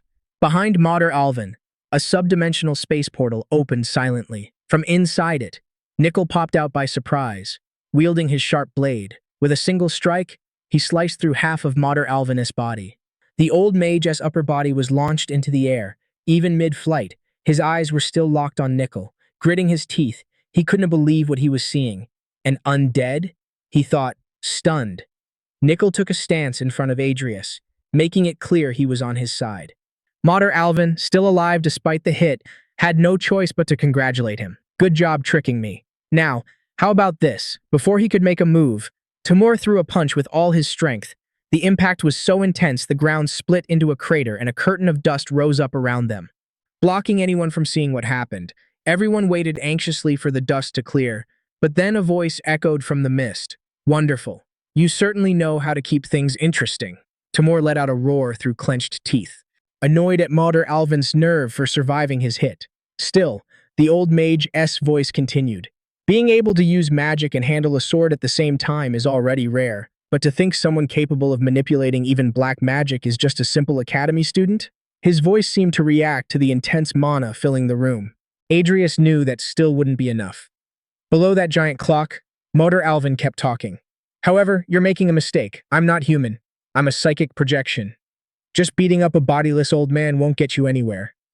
Below that giant clock, Moder Alvin kept talking. "However, you're making a mistake. I'm not human. I'm a psychic projection. Just beating up a bodiless old man won't get you anywhere." Without wasting time, Moder Alvin launched a devastating attack. The wind lance spell sliced through the air, forcing Adrius to do a bunch of flips to dodge, getting pushed back by the force of the wind.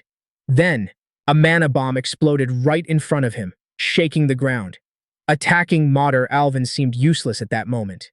But then Adrius realized something important. He looked at the big clock in the hall. There's got to be some connection to that clock. Besides the three smaller ones, only one seems to be working right now.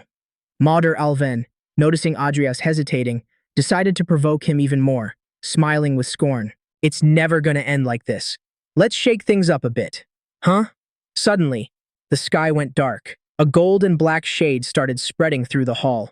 The merciless thunder spell had been cast. Several bolts started falling from the sky, cracking violently like lines of pure energy, cutting the air in destructive zigzags. Shit! That was the only thought Adrius and his summons had at that moment. His eyes went wide, his teeth clenched, and then the thunder hit Adrius full on. He screamed, "Nickel! Interrupt the spell!" Nickel was his best shot. The skeleton looked straight at Mater Alvin. The old mage stared right back. The old mage stared right back. Nickel Lifehill was charging in faster and faster. Nickel Lifehill was charging in faster and faster. Just as the skeleton raised his blade for a strike, Mater Alvin vanished and reappeared behind him. Mater Alvin vanished and reappeared behind him. The mage was getting annoyed with Nickel Lifehill on his tail. With a quick move, Mater Alvin gathered lightning in his hand and blasted Nickel directly. But the impact didn't have the expected effect. In that case, Mater Alvin backed off a bit, sizing things up, and decided, I'll just have to overwhelm him with raw firepower. He raised his hands, and a blinding light flooded the place. Seeing that, Adrius thought, doesn't matter how tough an undead is against lightning magic, he's gonna get wrecked if he keeps taking hits like that. Mater Alvin looked like he had it all under control, acting like Zeus himself, absolutely ruthless. Now let's see how long you last, he said with a wicked look. Adrius quickly ordered Nickel to fall back, and when Mater Alvin noticed, he muttered, just when things were getting interesting. The old mage knew damn well that undead and lightning magic didn't mix. Still, he kept spamming that attack on Nickel.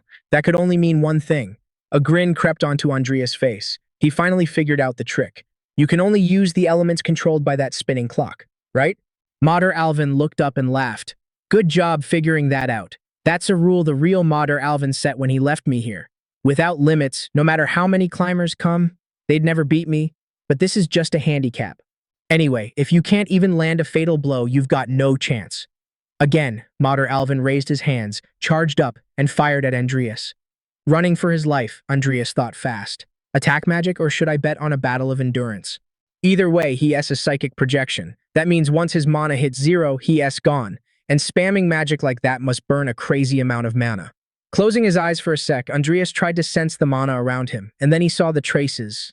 Glowing blue lines were everywhere, but there was something else. The pillars in the room seemed hooked up to Mater Alvin magic energy too. Adrius figured it out fast. It's those pillars. They're constantly feeding him mana. Interesting. In that case, the answer is obvious. Without a second thought, Adrius bolted again, eyes locked in, making it totally clear he found a way to take him down. Mater Alvin caught that vibe and, knowing Adrius was onto something, decided to strike first. He launched another spell, the crazy, powerful Thunder Spear. Adrius threw up his earth shield to clap back. The energy spears pierced partway through the shield, but Adrius wasn't trying to block him completely, just keep Mater Alvin off his back, since the elements the guy can use are set in stone. It's easier to fight him, Adrius thought, remembering the handicap on his enemy. But then, something totally unexpected went down. Out of nowhere, Mater Alvin warped right behind him and said with a mocking tone, "The restrictions don't cover space magic. You're not done entertaining me yet." Adrius snapped his head around, locking eyes with Mater Alvin, just as intense. Then, boom, something happened. Suddenly, Adrius found himself sharing the space with some dark energy. That is when the old wizard grinned and said, "Dual casting magic and dark arts? I thought you were a straightforward kid, but turns out you're full of tricks." Adrius smirked right back. "I thought you were the one hiding all the secrets." But Mater Alvin just laughed. "That's called the virtue of age, boy." The clock creaked and gears ground together again. Mater Alvin raised a hand, crackling with energy, and said, "All right then, your little advantage is about to vanish." Adrius's eyes went wide when he saw what was going down. An insane amount of energy started flooding the hall, water-field magic. The Necromancer clocked it instantly. Mater Alvin wanted to control the fight from high ground. locking down his moves. Water started flooding the place, rising super fast. Andreas shot a glance at Timur. He got the order right away. No words needed. The two split up, each heading for a different pillar. Mater Alvin cut Timur off halfway there. "Where do you think you were going in such a hurry?" he said, voice razor sharp. With a wave of his hand, he summoned two massive water snakes, the Hydra Wave spell. The water beasts wrapped around Timur, swallowing him whole. From a distance, Andreas saw it all and thought, if he is focused on Timur, I can get to the pillars first. But he didn't see Mater Alvin's next move coming. The old mage raised his hand and cast a trap spell. A gnarly water prison took shape. A whirlpool spun up around Andreas, sucking him right in. Mater Alvin's grin got even wider. That was checkmate. Andreas struggled to catch his breath. Everything went down in a split second, and he knew he had to do something fast. That S when a magic circle started glowing in his hand. It was green and getting bigger by the second. Mater Alvin saw it and laughed. One thing after another with you. You never let me get bored. Then, a massive titan stepped out of the portal. The titan fully manifested. When Mater Alvin saw what it was, he was actually shook. Oh, giants didn't even exist in my time. The Titan King stood before him, holding a gigantic sword 3 times bigger than Mater Alvin himself. Without hesitating, the Titan made his move. With a single wrecking blow, he smashed the water prison, freeing Andreas almost instantly. Mater Alvin smiled at the sight. Great. It would have been boring if things ended like that. Then, Andreas smirked back and taunted him. Better watch your back. Master Mater Alvin, you just blew one of your precious lives. Outside, everyone was stressing out. They were dying to know what was going down in there. Some stayed quiet, totally unsure, while others whispered questions to each other. Dina Alvin, though, thought to herself, oh geez, my father's gonna have a hell of a time explaining this to the nobles. She was so she was so deep in her head she didn't even notice Vivian roll up. When she finally clocked her, she nearly jumped out of her skin. He's still not out. What the heck happened to Andreas? Vivian asked, sounding totally freaked out. Dina took a deep breath before answering. The professors are checking it out, but it's been hours already. By the way, why do you look like a total hobo? Vivian's clothes were a wrinkled mess, old and beat up, like she hadn't changed in days. Dina Alvin frowned. What the hell has she been doing to end up looking like that? Then she remembered their last chat. Vivian had talked about training, and now, looking at her state, Dina Alvin thought about it. She's been grinding non-stop since then, and by the looks of it, she hasn't slept a wink. But something bugged her even more. Dina Alvin wrinkled her nose and added, Vivian, you haven't even showered, have you?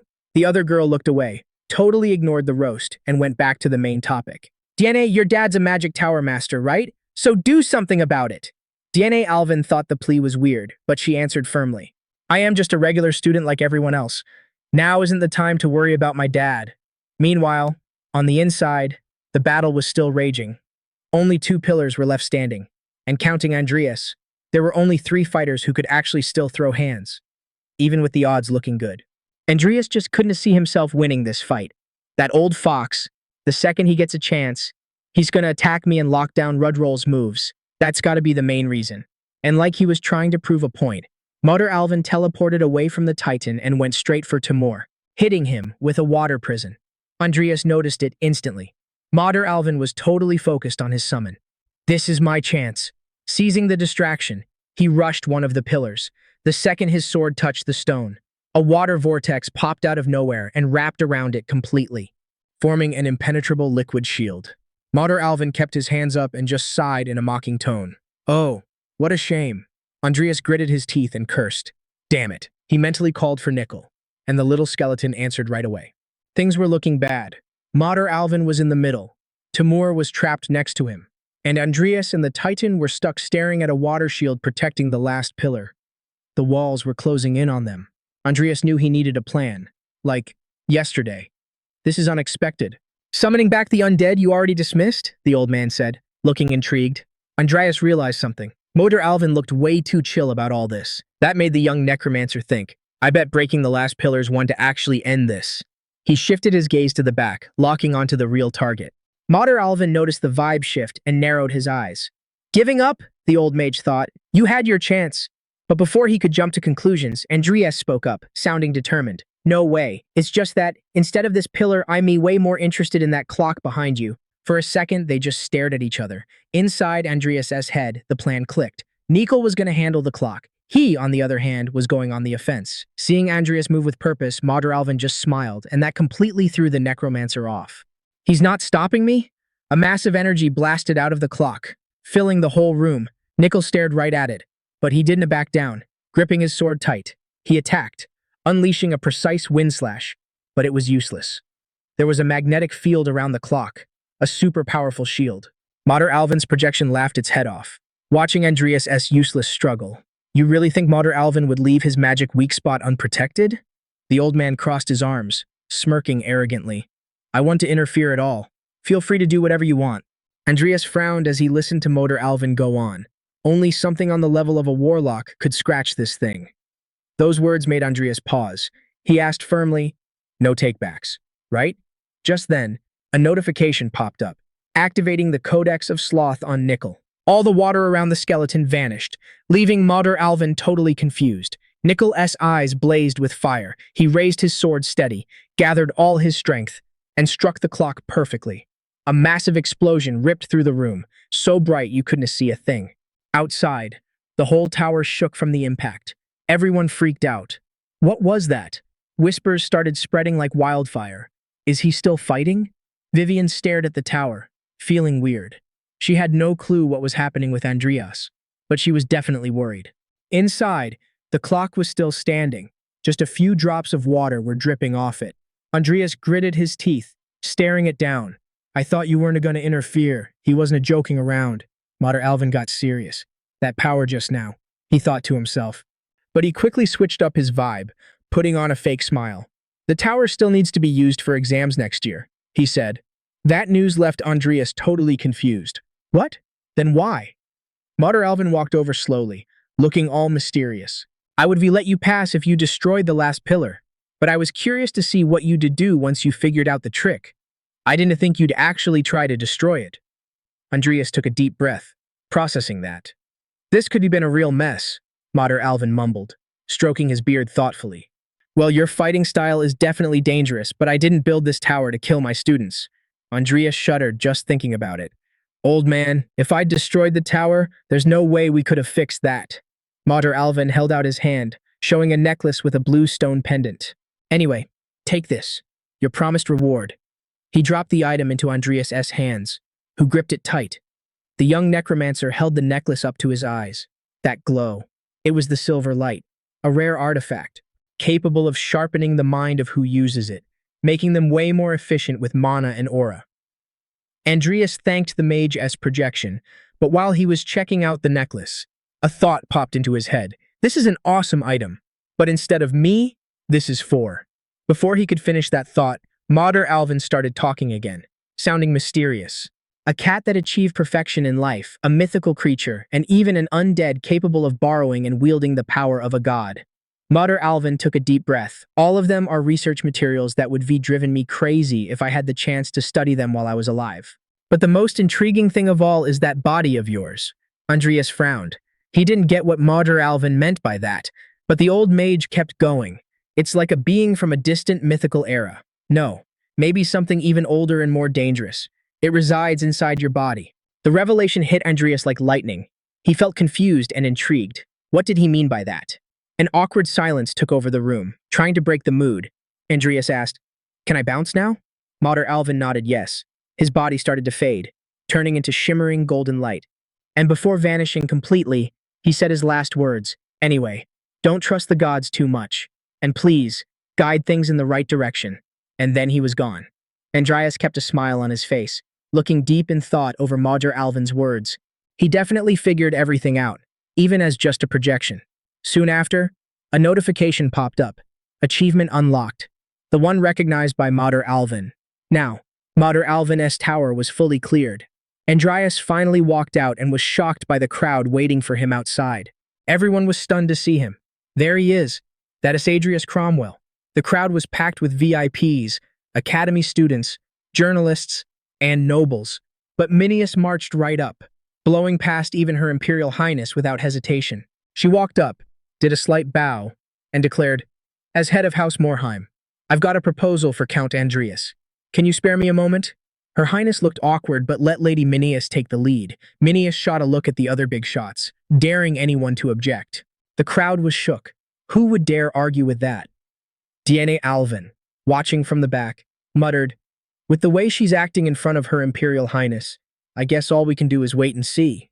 But for Vivian, just seeing Andreas make it out alive was enough. Minius stepped up to Andreas with a confident look. "You didn't just break Maximin's record, you also became the first person in history to conquer Madras' tower." She extended her hand to shake his and said with conviction, "I want you under my protection, Adrius Cromwell." Andreas hesitated for a sec. I expected some high-ranking noble to be watching, but not someone this huge right off the bat. Minius Morheim, head of the Morheim family, one of the Empire's 4 Grand Dukes. Instead of shaking her hand straight up, Andreas bowed with total respect. "I, Adrius Cromwell, greet you, Your Highness Morheim. Please, forgive me for not shaking your hand. Mine are filthy." Minius didn't seem to care, but she pulled her hand back anyway, cutting off her vice commander who was trash-talking Andreas for being disrespectful. Andreas frowned a bit hearing the vice commander scold him, but kept his mouth shut. Minius, though, she totally ignored it and kept talking. "Have you decided what you're doing after graduation?" Andreas said no, but he got caught off guard when Minius got super close and asked, point blank, "Do you have a lover?" Sweat rolled down Andreas' face. "No, I don't. But why are you asking me that?" Minius smirked, satisfied with his answer. "Perfect." Then she dropped an offer he couldn't refuse. "How about this, Andreas? How about we form an alliance between House Morheim and Cromwell?" The word alliance threw Andreas for a loop, but before he could ask, Minius kept going. "If you agree, I can protect you from your political rivals. Plus, I promise financial and military support until House Cromwell gets its old glory back." This offer was laid out right in front of everyone. It was way too good to be true. Andreas raised an eyebrow before asking straight up, "And what do the Morheims get out of such a generous offer?" Minius smiled again. "This one would just be a mere alliance of words. It'll be a blood alliance between our 2 houses." "I want you to marry me, Adrius Cromwell." Silence hit the crowd like a truck. The VIPs were in total shock. From the big nobles to DNA Alvin, but nobody was more freaked out than Vivian. Her eyes went wide, and her body just froze. She couldn't do a thing, just watched from afar while Mr. Adrius Cromwell spoke. But no answer came from him, so Minius kept pushing. Why the hesitation? It's a good offer, right? Worried about our age gap? I thought I was keeping my body in pretty good shape. She looked down at herself, putting a hand on her stomach to show she didn't have a gut. Her vice commander cleared his throat, super annoyed. "Lady Minius, a little elegance, please." But Minius ignored him and turned back to Andreas. "Don, do you find me attractive as a woman?" Andreas gulped. Sweat dripped down his face from the tension. "No, you are attractive and beautiful, for sure." But in his head, he knew answering right away would be a massive mistake. This is a political marriage and a sudden offer. Accepting without thinking would be stupid. Vivian, meanwhile, clenched her fists, filled with deep hatred. Everything around her disappeared. DNA Alvin, standing next to her, felt the pressure of that crushing jealousy, but couldn't help her own thoughts. Poor girl. But if you were in Andreas's shoes, it'd be hard to say no, given the state of his house. Andreas spoke up instantly. "My apologies, but this isn't a decision I can make right here. Could you please give me some time to think about it? I guess it's the standard at the academy to hear offers from other nobles." So Minius made a move. "Are you going to compare me with them?" But Andreas was playing it smart. Accepting an offer so carelessly in front of so many people could make him some unwanted enemies. Minius decided to accept it. "Very well. I don't like it, but since it's custom, you'll soon learn there is nothing better than my offer." Andreas apologized in case it looked like accidental disrespect. And then Minius stated, "I'll forgive you if we have dinner together in the future." Andreas bowed to thank her again, but his eyes snapped open when he heard a sweet voice call him, "Adrius Cromwell, I am the 3rd Imperial Princess, Michaela Roddle. I also have an offer for you." The next day, at the Cavalry College, Andreas was walking down the halls, saying, "From one of the Empire's 4 great houses to a member of the Imperial family. I never want to be in this situation again." In the distance, someone called his name, and when he turned around, he bumped into Selena. "Are you here to practice your swordsmanship?" She bowed, adding, "If you have time, would you mind sparring with me briefly?" Andreas apologized. Actually, he wasn't there for her, he was looking for Vivian. Selena felt awkward but quickly answered what he needed. She's been at the training ground since yesterday, the one that was closed after that incident." Andreas bolted immediately, leaving Selena behind. She said she'd taken a quick peek but didn't stay long because the vibe was way too scary. Did she lose her mind? Andreas was wondering why she'd do that. As he passed one of the pillars at the field, a massive explosion went off. That grabbed his attention. He saw Vivian with a burning aura. Her hair was flying everywhere, and the fire around her was intense. It was a perfectly clear aura. She hadn't lost her mind. Seeing that, Andreas smiled, gentle and impressed. Just when I thought I'd finally caught up to her. She's one step ahead of me again, pulling a limit break. I don't know who to root for anymore, but I can tell you this. Andreas is screwed. Vivian jumped when he called her name, and it got worse when he said he was looking for her. She turned her back fast, desperate. Wait, I look like a mess right now. Andreas didn't get why, but he walked a bit closer and asked if she was okay. But the poor girl was in total despair, yelling to the world that she stank too. Andreas didn't care about that. He got closer and wrapped her in his arms. That took us totally by surprise. Vivian went into shock, feeling Andreas so close. Then he whispered softly in her ear. All good? Done. Fits you perfectly, just like I expected. He pulled away. Vivian instinctively touched her neck, trying to figure out what that was. He'd put the bluish stone on her. Why? She mumbled, confused. The answer was straight up. It's my thanks for helping me so many times, Andreas replied. I got this on the top floor of the tower. Supposedly it can help calm your mind. I thought I'd give it to you. Vivian was literally shaking. Her face went bright red from embarrassment, and she bit her lip, totally nervous. Andreas called out to her again, snapping her out of her daydream. He held up a red potion, saying she looked like total trash right now, and suggested she drink it and chill for a bit. But instead of taking it, she just turned away and completely ignored him. Then she just got up and stormed off, leaving Andreas standing there like, what the heck? He looked at the necklace, deep in thought. Does this thing actually do anything? That old geezer Mater Alvin? Dawned to tell me he scammed me. A little later, Andreas was chilling in his personal lab. His status window popped up, and his new title was right there, waiting for him to claim the loot. When he accepted it, he scored a random magic-related talent. But then, things got weird. He unlocked the talent Magic Fire Power Light Element Genius. Sitting at his desk, Andreas mumbled to himself, Genius? I haven't even learned light magic yet, so for now, it's just useless decoration. Guess I'll pick it up later. He opened his sub-dimensional space and shouted for Nickel Lifehill, giving a straight-up order, get in the magic circle. Nickel stepped right into the center of the formation drawn on the floor. Lying there was a corpse Andreas had been stashing away for almost half a year. He was hoping to use it when his dark magic got stronger, but technically, at his current level, he should be able to pull it off. Andreas stared hard at the floor. It was the body of a major player, the former fairy queen, Malene. Now, he was definitely going to wake her up. Suddenly, a massive boom echoed outside Andreas' personal lab. Black smoke started mixing with gray smoke, and Andreas covered his eyes to shield them. He couldn't stop coughing, wondering how the heck that happened. Right then, a notification popped up. A legendary banshee shadow had been summoned. The fairy queen was floating right in front of him, and she looked absolutely hyped. It worked, he cheered. The notification kept going. The corpse's level turned out to be insane. You gained a status bonus. His level is off the charts. His level shot up. Now he has a shadow banshee, Adrius Cromwell. The corpse's level is transcendental. She even got some of her ego back from before she died. Meanwhile, the sun was blazing, reflecting off the water in the port city of Muriel. Inside the city, we cut to a fancy restaurant on a ship called Blessing of the Sea. Lady Manius and Andreas were chowing down together. It was a crazy feast I'd kill to have for Christmas dinner. Eat whatever you want, she said. I want to have a long, solid chat with you. So I booked the entire ship just for us. Since it's mine, you don't need to be shy. If there's anything you want to spill, feel free to say it.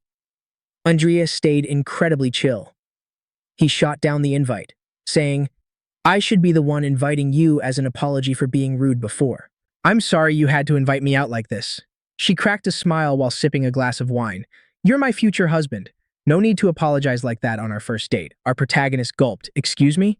He definitely didn't see that coming. Minius busted out laughing again. I'm just messing with you. Dante looked so freaked out. Even though she said it was a joke, it sure didn't sound like one. Minius seemed like the type who wouldn't stop at anything until she got what she wanted. It's no wonder House Morheim rose to power, doing the dirty, mercenary work other noble houses wouldn't touch. Getting a little impatient to see how this plays out, she slammed her fragile wine glass down hard, saying, So, have you made up your mind yet?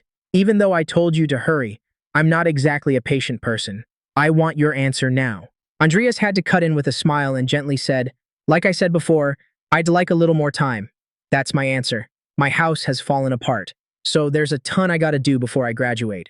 Pretty sure that's not what she wanted to hear. Minius started running her finger along the rim of her glass, looking deep in thought, but then she rested her chin on her hand, shooting him a sly grin. Got a lot to do, huh? Well, I guess that's no surprise. After all, the Cromwell house is hated by the Emperor for literally no reason. That definitely caught Adrius' attention. And he paused for a second before putting a piece of meat in his mouth, but then replied, "Is that right? I don't think His Majesty's punishment was without reason." But Minius wasn't having it. Anyone can clearly see it was for no reason, and yet you're so chill about it. "Tell me why you're hesitating to team up with me," she said, ripping her bread roll in half. The silence made the room super awkward, and the distance between them and the roasted pig on the table felt like it just got way bigger with the tension. Adrius looked at her for a sec and thought, when should I tell her? She's someone who only cares about profit and loss, and depending on the vibe, she could totally stab me in the back. Minius couldn't stand the long pause, and even while chewing, she surprised him by calling our protagonist a naturally cautious kid. "Don't worry, not even a rat can squeak without my permission," she said. "Oh, right. You're still hesitating because you don't trust me. You want me to insult that white pig of an emperor?" That comment made Adrius choke hard. He couldn't even hide his shock. That came out of nowhere, he said, wiping his mouth. But Minius kept going. "So, you ready to talk now? If you want, I can even get you a written statement." With an uncomfortable and slightly sarcastic look, Adrius realized Lady Menneus seemed a little bit crazy. "No, if you are willing to go that far, I guess I have no choice but to talk. Like I said before, His Majesty wants to crush the Cromwells. That's why I need to build up my power and foundation no matter what." Minius thought that sounded a bit contradictory, because if that was really the case, he should have joined her immediately.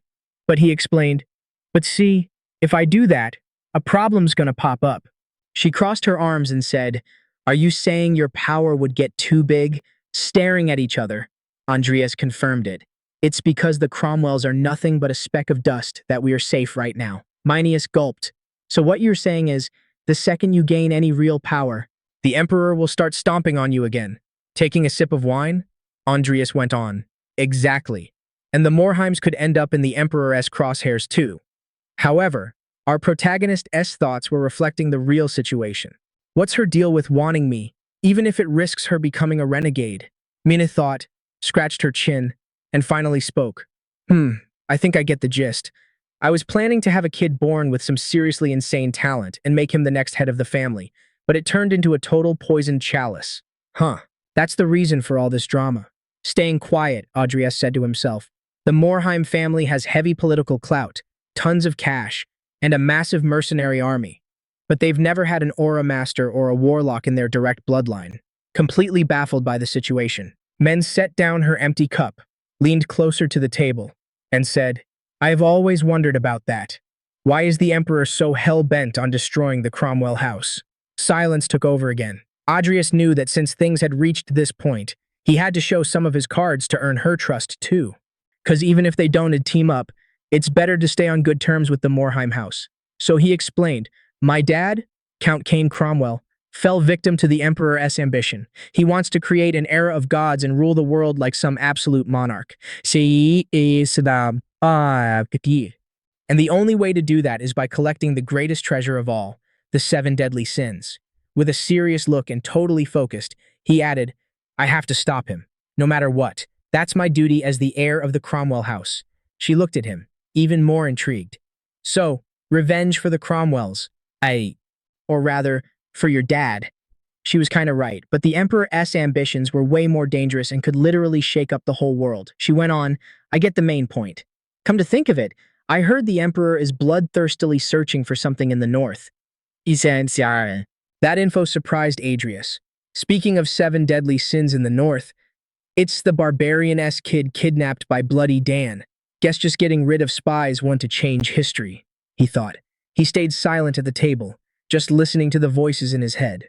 The game didn't mention who Dan's employer was, but now I know it's none other than the Emperor. Mine interrupted his train of thought, asking what was keeping him so quiet, since his face made it obvious he knew something. So, Adrius revealed, "Soon, there's going to be a war with the North." Men stopped eating instantly. She looked at him and said, "You sound like a prophet, Adrius. Then she went back to eating her rare steak. Adrius wiped his mouth and said, "The barren lands, the tribal chiefs fighting. If you provoke them just right, you can fabricate a reason for war. Hey, if you consider how the Emperor operates, it makes sense, right?" She had to agree with him, 'cause yeah, that's exactly what that pig would do. Adrius continued, "And when the unexpected war ends, the nobles and feudal lords who weren't ready will panic while huge changes go down. But if they were prepared, they'd still be able to hold a strong position after the war." Hearing that, Mene let out an interesting smile. The convo was taking an unexpected turn. "So you are saying I should stock up on supplies just in case of a war?" Without hesitating, Adrius confirmed it. Lady Meanie continued, "That was a pretty generous warning, Adrius, assuming things go down like you expect." He just asked if that wouldn't be enough. However, she didn't get what he meant. That's when he explained further. When the pigs at the center of this, weakened by tyranny, are ready to be taken down, wouldn't they be? What she heard made her freeze completely inside. Meanwhile, in the powerful imperial palace, the emperor sat on his throne, welcoming back one of his servants who brought good news. "Greetings, your imperial majesty." Bored, the emperor got straight to the point. "Come on, what interesting story do you have for me this time?" So, the guy on his knees? That's the prime minister of the Hodlin Empire, Duke Hector Kazaf. He was at the academy exams, and he was like, "Adrius Cromwell, Kane's kid, totally crushed the 30th floor of the Tower of Mater Alvin. And get this, Minas Morheim tried to team up with House Cromwell, which he hasn't even replied to yet. But honestly, it was just for show. We have no clue what they're scheming behind the scenes. So, better safe than sorry." The emperor cut him off, totally losing it. "Trash, what's so scary about that brat anyway? Why are you so terrified of him?" Hector bowed even lower, apologizing like crazy. But the emperor just clicked his tongue and changed the subject. "Forget it. Tell me about the guys you sent north." Hector answered, "Yes, they were doing their best, but they still haven't found squat." Disappointed, the emperor went on, "Then they better work harder. Lord Jester said he found something about the 7 deadly sins up north." Hector looked totally shocked. The emperor's goal was getting closer, and he was dead set on finding it. Cut to a super cold, foggy vibe. A carriage was rolling through a blizzard. And guess who was inside? Master Jester. "To get wrath, we gotta fight the big boss. Such a pain." He was looking at a photo of a little boy who still looked like a total kid. Suddenly, someone buzzed him on his communicator. "Jester, long time no see." It was Luna. Guess what? Luna found out. Luna knows who killed Kyler. His eyes went wide as he asked who did it. And she, totally chill about it, said, "It was Adrius Cromwell." Luna was literally jumping for joy right in front of Kyler's wrecked hideout, with some weird green ghost floating there too. Jester asked, "Luna, are you sure? Adrius did this?" That kid again. She spun around, saying yes and showing him the whole place. Then Jester said something that made her eyes totally sparkle. "Luna can turn Adrius Cromwell into Luna's toy." Meanwhile, Adrius excused himself from that fancy boat, thinking, the war is going to start soon. It'd be awesome if I could track the Emperor's moves through Minius later. But right now, I gotta get stronger no matter what. With my evolved dark magic skills, the first thing I'm going to do is focus on studying Morn and Kyler's dark magic books. Then, when Academy Break starts, I'm going to get my hands on the Red Dragon Kravma. A week went by, and Adrius was at the station when the PA system announced, "The train to the Kingdom of Grandes leaves in 10 minutes. Please make sure you don't miss your train." Adrius had grabbed a map he scored at Muriel's auction. According to that, Kravma's dragon tomb was deep inside the Great Forest by Atra. Luckily, he could catch a train to the Kingdom of Grandes, which was right next to the forest. From there, the only way forward was on foot or horseback. Plus, the forest is a totally weird place where the Empire's usual laws don't apply. I just hope things don't get out of hand. Suddenly, his thoughts got interrupted when he felt a little poke on his back. When he looked around, he realized it was Vivian Belcam, saying a graceful hello. Adrius asked if she was traveling too, and she was like, "I'm heading back to my hometown." He thought it was weirdly sudden, but she explained her dad asked her to come home. Worried, he asked, "Are you going to be okay? I thought you weren't exactly comfy at home." She looked away and said sadly, "I don't want to go. I'd rather spend more time with you, Adrius." Adrius didn't seem impressed by me. He had zero reaction to what I said. What am I supposed to do? It'd be a hassle if she came with me right now. But Vivian Belcam said, but that's just another reason I need to go back to my hometown. Staying quiet. Our MC just mentally wished her a safe trip. Even she would always need Adrius Cromwell's help. Right? They said their goodbyes, promising to meet up after break. Looks like it was time for Vivian Belcam to start handling things on her own. The sun set over the mountains in a new location. That was the station in the castle city of the Kingdom of Grandes.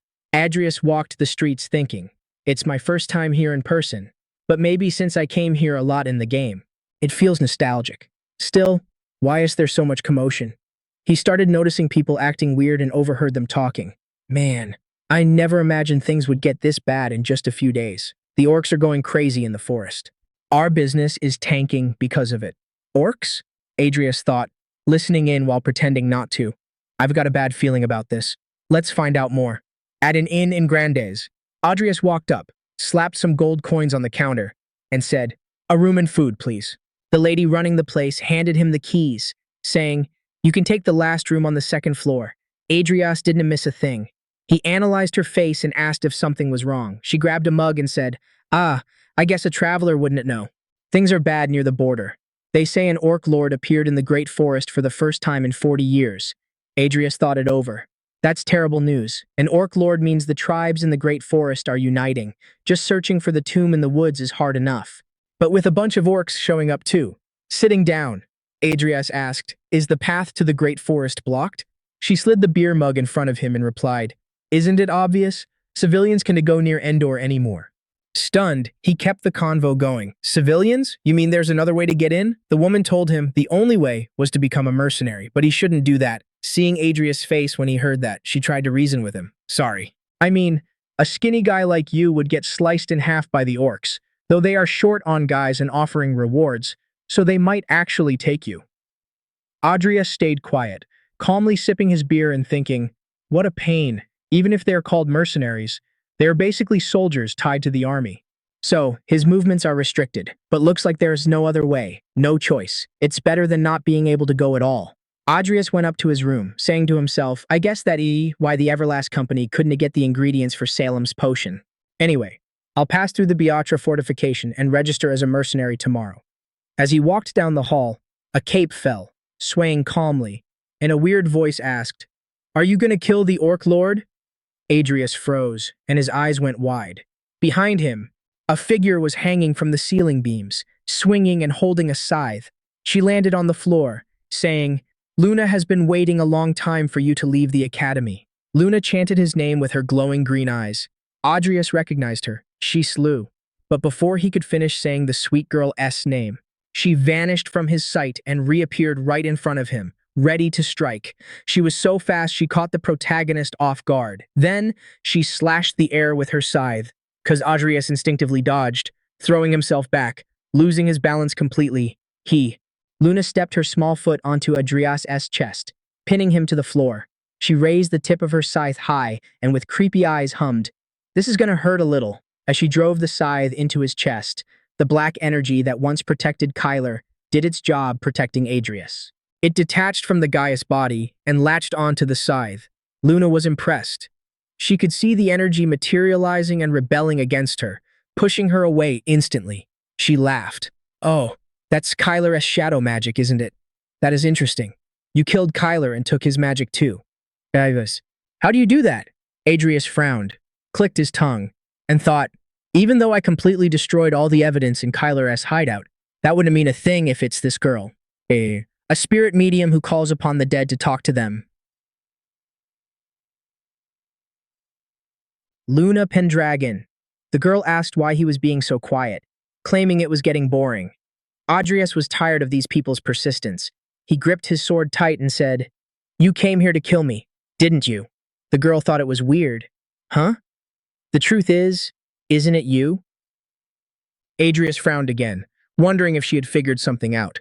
Luna stuck her scythe in the wall and, laughing and humming, stated, "But Luna might want to kill you." Adrius needed to stay alert. She might act like she is playing, but she has been a witch-class mage since she was super young.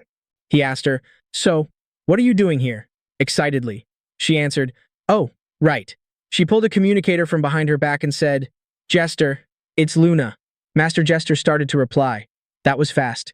You made contact with the target. Then she excitedly stated, Yup, Luna is with him right now. Jester, with some nerve, asked to speak directly to the protagonist. Luna tossed the communicator to Adrius, who caught it tight and looking at the artifact, introduced himself. This is Adrius Cromwell, while thinking, what the hell is going on? I thought you came here to take me out. Yeah, now that you know I killed Kyler? Jester on the other side asked, How dare you touch my agent? You've always got some nerve. With an awkward smile, Adrius found it funny coming from someone determined to kill him, but then said, My apologies. My master is dead, so I didn't know Sir Kyler was your agent. Revolted, Jester retorted, You're a smooth talker, but that doesn't let you off the hook for your offense. He was thinking the whole time that this kid was way too audacious, and honestly, he really wanted to punch him. However, he needed to avoid a direct fight for now. So, he just said, I hate to admit that everything I do seems to go wrong, but since it's partly my fault, I'll apologize too. During the sloth incident, I was just fighting for my life, and this time I really didn't know a thing. Jester had to take a deep breath, dealing with Adrias's total lack of shame. I'll pretend I don't know anything for now. Since you're aware you messed up, I'll let it slide this time. I won't say I don't have a grudge against you, but as director of the congregation, I'm required to act in the best interest of our cause.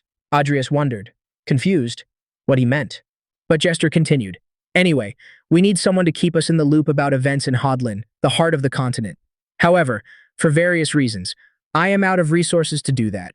That's why I have a proposal for you. That made Adrius freeze for a moment.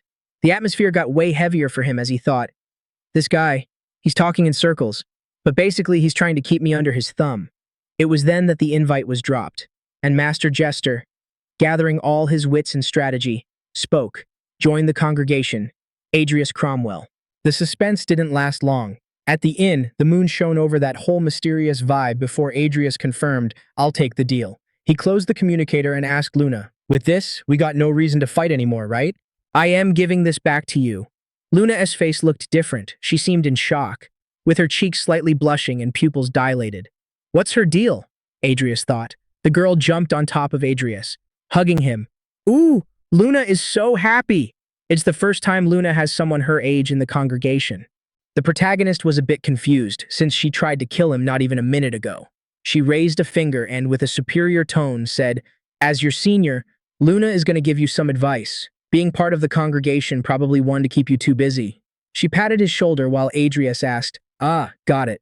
Aside from emergencies, all I gotta do is report what's going down at the academy, right? She confirmed that was exactly it. If you have a problem, talk to Luna. Adrius let out a smile and bowed like a knight. I'll make sure to. Say hi if I run into you somewhere in the future. Well then, realizing he was saying goodbye, she stated, Yeah, but Luna planned to tag along with you.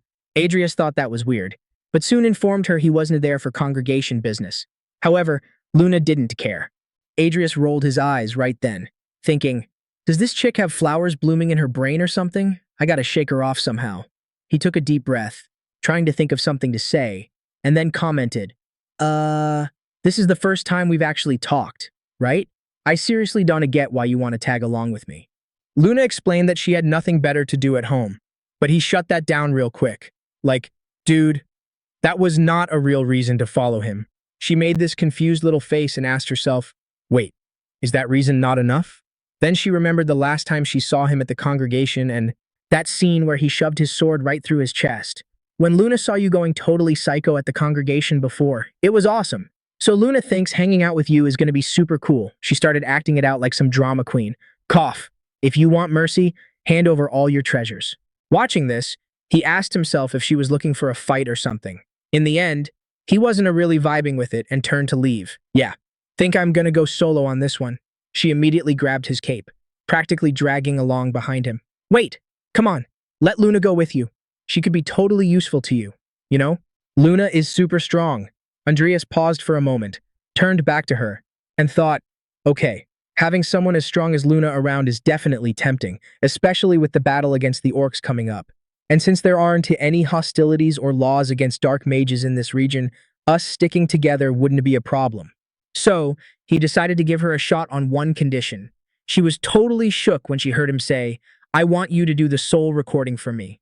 She tilted her head, whining that it would be way too much work for her, but he threw it right back at her. Traveling with me is a pain in the ass too, you know. See, the soul recording was a skill that granted a permanent spirit summoner effect, something literally perfect for him.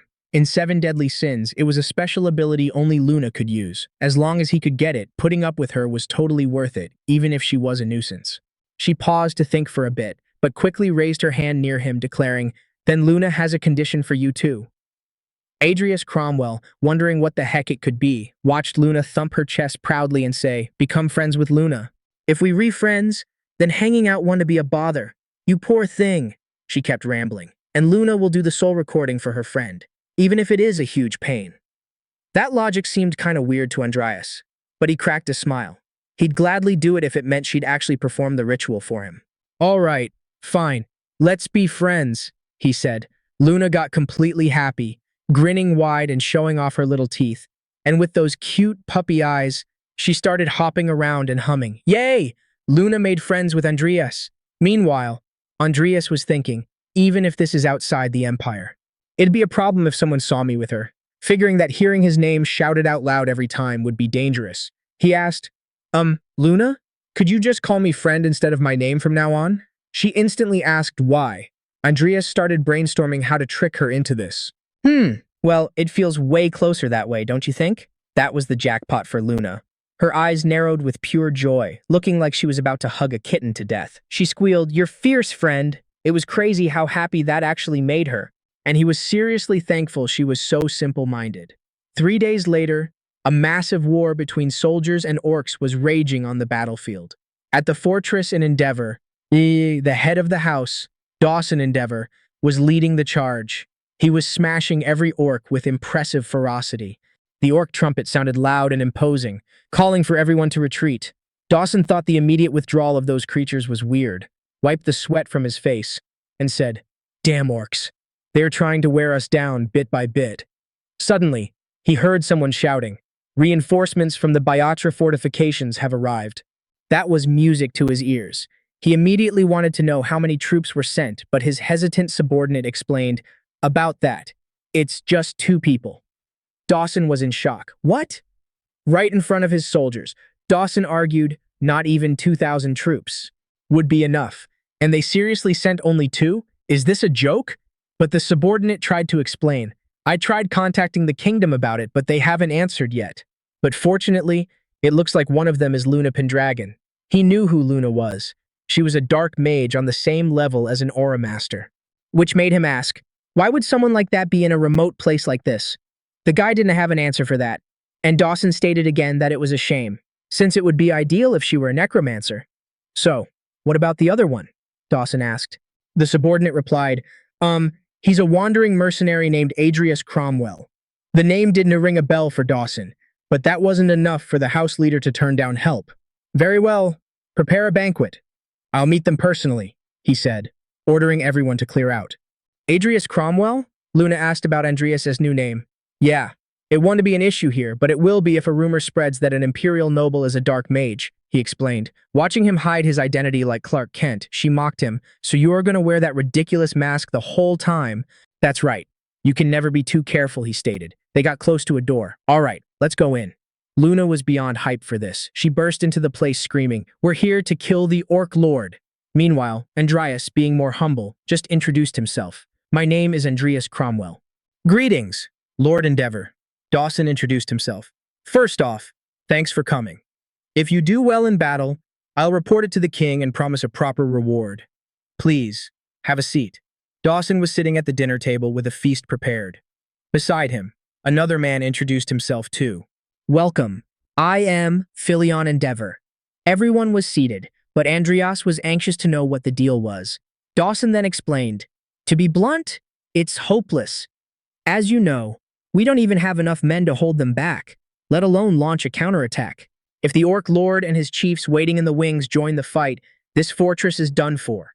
Without support from the kingdom, it's just a matter of time before we fall." Luna was in despair, but not for the reason you'd think. She was busy devouring a huge chicken leg. Meanwhile, Andreas stated that the situation was worse than he thought. Dawson continued, "The real problem is something else. Basically, the enemy leader, the Orc Lord, is an Aura Master. The two widened their eyes in shock. However, to Luna, that sounded fun. She immediately declared, Luna will face the Orc Lord. The two were freaked out by the girl, while Adrius questioned himself. An Aura Master. Can Luna actually beat him solo? If I back her up, we might pull it off. But on the other hand, war isn't always that simple. Luna went back to her juicy meat, stating, Luna needs to finish this meat first. For Adrius, her unpredictable vibe was also totally worrying. That moment was interrupted when someone rushed in, saying, Sir, it's an emergency. Philion, firmly, asked him to spit out what was happening.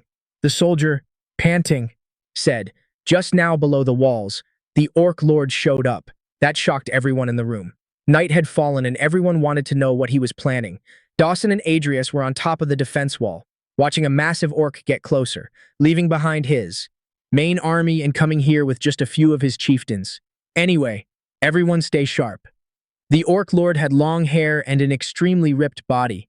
He opened his mouth and his terrifying voice echoed across the field. Listen up, humans! Everyone was shook. How could he speak the human language? All the attacks up to now were just a warm-up to give my warriors a taste of the battlefield. But now, they're ready. Luna, who was also there in the tower, covered her ears, saying, Wah! Luna feels like her ears are gonna pop.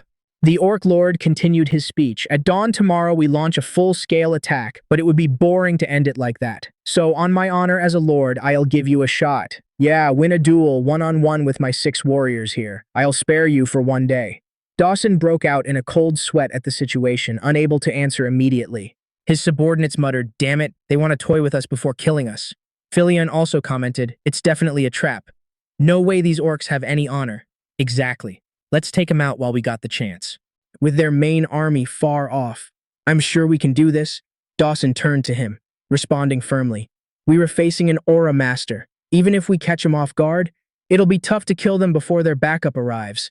Behind, way off in the distance, the massive orc army waited, ready to step in if things went south. Philion, sounding totally unsure, asked, So, you're really gonna take their deal? Dawson shot back.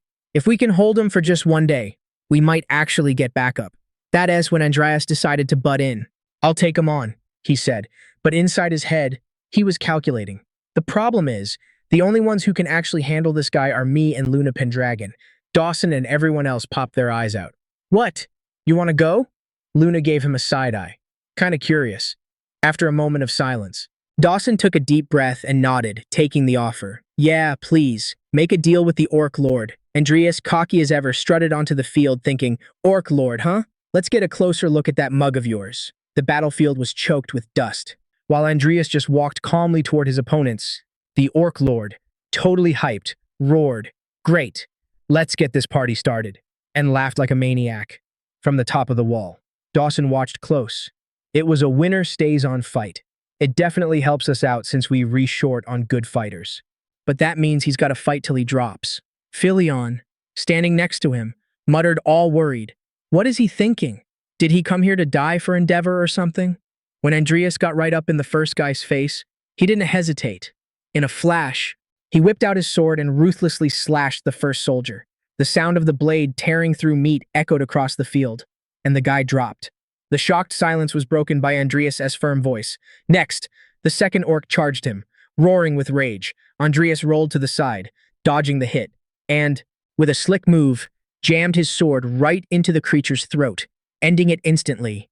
The fight went on, and in just minutes, 4 of the Orc Lord's goons were dead on the ground. Only one orc woman was left.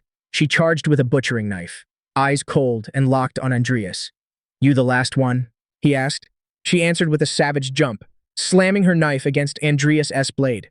The impact threw sparks, lighting up their faces for a second. The orc was crazy strong, but Andreas didn't budge. Up top, Dawson was blown away by the kid's strength. Who the hell is he? Taking out orc chiefs like that? Those guys are like knight captains to a human. Philion, even more shocked, whispered, Adrius Cromwell. Is he an Aura Master? Hard to say. Dawson answered, but for a nobody, he's seriously impressive. The fight went on for a bit, until Andreas, with one killer move, took the orc down. Looking at his handiwork, he said calmly, Done.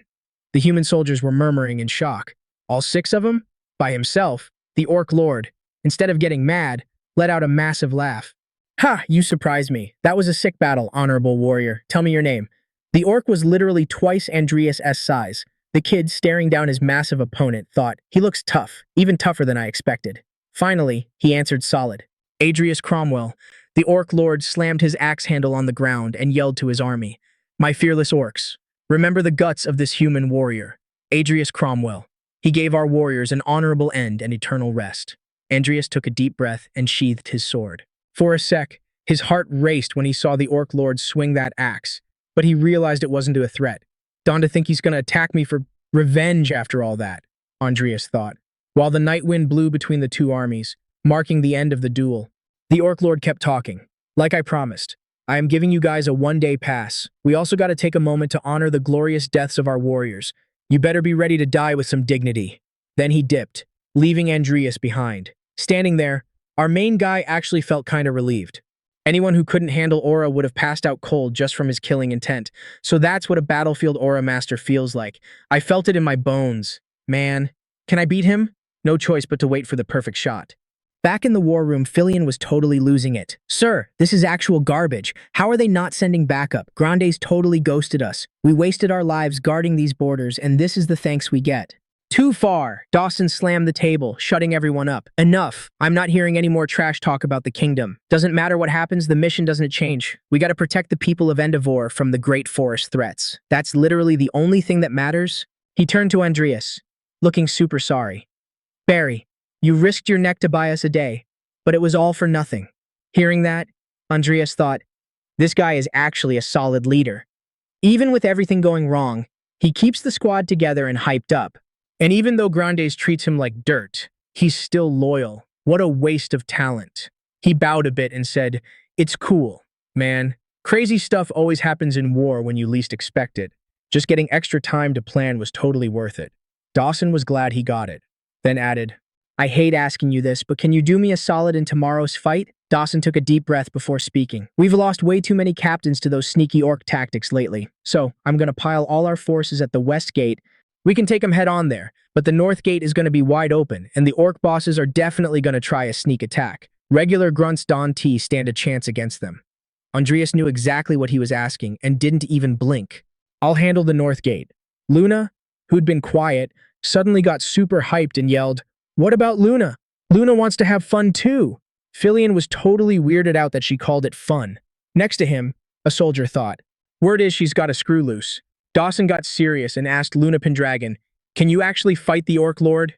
Her eyes lit up like crazy. She grinned huge and said, leave it to Luna. Luna's gonna wreck him. Dawson chuckled at how weird she was, but stayed serious. My bad. I'm dumping a huge burden on you mercenaries. But Luna, acting like one of those cringy TikTok NPCs, said proudly, my death scythe shall dance in battle. That line sounded straight out of Dota or something. Everyone went quiet, not sure if they should be impressed or just worried. Dawson changed his tone and said, I am embarrassed to say it, but we have to fight. The kingdom might not care about this place, but it's our home. If God lets us survive, I swear I'll bug the king to make sure you get paid. Adrius looked at him and told him not to sweat it. I am helping for personal reasons. Orcs took my family when I was a kid. Luna totally bought the lie immediately. Huh? You've got a backstory like that, buddy? Inside, Adrius was thinking, I gotta end this war and get to the Great Forest ASAP. I don't have time for medals or rewards. With that, the chat was over. They stuffed their faces and rested up for tomorrow, 'cause it was gonna be a long one. Up on a tower in the middle of the night, Luna asked, huh? You want Luna to do what now? Adrius looked dead serious and asked if she could pull it off. The vibe was totally like that Harry Potter scene where the headmaster bites it on the tower. Luna's never done that before, but Luna can probably do it. Anyway, is he seriously that strong? Yeah, Adrius said. I knew it as soon as I got close. If he S at 100%, I can beat him, no matter what I do. Luna, totally loving the drama, spun around singing, wow, so exciting. Luna can to wait. Seeing her so hype, Adrius called out to her. The sweet little psycho looked at him all happy, and he said, if the fight with the Orc Lord goes south, you gotta hide. And wait until the bodies start piling up. She was down with the plan. So Adrius went on, when that happens, I'll turn the tide of this war. The sun started coming up, signaling a new day. Crows were circling the battlefield, snacking on dead orcs. Dawson stood in front of his new allies, handing out orders. Luna Pendragon, Adrius Cromwell, I am leaving the west and north gates to you guys. We got this, Luna said, super anxious, while Andreas just nodded. Yeah, I am heading to the north gate then. But before he could bail, Luna called out, Wait up! My friend needs a spiritual session. Andreas turned around, shocked to see green mana glowing all around her. Luna's spiritual session. She can summon souls with whatever skills she needs for the situation, Andreas thought, feeling the power in the air. Luna closed her eyes, focusing hard, and started chanting names. Ashame Trogund her, then she put her glowing hand right on Andreas' chest. A shiver shot through his body as the energy flowed into him. When she was done, she smiled. That should make your fight a little easier. Notifications popped up in front of Andreas' eyes, and he felt different. Soul of the War Dog summoned, attributes temporarily boosted. His eyes glowed green, and he widened them when he realized it. I can see literally everything happening on the battlefield. The range is way bigger than a mana detector. The War Dog trait, target tracking, was temporarily acquired. Luna looked pretty proud of herself, while Andreas thought, you even get the Summon Souls trait in a buffed state with 0 side effects. Luna Pendragon, what kind of cheat skill do you have? That moment got cut short when Andreas, using his new ability, warned, the enemy is coming. On the battlefield, roars echoed and dust started kicking up. As the orcs got closer, one of the soldiers screamed, enemy forces coming straight at us. Dawson raised his voice, ordering, everyone to your posts. Archers, knock your arrows. Luna, standing next to the commander, was vibrating with excitement. It's a fight, but Andreas called out to her. She turned around, looking curious and happy. What is up, buddy? The Orc Lord's roar echoed across the field, matching his creepy grin. Andreas just asked her one thing. Please, be careful. The war kicked off with a rain of arrows falling on the orcs. They were drooling, showing off big sharp fangs, thirsty for battle. The archers on the fortress side got their orders loud and clear. Finish them before they reach the walls. The orcs fired back with catapults full of fire and oil. When they hit the sky, it looked like a meteor shower. A bunch of them made it over the walls, causing huge fire explosions. Luna managed to stop one of the rocks with a protective shield, and Dawson definitely noticed. He shouted, Whoa! Luna Pendragon! She saw the fireball coming. Sure, she could stop a bigger disaster. When the rock, soaked in oil and fire, hit her shield, a huge explosion went off. Tiny pebbles just fell harmlessly. She looked at what she did and said, well, Dawson praised her. Good job, Luna. Suddenly, a loud crash came from the gate below them, a boom that kicked up dust.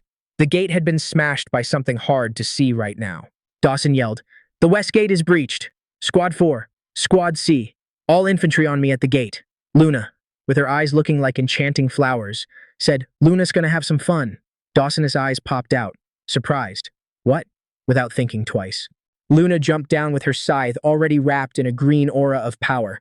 On the orc side, a bunch of them looked like they had magic powers too. There was this pink energy around them, like something protecting them, while others shot arrows and fire. Behind them, someone was chanting in a dialect nobody recognized. And because of that, a crimson aura started wrapping around them. The chanter threw his energy onto the orc soldiers, making their eyes turn red and getting them to growl nonstop. Philion thought right away, the orcs are going crazy. Meanwhile, up on the north gate wall, Andreas was throwing down with one of those orcs. He barely blocked the creature's massive hammer right on his sword. The orc roared like a maniac, forcing Andreas back. As he steadied himself on the ground, he thought, this is a frenzy. He noticed the sudden vibe shift in every single orc around him. It's gotta be an orc shaman. I need to take him out. Fast. Across the battlefield, Luna was legit having a party destroying everyone. Slash after slash, she was just mowing them down. Some orcs roared in rage and charged her, but nobody could even touch her. Her moves were like a dance. She dodged and weaved with crazy agility, swinging her scythe and dropping tons of enemies. The soldiers watched, totally shook. Luna Pendragon. She's a total monster, just like the rumors say. She looks innocent, but she is as strong as a whole squad of royal knights. Their thoughts got cut off when someone screamed, "They re-climbing the walls!" While she was basically making it rain blood around her, Luna's eyes lit up when she sensed something coming. She swung her scythe again, the wind whooshing right along with the blade. Then she stared down her opponent with a grin. I blocked it. Standing there was the Orc Lord. his shadow hiding his face, showing only those glowing red eyes. He was like 3 times Luna's size. His deep voice echoed across the field. "Everyone get out of the way. I'll handle her," Dawson shouted.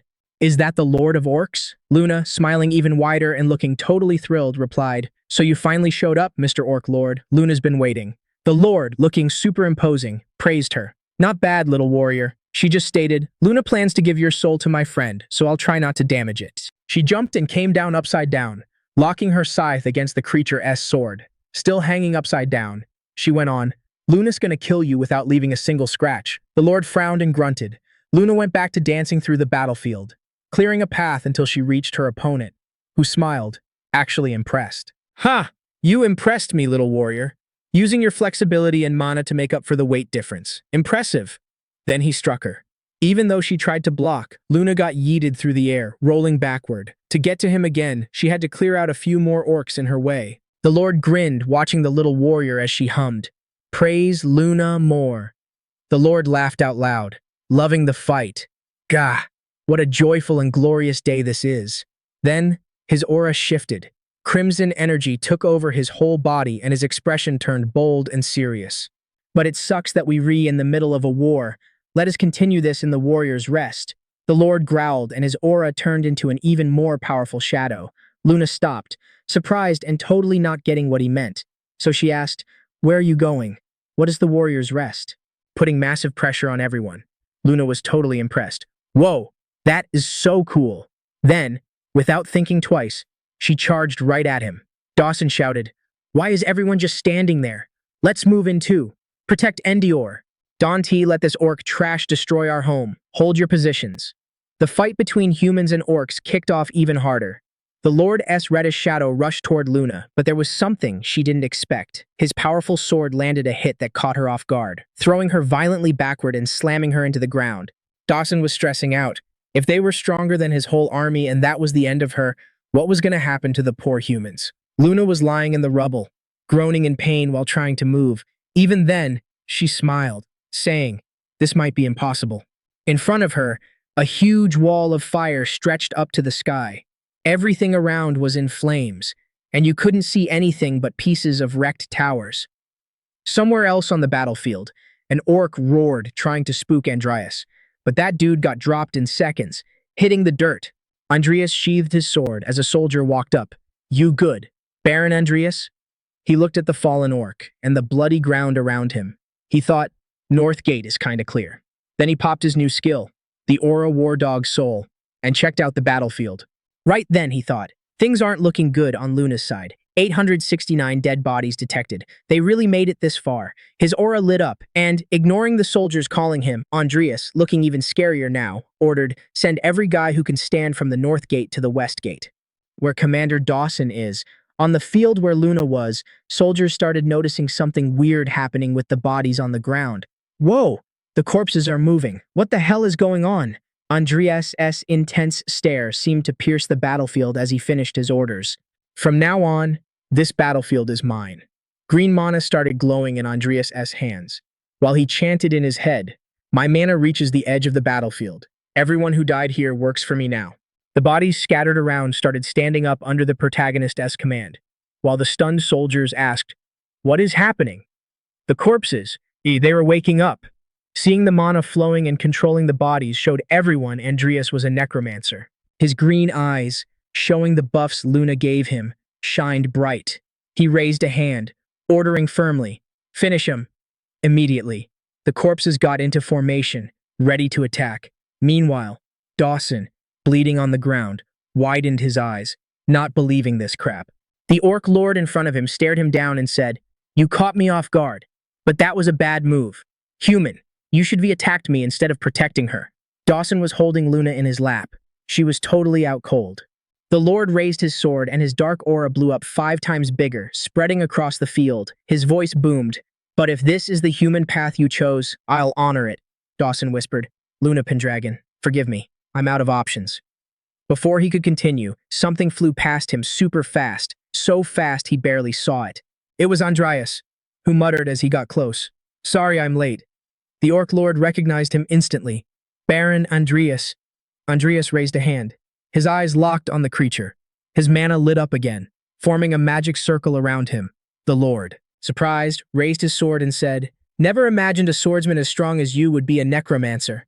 The force of the blow made the humans nearby jump back and burn from the fire coming off that power. Dawson called out, "Baron Andrius, as you can see, cough, it's too late for me." Andrius realized Dawson was holding Luna and thought, he was protecting Luna, right? Unlike her, his wounds aren't something a potion can fix. All bloody. Dawson made a last request to Andrius. "Use my body. Use it against the bastards trying to hurt Endeavor. That way, I can protect my homeland with my own hands." Andrius closed his eyes, hating the situation, but nodded silently. Suddenly, a soldier ran up screaming, "Commander, he needs a medic!" Seeing Dawson's state, the soldier couldn't stop crying. But the commander, struggling, just asked, "Get Filion," fighting back tears. The soldier listened to Dawson's last words. "Tell him I'm handing the leadership of Endeavor to him." The Orc Lord's aura grabbed Andrius' attention again. "Baron Andrius, you really think this flimsy piece of meat can beat me?" With a brutal swing, he sent corpses flying, like they were just dolls, piling them up. Andrius, watching the scene, thought, "Just as I figured, regular undead are no match for the Orc Lord." Behind him, the soldier holding Dawson was sobbing. "Ah, Commander Dawson!" The brutal scene, filled with screams of pain and the metallic sound of weapons, seemed endless. Andrius' mind was racing. "Looks like it'll be tough to turn the tables on the orcs with my cooldown still active." Determined, he started walking toward his massive opponent. Waving his hands, he opened dark portals behind him and ordered, "Timur, Nell, stop the Orc Lord. Rudo and Malini, finish off the rest of the orcs." Farther away, you could see explosions lighting up the battlefield in the dark night. Filion, up on the wall, analyzed the situation through binoculars, muttering, "Turning dead enemies into allies. I knew a necromancer was a scary force in battle. But for someone to be powerful enough to change the tide of war, look at the undead he summoned." The soldiers around were completely stunned. Every single one of them is insanely strong. For Filion, this was as crazy as a dream. He replied, "To think just 2 undead can completely stop an aura master." His analysis got cut off abruptly when he heard someone yell, "Sub-Commander Filion!" Everyone looked back, surprised, wondering what happened. In front of them, a soldier was crying his eyes out while carrying Luna on his back. With a voice choked by tears, he said, "Commander Dawson, he fell in battle." Meanwhile, on the field, Andrius was dropping orcs left and right to reach the Orc Lord. His powerful attacks caught the Orc Lord's attention. What a series of surprises. Who'd think mere corpses could stop me? Seems my warriors got wiped out. I failed as a commander, he murmured, looking at the countless bodies scattered around him. I let too many of my proud warriors fall in my rage. Very well, Baron Andrius. The Orc Lord turned to Andrius, who was just a few meters away. His growl was full of fury, but even gritting his teeth, he said, "Great warrior, if this is my final battle, you'll let me die like a warrior under your blade." Andrius' intense gaze met the Lord S, and he answered firmly, "Just like you, I'll honor you the way you honored me. Come on." The protagonist pulled out his sword, and it started glowing like crazy. The Orc Lord, with a sly grin, asked, "So, guide me to this all-important Valhalla." And just like that, they charged at each other. Andrius' sword, now looking like a spine made of bones, sliced through the air toward his opponent. But the Lord's powerful aura cut through it like it was just a piece of sewing thread.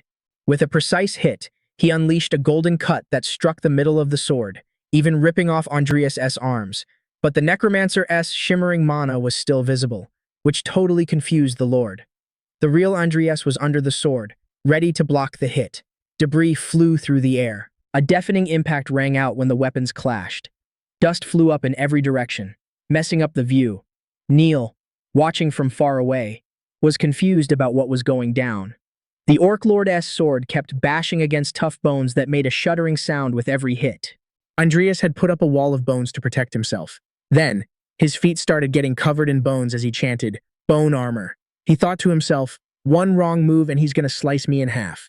The armor quickly covered his whole body, forming a protective shell. The Orc Lord, impressed, smiled seeing the transformation. "You still got tricks up your sleeve, huh?" But Andrius knew that to face such a beast of an opponent, he had to use everything he had. Now, totally covered in bones over different parts of his body, Andrius stepped up, ready for the final showdown. The Lord's excitement grew as he focused his aura to an even crazier level, making his presence feel heavy in the air. Come on, great warrior who's going to change the world. I'll make you join me in my final battle, fueled by insane courage. Adrius gripped his sword tight. Charging in for the deciding hit, the two warriors traded blows that got more and more intense, and the metal sound of weapons echoed all over the battlefield. The Lord's laughter rang out through the chaos. To think I could face two warriors like this. I've got zero regrets left in this life. He raised his sword high, ready to deal the final blow. Adrius, positioned right below him, held his flaming blade. The second the swords clashed, an energy explosion went off, creating a devastating shockwave. The dust kicked up into a thick curtain, making it impossible to see how the fight ended. On the wall, Filion asked with a shaky voice, "So, where's the commander's body?" Still crying his eyes out, the soldier started to answer. He said he'd protect this land. Well, his voice faded out. As the scene cut back to the battlefield, the dust was starting to settle, revealing the impact of the final strike. But what they saw wasn't what they expected. The Orc Lord's massive sword hadn't hit Adrius' weapon. The biggest shock was an armored soldier gripping the sword wrapped in the Lord's aura tight. That was Commander Dawson. Now he'd become one of Adrius' summons, rising from the flames of battle to keep protecting his homeland. A voice choked with tears but full of pride echoed among the soldiers, even if he had to become an undead to do it. This was the defining moment. The Orc Lord kept a wide grin, even with blood dripping from his mouth. The world is huge, he thought. As he felt the pain of the sword piercing his body, he muttered, "No regrets in this fight." Adrius, looking sharp, replied, "Sorry, I wanted to face you head-on till the end. But someone insisted on settling the score with you. I kept my promise. You took down your enemy with your own hands. Hero of Endor, that was the final send-off. The recognition for the great commander who fought to the very last second to protect his home, as the battlefield started to go quiet. News of the victory was already spreading elsewhere. At Aore Fortress, a messenger rushed in, dropping the news in total shock. "What? The Orc Lord? Yeah, Your Excellency. Looks like the Orc army got nearly wiped out." The man, surprised, asked quickly, "What about the damage in Endor?" Luckily, no heavy civilian casualties, but it looks like Endor lost over half its regular forces, and Commander Dawson was killed in the Orc Lord's attack. Dawson's name rang in the man's mind, his face twisting in shock. "Dawson." He stammered, trying to process the loss. "No, how could this happen? He's gone? If I knew this was going to go down, I would have disobeyed the Emperor's order and sent backup to Endor." Suddenly, a man stepped out from the shadows, asking firmly, "So now what? What are you going to do?" The man jumped a bit at the surprised guest, but taking a deep breath, answered with more control. "Looks like Endor won against the Orc army." Even though Sir Evan's arrival with backup wasn't needed, he waved his hand, trying to get a grip. "Fine. If no other lives are lost, that's what matters. But still, beating the Orc Lord? Was Lord Dawson an Aura Master?" The shocked soldier said, "No. Seems like two mercenaries played a huge role, a spirit summoner and a necromancer." Apparently, the mystery man was impressed. "A spirit summoner, you say?" The soldier, realizing he'd said too much, confirmed. "Yeah, Sir Evan, you know her well. Luna Pendragon, daughter of Evelynum, one of the continent's top 10. The man, looking like he was pushing 50, with a sharp look and a cocky smirk, was Evan von Orleans, the White Paladin. He said, well, to think I'd find a seed of trouble here. Must be the will of the gods, too." The guy the soldier was reporting to looked totally uncomfortable with all this. In his thoughts, he panicked. Damn it, Sir Evan is an inquisitor from the Holy Nation. This news came out of nowhere. Didn't have time to smooth things over. To think I ended up betraying the hero of Endor, how careless of me. Meanwhile, somewhere else, a voice told them to hurry up, 'cause Luna Pendragon should be waiting for purification. Another voice asked why the rush, but the answer was that they were out of time. So, the chatter was mixing with the crackling fire under the night sky. A twig started scribbling on the green grass, kicking up little lines of dirt. It was Luna. She tossed the twig aside and was like, "Yo, I heard you got a ton of meat ready." But Adrius, chillin' right next to her, shot back, "When I get back from the big forest, I'll hook you up with a massive feast." Luna got all hyped and asked if that was a legit promise. And our main guy was basically like, "Yeah, sure, kinda." They were hanging near this small magic circle on the ground where Mr.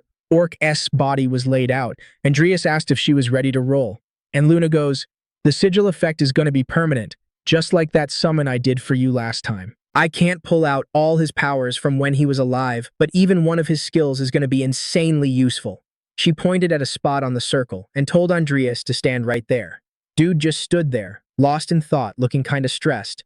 "If I evolve you into an undead, you'd be a total beast. But since I rarely get to summon undead anyway, wouldn't hurt to buff myself up too. Dunno when I'll see Luna again." Then, with this awkward smile, she drops a bomb. "By the way, it's not actually Luna doing the soul marking. Watch yourself."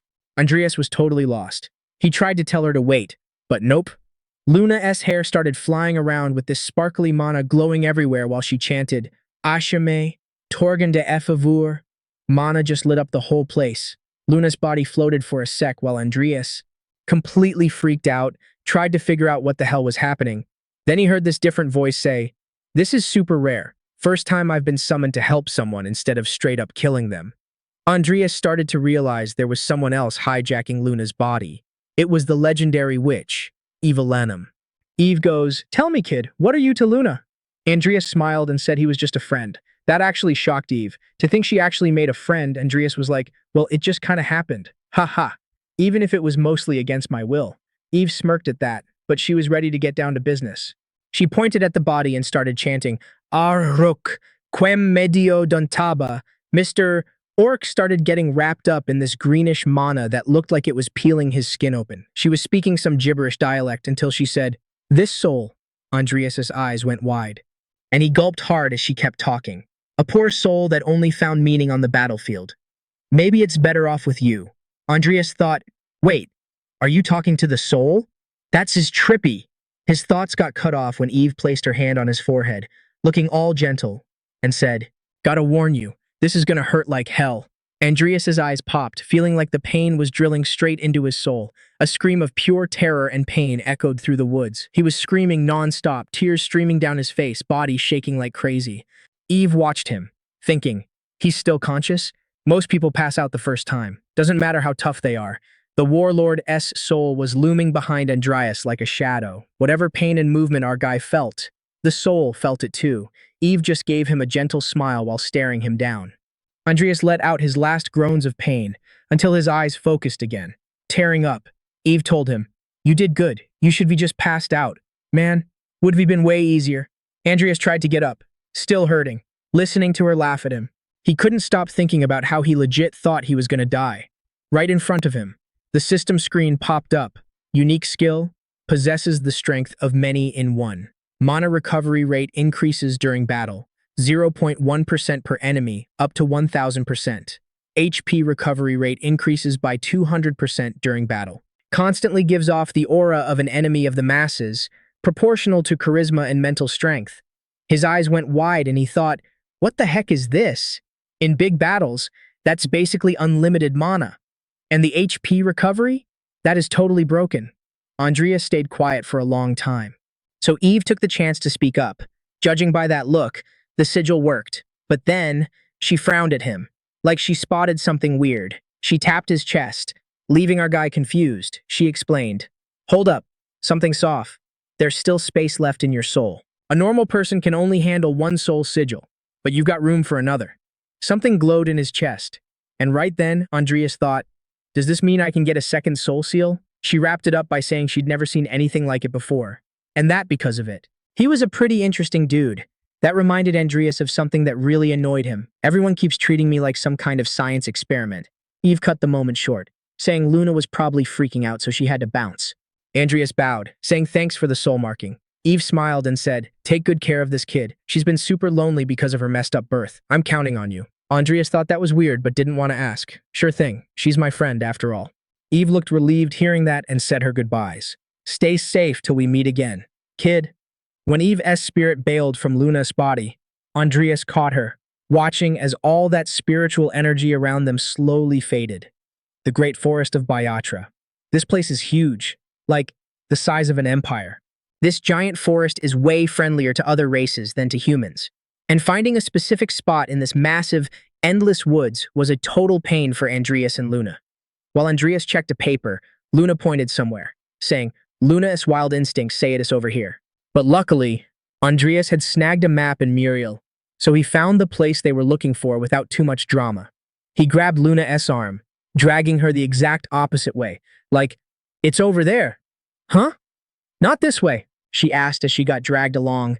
The sun was setting over the mountains, looking absolutely sick. Luna yelled out, "How far are we?" And Andreas replied, "About halfway there. Sun's almost gone. Let's crash here for the night and keep going tomorrow." Night had already fallen, and fog took over the place. From afar, you could only see two shadows moving along the path. Under the pile of rocks and plants hiding the spot, there was a portal. "Whoa, it actually exists," Luna said. "Bet no one's ever found it, hidden in a place like this." And even if someone did find it, Luna doubted they could be gotten in. He didn't get why, but seeing Luna's intense stare, she explained, "Maybe because it's a dragon's tomb, but seems like there's a ton of stuff inside." Behind her, Andreas stayed quiet, watching her while thinking, "Stuff. No, just the dragon's corpse could be dangerous. Maybe we should look around first." But before he could figure out a safe way in, Andreas went pale seeing Luna walk right in. That girl just barged in without thinking again. Andreas shouted to himself. He went after her, going through the portal, cursing the girl and telling himself, "Damn, whatever happens, happens," which basically means it is what it is. So he moved forward, no matter the outcome. The moment Andreas got there, a notification popped up in front of him. "A place where a dragon died. The scream of Krav Maga has been discovered. Walking with light steps." Andreas thought, "Looks like this is the right place. Where's Luna?" He kept walking until another notification popped up, saying he'd entered a hidden dungeon, the repeating nightmare. The scenery totally changed, and a loud bell kept ringing non-stop. In the background, you could hear kids screaming and running around playing. "Give that back! No way! Get it back yourself if you want it!" Andreas' eyes went wide, like he'd just woken up from a dream or something. Freaked out, he thought. Wait. He was sitting on the edge of a water fountain, watching the kids chase each other. He stood up slowly, wondering where he was. Looking around, he saw what looked like a regular little village. It said this was a hidden dungeon, he thought. But doesn't this place look just like any normal city street? Suddenly, Andreas heard someone call him. "Hey, buddy!" He shot a look up and saw Luna on a roof. "What is this place?" "It's crazy," she said, all excited. "Usually dungeons are dark and gloomy, but this place looks fun." Andreas took a deep breath and answered, "There you are. Find anything weird?" Luna jumped off the roof onto the street, saying, "Yeah, the people in this town. Everyone's a ghost." The reveal caught Andreas off guard. "What?" Looking at the two kids playing earlier, he asked, "You mean everyone here is totally dead?" Luna confirmed with a nod, saying it was her first time seeing something like this. "We came looking for a dragon corpse, but ended up in a ghost town." Andreas stayed quiet for a moment, checking out everything around him. Then he put his hand on his hip and said, "Not sure what this place has to do with the dragon's tomb, but let's investigate first." All hyped up, Luna replied, "All right, time to form the investigation squad." As they walked, Andreas chatted with her about how they could clear a place like this. He figured this was just a dungeon like any other, so they basically needed to destroy the core. But one thing wouldn't leave his mind. But who knows? Maybe this place does have something to do with the dragon? Luna thumped her chest like a girl full of honor and declared, "Leave it to Luna." Then she turned to a vase merchant and started chatting. After a while, they reached another shimmering blue portal. It's a dead end, just like the other side. Andreas had already thought about this. It seemed really impossible to leave that city. He looked at a nearby house and pointed to the streets. "We should take a look around." Putting his hand on his face, analyzing the situation, Andreas spoke. "It's hard to find any clues since we just popped up here out of nowhere. Luna, you remember anything before coming here?" But when he turned to the side, he realized he was talking to himself. Luna wasn't there anymore. Soon, he heard her voice in the distance. "Well, I got no choice." It was obvious Luna had gotten distracted by something again. Famous street theaters were spread all through the village alleys. In one of them, an actor dressed as a soldier was wielding a sword, staring down a red dragon painted on the backdrop in front of him. "I'm gonna kill you, you evil dragon." That was totally enchanting for Luna. A dragon show. Andreas thought that might be essential to watch. After all, it could offer some clues. Suddenly, a voice caught his attention. "Yo, bro, never seen you before. You a mercenary?" Andreas turned back and saw a man with a slightly red face, probably from the booze. He confirmed with a nod, "Yeah, I am a mercenary." The man, still holding his drink, continued, "That's a shame. You arrived a little late if you wanted to join the Fire Dragon Subjugation Squad. They already left a few days ago. Andreas frowned, confused. Sorry, what's the Fire Dragon Subjugation Squad? The man, still hugging his drink, looked surprised. You really don't know anything? Yeah, I haven't been a mercenary for very long. The man took another big gulp of his drink before commenting. Well, maybe it's a good thing you don't know. Could have been deadly for a rookie like you. After wiping the liquid dripping from the corner of his mouth, the man looked behind Andreas and pointed. Ah, perfect. They're doing a play about the Fire Dragon Subjugation Squad right behind you. The actor playing the fearsome dragon was growling and acting while the man explained. A fire dragon built a lair near this city, you know, and the high priest of Lord Letty, fearing for his life, summoned an expedition to kill it. Andreas realized it was about Krav. He turned to the man and asked, When you say Lord Letty, do you mean the ancient god? But the man didn't get what he meant by calling him ancient. So the drunk explained, Lord Letty is the guardian deity of our city. That's why before the squad left, they received his blessing. Andreas was surprised, deep in thought. Letty's blessing? Dragons? Could it be? This city is a place that existed in the ancient era. Hidden dungeons are often linked to ancient ruins. So, there's a huge chance this place is one of them. The drunk guy continued. Anyway, just wait a few more days and you should hear back from the expedition. And it doesn't matter how strong the dragon is, they are accompanied by 3 Supreme Warrior tier knights. They even have Lord Letty's blessing, so it is practically a done deal. In the play, the fearsome red dragon felt totally ashamed for getting beaten by a mere human, and the acting brought joy to everyone, including Luna herself, who, with eyes full of tears, said, Wow, that was super emotional. Andreas looked at her, freaked out, as she finished with snot running down her nose. It's the first time Luna has ever seen a play. The man turned to leave, grinning happily and telling Andreas, Maybe you missed your chance to join the expedition. But since you are here, you might as well enjoy it. Since dragons usually pick a spot to die and spend the rest of their lives there, that place is called Dragon Mound. Andreas remembered the message he got when entering the dungeon, a place where a dragon died.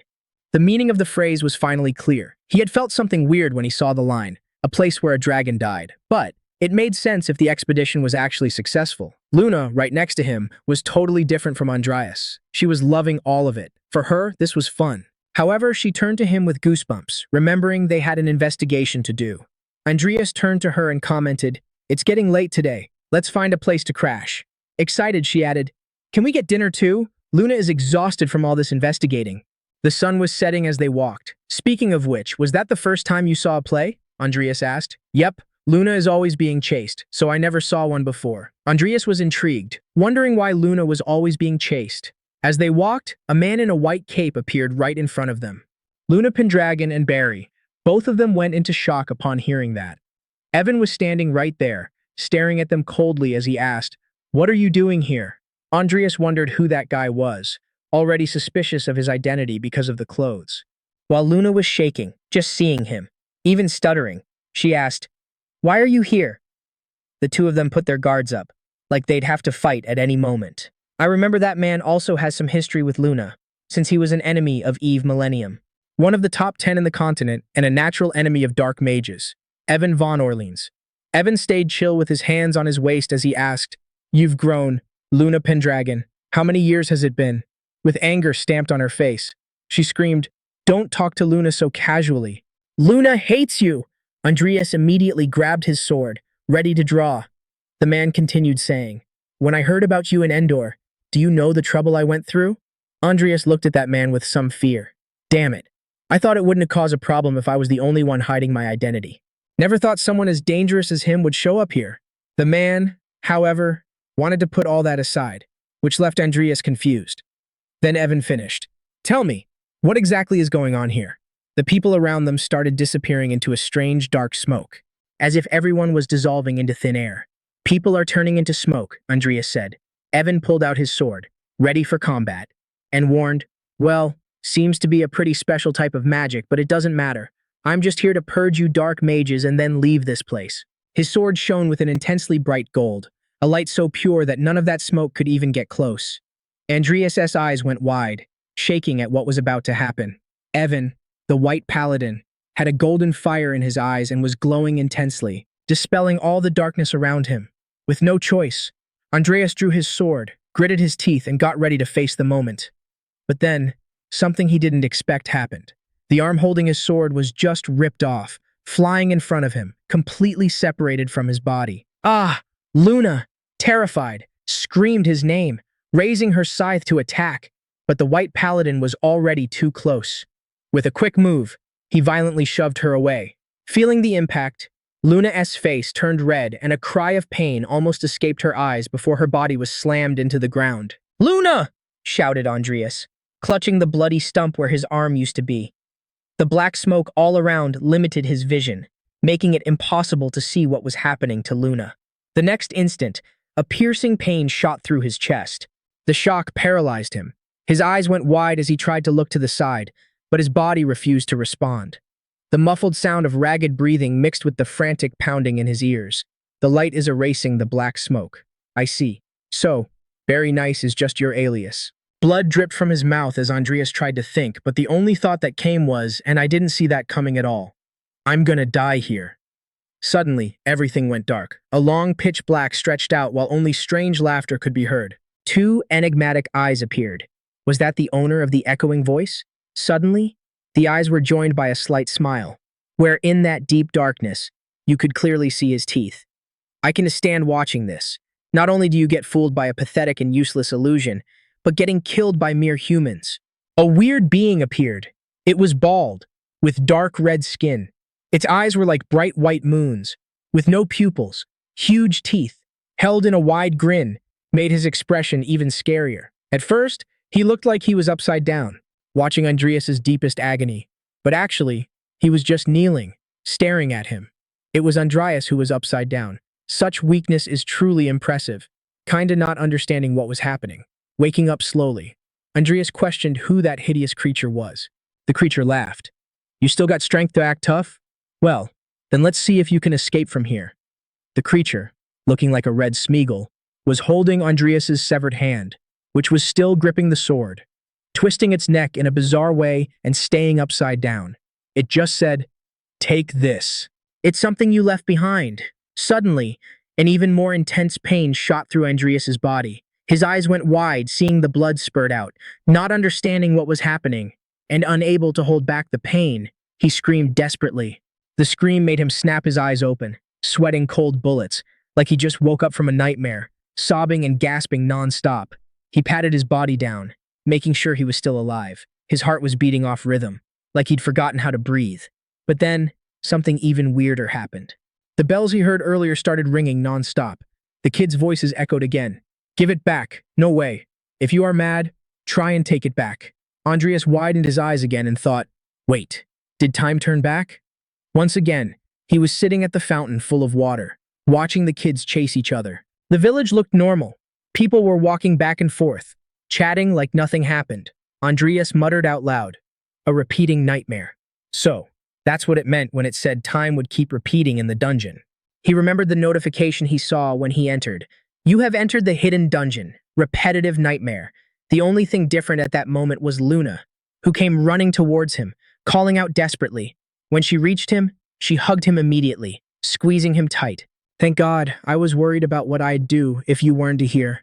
Andreas tried to calm her down, noticing the tears in her eyes. Ah, Luna, you are safe. What happened to you? Luna wiped her tears with her sleeve and answered, still panting, I don't really know either. After that guy hit me and I passed out. Then there was this fog, and after that, I can remember anything. Andreas processed what she was saying, trying to make sense of it all. So Luna didn't die and come back. A black fog? Suspicious.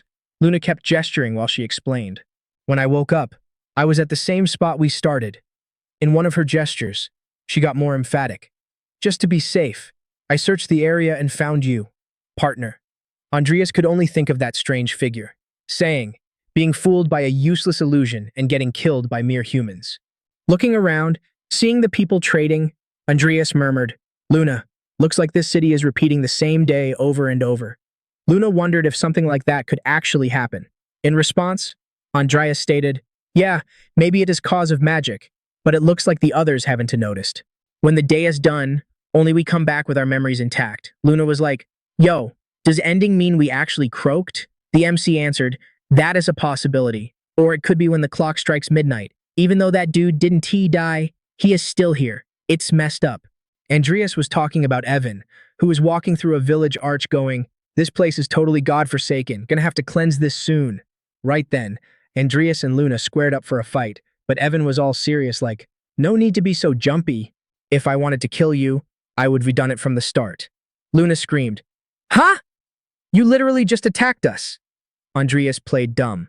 So, until we bail from here, you propose a truce? Evan shot back. A decent answer for someone impure, I guess. Right then, Andreas dropped a bold question. How about we split up and investigate this city? Then we link up here and swap intel when the day starts. Luna wanted to call him out. She didn't trust Evan. But just as she was about to explain, the paladin cut in, saying, quite the strategist. Huh? Andreas? Andreas looked confused, like, what's that mean? While Luna gritted her teeth, Evan explained, what guarantee do I have you will share everything? If you find an exit, once you just take off with the two of you? Andreas said maybe Evan should have been more of a gentleman when they first met, because working with him now was going to be a pain. Keeping a sketchy grin, he thought, shady guy. Just let it slide this time. He side-eyed him, saying, oh my, seems you've got the wrong idea. The paladin turned back to him, staring daggers, and finished. If I wanted to, I could kill both of you the second you wake up, every single day. That hit them hard. Their eyes went wide. But Andreas found it interesting. With a wicked smirk, he said, all right, let us work together. Luna was horrified. No freaking way. But Andreas kept going. Didn't expect to reason with a brainless knight. You real stubborn, aren't you? Evan clicked his tongue at their chatter. Seeing that, Andreas said, if you so paranoid, just shadow me. Hiding your presence should be a piece of cake for you. The vibe around Evan totally shifted. His intense blue eyes got deeper, and the silence was suffocating. Then he turned, leaving them behind, saying, well, doesn't seem like this will be quick. Let's just watch for now and hope for good results. Luna, totally pissed, flipped him off and called him every name in the book. Andreas sighed in relief. Whew, thought he was going to attack, he thought, sweat dripping down his face. He called Luna and said, we definitely got to find a way out before he does. Luna looked ready to cry just thinking about it. Partner, I seriously hate that guy, she whined. So Andreas said, we just teaming up because we have to right now. They started walking through the ruins again, and curious Luna asked where they were headed. Andreas heard the priest of Ledia ordered a dragon hunt, and it reminded him of that spot they passed yesterday. They got to a huge, imposing temple. Behind them, like a shadow, Evan kept watching until he spoke. Ah, the temple, good heavens, should we have picked our search areas beforehand? Luna and Andreas looked back to see Evan continue. Otherwise, splitting up to investigate is useless. The MC said, but we thought this place looked the sketchiest. Meanwhile, Luna was grumbling that the guy tailed them the whole time. She snapped, let us check this place out, then hit the next one. Suddenly, a dude standing at the temple door cut into their conversation, asking if she might be a priestess of Lord Nick. Luna looked confused, about to say no way, but Andreas slapped his hand over her mouth real quick. Grinning, he told the guy he was totally right. The dude then said, looks like you came to meet our priestess. Andreas didn't waste a second and asked if they could get an audience with her. The guy was like, afraid she doesn't see visitors who aren't followers. Could you ask your guards to wait here a sec? Luna looked totally shocked, staring at Andreas, clueless about what to do. It was like they were talking with just their eyes. Luna thought, I seriously don't get it, but I just gotta go, right? Whispering. Andreas replied, yeah, get in there and figure out who she is. Luna bolted into the temple while Andreas thought, even that doorman has eyes just like Luna S., the priestess of Nick. What's Luna's connection to her? Right then, Evan spoke up. Just as I expected. Dark mages are damn good at lying. Andreas raised an eyebrow, turned to face him, and snapped, quit trying to start something right now.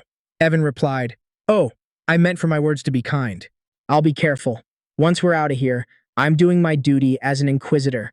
I regret I couldn't purify that kid and her mom with my own hands. Andreas looked at him, skeptical and slightly annoyed, saying, well, I ain't gonna comment on your duties, but I'd much rather deal with a lying dark mage, than a murderer who relentlessly hunts down a child. Evan's face darkened, brows furrowing as he said, those words are blasphemy against the gods. Suddenly, The temple doors burst open with massive pressure, blowing Andreas's hair back. They both looked to see what was going down. Andreas sprinted forward, gripping his sword and shouting Luna's name. The guards drew their blades and yelled, "Back off! Unauthorized personnel aren't allowed in." The Lord Orc's aura surged up with a huge growl right behind Andreas. The protagonist was consumed by it, way stronger now. His eyes glowed red as he roared, "Get out of my way!" The guards, totally freaked out, screamed with wide eyes. But the second Andreas blew past them, they both passed out, unable to handle the pressure of that power. Andreas ran desperately, wondering, What the hell is going on? A golden cedar stood in the middle of thick black smoke. Andreas reached the spot with wide eyes, completely shocked. The smoke blasted Luna away violently as she tried to use her body to slow down. She ended up crashing right on top of Andreas, who asked, "You okay?" Luna grinned, super happy to see him. "Huh? It's you, partner. Looks like we hit the jackpot here." In front of them, the black smoke was spreading out. An old man ground his teeth, hissing, You impure beings. How did you manage to infiltrate this sacred city ruled by Lady Leth? Get out. Now! He pointed his staff at them, veins popping out on his face. Luna turned to the protagonist like she was about to spill a secret. "Partner, is that a real human?" Andreas smiled. "I get it. So it was you. You were the one who's been messing with time in the city." The man started stuttering. What? What are you talking about? I don't have that kind of power." He laughed uncontrollably, shouting, "It's all thanks to the power of Lady Leth. Worship her. Lady Leth has granted us eternal life." Right then, Evan started slowly walking into the temple, saying, "So, that black smoke is all God's work?" The man looked confused by the term black smoke, but then he just cackled. "It is the proof of a miracle where humans are blessed, manifesting as the sacred work of God." Evan disagreed seriously, stating that God is light itself and couldn't create something so dark and evil. The man got even more furious at Evan's words. "Evil, you say?" Evan didn't let him finish and interrupted. "The one blaspheming against God is actually..." Andreas cut him off. "Evan, let's start by getting some info out of that guy." The man didn't seem to care much about their talk, but yelled with all his might, "I will not give up this city, even if it all started because of my own mistakes. In the end, it's thanks to me that they are all alive." That info left the three of them shocked. The man looked up, confident, and stated, "There is nothing you can do to me." The stone in his staff started glowing a deep red. Andreas, surprised, thought, "This guy, could it be?" Suddenly the man collapsed. The staff fell beside him, but the most shocking part was the amount of blood that splattered when he hit a nearby rock. The man was dead. After a moment of being stunned by what happened, Luna was kneeling in front of his body, saying, "It's no use. His soul is already gone.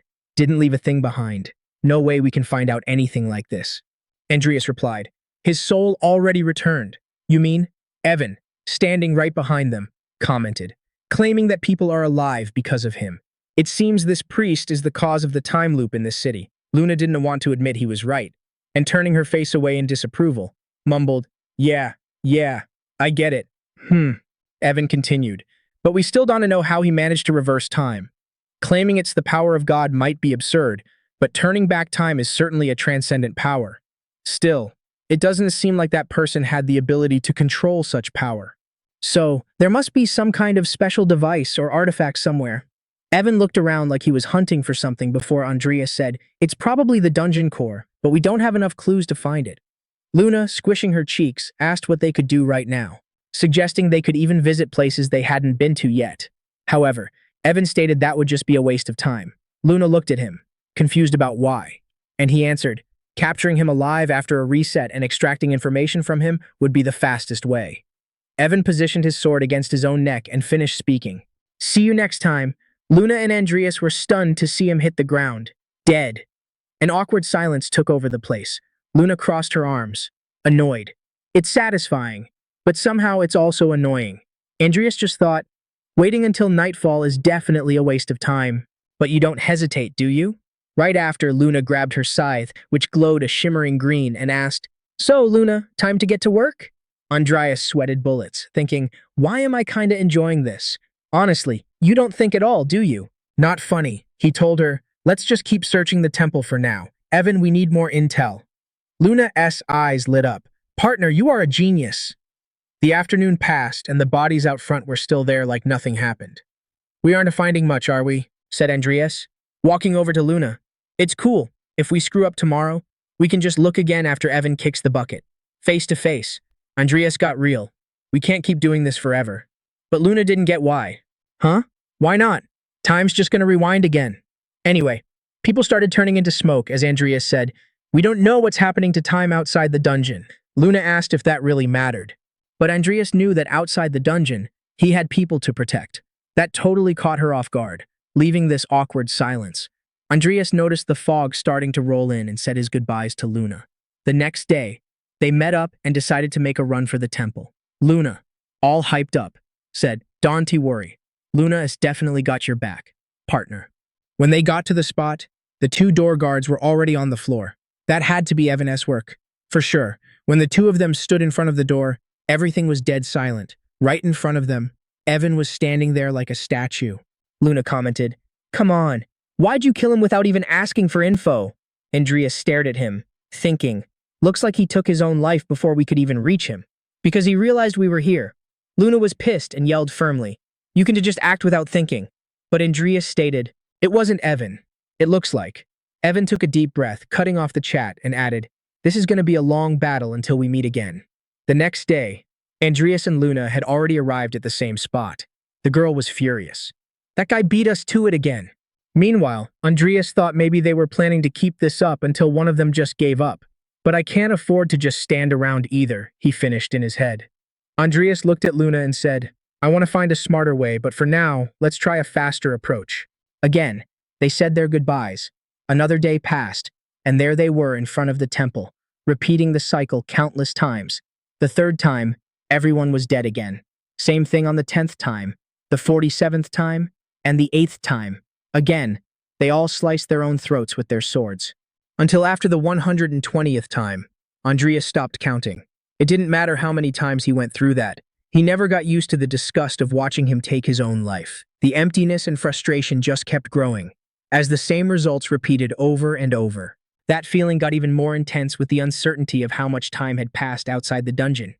The end of the great sin was getting closer with every passing moment. And still, Andreas regretted not being there with the ones he needed to protect.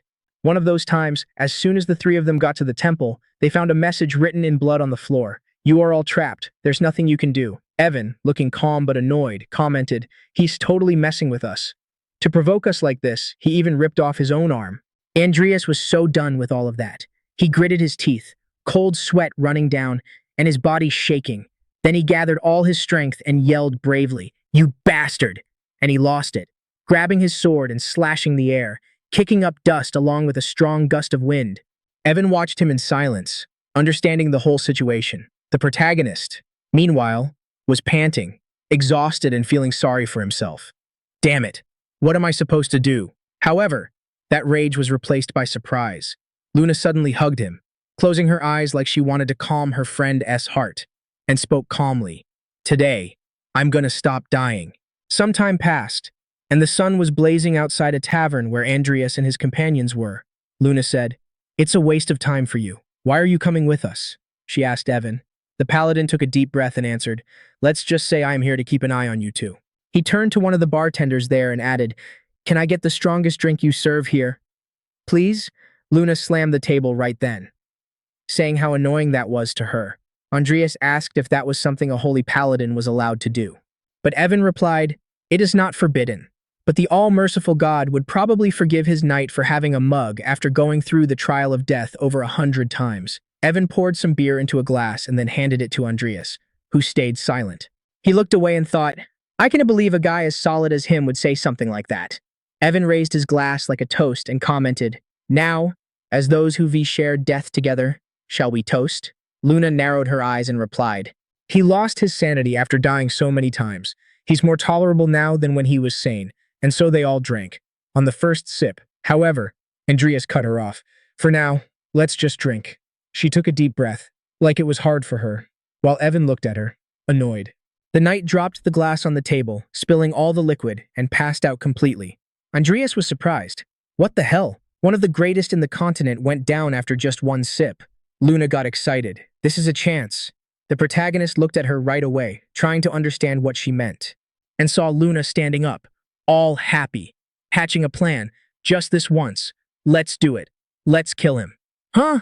Adrius instantly blocked the attack and stated, Luna, you are drunk. Please, calm down. The girl didn't understand why they couldn't do it. After all, everyone was going to revive anyway. Adrius replied seriously, we shouldn't be doing stuff like that to each other. Luna gulped. Her face turned red at what he said. That awkward silence hung there for a sec. Then, out of nowhere, she grabbed Adrius by the cheeks, squishing his face, and was all sweet like, dude, you are way too serious. You know, sometimes even the stuff you try super hard to protect just slips away.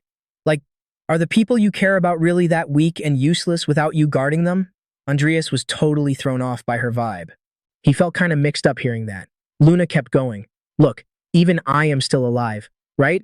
I mean, sure, that's 'cause mom's protecting me, but Adrius just zoned out for a sec. Right, these guys are main character level strong. Guess I was just being cocky thinking I had to save their butts. He snapped back to reality when he heard a yelp. Ah! Luna grabbed her head and was like, but mom protected me, so we gotta bounce fast so you can go protect them. While the white paladin was still out cold, Adrius took a deep breath, trying to chill. Fine, they aren't that weak. Luna looked shocked and asked if he really meant it. Adrius said yeah, and suggested they go investigate the town to sober up. Just then, Evan slowly peeled his eyes open, totally silent, like he'd been awake the whole time. Adrius and Luna were walking through the village streets when she asked where they were headed. The MC figured they should hit up the temple one more time before it got dark. She was curious and asked why, since the old guy was already dead. Adrius replied, before, we were rushing to catch the bad guy, right? So this time, I want to find the murder weapon. I doubt he could be pulled off all this dungeon craziness by himself. They got to where the massacre happened, and he kept talking. There's got to be some magic catalyst or something. Luna suggested maybe it wasn't even there. Adrius looked around, stayed quiet for a sec, then said, actually, thinking about it, no matter how fast we get here, he's always going to be dead, right? That means this spot is his respawn point and where the magic triggered. There's a huge chance the secret is hidden right here. Luna cut him off, totally freaked out. Look, there's black mist coming out of the spot you smashed earlier. A thick black fog started spreading everywhere. Instantly, Adrius grabbed his sword and told her to stay back. He smirked, all confident. Looks like coming here was the right move. Luna, super hyped, cheered, go for it. Dude, smash it. A huge explosion went off. As the smoke started to clear, Adrius and Luna noticed something weird stairs leading down. The whole place was choked with thick, dark smoke. Without thinking or even flinching, Luna stepped up. Bingo, let go down. Adrius jumped in immediately, telling her to hold up. Let us wait for the fog to clear a bit. This fog might be what's causing the time loop. They started arguing about how much mist there was and how Evan's light could probably clear it. Adrius got quiet, looking worried. Light. Huh? If I'm not wrong, the spell is. Suddenly, he managed to spark a little flame of light in his hand. Luna saw it and was totally impressed. Whoa, how do you do that? A notification popped up saying, Talent, Magic Power, Light Element Genius acquired. He remembered back in his office, checking out the notification. Guess it's thanks to the Light Element talent I got for beating Modder Alvin Tower. Luna was bouncing off the walls. Teach me how to do that. But Adrius said it was his first time trying it, so that was his limit. He held his hands out, thinking, if I knew this would happen, I would have practiced. The light cut through the thick fog, lighting up the long path all the way to a stone wall. He started climbing down super carefully and told Luna to watch her step because the stairs were steep. Naturally, Luna just barreled down without a single care in the world. When they hit the bottom, it was pitch black. But then, they heard a creepy whisper. Living beings. Luna turned to Adrius and asked if he heard that too. He said yeah, something was definitely there. They walked a bit further and heard it again. Free me. Adrius thought it was weird, but Luna was amazed and called out, Is someone there? She turned to Adrius and asked, Can you make the light a little brighter? Adrius was already trying his hardest and didn't know if he could, but he decided to give it a shot. He clasped his hands, pushing harder while thinking, just keeping this light on is hard enough. Can I actually do this? Strip the heat from the fire magic spell. Refine the light by reorganizing it. Repeat. Repeat. His hand was covered in magic circles as he ran through the steps. Suddenly, light just exploded out, blowing away the fog and lighting up the whole place. Whoa, that's awesome. Luna gasped. Andreas couldn't believe his eyes. Right in front of them, a massive red dragon was sleeping. Is that a dragon? Luna stuttered. Andreas was just as shocked. Kravma. So it was here all along. The dragon was curled up in its own wings, trapped there. The mist started spreading fast, taking over the room. Let's get out of here first, Andreas said. But right then, a crazy, strong wind started blowing. Andreas thought, crap, I can barely keep this little light going. Luna felt the pressure and noticed the light fading, but she knew he was already maxed out. As the light died and the wind got worse, everything went black. Andreas was back at the start. Loud bells rang out while kids chased each other, fighting over some toy. He was sitting by the fountain again when he heard Luna yelling, "Dude, come on, hurry!" Luna was running toward him, totally frantic. "Let go, find Evan!" Andreas kept his cool and replied, "Luna, let's keep what happened today a secret from Evan." She didn't get why and asked, "So," Andreas explained, "we might be working together now, but he still wants to kill us. Remember?" But deep down, Andreas was thinking, first, we gotta find a way out of here ourselves. The shine was so bright that from the outside you could see the light in the cave where they were. The priestess and Evan S. bodies were on the floor. Luna, trying to shield herself from the bright light, asked Andreas to keep going just like that. With a smile on her face, she said, "The light is way stronger than before." They managed to see the dragon-S body still curled up, but she noticed something weird, so she turned to Andreas and said, "There's something on the dragon-S chest." Andreas then stated, "That must be his core. Destroy it." So she nodded and jumped, raising her scythe straight against the dragon. There was a loud bang and the impact kicked up thick dust. Luna gulped while Andreas called out to her, worried. The core was right in front of her, glowing red, but totally intact. Andreas was struggling. He felt like he couldn't go any further than this. "Looks like we'll have to leave this for next time," he thought. The next day, both were running with their usual rush to the temple. "The heart, you said?" Andreas commented. Luna confirmed, saying it was glowing red. Gritting his teeth, he thought, the dragon-S heart. If Luna-S attacks didn't work, there's no way we can handle this alone. Then he had an idea, turned to her and was like, "Let us ask Evan for help." Luna didn't get why they'd ask him for help now. And seeing that, Andreas asked, "You don't like the idea? Do you? Well, for now, let's just focus on getting out of here." Evan was in front of the temple, getting ready, gripping his sword, about to unsheath it. The guards, as always, were already on the floor, totally beat. And the white paladin was just about to open the doors when suddenly someone screamed, "Wait, Evan!" The paladin looked back.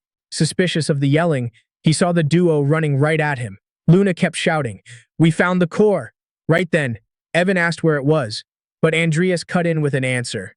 "Before that, you gotta promise me something." Evan got a bit confused. "Promise?" he asked, not getting what kind of promise it'd be. Andreas took a deep breath and answered seriously, "When we get out of the dungeon, you want to chase us, Luna and me, for a whole month." Evan looked at him in silence, thinking and analyzing what was said. Luna, noticing the delay, covered her mouth with her hand and whispered to Andreas,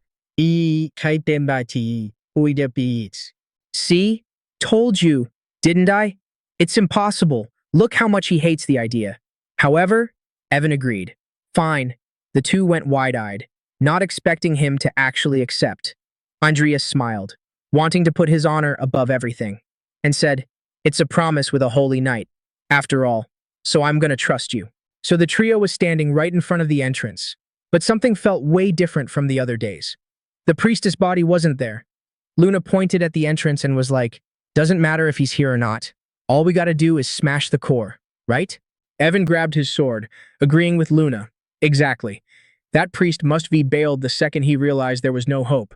But Andreas' face showed he wasn't 100% sold on that. He was thinking, that's true. But when suddenly the three of them heard a voice, they spun around fast. "I gave you a chance to fit into this world, so why do you want to destroy this city?"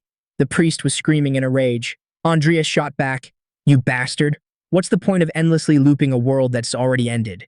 The priest, still furious, said, "There's a meaning in the fact that they're still alive. Even God forgave them." Andreas took the chance to provoke him even more. "God forgave them? You really think that's true? Or is that just your own wish?" That made the priest even madder. "What? Shut your mouth!" But Andreas kept going. "You incited those young ones to fight the fire dragon. But they failed, didn't they?" Every time Andreas poked at him, the priest told him to shut up. Andreas went on. And the tragedy didn't end there. Judging by how there's no distinction of age or gender among the residents, this city must have been wiped out in a split second. In other words, it was your reckless expedition that caused this place to get destroyed by the enraged dragon Klamaha. The moment Luna clocked what Adrius was saying, she was completely shocked. The image of that massive dragon wiping out the city flashed in everyone's minds. The priest commented, "Lord Lite performed a miracle on this land, but it was no use." Andreas kept clapping back. "A curse, you mean? Like a kid waiting forever for a dad who is never coming back from a quest." Andreas was getting even bolder, making the priest grit his teeth in anger. "Lord Lite is merciful, just, and fair." The man grabbed his staff and slammed it into the ground with a loud bang. Right then, a thick black fog rolled in, and it didn't take long for the ground to start cracking with a bright light. Suddenly, the massive red dragon burst out furious, smashing the ground and making the trio lose their balance. "There's the dragon!" screamed Luna. Evan, realizing it, asked, "Is that what we gotta beat?" Andreas said, "Yeah," and that the core was stuck in its chest. Then he said, "Watch out for the black smoke." The dragon opened its mouth, gathering a huge amount of its fiery power, and when it aimed to fire its jet of flame, Andreas ran to Luna, telling her to watch out. The fire shot out, destroying everything in front of it. Andreas used his dark defense, while Luna raised her shield. Evan could handle the intensity of the fire taking over the place. Suddenly, Luna wasn't Luna anymore. Eve Millennium appeared, looking at him with a smile and saying, "Long time no see. Evan." The paladin was surprised.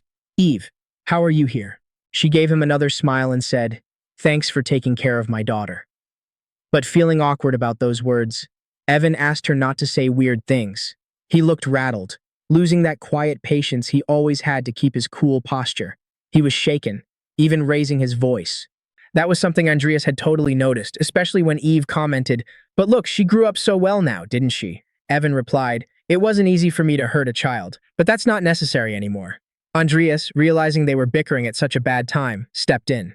You two, really not the time for this." The priest started yelling loudly, "Lord Lide, the just and fair. He punished that wicked beast who burned God's kids and then hid, using divine power to resurrect this land with the beast's heart, and gave the people here eternal life." The massive dragon stood up, radiating crazy power behind the priest while he spouted those words.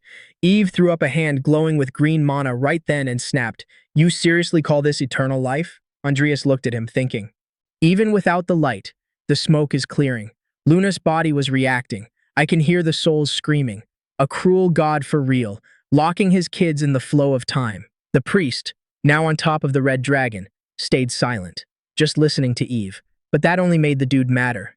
And he promised, "I am gonna deal with you first, you witch priestess." And then the dragon blasted another breath of fire straight ahead.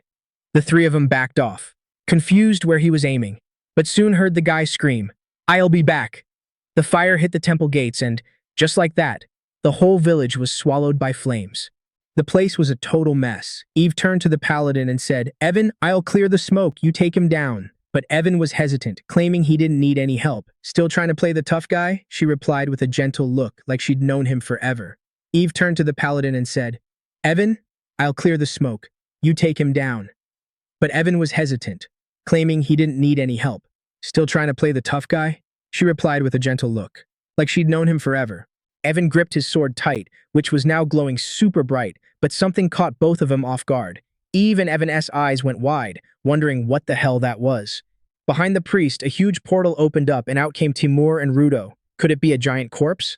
Evan's voice rang out while the priest's fate hung in the balance. Andreas's summons jumped right over the giant red dragon, ready to smash it. The dragon looked like 3 times the size of those already massive giants. The priest looked up, totally offended. Eve was blown away by what she was seeing. So, giants are actually a thing? Even the Tiger King's corpse, still totally shocked. She could only wonder who exactly Adrius Cromwell was. Beside her, our main guy was getting curious looks while controlling the summons like a pro. Timur and Rudo were raining blows on the dragon, but it didn't seem to do jack. The priest wouldn't have stopped laughing, knowing it was a total waste of time. Mere corpses. They wouldn't even leave a scratch on the dragon. He raised his staff high, and thick black smoke started spreading everywhere, leaving the two confused about what that could be. Andreas' eyes widened, and he gulped, thinking, the mist. The guy seemed surprised something wasn't going to plan. Everything seemed chaotic for those standing there watching. "This doesn't affect the undead," Rudo was in front of the red dragon, with the city totally in flames behind him. The priest screamed, "If the mist doesn't work on him, it's impossible to hurt a dragon's skin. It makes no difference." But Adrius looked satisfied. "Even though you claimed the mist was God's authority. What's up, father? Are you nothing but a servant to a dragon's corpse?" The priest bit his lip and narrowed his eyes, almost losing control of himself. Adrius was really getting under his skin. "You staying back?" Eve asked the paladin. "Luna's friend. Seems like he's better at trash talking than you." "Huh?" Evan seemed real quiet, analyzing everything. Seeing these supposedly dead corpses parading in front of me, he tried to keep his cool, gripping his sword tight as it glowed bright while he finished his thought. "It's seriously disgusting." The next moment, Evan lost it. His sword shone as he raised it overhead. His eyes were filled with a huge sense of duty, and then he swung his sword, cutting hard through the wind, unleashing a light that rushed toward the intense battle. The dragon roared loud, letting out a deep sound. The core in its chest glowed red. Evan's light took over the whole place. Crossing the field, Adrius had to cover his face to protect himself. "This is Evan's real strength," he thought. But the priest was still laughing non-stop. It looked like a shield popped up and the dragon stayed untouched. Laughing like a maniac, the priest said, "As long as the dragon's heart is here, it's useless." But inside, he was shaking, wondering who these people were who almost smashed his shield. Eve turned to Evan and said, "It's tough, ain't it? Ancient texts say a dragon's skin is immune to physical attacks, and its heart is practically invincible against aura and magic." The paladin, not happy, said if something was that tough, he just needed to use more power. And in a quick move, he took off at crazy speed, holding his sword tight. Adrius glanced over, squinting as he thought, "Damn Adrius Cromwell. Timur, Rudo, fall back for now." The dragon raised its huge paw, ready to strike, right as the priest screamed. He screamed from up high for everyone to hear, "I don't know what you are planning, but let's see if you can handle this earthquake." The three of them were shocked by that. The dragon's big paw slammed the ground, making a massive boom. Dust and debris went flying from the impact. All three managed to dodge instantly, jumping to the sides. The priest said, "That guy, he's the most trouble." He was talking about Evan, who jumped right over him. Evan looked surprised at the dragon, which opened its mouth again, charging up firepower. The blast was strong, like a tunnel of flames. Adrius and Eve were worried about the fallout, but while the dragon was busy with Evan, Adrius saw a chance to attack, so he formed a summoning magic circle and a portal opened behind him, and out popped the little fairy. Adrius Cromwell snuck into position to attack him, making everyone anxious. Crap, that shield even reacts to Maline's sneak attack, Adrius thought. Eve was impressed. This kid, he's way too used to fighting for his age, and those 2 soul spaces he has must hide some secret. The artifact pumped out black mist again, while other creatures started popping up near the dragon. The guy said, "You little insect, I'm gonna give you a real opponent." The mist turned into knights, fearless. The priest pointed at his opponents and screamed, "Bring it on!" Adrius did the same. He opened his subdimensional spaces again, summoning Timur, Rudo, and Nickel Lifehill, telling them to handle everything. Rudo swung his sword, slicing one of the knights, who turned back into mist again. Nickel did the same with his blade, and Timur with a fierce punch. Evan looked at Adrius and said, "Let's go. I'll clear the mist." Adrius agreed, saying he'd leave that to him. While Adrius sprinted toward the priest, the man backed away in fear, pointing his staff at him and threatening, "Stay back." The dragon looked even more menacing in the middle of that dark smoke. Its eyes were glowing intense gold, and inside Luna's body, she stretched out her hands and her green energy expanded, creating a clean tunnel for Adrius to pass. The priestess' eyes went wide, surprised and scared as the protagonist got closer. He raised his sword and struck, but again the shield popped up in front of him, protecting him. The priest smiled, relieved. "I told you, it's useless." However, Adrius noticed the panic on his face. Something was definitely wrong. "But you're panicking. Is it because your attack has no effect on my undead? Besides, those knights are the souls of the Fire Dragon expedition who died because of you, aren't they?" The priest was stunned. "How do you know?" Adrius answered. "You didn't just send them to their death. You're also tormenting their souls." The priest couldn't handle hearing so many truths and told Adrius to shut up. "After all, they're all alive. They were saved from the punishment of death, weren't they?" he shouted. "However, He missed something, and when he looked up at the sky, it might have been too late. Several cross-shaped swords were raining down from the heavens, summoned by Evan. The bright light opened a portal. The blades hit the red dragon, who roared in pain. Adrius had to dodge, covering his face with his arms and jumping back. The priest was spooked, but his shield blocked some of the swords again. What did he say? The dragon's skin. The dragon was down on the ground, defeated by Evan's power. Adrius gritted his teeth, pissed that Evan took the chance to attack him too. Evan glanced at him sideways. What sophistry? Meanwhile, the terrified priest asked himself, "You weren't consumed by the fire?" Evan walked through the flames, looking serious and intense as he declared, "Binding the dead is nothing but the selfish desire of those who violate nature's order. I will bring the wrath of the gods upon your foolishness." The priest glared at him with rage, grinding his teeth and sweating cold as he said, "Just as I expected, you are the biggest obstacle." The red dragon spread its massive wings, flexing all its majestic power. Adrius stared at Evan, thinking, is that some kind of secret aura technique? If it is, witnessing it is actually insane. Evan, with that same chill vibe as always, stated, "You don't even realize that your biggest obstacle is you." But the priest snapped back, "Shut it! I am the protector of this city. Death is too much of a luxury for you. I'm going to trap you in a cage of souls and fire and make you suffer for all eternity." The battle dragged on. Flames were devouring every house in the city, cranking up the heat of this intense fight. Adrius looked around, thinking, that old geezer, is he planning to turn the whole city into a sea of flames? Just how much mana does that dragon have? While he was busy analyzing the situation, he didn't realize Evan was prepping another attack and that he was standing right between him and his opponent. When he looked forward, Adrius freaked out. The attack was already coming at him. He jumped high into the air, barely managing to dodge it. The attack of 1,000,000 swords slammed into the priestess' shield. Totally useless. He's definitely aiming at me on purpose again, Adrius thought, glaring at Evan. Our protagonist looked forward, asking, "Can't you aim at the right target?" In response, Evan commented, "You're pretty agile, so I gave you a chance, but your perception doesn't keep up with your moves." That put Adrius on high alert. He couldn't figure out what the hell Evan meant. He recalled Evan's last move, trying to break down the situation. That wasn't an attack. It was to create an opening for me to strike. Evan interrupted his thoughts, stating, "Well, since it looks like you can keep up, I'm gonna have to do this myself." Adrius let out a wicked smirk. "If that's the case, you should have just said so earlier." While the two were bickering, Ivy, who was still in Luna's body, shouted, "Watch out! It's coming again!" The jet of fire destroyed everything in its path, but he wondered, why keep using such a basic attack over and over? As he ran, analyzing the moves, he didn't notice the dragon's tail swinging right at him. He took a heavy hit from the tail that sent him rolling to the side. "This is bad," Adrius said, watching the dragon move. Ivy, right next to him, screamed, "We are going to counterattack with this, even if it's just us. We got to use a massive move." Adrius agreed with her. "If this attack fails, I'll figure something out." Ivy stared at him, totally confused about what was going through his head. But then, a system notification popped up. The legendary Ghost of Sloth will now execute its intent. A shimmering blue energy started manifesting around Adrius. He raised his sword in front of that massive dragon, catching the attention of the priest, who was left jaw-dropped. He tried to strike the dragon with no luck. "What? How dare you?" The imposing dragon was about to unleash its flaming jet again, making Adrius even more stressed about the situation. "Back off.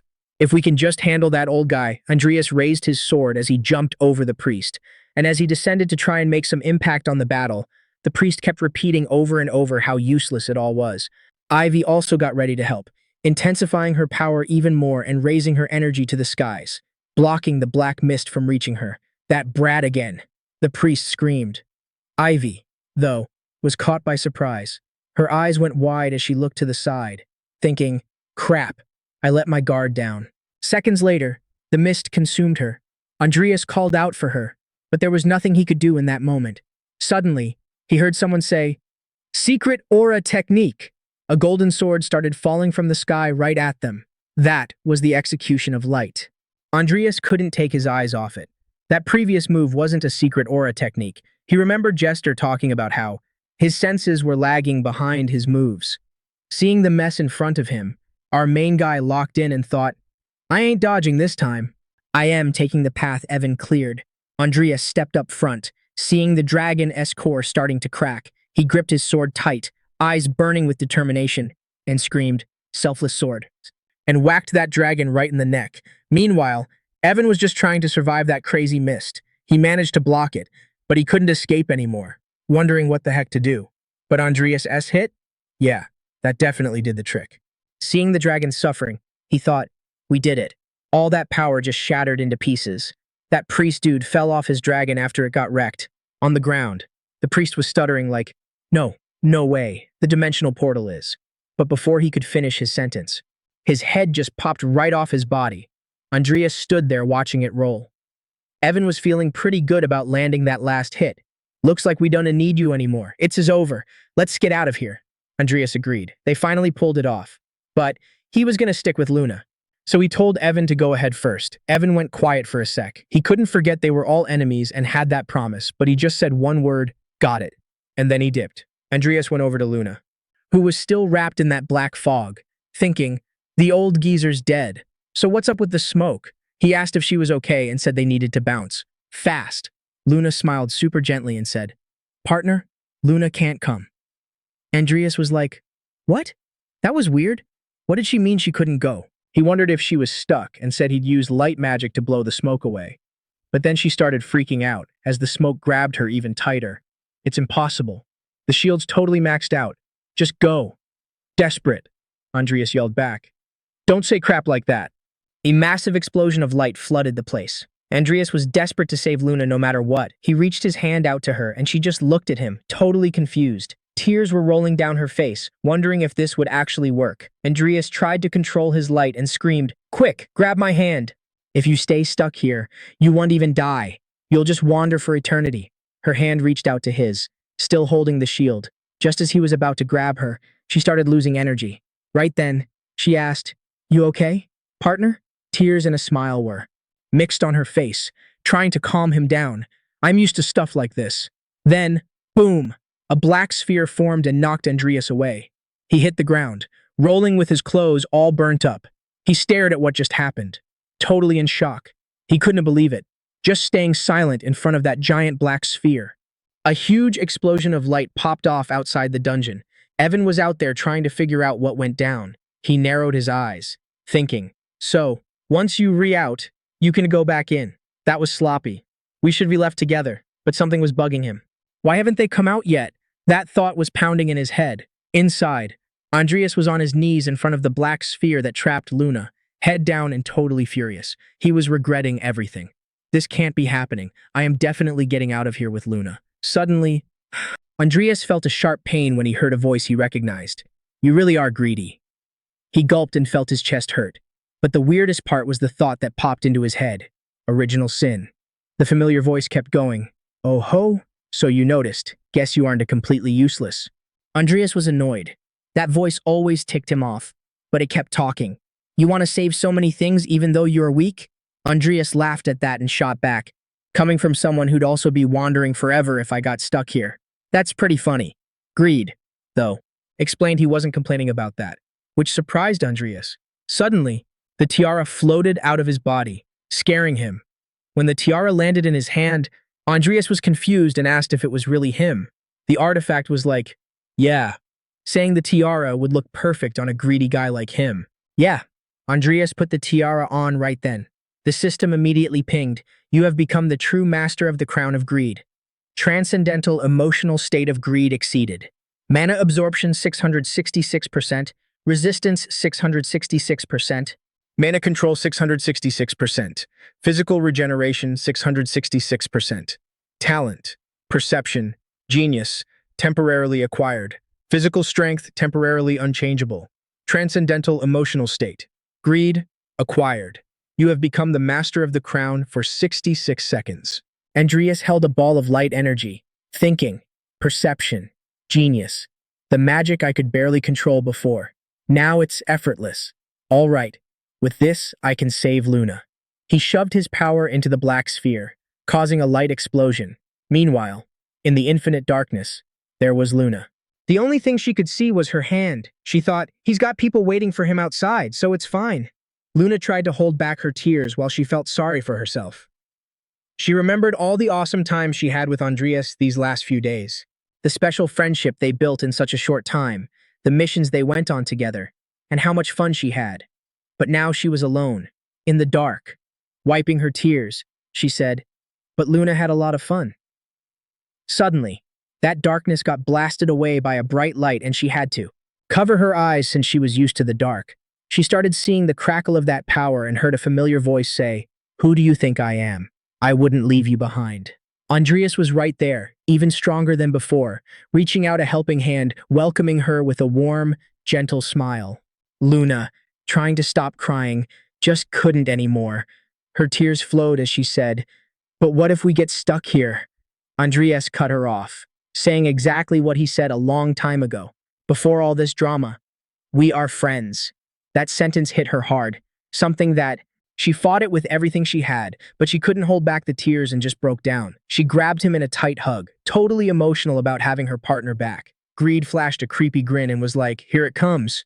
Then, suddenly, that sweet moment turned into a total mess. Andreas felt this insane pressure crushing him. Luna passed out cold in his arms right then and there. Blood started pouring out of Andreas's mouth and nose, and he bugged his eyes out, totally freaked. He stared straight ahead, pupils dilated, thinking, what the hell is coming? Greed was loving every second of it and said, "You know who that is? It's Let."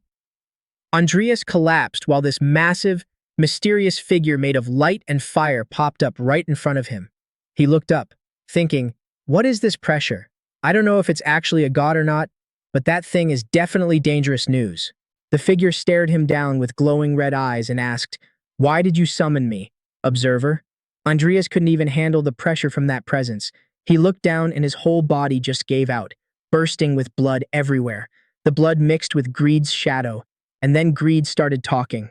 Ugh, it's no big deal. Andreas tried to look back to catch a glimpse of Greed, thinking, I can feel his emotions straight through my own body. Revenge and a deep desire to kill. Greed went on. I am just here to give you a heads up. Better write your wills, cause I'm gonna kill every single one of you. That grin was still plastered on his face when Let replied, Got it. I'm looking forward to that. The shadow just laughed like a maniac. That's it. Now get lost. Andreas, fighting to stay conscious in front of that overwhelming power, thought, these bastards are talking like I'm not even here. Then he heard Letta's voice again. To think you heard our chat and didn't lose your mind. Pretty impressive. I'll give you a parting gift before I bounce. Andreas' eyes went wide. He couldn't believe what he just heard. I pray that you and the observer get exactly what you want. Let said. Andreas mustered all his strength and screamed, Ah!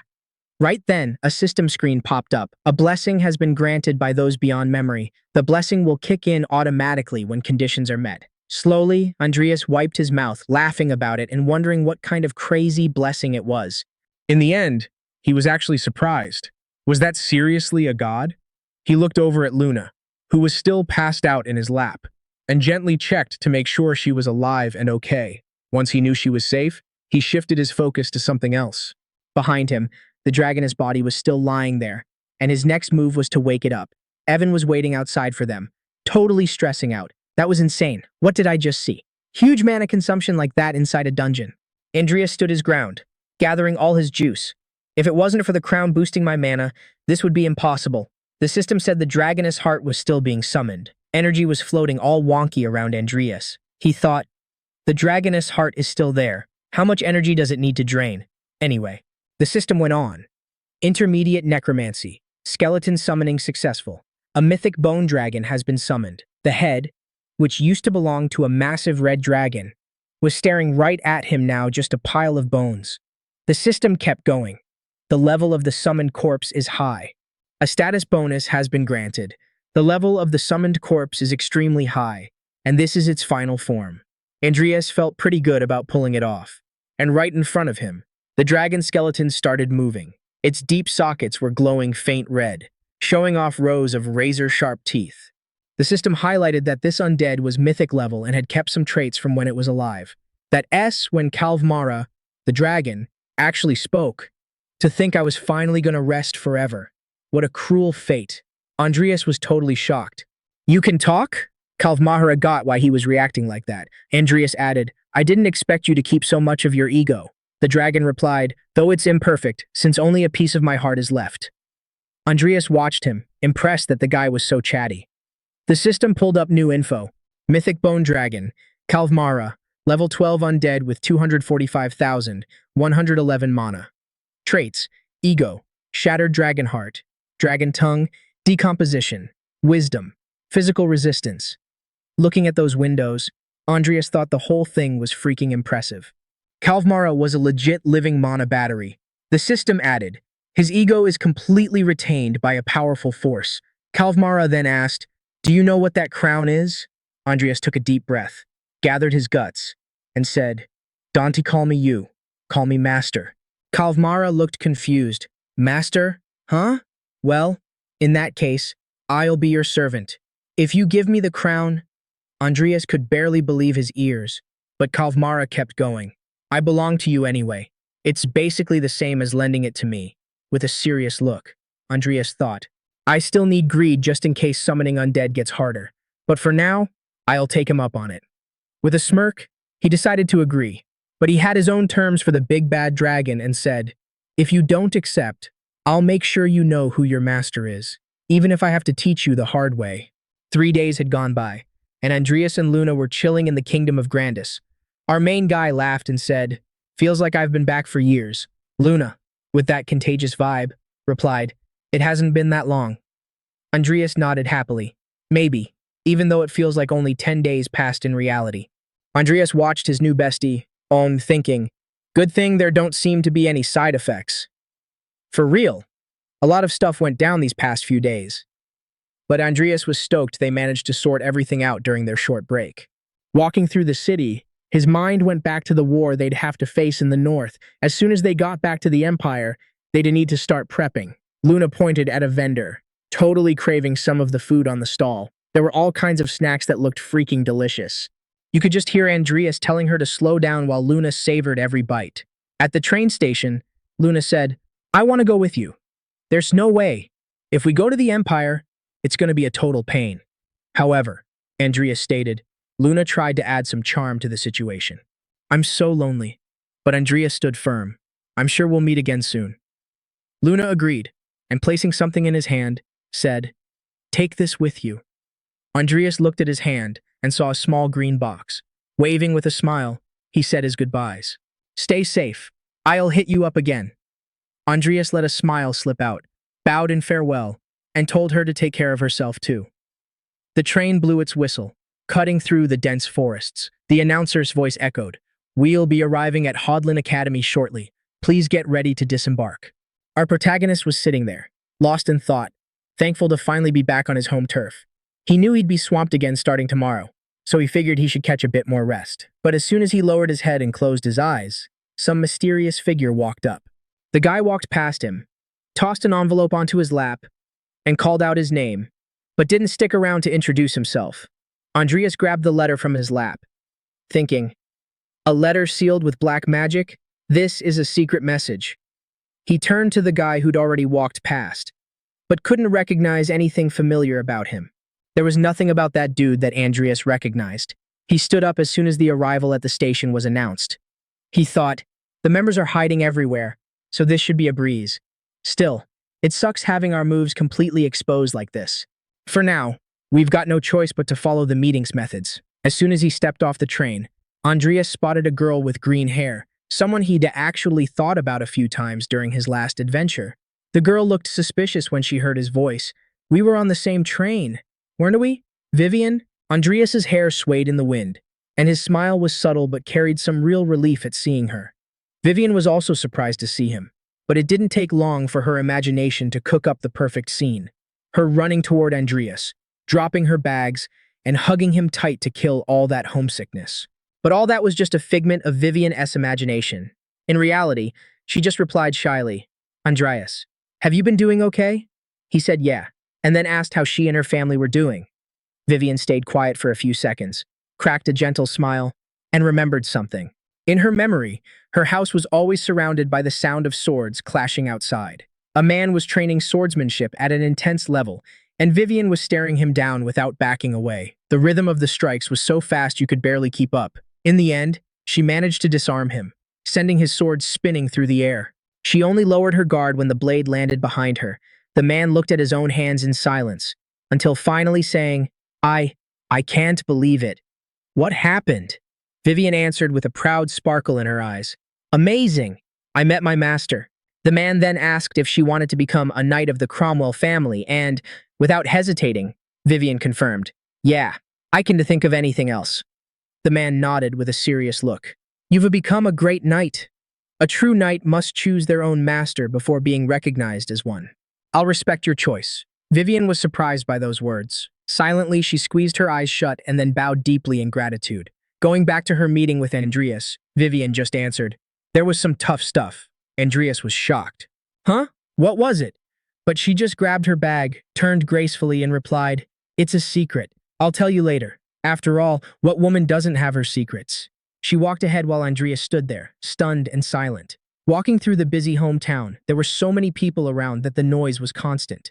Someone commented, looks like there are food stalls lined up for the academy opening tomorrow. Adrius, next to Vivian, asked, is it crowded? Why don't we go somewhere quieter? She agreed, liking the idea of being alone with him. However, just up ahead, they bumped into Deanna Alvin and Lucia.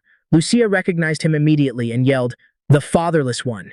Vivian took a deep breath, sighing over the quiet moment that was just lost as Lucia approached, screaming. Lucia asked, when did you get back? You didn't even text me. Adrius didn't even have time to answer and just asked if she was okay. Excited, Lucia claimed she was great and that, thanks to him, she'd been enjoying every second of her life. Deanna Alvin joined the convo, asking Lucia not to interrupt, since that clearly looked like a date. Lucia was stunned, but Adrius defended himself right away. We just met by chance, sweet Lucia, already picking up on the vibe, let out a teasing little smile. By chance, huh? Vivian got totally awkward, unable to look at Adrius or deal with her own feelings while Adrius defended. Cut it out. Vivian S. getting embarrassed. His famous clueless mode was successfully activated. Lucia thought the exact same thing. How could Adrius be so dense? And he kept going. Lucia exaggerates way too much with her jokes. Vivian was thrown off, but not by what the girls were saying, but because she deluded herself thinking, a date. That's why we wanted a quiet place. As chaotic as it was, Adrius was happy. After all, Lucia had fully recovered. He looked at the friends, thinking, besides, looks like that DNA girl is starting to take on a more ideal form. Deanna Alvin noticed the look and blushed a little, but asked, so, what about you two? That's when an awkward silence settled in. Adrius, without realizing it, had let his gaze drop right onto Deanna's cleavage. He was perplexed, wondering if she'd noticed. Deanna Alvin stayed silent, checking her own clothes, thinking something was wrong, which caught Lucia's attention too. Then, completely embarrassed, Deanna Alvin pulled her cape and asked, what are you looking at? Lucia's eyes went wide in disbelief, while Adrius started sweating bullets, not knowing how to explain. Adrius started apologizing, calling out to her. Deanna Alvin walked away, while Vivian was still in her bubble, lost in the thought of the possible date. Fatherless. Please, read the room, Lucia said. I already said. It's not like that, Adrius finished. Ha ha ha. A totally comic scene out of nowhere with Adrius and his girls. Well, these guys are growing up on their own in the individual research building at Hodlin Academy. Adrius was thinking about the other playable characters who were now under his protection. Maybe I'll watch the first-year fencing class later. He was pulling the letter out of his pocket that he'd mysteriously received on the train and opening it started to read. The lazy contributor, the rising star of the dark magic world, Adrius Cromwell, I am inviting you to the next gathering. Adrius was surprised. An invitation to the gathering? That's perfect. Adrius caught himself thinking that, with the Orc Lord's soul seal and acquiring Kavmaha's body, our protagonist's strength had increased significantly. However, what he needed now was an info network to know all the events that were going to happen, which would be different from the game. He thought, I want to know the Emperor's side's moves in advance. His side can probably be handled through the Mohan family. But regarding the Gathering's side, that S, when he thought of Luna, he considered the possibility of using Luna for this requirement. However, in his thoughts, he saw Luna asking, Jester, tell me the next plan. Adrius wants me to dig around? He smirked. Nah. Adrius cut that thought off, figuring it was a total bust of an idea. He torched the letter, thinking, nope, nothing there. Can't let those guys mess with my vibe. I'm gonna slowly take over the assembly. As the paper burned to ash, wiping out any clue linking Adrius to the cult, He was dead set on owning this next assembly. Meanwhile, way out in the middle of nowhere, Evan was walking quietly when he heard a noise. A bunch of dudes in white hoods were pointing swords right at him, totally surrounded. And get this, there were 3 masters among them. But then, this old guy who looked like the boss stepped out of the dark woods saying, "Geez, is all this really necessary for one guy?" "Answer me, why'd you go against God's will, Evan von Orleans?" That's when the white paladin pulled back his hood, showing his face, and shot back, "I literally wrote that in the report. I reached enlightenment." But the old man cut him off. "Did black magic mess with your head? For you, the icon of the holy nation, to write crap like that?" Once, Evan eyed the hooded soldiers getting ready to pounce. He just quipped, "Think of it as a difference of opinion." The man clasped his hands together and said, "If it's a difference in interpreting God's will, then you gotta prove it with blood." Evan could totally picture Adrius when he said, "A killer desperately chasing down a kid. I think a lying dark mage is better than that." Evan slowly pulled back his sword, thinking, this ain't a God's will. Suddenly, everyone started rushing the threat Evan was facing until this super mysterious guy was like, "Oh, you busy?"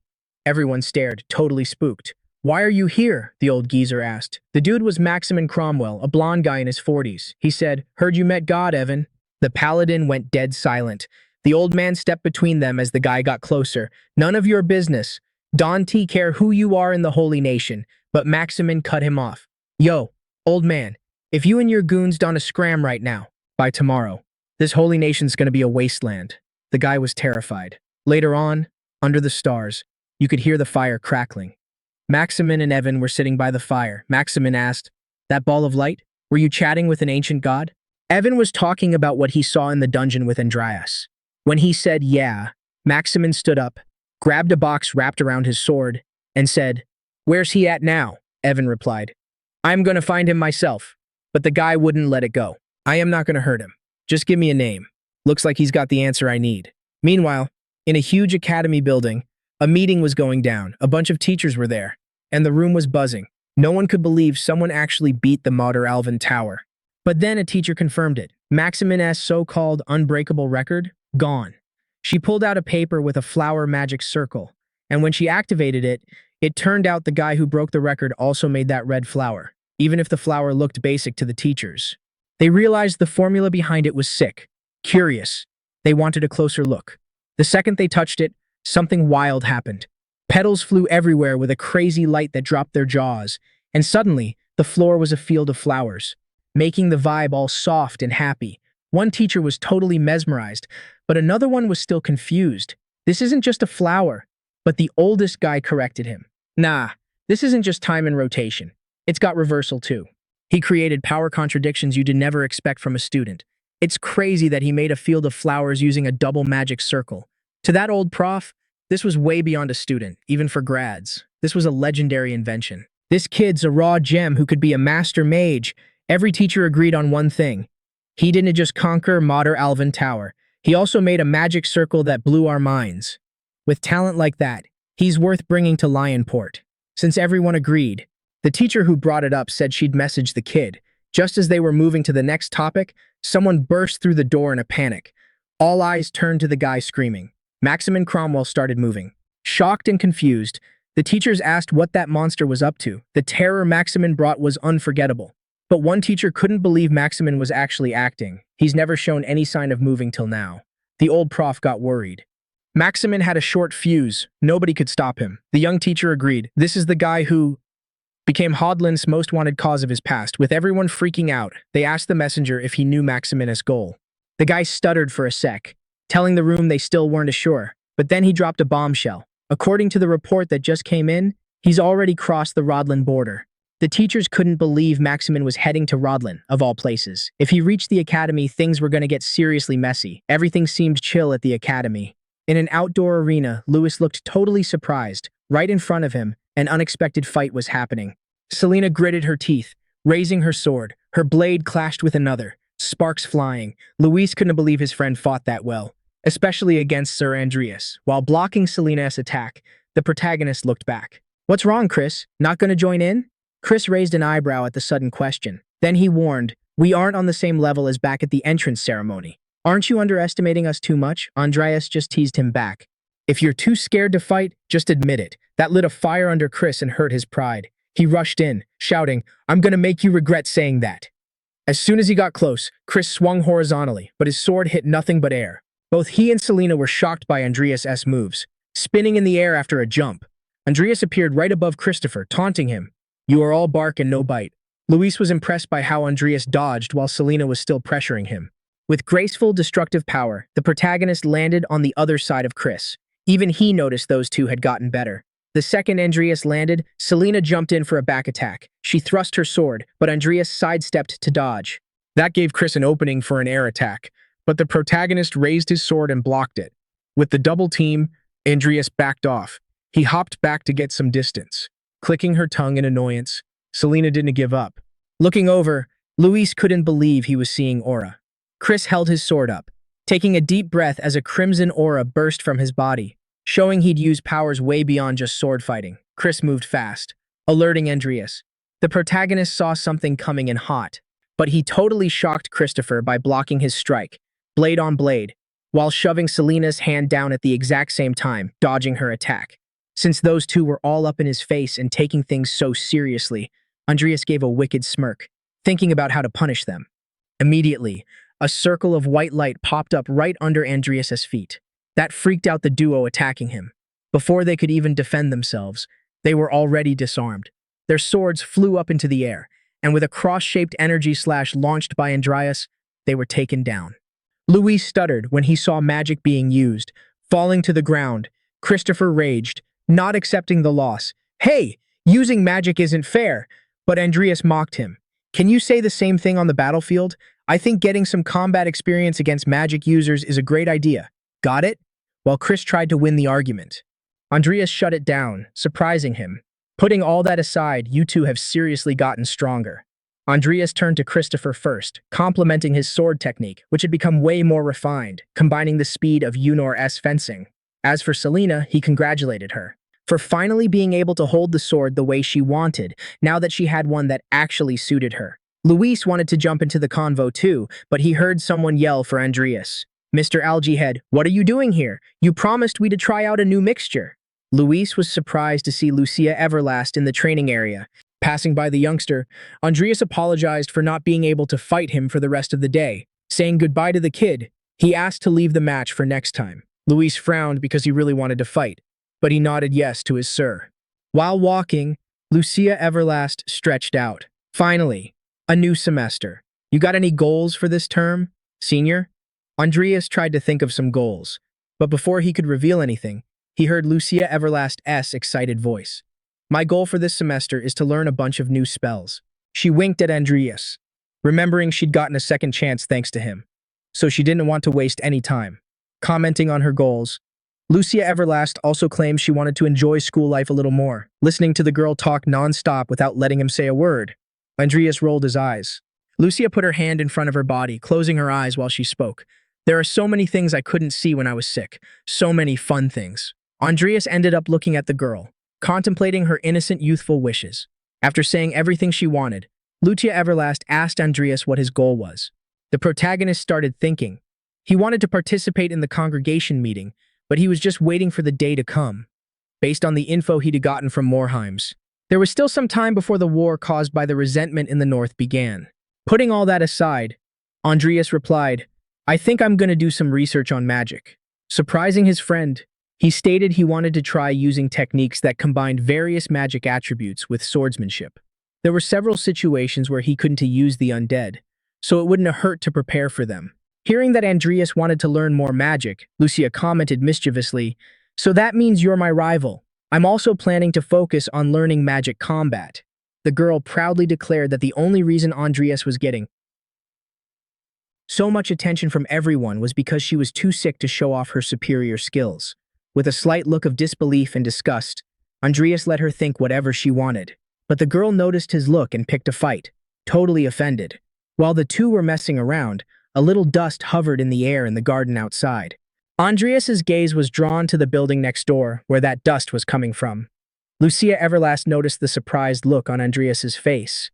Before she could ask what was happening, a huge explosion went off, creating a gigantic fireball in the building next door. Shocked, Lucia Everlast screamed, "What is going on?" Seeing all that dust and smoke, Andreas realized the main gate had been the first place to take the blast. Immediately, Andreas moved while telling Lucia Everlast to run to the gate behind the school, which was on the opposite side of the explosion. The girl reached out her arm, worried, trying to understand what Andreas was going to do. As he ran to the courtyard outside, Andreas tried to figure out what had happened, because he didn't remember any attacks on the academy at this time of year. He wondered if this was some attack launched by the congregation. As he got close to the explosion site, Andreas was stunned by what he saw. Amidst the dust and smoke, several people were unconscious on the ground. The first person Andreas identified was Director Zeus, who was frowning even while unconscious. On the other side, even Professor Ive had been hit. While the protagonist tried to wake up the teacher, someone approached from behind him. Sensing the presence, Andreas heard his name being called. Behind him, a man was carrying a coffin on his back and, in his hand, a teacher. Speaking gloomily to him, the man was wearing the magic college robe and a sword on his hip. "Looks like the man I was looking for has appeared." Looking up, Andreas found himself facing none other than Maximin Cromwell. The protagonist hurriedly wondered why Maximin was there, and pretending not to know him, he questioned, "And who are you?" Dropping the man he was holding, Maximin revealed he was there looking for him. Andreas frowned when he heard him and suddenly saw Maximin vanish. The sinister man reappeared behind Andreas, challenging him. "Before anything else, let us see if you were actually good." The protagonist reacted in time and dodged Maximin's fist, which hit the ground, tearing up everything in its path. Having dodged, the protagonist questioned what Maximin was doing. Maximin didn't answer. Instead, he reached back, grabbing the sword on his back. Immediately, Andreas felt a heavy pressure. Reacting quickly, the protagonist used the magic stone shield, raising a huge wall between him and his opponent. But as if he were cutting through cheese, Maximin split the big rock in half, making a look of disbelief appear on Andreas's face, knocking the rubble to the ground. Maximin stared down the protagonist, making his demands. "Adrius Cromwell, show us that real god-level power hiding inside you." While the fight was raging, the speakers all over the school started blasting a message, telling students to get the hell out of the academy right now through the back gate. The students were crowding the hallways, heading to the back where the assistant teachers were waiting. In the middle of that mess, Lucia Everlast looked totally worried toward where Andreas had run off to. Out in the courtyard, Andreas was frowning, wondering what the hell Maximin meant by that stuff. But Maximin wasn't there to chat. He charged at Andreas with this dark look, dragging his sword. Our main guy rushed to get his blade up to block the heavy hit, but that hit was way too strong to handle. Andreas got launched, bouncing off the ground every few feet. He smashed through everything in his path until he finally slammed into a wall that broke his fall. Gritting his teeth, he cursed that attack. Even blocking it hurt like hell. Frowning, our guy wondered why Maximin was demanding this crap from him of all people. When Andreas got up, Maximin finally stopped to talk. Just like Evan said, you only use your powers when your life is on the line. Andreas clenched his jaw, cursing that bastard Evan in his big mouth. Not even that stupid mustache could hide it. Since he wanted to see Andreas's powers, Maximin said he'd help him reach that condition. Swinging his arm, Maximin fired an energy blast right at Andreas. Our guy barely had time to block before the dude carrying a coffin on his back jumped straight at him. A ton of attacks rained down on Andreas, and he could barely keep up. Even though Maximin was swinging his sword like a maniac, it was super hard to match him. Facing this guy attacking with a stone-cold face, Andreas had no choice but to summon Nickel. It was the only way to stay alive. But before he could do anything, this evil entity, the original sin, whispered in his ear, "Get even closer to him." Andreas was like, "What the hell?" Wondering what that creepy thing hiding behind him meant, since he was already busy blocking Maximin's attacks. Smiling like a creep, the dark being asked, "What are you scared of? You got something cool from Let, remember?" Finally, Andreas remembered the blessing given to those beyond remembrance. A blessing that would show up. Our hero grit his teeth and made a choice, betting that the condition depended on his life being at risk. Maximin looked kinda surprised. He saw the kid who was retreating suddenly charge at him with this crazy look, like he didn't care if he died. Maximin accepted the challenge and raised his heavy sword to face him. Right then, energy started overflowing from the coffin Maximin was carrying. A notification popped up for Andreas. The blessing those beyond remembrance detected traces of another divine being. Conditions met. Andreas felt a pain that made him clench his jaw as light energy started gathering in his hand. The blessing seed of the divine hunter activated. Maximin was about to attack the kid but just held out his sword, confused when he saw him drop to his knees. Looking frustrated, Maximin asked if he was giving up. While Andreas stared at the energy in his hand, he got a notification saying it would temporarily suppress the presence of the so-called deity. Even though it was hard, Andreas looked up, staring Maximin down. "The reason you came looking for me. I can feel it in the coffin. It's because of the divine traces, right?" Shaking, Andreas lowered his sword, put it on his back, and coldly asked, "Can you wake up the person inside the coffin?" But our guy said he had no reason to do what he wanted, especially after getting attacked like that. Looking around, Andreas said the guards would be there soon. So, besides not wanting to help, he wasn't really in a position to do it anyway. Andreas' words made Maximin sure he could help, since he didn't say no. Still, our hero ignored the guy and turned around, telling him to get lost. "You can go. I gotta take care of my wounds." But before Andreas could walk away, Maximin asked him something. "What do you want?" When he saw Andreas stop, Maximin kept going. "I'll do whatever you want, as long as you wake up the person inside the coffin." Seeing the most powerful and crazy person in the world humbling himself like that made our hero smile. He turned around like he was questioning him. "I'm not interested in hearing anything from some guy I don't even know." Realizing he hadn't introduced himself, Maximin Cromwell dropped his name officially and warned him, "I'll be waiting in the Golden Maple Forest." Then, he turned into light energy and vanished. So, Andreas figured Maximin didn't have much of a choice. That coffin was the only reason Maximin was even living. That night, the three moons looked like they were gathering in the sky, lighting up the golden leaf forest below.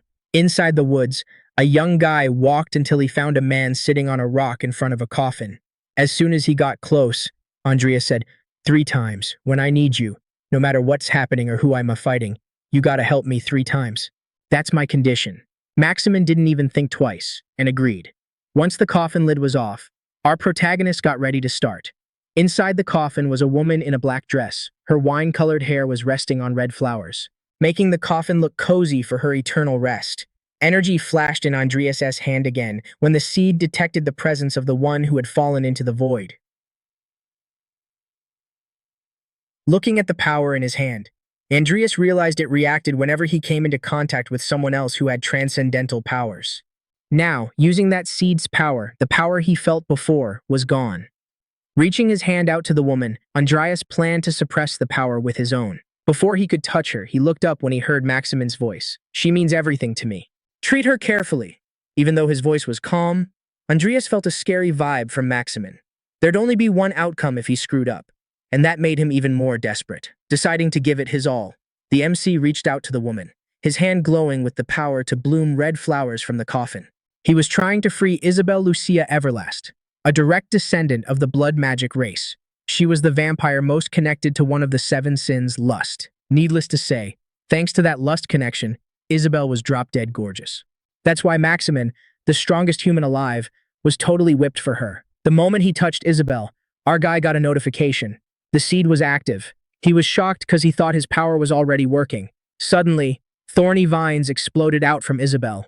Maximin froze in total shock. The MC reached out, gritting his teeth, trying to keep that wild power under control. Snapping out of it, Maximin threw his hand up, trying to stop the vines from growing any further. But the vines shot past the treetops, reaching dozens of meters high. Seeing that, Maximin was floored literally. He fell to the ground. Still stunned, our guy wondered if he did that. Maximin looked up, and the second he locked eyes with Adrius, he gave this dark, creepy glare surrounded by a shadowy aura. What the hell is going on? Adrius got a notification that the sleeping spell on Isabel had weakened, which chilled him out a bit. Then came another alert. The power holding her back was fighting harder, staring at those vines as thick as tree trunks. Adrius realized this was exactly what skewered the Lord who put Isabel to sleep in the first place. Right then, Maximin heard a sweet voice calling him. Even Adrius was surprised when rose petals started hitting him gently. In the middle of the vines, Isabel stood up. "Maximin, I am sorry." The so-called strongest man in the world just started bawling his eyes out at the miracle. His girl was finally awake. Back at the Academy Cathedral, the director scoffed. "Of all the times, Maximin had to go rogue right when I was gone." He was so ticked off, He'd rather fight a war than deal with that guy. Worried, he asked the teachers what kind of damage the academy took. One teacher said a bunch of people got hurt, including Director Zells and Assistant Professor Ave. Luckily, no one was gonna die.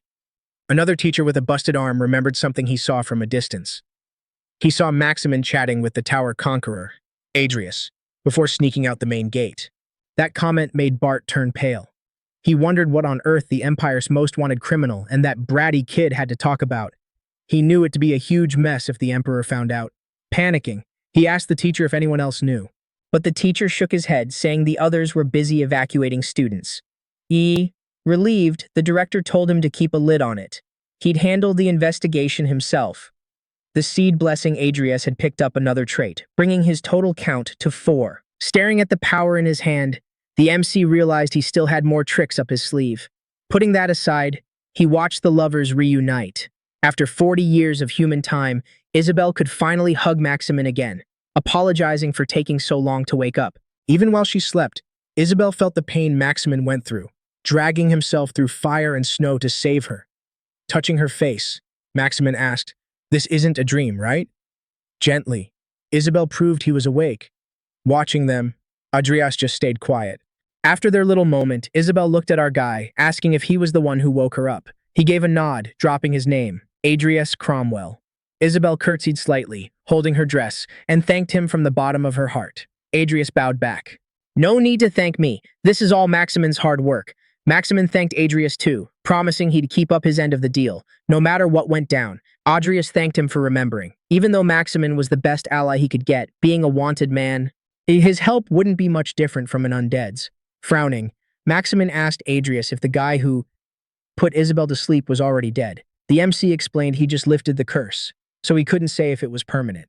His eyes darkening, Maximin asked if that meant Isabel might fall asleep again. To chill him out, Adrius made an offer. "How about you crash at my domain on the Empire's border for now? I used my power to absorb the curse, but, her master is still seriously OP, despite everything."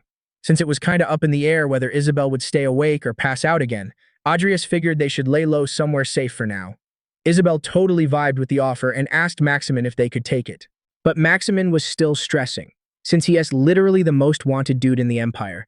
But she just flashed a smile and chilled him out, reminding him exactly who he is. Like, why panic when you are that powerful? We can just hide our identities past the border. I know. Isabel desperately wanted a normal life for a bit, so she asked Maximin to grant her wish like she was just some regular girl. But Dante let the looks fool you. Isabel almost became the vampire queen once, but she went down a sketchy path, messed with the wrong people, and got slapped with a sleeping curse. Adrius figured if he kept her close, he could somehow track down the location of the deadly sin, lust. Maximin finally caved to his wife and asked Adrius if they could really crash there. It's not like Adrius had a reason to say no. With those two on his turf, he wouldn't have to stress about their safety for a while. Suddenly, Isabel's eyes went wide, and she started sniffing the air. She got all up in Adrius's face, sniffing him while he tried to back off, until she smirked, remembering his name, Adrius Cromwell, right? That smell really takes me back. Guess you're that girl's favorite. The MC was totally confused until Isabel dropped the name, Angela Lucifer. You've met her, right, my little sis? Remembering the woman who bit him on the neck, the MC was shook, far away from that golden maple forest. There was a cabin basically buried in the snow. Inside, Adrius was chilling at a wooden table, thinking about Angela Lucifer, the one Isabel mentioned. Angela Lucifer was the first subject he ever developed and the one who sucked his blood. Finding out Angela was Isabel's little sister, that was a massive surprise for him. If they were cool with each other, that would even boost his chances of getting close to lust. The only problem was having no clue where Angela was at. While his food was getting served, the MC kept thinking about that vampire. The only move he had to find her was asking Isabel, her sister, about her whereabouts. Still confused, the MC wondered why they asked him to meet in such a middle-of-nowhere spot. Right now, Adrius was in the northern province Vin. He had no clue the feudal lord out here was mixed up with the dark mages. It wasn't just cause it was in the sticks. Adrius got the invite even though he was involved with the deadly sins. In the letter he got, they recognized him as the new face of dark mages worldwide and invited him to the congregation, trying to connect the dots between the far north and the sins. Adrius ended up thinking of something, but his thoughts got cut off fast. Some pot-bellied dude walked up to him, asking if they could share the table. The MC just took a sip of his drink and nodded, laughing because he wasn't much of a talker. The man sat down across from him. Watching him eat and drink, the man smirked. Drinking before the big event? If I were you, I'd save it for after. The MC spoke for the first time, making the man curious while shoving a piece of his huge steak into his mouth. The MC warned him, "Keep it down while you eat. You are making the congregation look bad. We might be in the sticks. But how can you be a dark mage with a gut that huge? Being humiliated like that?" The man's eyes popped. Meanwhile, the young guy across from him kept eating like nothing happened. He ground his teeth. "You little piece of trash who got lucky. Think you re-special, you punk?" The MC just replied with one thing. "You re-Brown from the Jester faction, right?" Brown nearly jumped out of his chair, terrified of being recognized so easily. Seeing his reaction, Adrius smirked. "Why the surprise? Why don't you do your job and show me the way?" Pissed off, the pot-bellied man stood up. "Arrogant bastard. Just wait for the congregation." Seeing how even an idiot like this was at the event, Adrius figured there'd be plenty of other morons too. In the middle of the blizzard, the MC followed Brown until the man stopped suddenly. In the distance, Adrius could see stone walls. Soon, they and other groups reached a castle in the middle of nowhere, right next to the main city. The place was impressive, even if it was isolated. Entering the castle, you could see people swarming everywhere. In the center of the hall, a chandelier with candles gave the gloomy room some sad, moody light. As soon as he walked in, Adrius bumped into a guy with a hat who greeted him. "Long time no see, fearless kid." Dragan looked him up and down, checking out the surroundings too. "Looks like Sal isn't with you this time. Did you lose your mind showing off your sheathed sword?" Adrius warned him. "I came because I was invited." Hearing that, Dragan scratched his chin, giving him a look of pure contempt. "I don't recall us being so short-staffed we'd invite you to replace Charon, do you?" Wonder whose idea that was. Seeing how Dragan was on his case from the start, Adrius figured the man had been watching him since the sloth case. The MC glanced upstairs, replying, "If you are asking who invited me, it's gotta be none other than Master Jester." Dragan huffed, looking at Jester, claiming the man either couldn't read the room or was doing it on purpose. In the end, he shot a sharp look at Adrius. "Welcome to the congregation. I'll be looking forward to this, kid." From the upper floor, Jester stared at Adrius from under his gloomy outfit. Just like everyone else looking his way, guided by Dragan's voice. "Let's see if you make it out alive this time." Just like Jester was staring at Adrius, everyone in the hall was doing the same. They were whispering among themselves, seeing the kid who dared threaten the congregation. It was impressive the young guy had the guts to show his face. Some angry mages gathered around, questioning how low the congregation had fallen to be a laughingstock for a kid. Adrius didn't care about the savage looks surrounding him, keeping a cold expression. But amidst those stares, someone was pushing through every single one of them to get to Adrius. The MC turned around when he heard someone call him. Luna excitedly raised her hand, waving at him. "Hey, Luna, knew it was you." Everyone was shocked to see Luna approach the boy. She practically jumped into his arms, grabbing him. "Long time no see." "You been good?" Trying to pull away a bit from the clingy girl, the MC stammered. Yeah, I'm happy to see you re-okay too." Luna was super cheerful, saying since this was the life he gave her, she was enjoying it to the max. Smiling, she pointed to a corner of the hall, trying to drag him. "Let's go. There's tons of good food over there." The eyes already on Adrius showed surprise when they found out he knew Luna Pendragon. Luna was someone who didn't belong to any faction, so they wondered what that meant.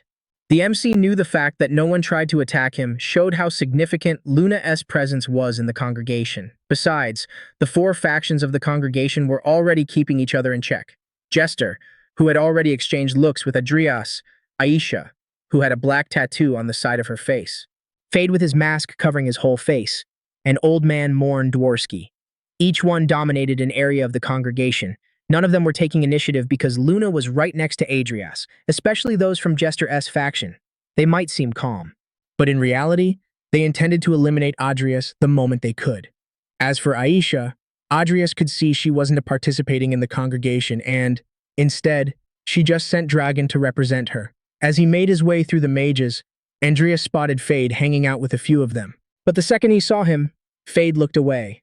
Andreas had honestly lost count of how many times Fade wrecked him back when he played the game. And yet, the guy was still a total mystery. Aside from being a faction leader and an insanely strong dark mage, Andreas didn't know jack about him. As Andreas kept walking, a girl's voice called out, Hands on her hips, Moore frowned at him like she was pissed. You got some nerve showing up here and keeping your mouth shut after the crap you pulled last time.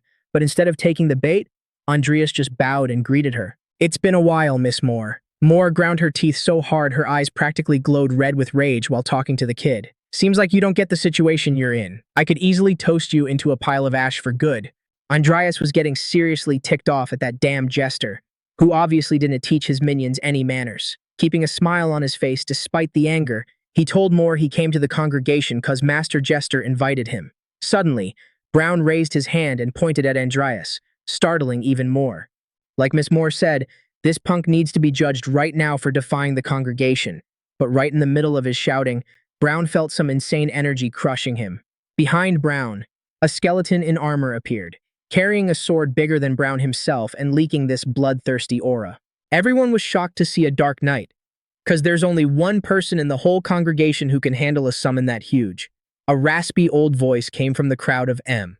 Old Man Morn, one of the 4 leaders and Charon-S mentor, the guy Adrius beat, Old Morny Dorsky, the dude controlling the Chaos Knights, was basically at the peak of necromancy. Moore was absolutely furious and snapped at Morn. Why are you siding with this punk?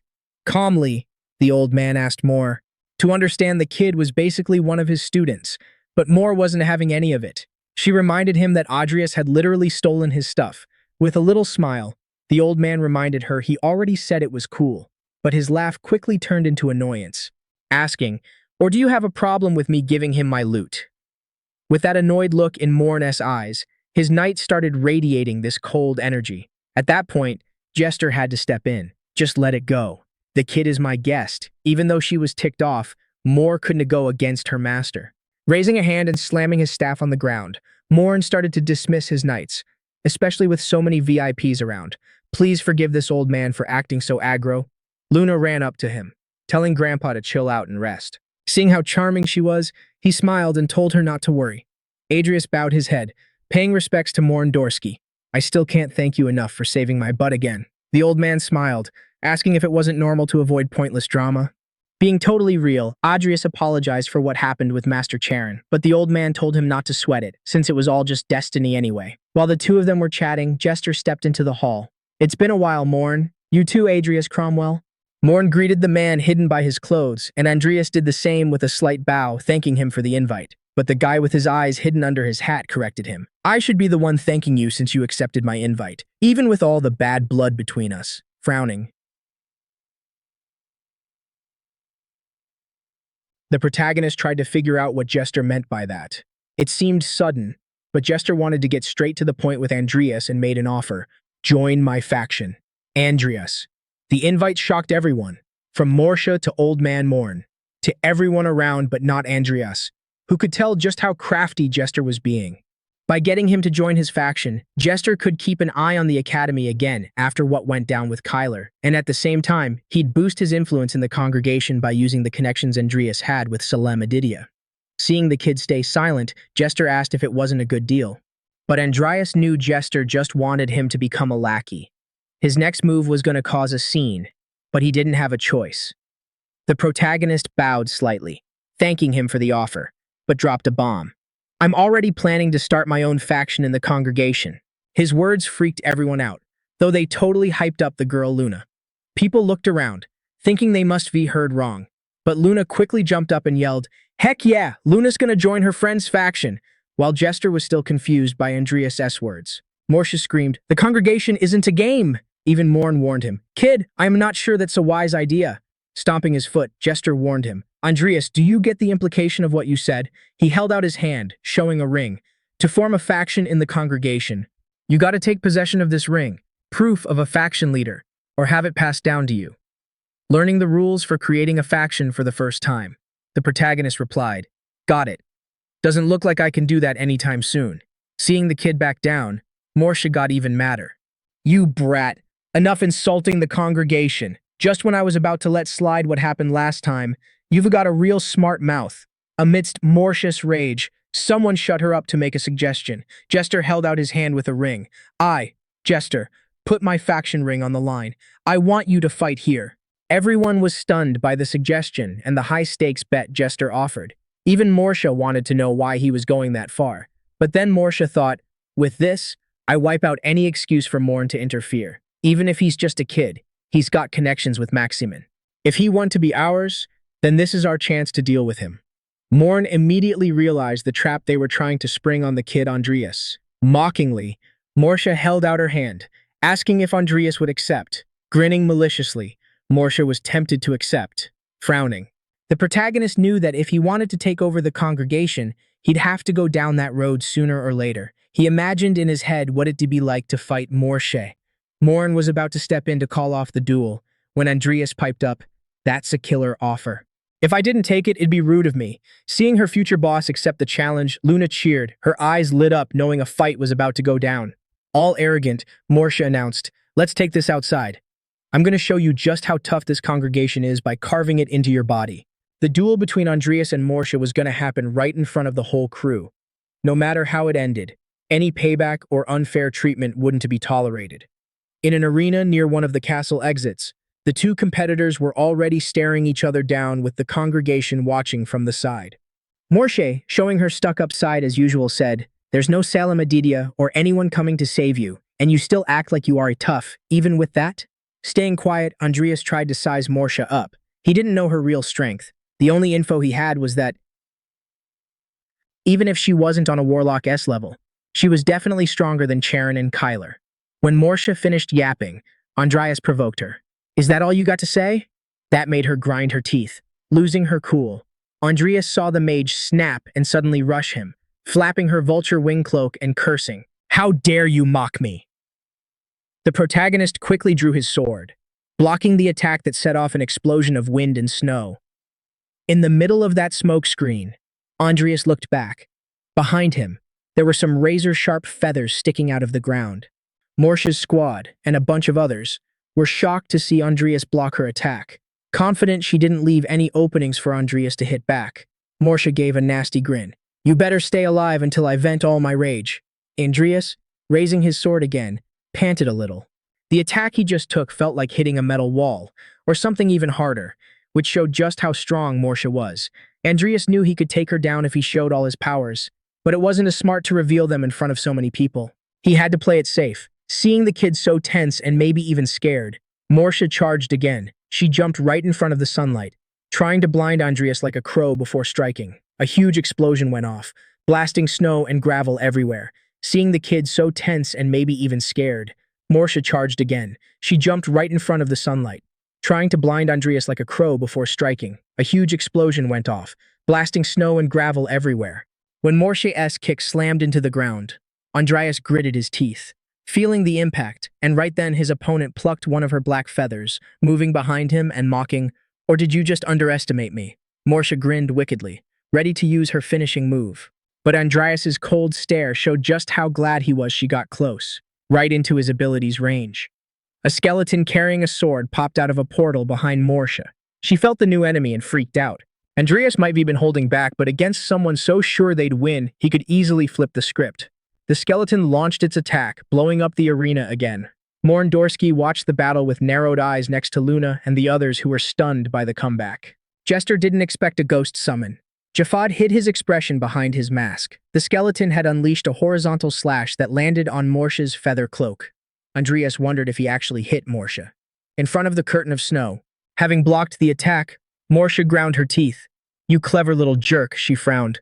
The protagonist tried to figure out what happened to Nigel LaFay, but something more important caught his eye. Morsha released some dark energy and quickly started mutating. Her face grew, forming a sharp beak, while her hair merged with her cloak, turning into dark feathers. The skeleton didn't care about the transformation and raised its sword. Once again, it unleashed a crushing attack that landed on Morsha. On the other side, Andrius attacked with a horizontal slash too, cutting off her escape. While still transforming, Morsha took both hits, both extremely dangerous. But amidst the snow kicked up by Andrius and the skeleton's powers, a giant crow let out a deafening caw. The Morsha crow lifted her face up, opening her sharp beak and firing a sound wave that could burst everyone's eardrums. Andrius quickly covered his ears, trying to stop the sound from messing him up even more. Even Luna and some others who weren't faction leaders did the same. Even though they were way further from Morsha than Andrius, they felt it too. The skeleton wasn't going to let the crow run wild and swung its sword at her foot, which was as big as him. Suddenly, a second undead smashed the crow's head, slamming it into the ground to shut it up. A lot of people were shocked to see a second undead. Even Jester, who made the bet, stayed quiet, hiding his surprise. Even with his eyes narrowed, Morn showed his surprise at how perfectly Andrius had reanimated the Tiger King. However, Andrius was still shook, realizing two of his undeads weren't enough. Seeing Morsha counterattack, he quickly ordered Timur the tiger to dodge. The Tiger King managed to jump high, dodging the giant crow's wing strikes. Retreating, he landed next to Andrius and Nickel, looking at the Tiger King. Andrius realized a bunch of feathers, sharper than iron, had pierced his skin. He couldn't keep Timur or Nickel out anymore. So, Andrius ordered them to head back. Thinking Andrius was going to bail, the crow screeched, "I'm not letting you surrender without my permission." But Andrius chilled her out, because he wasn't planning on doing that. Immediately, he activated a stage of the spiritual session and, letting out some power, allowed an intense aura to flood out of his body. Morsha was shocked to see the sudden change in Andrius. In that moment, the soul of the great warrior of Bayatra, Algul, descended into Andrius' body. Feeling a power that was totally off the charts, Morsha opened her beak, stunned. Temporarily boosting his sharpness, Andrius charged at the giant crow with speed hard to track. The sword wielded by Andrius came down on Morsha's feathers, causing a massive shockwave. Morsha tried to resist with her body reinforced by steel feathers, but Andrius wasn't about to give up. The protagonist pulled back slightly and, while still in the air, unleashed a flurry of attacks, like a rain of blades at the crow woman. The attacks overwhelmed Morsha's defense, and she crashed to the ground with her massive bulk. The congregation mages were freaked out seeing Andrius' moves. Is he still a mage? These attacks are super fierce, even for a swordsman, but Morsha didn't surrender. Opening her beak, she started gathering a huge amount of energy. The crow fired a devastating lightning attack, decimating everything in its path. However, Andrius had already moved and closed in on her, dodging the blast. Swinging his sword, he launched a wide strike that tore through the air toward the crow. Morsha furrowed her brow feathers, seeing how fast Andrius was reacting to her attacks. As Andrius charged again, she pulled in her wings, creating a feather barrier in front of her body. With special vision, Andrius managed to see Morsha's true intent at the last second. Suddenly, she spread her wings, launching her feathers at Andrius like sharp spears fired from giant crossbows. Several of those feathers flew straight at Andrius, who was already prepped to block them. But before even touching them, the protagonist saw something happen. Shocked, he realized he could perfectly see a path through the feathers to keep moving forward. Andrius ditched the idea of destroying them and instead charged ahead, dodging every single one and smoothly gliding on his path toward Morsha. That made him truly understand what the Aura Master's state was. With Algul guiding him, he put on a performance he couldn't even imagine. Gripping the sword tight, Andrius felt the backlash of Algul's summon hit as damage started appearing on his skin. His mouth filled with blood, but he just wanted to experience this world a little longer. For the first time since the fight started, Old Man Morn's eyes went wide, everywhere. Even those against Andrius, like Jester, stared in surprise at the kid's moves. Andrius was using all his energy to push forward just a bit more. Andrius managed to reach his target, engulfing Morsha in his sword's energy. The crow seemed to lose the remaining energy defending its body, just as Andrius seemed to drain his energy and life force to launch that attack. And so, the battle came to an end. Sometime later, Andrius, in a soft bed, coughed heavily. He woke up desperate, screaming only to gasp for air, realizing he wasn't in battle anymore. As soon as he woke up, he got a notification that the extraordinary swordsman talent had been acquired. Looking around, he wondered where he was, whose room that was. That's when he got a new notification. His evasion talent had hit a 100% rate for evolution. Finding out he could evolve his skill left him pretty surprised. While thinking about his skills, he heard a voice. "You're awake." A tornado appeared beside him as the owner of that voice materialized. Frowning, he found himself face to face with Jester. Jester told him to chill, claiming he had no intention of hurting him. Keeping his head down, Adrius asked if he'd actually lost the duel. Jester stayed quiet for a second before finally remembering to fill him in on what went down. Everyone was totally shook seeing how the battle ended. Adrius had collapsed to one side, while Morsha toppled over too, completely losing her transformation.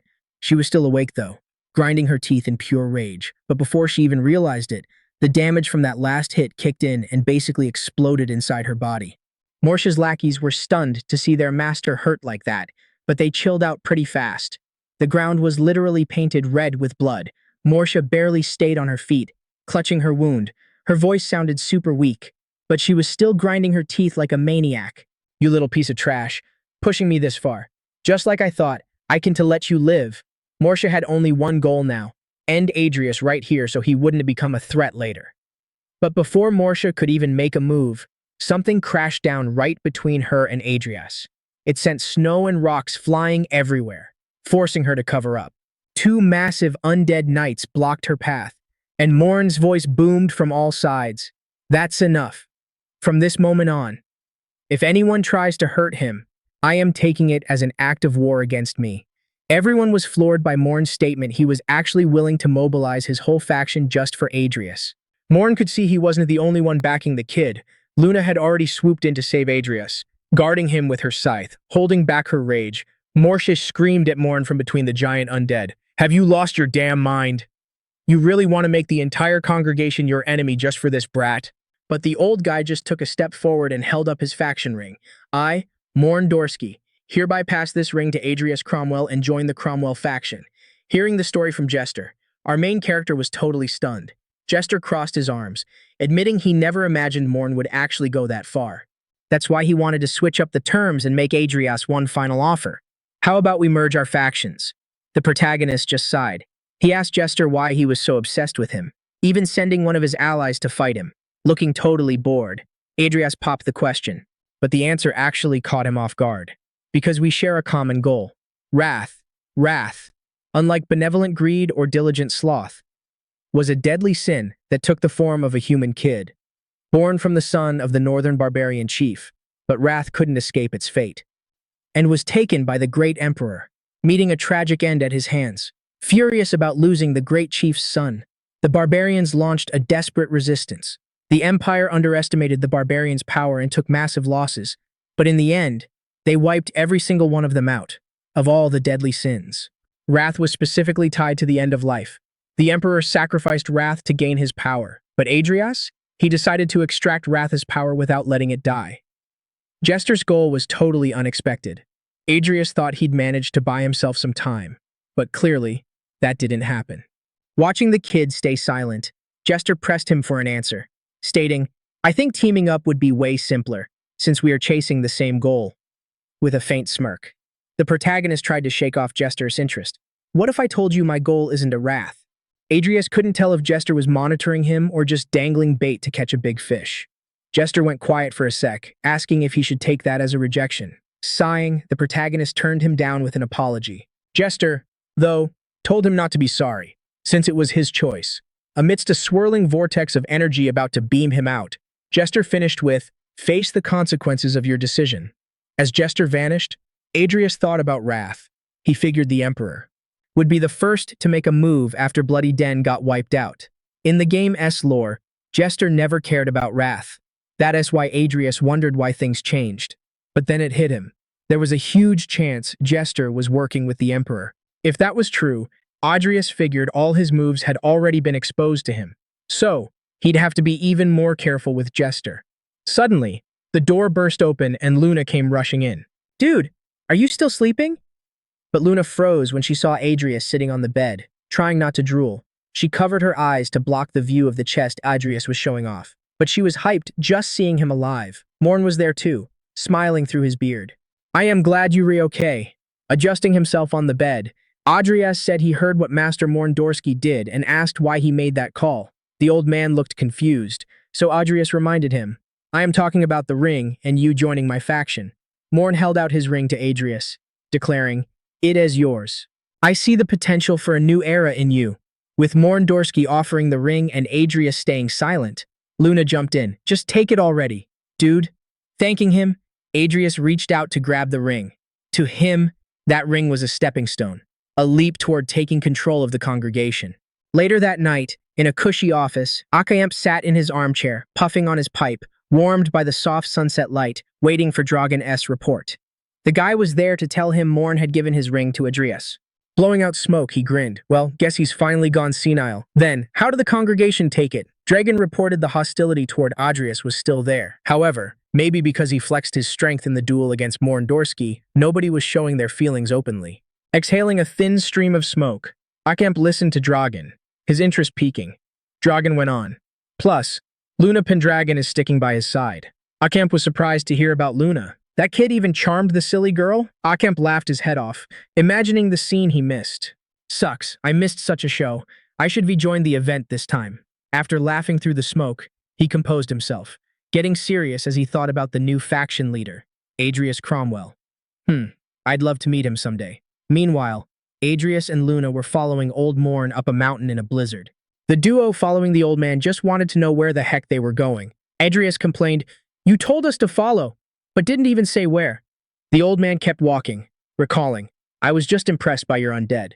However, I thought your defenses were a bit lacking." Remembering how easily Timer-S skin was pierced by Morshi-S feathers, the protagonist couldn't help but agree. After reminding the kid of that, Morn continued, "That's why we re-here. Thought it'd be good to introduce you to a skilled blacksmith." Surprise washed over Adrius' face. A blacksmith? Soon, Old Morn explained more about the guy. This blacksmith was the one who made gear for his undead. Adrius remembered the powerful armor the Dark Knights wore vividly. "Jaw-dropping," he commented. "Someone skilled enough to forge weapons for a Dark Knight. Are you talking about the arcane blacksmith Taraula?" Morn cackled, hearing the kid already knew his friend and reassured him. He might be a weirdo living in a remote place like this, but his skills are flawless, as you probably know. As they trekked through the snowy peaks, the group ran into some ferocious wolves. They had dark auras and snarled at the human intruders. Raising his staff, Morn summoned a storm cloud that spit out huge, sharp-toothed leeches. The undead descended from the sky, attacking the bloodthirsty wolves before they could bolt. Each leech bit into a wolf, lifting it up while devouring it. Watching the wolves get wrecked without any effort, Adrius was shocked. Mid-level dark mages could barely handle one, let alone a whole pack. Hearing the old necromancer sigh, Adrius stared at his back, impressed. Morn was terrifying. Even if he was a gentle guy, it was obvious why he was, hands down, the strongest necromancer. Walking beside Morn, the protagonist tried to pry into how long he'd known the arcane blacksmith Taraula. Looking back, Morn revealed they first met 50 years ago. Back then, he wasn't known for making magic swords yet. While Luna sneezed from the cold, Morn started a story. "The first time he came to find me, he was just a regular, distressed dwarf." Hearing this as they pushed through the snow, Adrius voiced his surprise. "He approached you first?" There was a pretty deep meaning in that, which left Adrius even more shocked.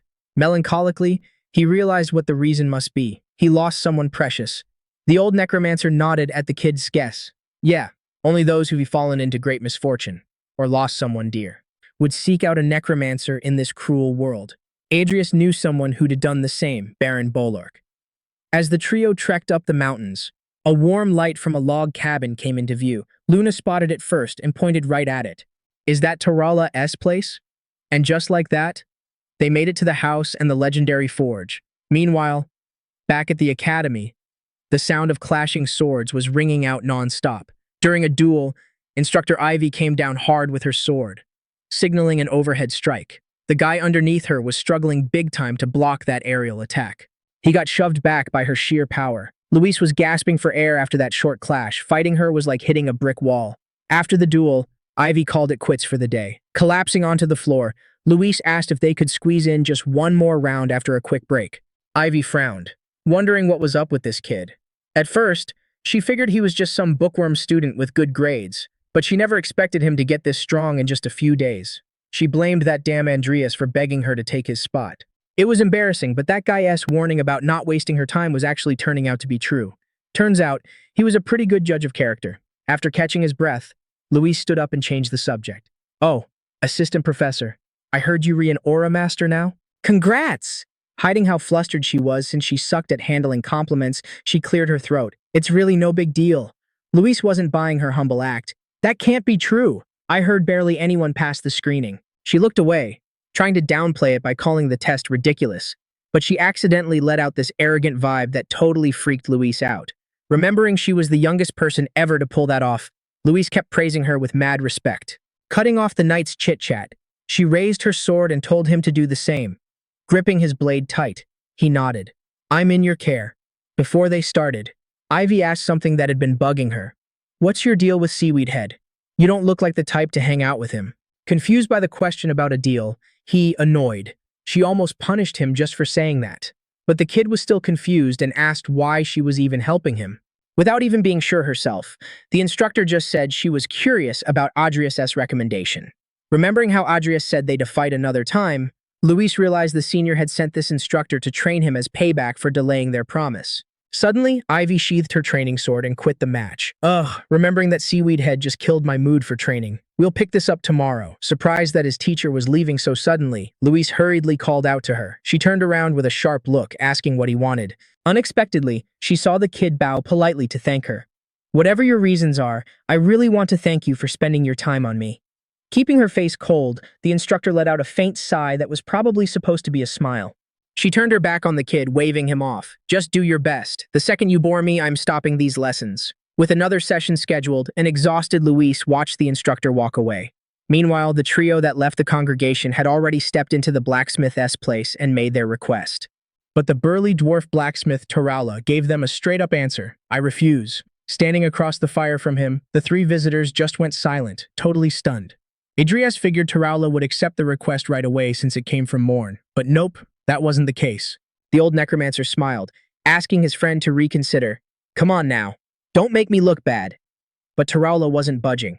Lord Morn, I only even took the meeting because it was you. To be honest, lowering myself to craft gear hurts my pride. Not to mention it's for the undead of some brat I barely even know. Getting roasted straight to his face, Adrius stayed quiet cause, well, the guy wasn't lying. Tarala kept going. Any blacksmith would agree with me. No one wants their creations wielded by a total nobody. No one. This time Adrius was shocked, and he started feeling pretty pissed off, but he kept his cool, since he was standing in front of the Empire's best blacksmith. Frowning, Adrius wondered if there was any way to convince the dwarf. When Tarala said something Adrius realized he could use. The blacksmith demanded that the kid have an undead, at least on the same level as Morn's Dark Knights. But since he didn't think that was even possible, he told the kid to go bug some other blacksmith. Right at that moment, a skeleton holding a sword popped up behind Tarula. The protagonist smiled and asked, if you don't want a nobody like me holding your weapons, then how about him? Maybe an undead with an ego might interest you. The blacksmith looked back as the kid spoke, and found himself staring right into the eyes of the skeleton. Tarala jumped up in a hurry, looking at the skeleton releasing this sinister aura, and asked in confusion, is that a ghost? I am surprised it actually has an ego. Even though he was impressed, the blacksmith still didn't think the undead was as strong as Morn's crew.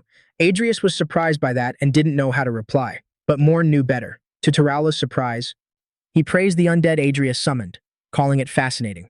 The old necromancer made a proposal. How about this? If he can prove his skills against my undead, you will consider making a weapon for him. That proposal totally shocked Tarula and Andreas, though for different reasons. The main guy was just about to question Old Man Morn when Luna screamed, let's throw hands! The blacksmith cut in too, agreeing to the deal and catching Andreas off guard. All right, with terms like that, I can't really complain. Once they got to a wider spot, still snowing like crazy. By the way, Morn told the kid not to hold back and show him everything he has got. Andreas was ready to unleash his best, which Morn could see in the skeleton he summoned. The old guy was even laughing. I can already tell your undead is hyped. The skeleton was swinging its sword up and down, warming up for the fight. Right away, Morn summoned one of his undeads, way bigger than Adrius'. This guy was rocking full body armor, a wine-colored cape, and gripping a huge sword. Morn introduced his undead, Rudrin. Turns out, he was an aura master the old man had taken out personally. The gap between Nickel's phantom rank and Rudrin's Dark Knight level was like night and day, but Morn was still dying to see if the undead Adrius trained could actually surprise him. The second the fight started, Rudrin tried to slice Nickel from top to bottom, but the skeleton got evasive and dodged the attack. Sliding under the Dark Knight's legs, Nickel spun around and slashed at his back, but Rudrin turned just in time, tanking the hit head-on and throwing a counter just as hard. The blows slammed down on the battlefield, kicking up a wall of snow that swallowed them, blocking everyone's view. A sec later, Nickel got tossed right out of that white curtain. While everyone watched the battle, Adrius was getting more and more worried. Nickel managed to get up, raising his sword again to stare down the Dark Knight. Going ghost mode again, he charged in, catching the enemy off guard. Watching the phantom skeleton's skills, Morn was getting way more interested and asked Tuar what he thought. For them, seeing a phantom hold its own against a dark knight was a rare sight. Just surviving hits like that would be insane. So, Morn looked at the dwarf, who was frowning hard. That definitely makes you admit he is strong, right? But Tuar didn't answer, just watching the fight in silence, watching Old Man Morn try to convince the dwarf. Adrius ran into that stubbornness dwarves are famous for, and this guy was on another level. Even though he was stoked about Nicholas' performance, Adrius knew if the fight kept going, sooner or later, he'd lose. Like he read his mind. Morn suggested, "How about we end it here? You ghost? I'm worried he's gonna get totally wrecked." Adrius watched Nickel getting pressured harder and harder, and knew Morn was telling the truth. The old man tried to chill him out. Another chance will come soon. But unexpectedly, Adrius refused. "Nah, I said I'd give it my best. I gotta live with that." Even though he was losing, Adrius knew it would only stay that way if nothing changed. Right then, a burst of energy surged inside Nickel. The legendary rank Sloth Ghost used Sloth. Morn, who always kept his eyes closed, snapped them open in surprise. The stuck-up and arrogant dwarf was shocked by what he saw. Powerful energy flooded the battlefield, hyping up Luna, the battle junkie, in front of everyone. The skeleton busted out an aura technique. Morn still couldn't believe his eyes, but he pulled himself together for a sec and mentally ordered Rudrin, "Get ready!" Opposite him, the Dark Knight's aura started spiking too, unleashing its own power. Adrius was stunned that the enemy still had an ace up his sleeve. Rudrin attacked first, cutting through the freezing snow and charging straight at Nickel. The skeleton faced the blow, and bursting with energy, stayed totally chill, raising his sword. A huge barrier popped up around Adrius, Morn, and Tuar, taking the impact that almost destroyed it. Luna, who was further away, got ragdolled like a kite with no string. Adrius screamed for Luna, freaking out about her. But Tuar's shocked attention was somewhere else. Ignoring the fight, Adrius ran to Luna. He held her in his arms, and luckily, she was just a little dizzy. Looking back at the battle zone, Adrius saw the Dark Knight still standing, cursing his life. He wondered if Nickel had been beaten. Just then, Morn shouted, "That's enough!" Adrius looked super bummed, knowing he lost cause he underestimated a Dark Knight. But then, unexpectedly, he heard something weird come out of Morn's mouth. "Well, looks like you got me this time." The phantom skeleton had slipped past the big Dark Knight, and with that one strike, took out the hand he needed to hold a weapon. As the sun set on the horizon, everyone saw the scene where the Dark Knight got defeated. Totally impressed. Luna shouted, "Awesome! You beat Grandpa Morn!" Summoning the Dark Knight back, Morn commented with a grin, "I was wondering what secrets you were hiding, but I didn't expect anything on this level." Watching the old man fix the Dark Knight with just a finger snap, Adrius was more focused on how much stronger the old guy could possibly be.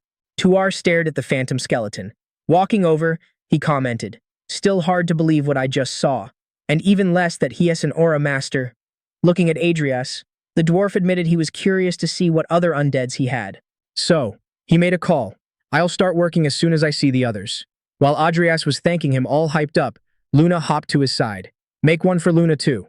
The dwarf blacksmith suddenly froze when he noticed something. He clocked the sword at Adrius' waist and asked where he got it. When the guy said he won it from a contact, the blacksmith asked if he could take a look. The protagonist grabbed the sword and handed it to him. Pulling out the blade and seeing the Damascus pattern, he was shook. "This is sick. It's made with a technique you literally can't find anymore. And yet, it looks like it's being sealed by some unknown power." Morn was curious and confused by the power Tuar mentioned. Staring hard at the sword, the blacksmith muttered, "It might be divine power." Everyone went quiet, listening to the blacksmith spill what he knew. "This sword is definitely sealed by the power of an ancient entity. In a city where there wasn't even any snow, a hooded person was walking around talking to themselves about books on ancient entities, stuff they never believed in. But Adrius was the one who told them where to find the book. That's why he was there. A young girl with green hair was reading peacefully when she noticed someone coming. When she greeted the hooded figure, she got questioned right away. "Are you Cromwell's maid?" The girl laughed, kind of annoyed, and corrected him. "I'm Amy, sister of the head of the house, Count Adrius Cromwell." "And who are you?" Sarcastic as ever. Salim in his female form replied, surprised, "Oh, is that it? I'm here to pay back a debt I owe your brother." But before Salem could say another word, he felt a massive hit slam into him. A hand smacked him, sending him flying back a few meters. Pissed off, he grit his teeth because he didn't even sense the enemy coming. While Isabel was protecting Andreas' sister, she asked her husband not to scare the guest, but Maximin had a strong opinion on that. No way. Someone hiding their identity ain't a guest. He coldly addressed the disguised person in front of him. Who are you? Annoyed, Salem snapped back. If you guys want to know, I'm ready to spill it. Isabel watched the woman in front of them, telling her husband she looked strong. Agreeing with his wife, Maximin put his hand on his sword.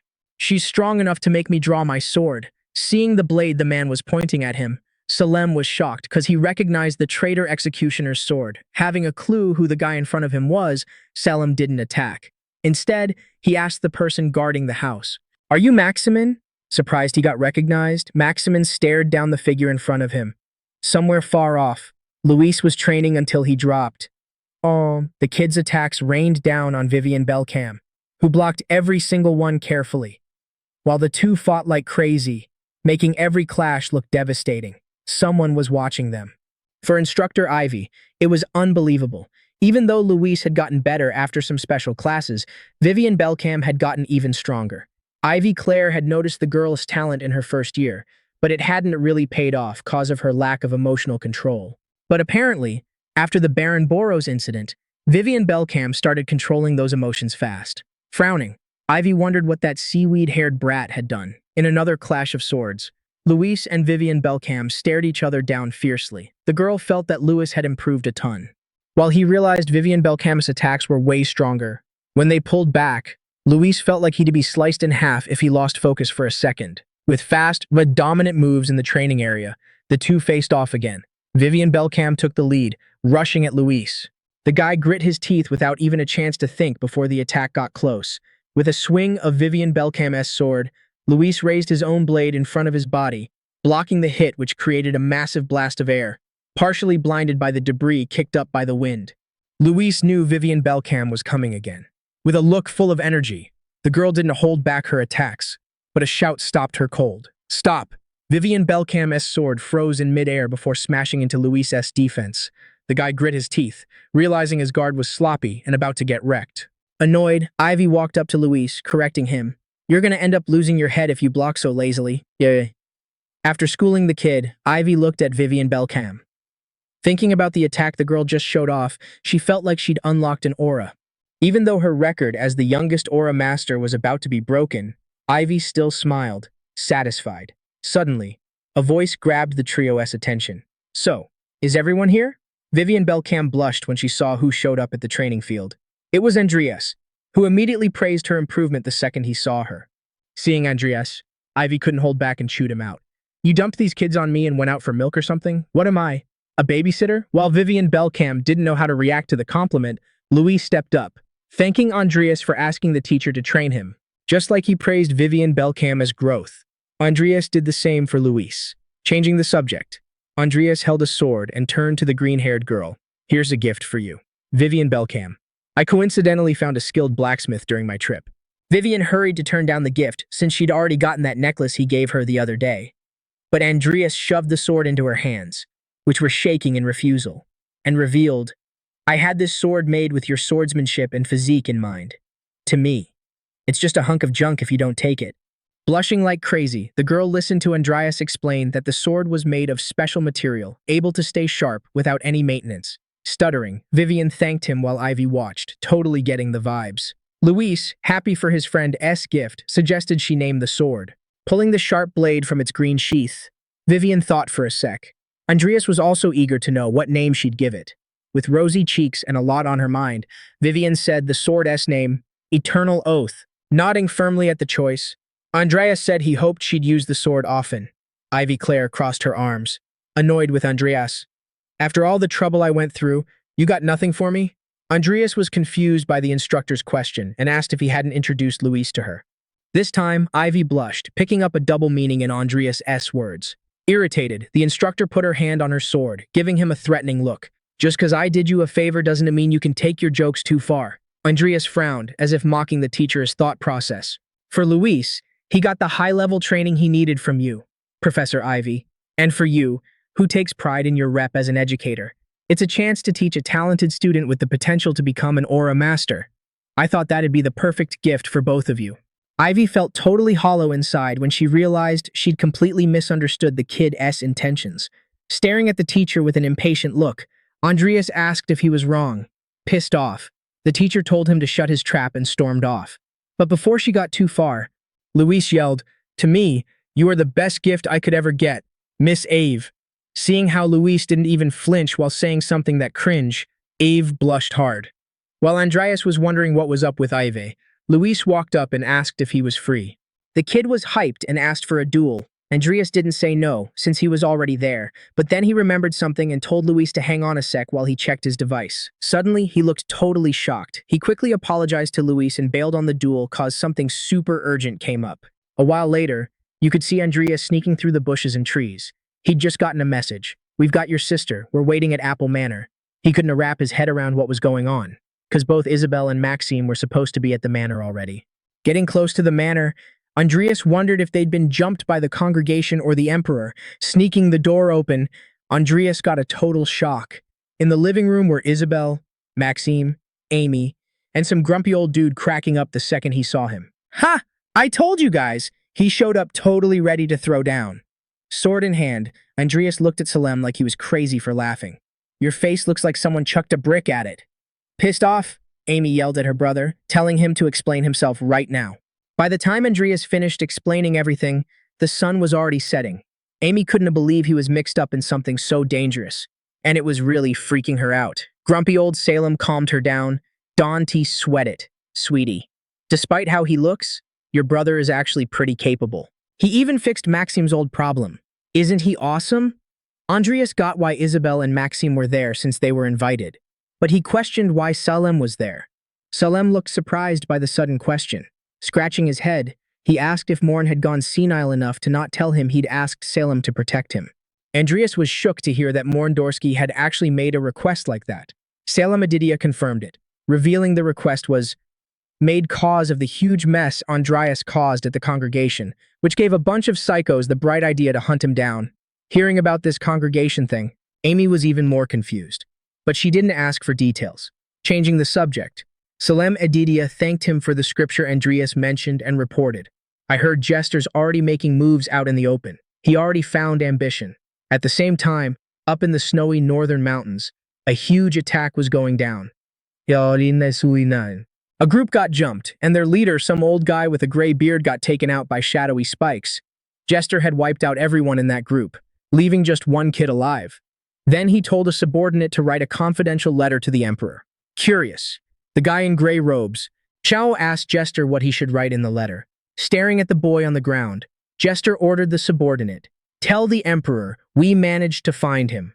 The blizzard made moving through the Rocky Mountains a total nightmare, but a group had managed to huddle up in a cave safe from the snow. There, on an altar, Jester kept the boy pinned down with magic circles, while some red energy he found interesting floated in the air. The kid was crying a river a while ago, but now he was staring back with a sharp look, loaded with some seriously twisted intent. That was exactly the wrath Jester was hoping to find. Under his hat and cloak, Jester muttered, "Son of Kyra, chief of the barbarians. Aren't you scared?" Instead of fear, the kid showed pure confidence and shot back, "Scared? No way. My dad's gonna show up soon and end you guys." Jester reached out, shooting a bolt of lightning right at the kid's chest where he had a tattoo, and declared, "For your bravery, here goes a reward." A scream echoed through the whole cave as Jester made him suffer, milking the young guy's power for all it was worth. Meanwhile, back in the capital, people were gossiping about Vivian Belcam. Finally getting why she always had that lonely look, Dina Alvin, hanging with Luis, teased Vivian Belcam. She's sad because a certain someone had to leave again and she hasn't seen him for a few days. As the trio walked, they ended up running into some soldiers. Unexpectedly, they were part of the Imperial Knights. Confused, Dina Alvin didn't get what they were doing at the academy. Luis didn't expect good news, and he immediately agreed. Vivian Belcam watched the guards for a sec, and after thinking it over, grabbed her communicator. At Apple Manor, news about Jester getting his hands on Wrath had arrived. Remembering the meeting in the congregation's infirmary, Andreas was sure now that Jester was analyzing him. Probably cause he has connections with the Emperor, Jester could operate freely, even inside the Empire. At first, Andreas thought wiping out the Blood Den would delay the Northern War, but instead, it just made things worse with the Emperor and Jester joining forces. This was becoming a real worry for Andreas, since it could put his state, territory, and even his life in danger. Having taken in a lot of info, Andreas went to Salem to make a formal request. Sighing, the protagonist asked if Salem Adidia would stay in the territory for a while. Granting the request and enjoying the chance to annoy the kid, Salem Adidia confirmed, "That's my plan. Otherwise, you wouldn't be able to move around in peace, right?" But contrary to what Salem expected, Andreas actually thanked him. Just then, Andreas got a message, and checking his communicator, he realized it was from Vivian Belcam. The protagonist was surprised to see a photo of Imperial Knights at the Academy. To Andreas, this was the sign that things were already going down. The Empire finally started mobilizing Academy students for the Northern War, not knowing what Andreas had read. Salem had a sour expression. To everyone in the room lit by the sunset, Andreas revealed, "It's likely a war is about to hit." His words caught the attention of Salem, Isabel, and Maxime, leaving them surprised. With a serious look, Andreas asked his sister and the group to listen to him. "As soon as the war starts, we'll be forced to follow the Count House's rules and provide the Empire with 5 knights and 500 soldiers. But since we don't have that many people, we'll need to cough up a war tax of 1 billion every month." Amy was stunned hearing her brother, not knowing how to react. When she asked with a weak voice if she heard the amount right, Salem laughed with contempt. "Heh, those greedy idiots. That's exactly why I became an anarchist." Looking at his sister, Andreas stated it would be hard to raise that amount of money, even with the cash she could pull from the commercial groups. When the young guy was about to suggest creating a new potion, Amy interrupted him. "It's possible." Surprised, Andreas listened to his sister speak.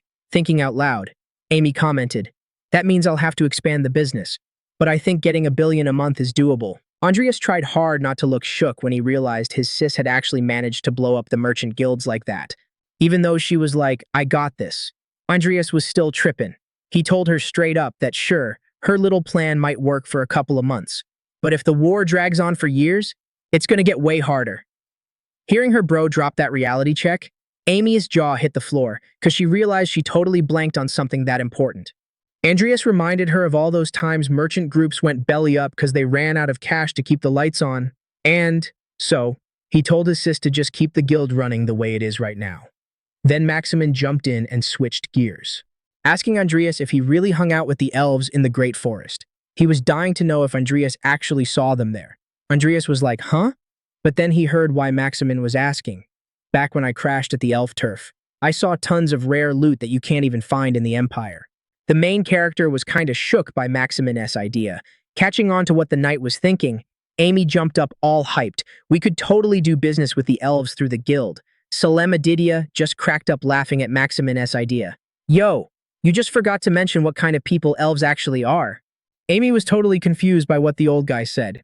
Isabel, who knew what was up, broke it down for her. "It might be tough for humans.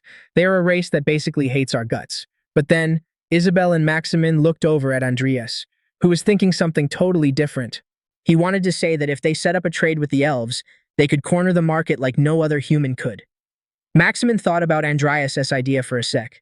Finally, he stood up. "All right, we gotta bounce. We have to clean the garden."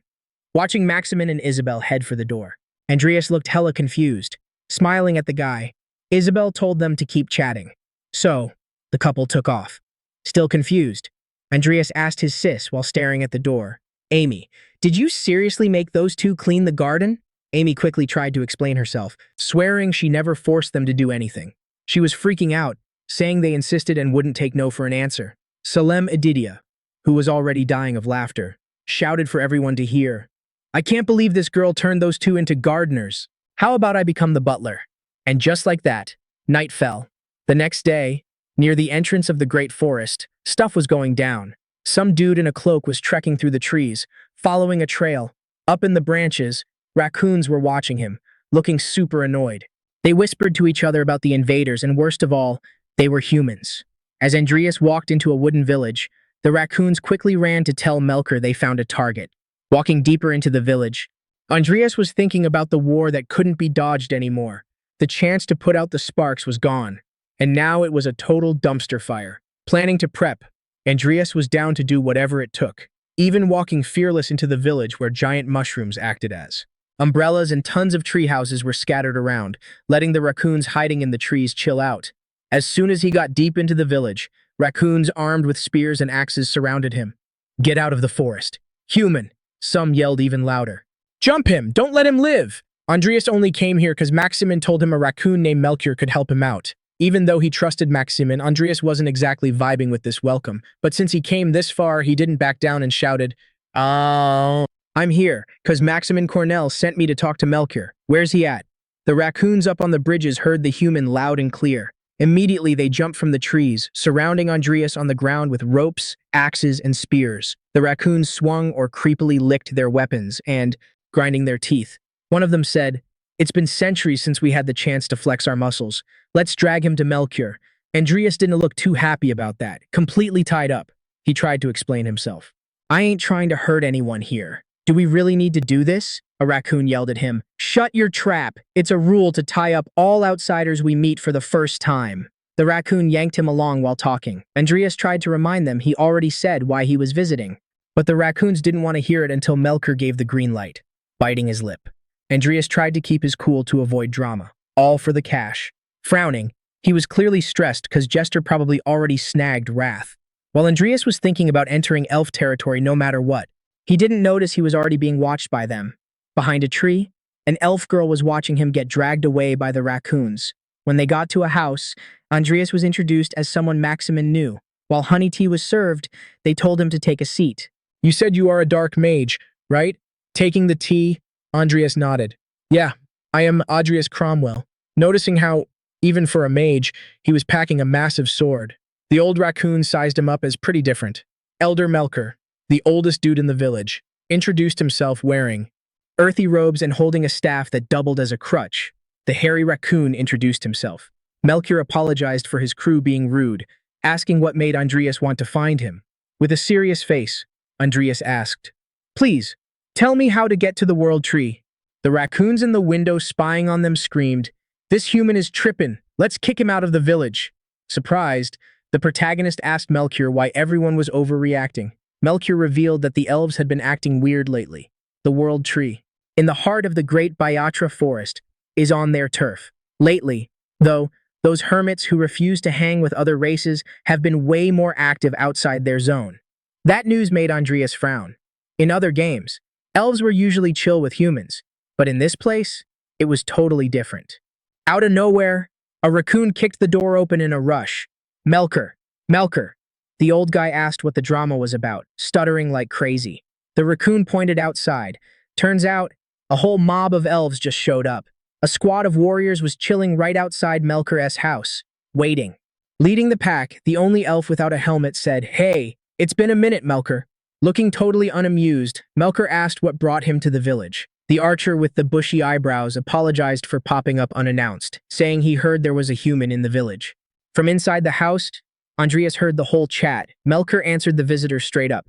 "Yeah, a human actually came through, though I recall, you acted like you were blind when a big shot like Maximin showed up last time." Surprised by the roast, the soldier frowned. He cleared his throat real quick, claiming the vibes were different now. Then the elf spilled the tea. Apparently, there's some serious turmoil brewing outside the great forest. Tension is heating up between the Empire and the northern barbarians. The elf leader claimed they were just taking precautions.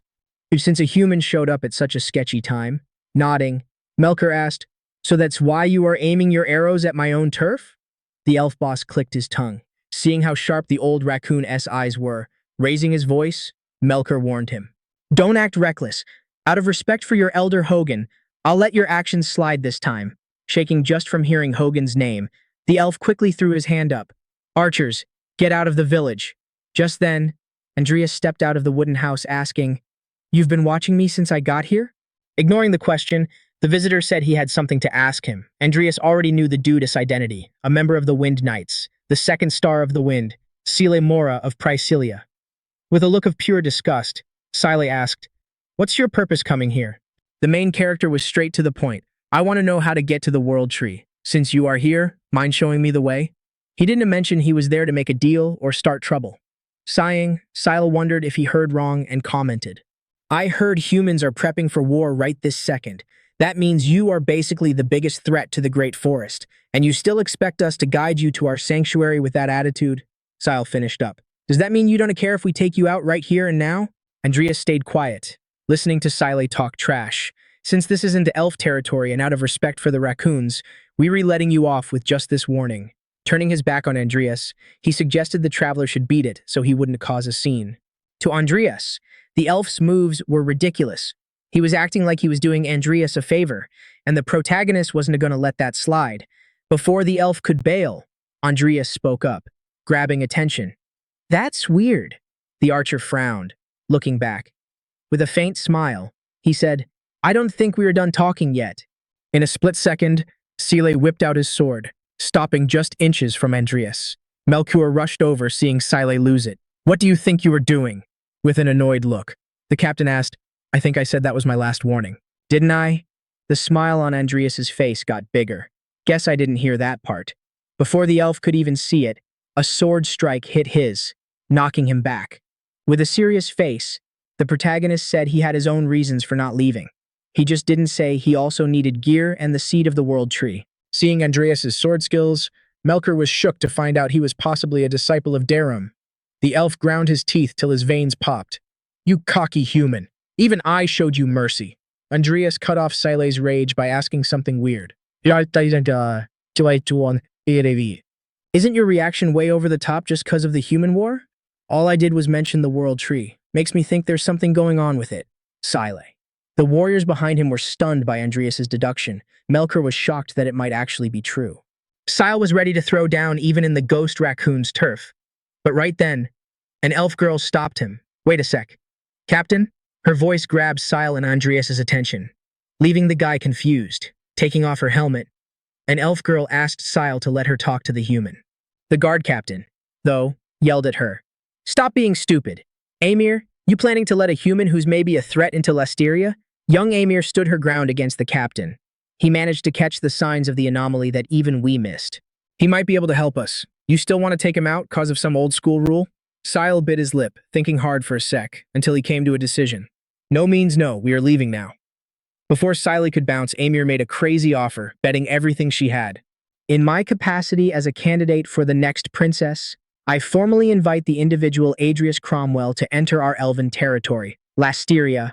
Minutes later, winged beasts were already flying toward a green castle in the dense forest. Chilling on one of those griffins was Andreas, sitting behind Amir. When they landed, they headed to the entrance of the high-towered castle. The protagonist was totally impressed looking up. Even when he visited this spot in the game, he felt the majesty of the place. But seeing it in person was a whole different vibe. Amir asked him to wait a sec so she could get the council's approval first. Before she went in, Andreas asked what the girl's name was. Alert, she revealed. The 6th star of the wind. But just call me Amir. The captain cut their chat short. Amir. The elders haven't given the green light yet. Don't say unnecessary stuff. Seeing how Sile kept butting in, the protagonist almost rolled his eyes. Hearing about elders, Andreas felt like they might be just as stubborn as Sile, which would make things complicated. Meanwhile, Melchior watched the village from the top of the platform where his house was. Seeing the old raccoon deep in thought, another raccoon walked up.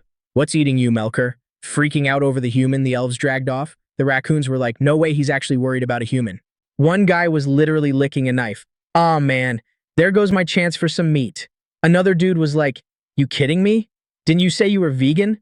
Melchior just smiled, watching the young ones goof around, stating he wasn't stressing about the kid for a couple of reasons. He was trained by Darum and he's tight with Maximin. One of the raccoons agreed. Those guys are awesome. That made his friend scream. Bro, you haven't even fought them. How would you know? Then the old raccoon spilled what was really eating at him. It was what that kid said about what might be going down with the world tree, the tree right in the heart of the great forest. And in Melchior's heart too. He hoped nothing was wrong, but the worry was totally taking over the old raccoon's head. Meanwhile, out front where there were even some fountains, the protagonist felt the elves' stares drilling into his brain, even though he hadn't done squat. Then he spotted something. Amir was waving at him from the top of the stairs. Looking super hyped, she announced, "We got the green light." The protagonist was relieved but kinda shocked it happened so fast. Amir ran over to meet him, apologizing for making him wait. Adrius told her to chill, admitting he didn't expect her to get approval that quick anyway. Even Amir said she didn't expect it. They were super skeptical at first because you're an outsider.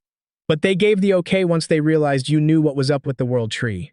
But Amir warned him there was a catch. They only agreed if he stayed under her clan's supervision and watch.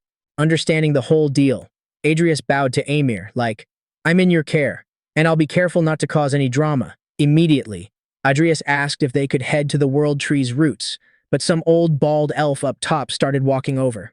So you are the human who talked about the World Tree? I am coming with you. Amir. Next to him was another elf who looked totally pissed off. Amir was shocked to see Elder Fugen.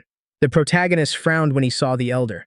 Having a big shot like that around was going to make it hard to make any moves.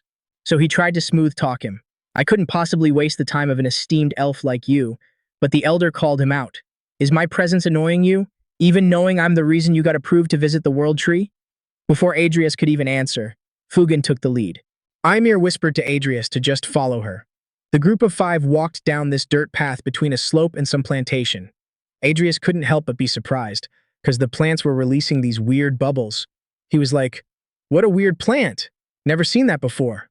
Amir looked at the crops by the road and said, that's our prize-winning tea plantation. Surprised, the protagonist asked if that fancy tea he drank earlier was made from this stuff. All excited, Ymir confirmed, yep, we love that tea so much we drink it like 12 times a day. Learning about the elves brought a little smile to Adrius' face, which the innocent elf totally noticed.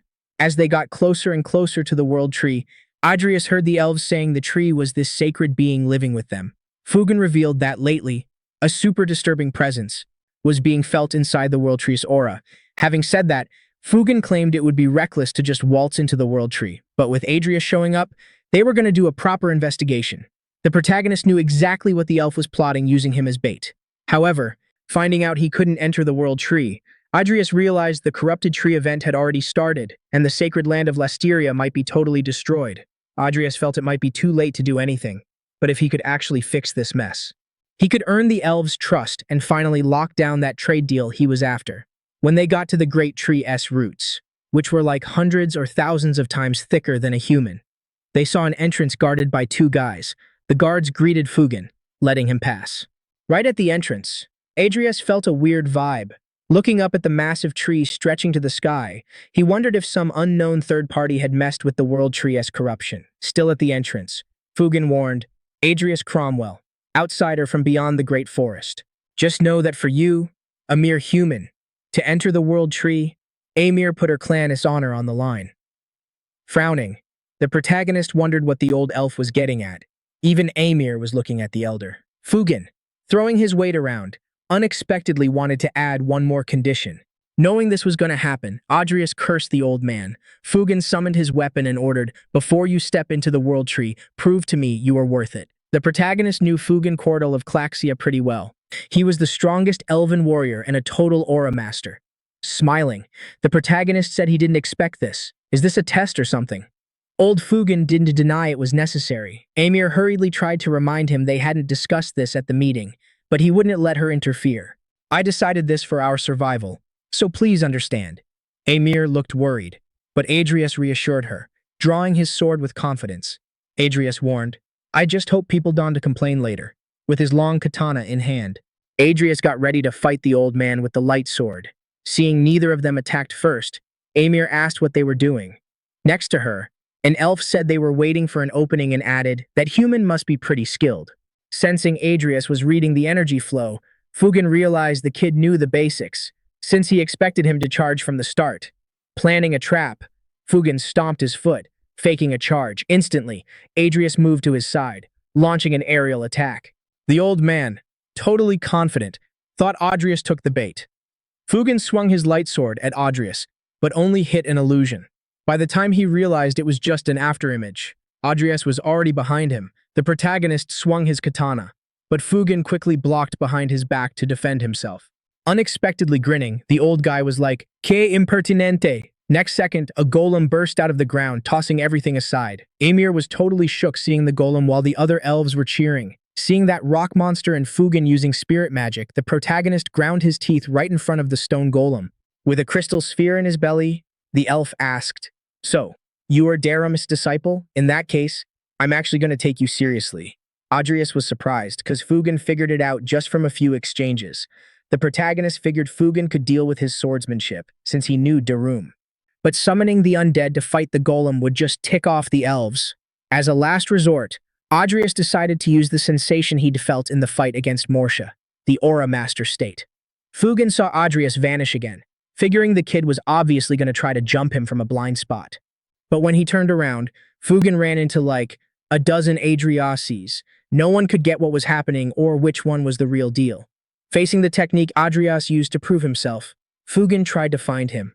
However, to the elf's surprise, all of Adrias's copies were real, just like his sword attacks. An infinity of cuts rained down on the old guy who defended himself, but the stone golem wasn't so lucky. The golem vanished, shaking the ground all around and almost knocking over the elves watching the fight. But it was soon revealed that only the bottom part of the golem had been buried, which made Fugen scoff. Seems like all you did was kick up dust because you split your strength. If that's all you got, I can let you inside the world tree. The old elf charged, brandishing his sword right at the curtain of dust. However, all he hit was a cape blowing in the wind. Adrius had disappeared and reappeared amidst the clothes that were creating blind spots. But before he could hit the old elder from behind, the stone golem reached out, blocking the attack. Fugen's gaze turned dark and he stared at Adrius, feeling like he'd totally underestimated the kid. In the next instant, the pearl in the golem's belly started pumping out some intense red energy. The energy completely covered the golem and spread through the area. The protagonist was shocked, because the golem created by the elf was actually a freaking infernal golem. Flames spewed from the golem's mouth like a furnace. With its mouth open, it sucked in everything around it, spitting it back out as a massive fire attack that decimated everything in front. Shocked, Amir covered her mouth with her hand, full of worry, totally different from the warrior elf beside her. While the flames scorched the surroundings, Fugen wondered how Adrius had handled the attack. It was while he waited that Fugen heard the earth move, along with the incantation, Stone Shield. The ground rose up around the elf and the golem, and a stone dome wrapped around them at Adrias's command. Worried sick, the elves screamed for Elder Fugen. The elf's voice, however, was heard. What a surprise, you actually tricked me. Next second, the stone shield shattered and, revealing himself intact, the elder questioned, "So you weren't a swordsman, huh?" Frowning, Adrius scolded the elder. "I can't believe you used fire right in front of the world tree." The old guy apologized, since his desire to live ended up clouding his own judgment. With a harsh look, Adrius asked if he still wouldn't accept him.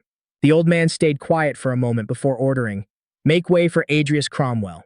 Surprised, the guards quickly nodded. Amir ran over to Adrius, asking if he was hurt and telling him to rest, but the protagonist reassured her. Adrius then announced that he'd be going in, but Amir stopped him to give a warning. "The path inside the tree is complicated, so we are going too." Fugen, however, wasn't having it. "Ymir, you are a candidate for the next princess. We can't let you run into danger. That's why Foreign and I will be with him." Before they entered the tree, one more person interrupted them. "Please, wait." Completing the squad, Sile walked up. "I, the second star of the wind, Sile Mora of Prasilia. I was ordered by the Council of Elders to join the investigation of the World Tree." Fugen frowned, surprised. Adrius watched the situation. Sile and Foreign would be accompanying them, which showed that the elves were getting impatient. That was normal, seeing as they were responsible for the state of the World Tree. Suddenly, Original Sin whispered in Adrius's ear, "You should give up or you'll regret it." In front of Adrius, the dark being seemed to smile, as if it actually wanted that to happen. In the same instant, notifications roared. The blessing, seed of the deity hunter, detected the presence of a divine being, the presence of the one who carves times into the trunk. The incapability to control divine relics went into effect. Just like the inability to collect traces, far from giving up, the protagonist grinned with excitement. A huge surprise had volunteered itself to him. Since Original Sin bothered to show up, that meant there was something beyond its control inside the tree. However, Original Sin warned, "What afflicts the world tree is a part of me. Since I chose you as my host, I can just leave you alone." Since this was a part of Original Sin, Adrius figured he might find a cardinal sin. He already had greed in hand, while wrath and sloth were with the congregation. The Emperor had pride, while lust was with the vampires. By elimination, Adrius figured out that the sin present in the world tree could be gluttony. Since Adrius had ignored original sin's warning, it vanished with a smile after saying, "You've been warned." Adrius wondered why original sin wanted to test him so badly. With the elves in the lead, the protagonist reached the center of the world tree. When they reached a hollow area, Fugen revealed, "This is the heart of the world tree." Adrius looked down at the huge valley inside the tree, surprised. While they were going down, Fugen asked if Adrius had noticed anything or felt anything yet. The protagonist denied it. "Nothing in particular yet. We need to go deeper to find out." Since going further meant getting close to the world tree as vital core, Fugen wasn't too thrilled with the idea. Even with permission from the Council of Elders, Sile turned immediately upon hearing the Elder. "Exactly. We, our species, don't even understand what's going on here. Like, seriously? Basing an investigation on some human-esque gut feeling is totally ridiculous. We gotta get this guy out of here before the world tree loses its cool." The MC gritted his teeth, seeing exactly what the guy was up to. Andreas knew exactly what to say, so he got in his face. The world tree rules this whole great forest, and its fate is on the line here.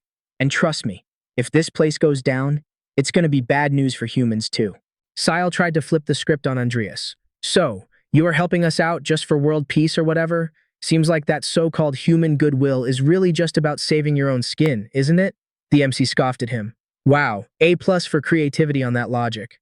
Andreas realized there was definitely something shady going on beneath the surface, so he just said, "If my gut feeling is wrong, I'll pay the price." Sile gave him this nasty look and asked if he'd bet his actual life on it. The MC thought about it for a sec, then totally shocked everyone.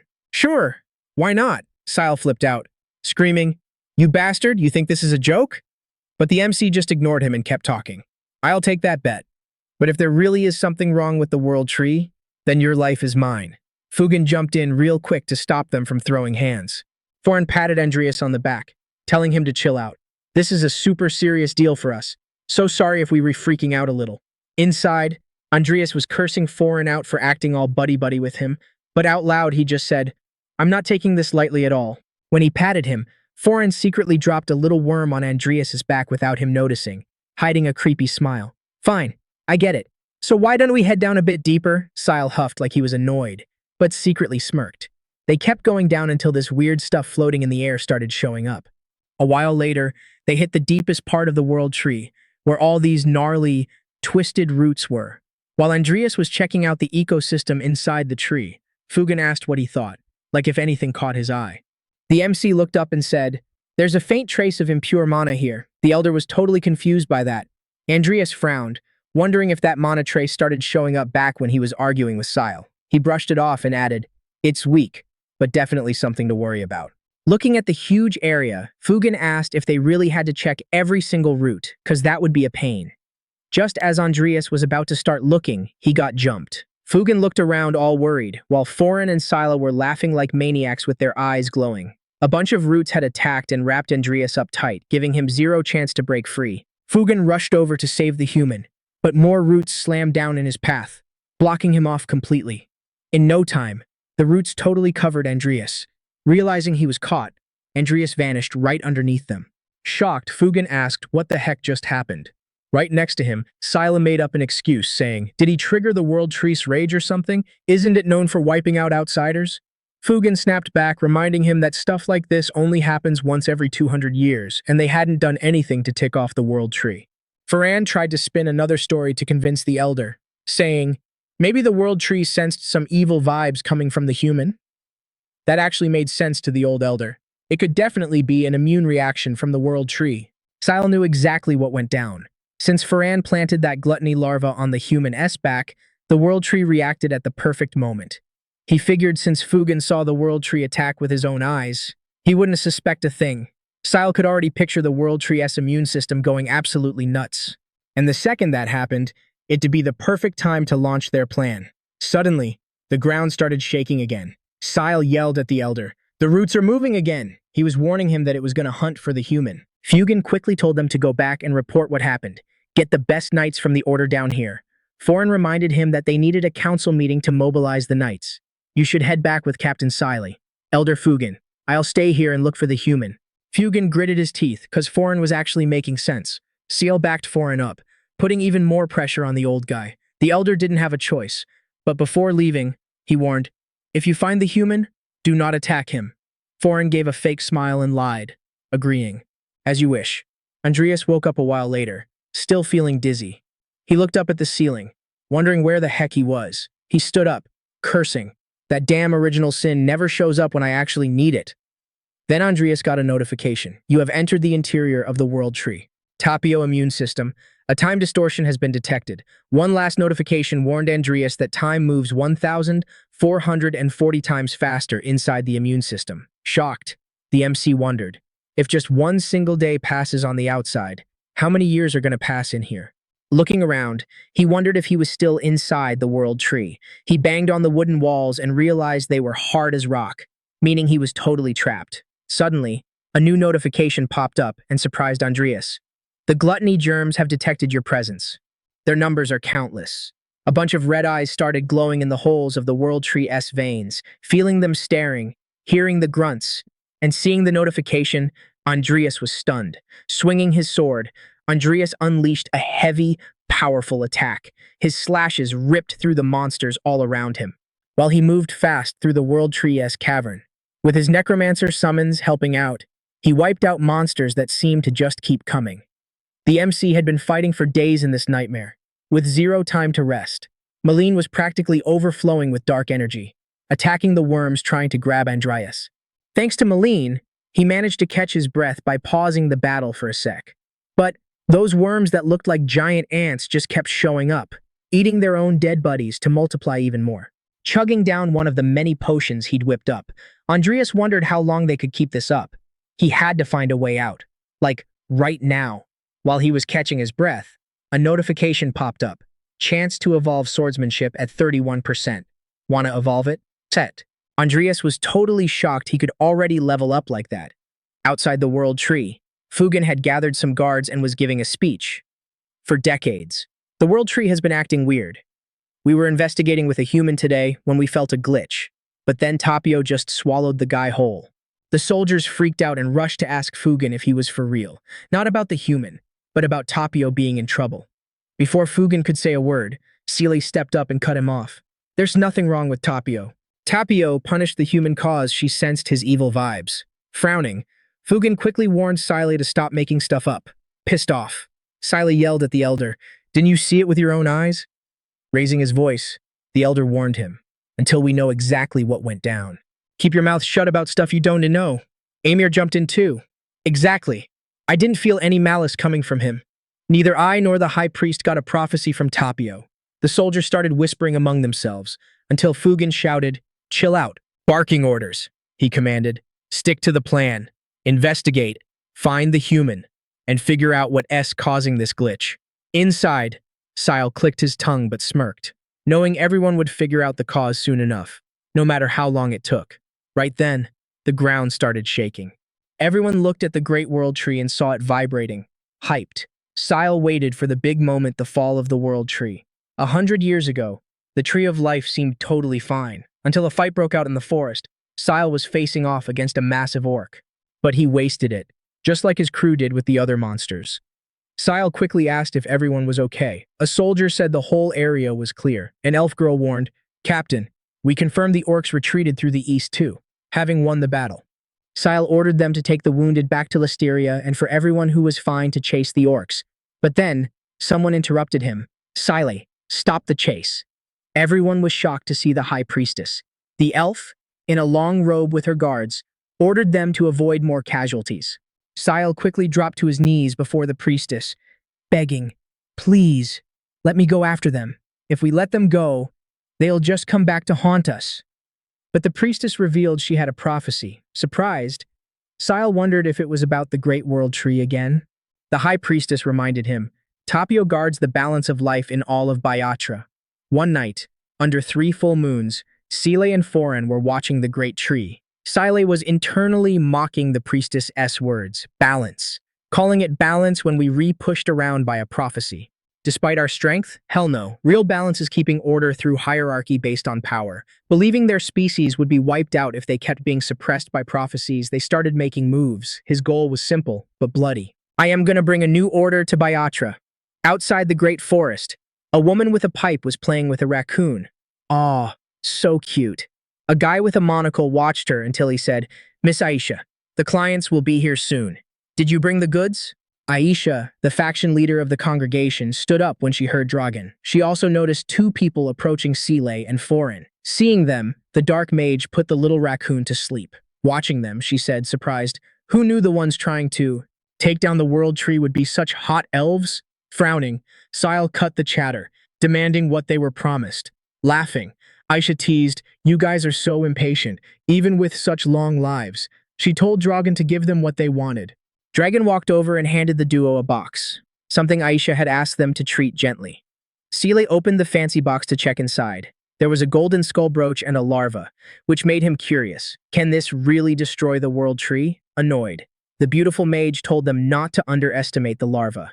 "It's going to be amazing once it grows up." Sile frowned, asking what the price was. Drooling with lust, Aisha said, "Ivy never had the pleasure of tasting an elf."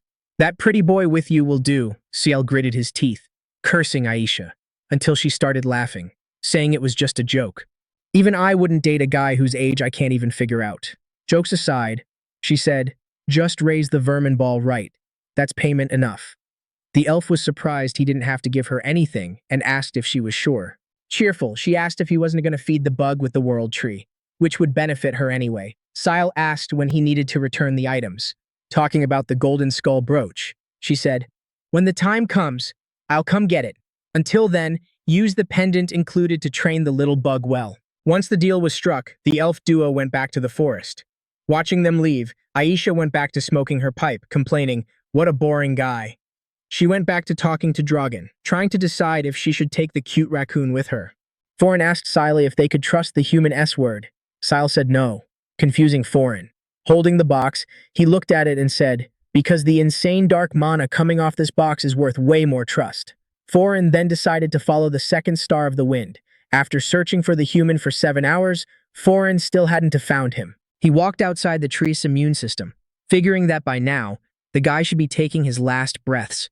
He walked through a bunch of bones, looking for the human S body. He was right at the exit of the World Tree S immune system. Looking around, he was shocked to find a gluttony worm. Surprised, he picked up the worm that was bigger than his own head. Why's that corpse just sitting there if they were supposed to cannibalize their own without leaving a trace? While Foreign was trying to figure out what was going down, he saw a flash slice right through the great tree's immune system wall. Totally shook, he thought, "Donna, tell me that human is still kicking." The light swallowed Foreign before he could even bail.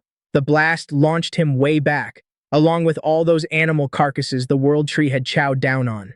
A massive cloud of smoke and dust filled the World Tree's gut. Foreign managed to crawl out with just a few scratches, coughing his lungs out in the smoke. Frowning, he wondered what the deal was. Then some dude with long black hair zoomed past him, smacking him in the back before he even knew what hit him. After taking Foreign out, the guy with the messy hair looked around and thought, "How long has it been? I gotta hustle." Adrius was super stoked about being a necromancer. Thanks to his undead minions, he could actually catch his breath. Plus, the chance of his swordsmanship evolving kept going up. When it hit 73%, the option to evolve popped up again. Adrius figured those were pretty decent odds to give it a shot, but he wasn't sure if hitting genius rank would actually let him bust out of the tree's stomach. The second he clicked the evolve button, Adrius felt this massive jolt of change inside him.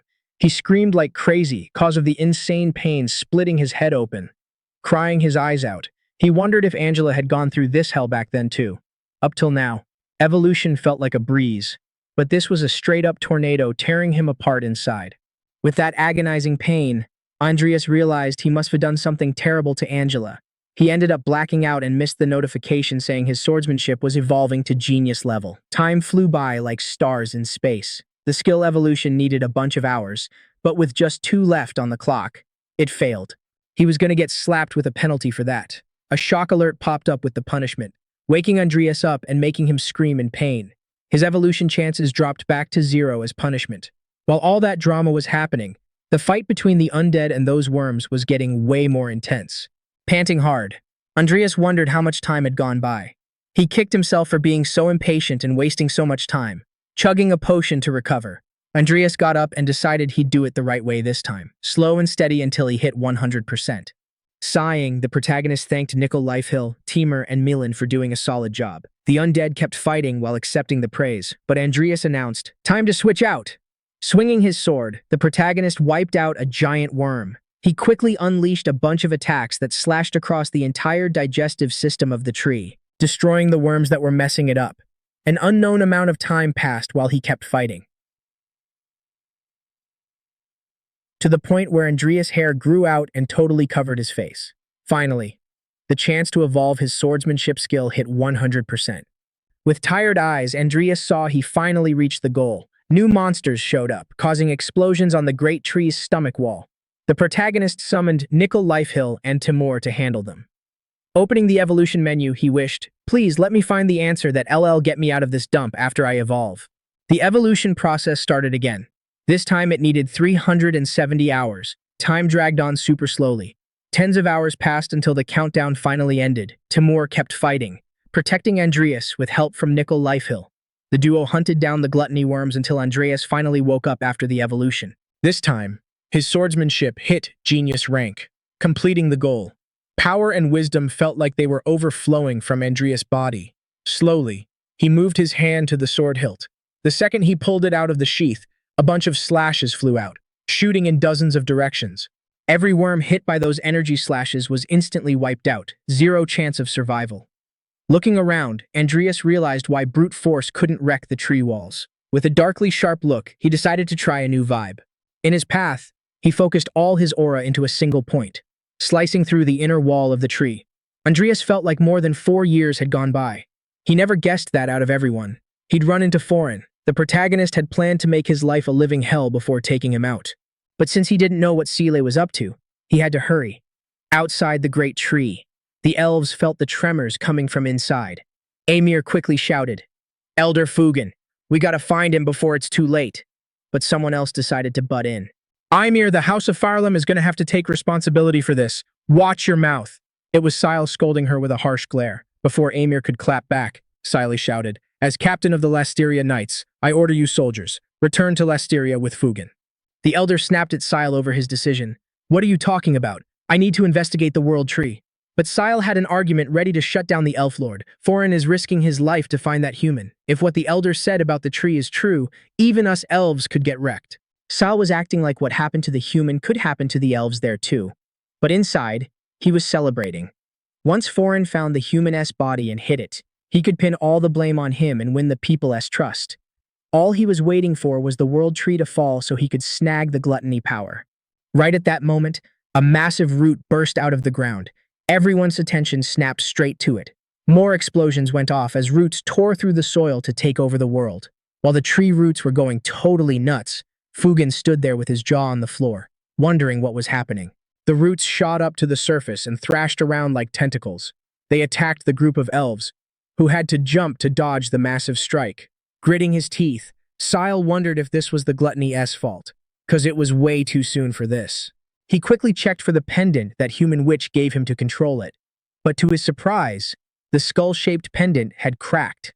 It crumbled right in Sile's hands, leaving him totally shocked since he had no clue what was going on. With the symbol broken, Sile frowned in total disbelief. At the same time, the other pendant shattered the one Aite was holding. She was shocked. It's time.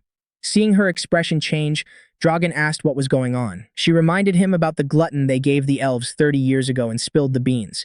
"I gave them another present that day." Dragan was surprised and asked, "You mean the glutton-esque controller?" She burst out laughing and corrected him. "Actually, I gave him an alarm. Even though it can control the glutton, when that alarm goes off, it means the thing has already turned into an adult." "You mean the glutton-esque controller?" She burst out laughing and corrected him. "Actually, I gave him an alarm. Even though it can control the glutton, when that alarm goes off, it means the thing has already turned into an adult." Dragan's jaw dropped, just imagining what was going to happen next.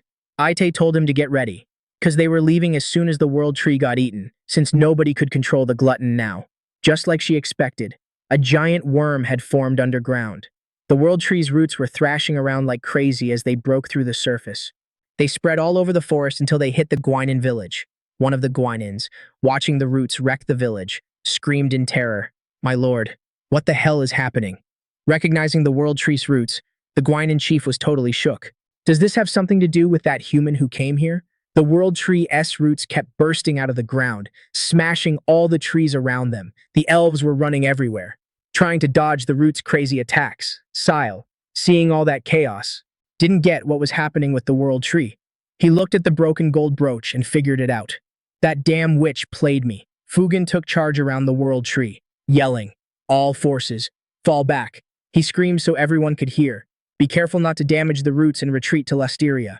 Fugen's words made Sila furious. The young elf couldn't believe that, even with all this going on, old man Fugen still cared more about the tree than the elves' lives. Fugen kept screaming, telling everyone not to attack the World Tree, but ignoring him, a sharp attack sliced right through one of the giant roots.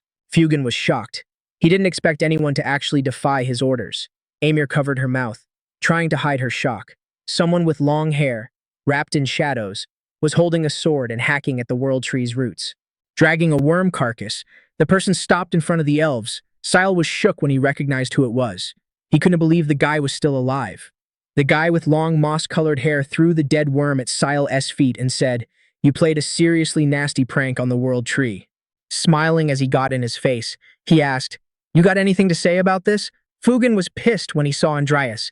"Human, explain yourself right now." Before Andreas could say a word, Sile jumped in to accuse him. "I knew it was you. You dodged the World Tree's judgment. You're trying to turn us against each other using the corpse of some monster we don't even know. Typical human." While grabbing everyone's attention, Sile yelled, "Do you see this, Elder Fugen? In the end, all humans are like this." In the middle of Sile's rant, the main character revealed, Tapio whispered to me. She told me, "The child I raised is trying to destroy me." Everyone who heard Andreas say that was totally floored. Sile, knowing he was being called out, raged, "How dare you spout such nonsense?" While Sile was still running his mouth, Andreas charged at him fast as a shadow. A huge explosion went off when the attack hit, but Andreas looked genuinely surprised. Sile was surprised to see Fugen step up and protect him. The old elf spoke in a deep voice, "Such arrogance. How dare you cut the World Tree and try to hurt my people right in front of me?"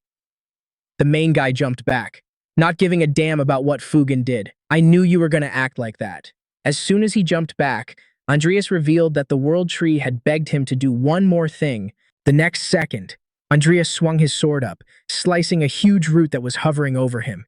Tears welled up in Amir's eyes. She was screaming, begging Andreas to stop attacking the tree, but the main character just kept swinging his sword at the roots that wouldn't stop growing. He looked at old man Fugen and said, "She wants me to cut all these rotten roots." Seeing all the chopped roots on the ground, the vibe got even heavier. Fugen was so pissed his veins were popping out. "You insolent brat!" The main guy clicked his tongue, seeing how the old geezer still didn't trust him. Fugen's attack caused a massive explosion, kicking up fire and debris everywhere. While rotten roots kept growing, fire took over the area in front of the World Tree. The main guy blocked the attack, but he still got blown way back. Even though he has a genius swordsman level now, that shockwave still messed him up. It could have ripped him apart. Andreas took internal damage and started coughing hard, but that momentary beatdown actually made him happy, because he realized he could still get way stronger. Fugen didn't give Andreas any room to breathe and charged right at him. So, is this how humans repay our trust? With betrayal? Andreas and Fugen clashed blades, creating a shockwave that wrecked everything around them. Fugen was totally surprised when their swords locked.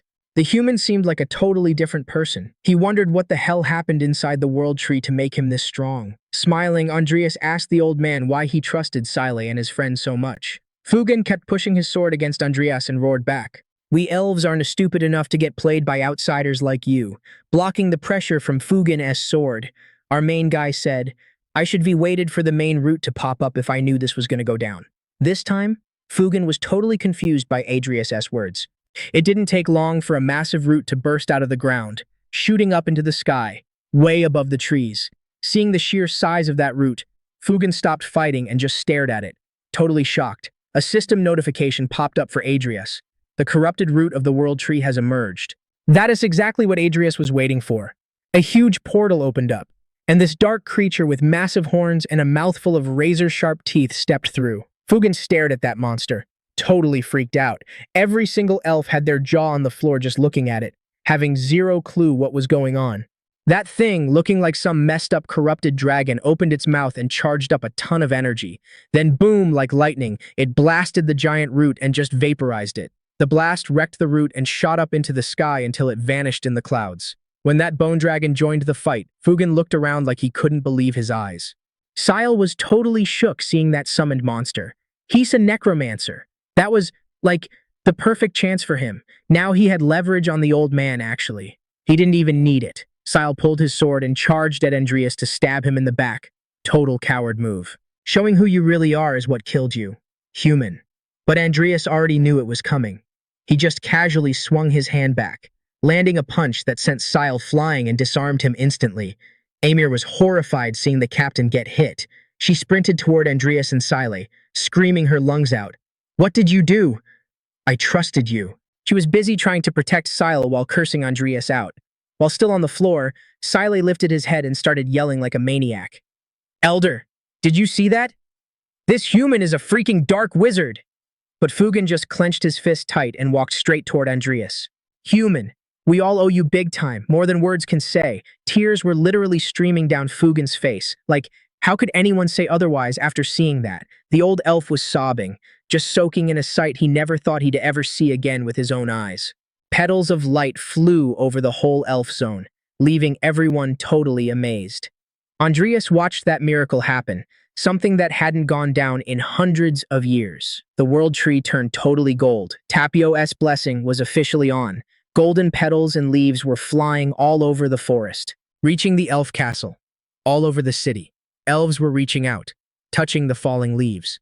Those leaves spread super far, all the way to the raccoon village. They were partying hard, like a festival was going on. Mercure couldn't believe what he was seeing. How long has it been? Hundreds of years. This is Tapio's blessing. In front of the glowing gold tree, Amir stayed on her knees, looking up with her mouth hanging open. Next to her, Fugen was crying so hard he was hiccuping. Killing the chill vibe, Adrius dropped the truth. Sile and Foreign used some alien power to hurt the world tree. That's why it was rotting. When he pulled himself together, Fugen asked Adrius to be straight with him. "How did you know that?" Adrius kept it real. "When I was fighting those worms inside the roots, I heard the world tree's voice. I heard what she said and cut the corrupted roots."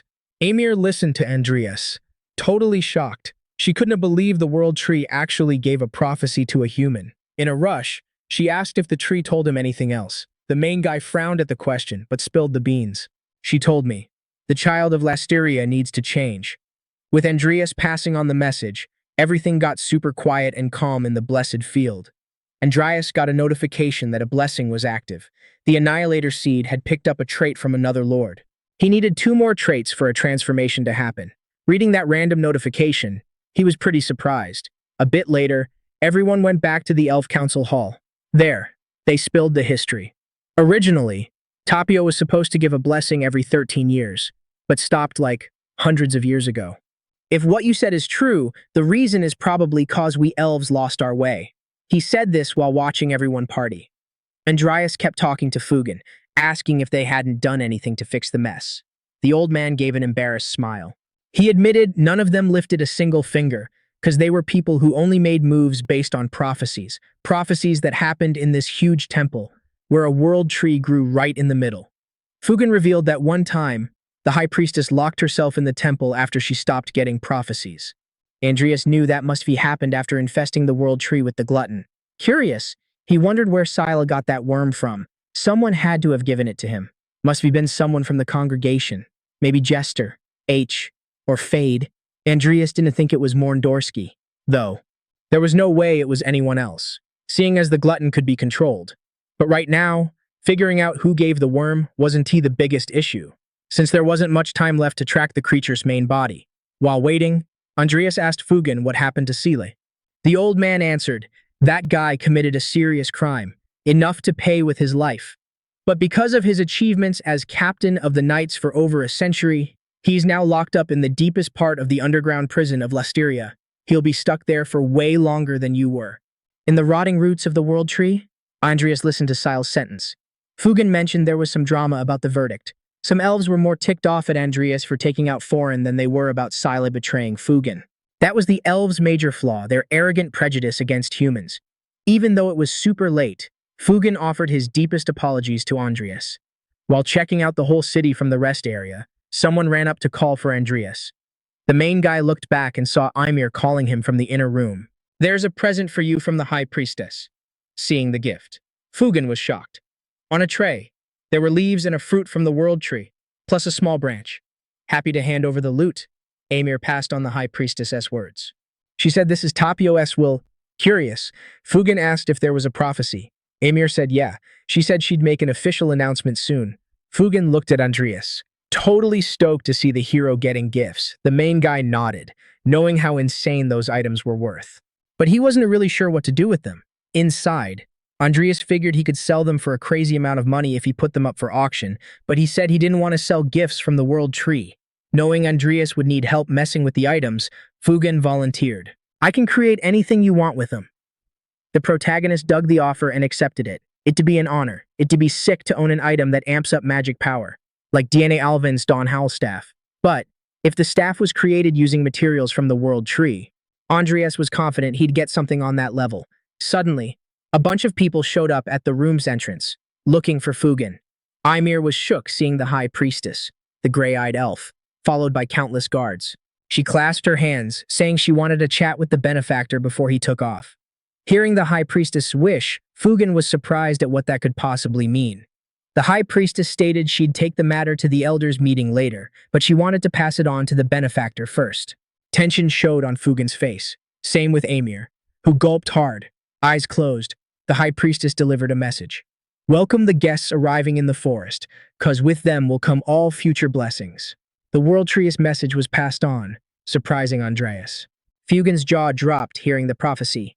The High Priestess calmly stated, this means the blessing that happens every 13 years might not be delivered without our guests present. She shocked the elder and the young girl by stating, this also implies that we gotta break tradition and broaden our horizons, interacting with the outside world.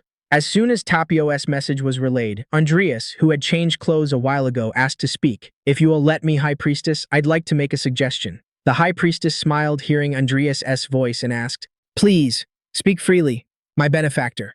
The protagonist revealed his identity. I am a member of the nobility, carrying the title of Count in the Hodlin Empire. My family also owns a small merchant company. Andreas' words made Fugen ask, so, you want to set up a trade deal with us? The protagonist confirmed his intentions. The High Priestess spoke up regarding the request. Instead of vague interactions, exchanges and trade sound way more concrete to strengthen our friendship. A splendid thought. Fugen figured they'd need to get goods ready to swap and asked if Andreas already had something in mind. The protagonist nodded, stating he'd hand over a list of items soon. But to start off, he thought of a specific item. I'd like to let humans taste Lasteria tea. Meanwhile, at the World Tree, a voice echoed through the inner tunnels. In the deepest part of the roots, the voice got louder. Inside a hole, you could hear a woman's voice. It's a shame you couldn't eat the whole World Tree. She was sitting on what used to be Foreign's body, sighing, looking at what was in front of her. She commented, still, looks like your belly's full, and now you are taking a nap. Huh? In front of her was a huge sleeping worm. She was deep in thought, wondering how she should take it back home. At the same time, a commotion was happening at Hodlin Academy. There were countless outsiders in the training fields fighting in every area. At the top of some stairs, Christopher commented to Selena, now that recruitment's out, a lot of talented folks from outside have gathered here. After all, there's a chance to improve your social status if you perform well in the war. Worried, Selena asked if Christopher thought they'd have to join the war. Christopher didn't have a ready answer, but imagined it would depend on the test results. However, he was sure that Sirs Vivian Belcam and Luis and maybe Senior Andreas could get picked. While they chatted, a blonde person in a hood walked up. She stopped next to the duo and questioned, by any chance, do you guys know Adrius Cromwell? Christopher frowned, cursing. What the hell do you want? Selena was shocked at his attitude, warning that it might be a senior. From under the hood, a woman with messy hair stated in a rush, I asked first. Answer me. Sometime later, in a fancy house, a mess was happening. Lucia was extremely attentive to what she was doing. She was wearing a leather apron, and in front of her was a person sitting in a chair. That person's hair fell with every cut Lucia made. She kept the person in the chair until she was done. What did you do to make your hair so thick? She asked curiously. Sometime later, she pulled off the cloth covering the clothes of the person she was cutting hair for, finishing the job. Andreas, who was getting the cut, thanked her and stood up. Seeing the result, Lucia seemed a little disappointed. It's going to be tough calling you seaweed hair from now on. Bummer. Picking up a small mirror, Andreas was surprised. Wait, isn't it too short? Crossing her arms with confidence, Lucia declared that he looked better that way. While the two argued, someone opened the door. Vivian Belcam, who was looking for Andreas, was surprised. She lost her words and her face blushed. Andreas, now with much shorter hair, looked back when he saw her enter. The young girl couldn't move. She just froze while watching his new look. Andreas, who looked much younger and cleaner after the cut, frowned at her reaction. Still, he walked closer, breaking the silence. Long time no see. Andreas thought a bit, realizing that for him it had been 4 years since they last met. Although for her it had been just a few days, Lucia found Andreas' way of speaking extremely weird and mocked him. You sound like you haven't seen each other in years. The protagonist realized his mistake and tried to explain himself to Vivian Belcam, but she interrupted him. Lowering her head with a flushed face, she murmured, I know, I missed you.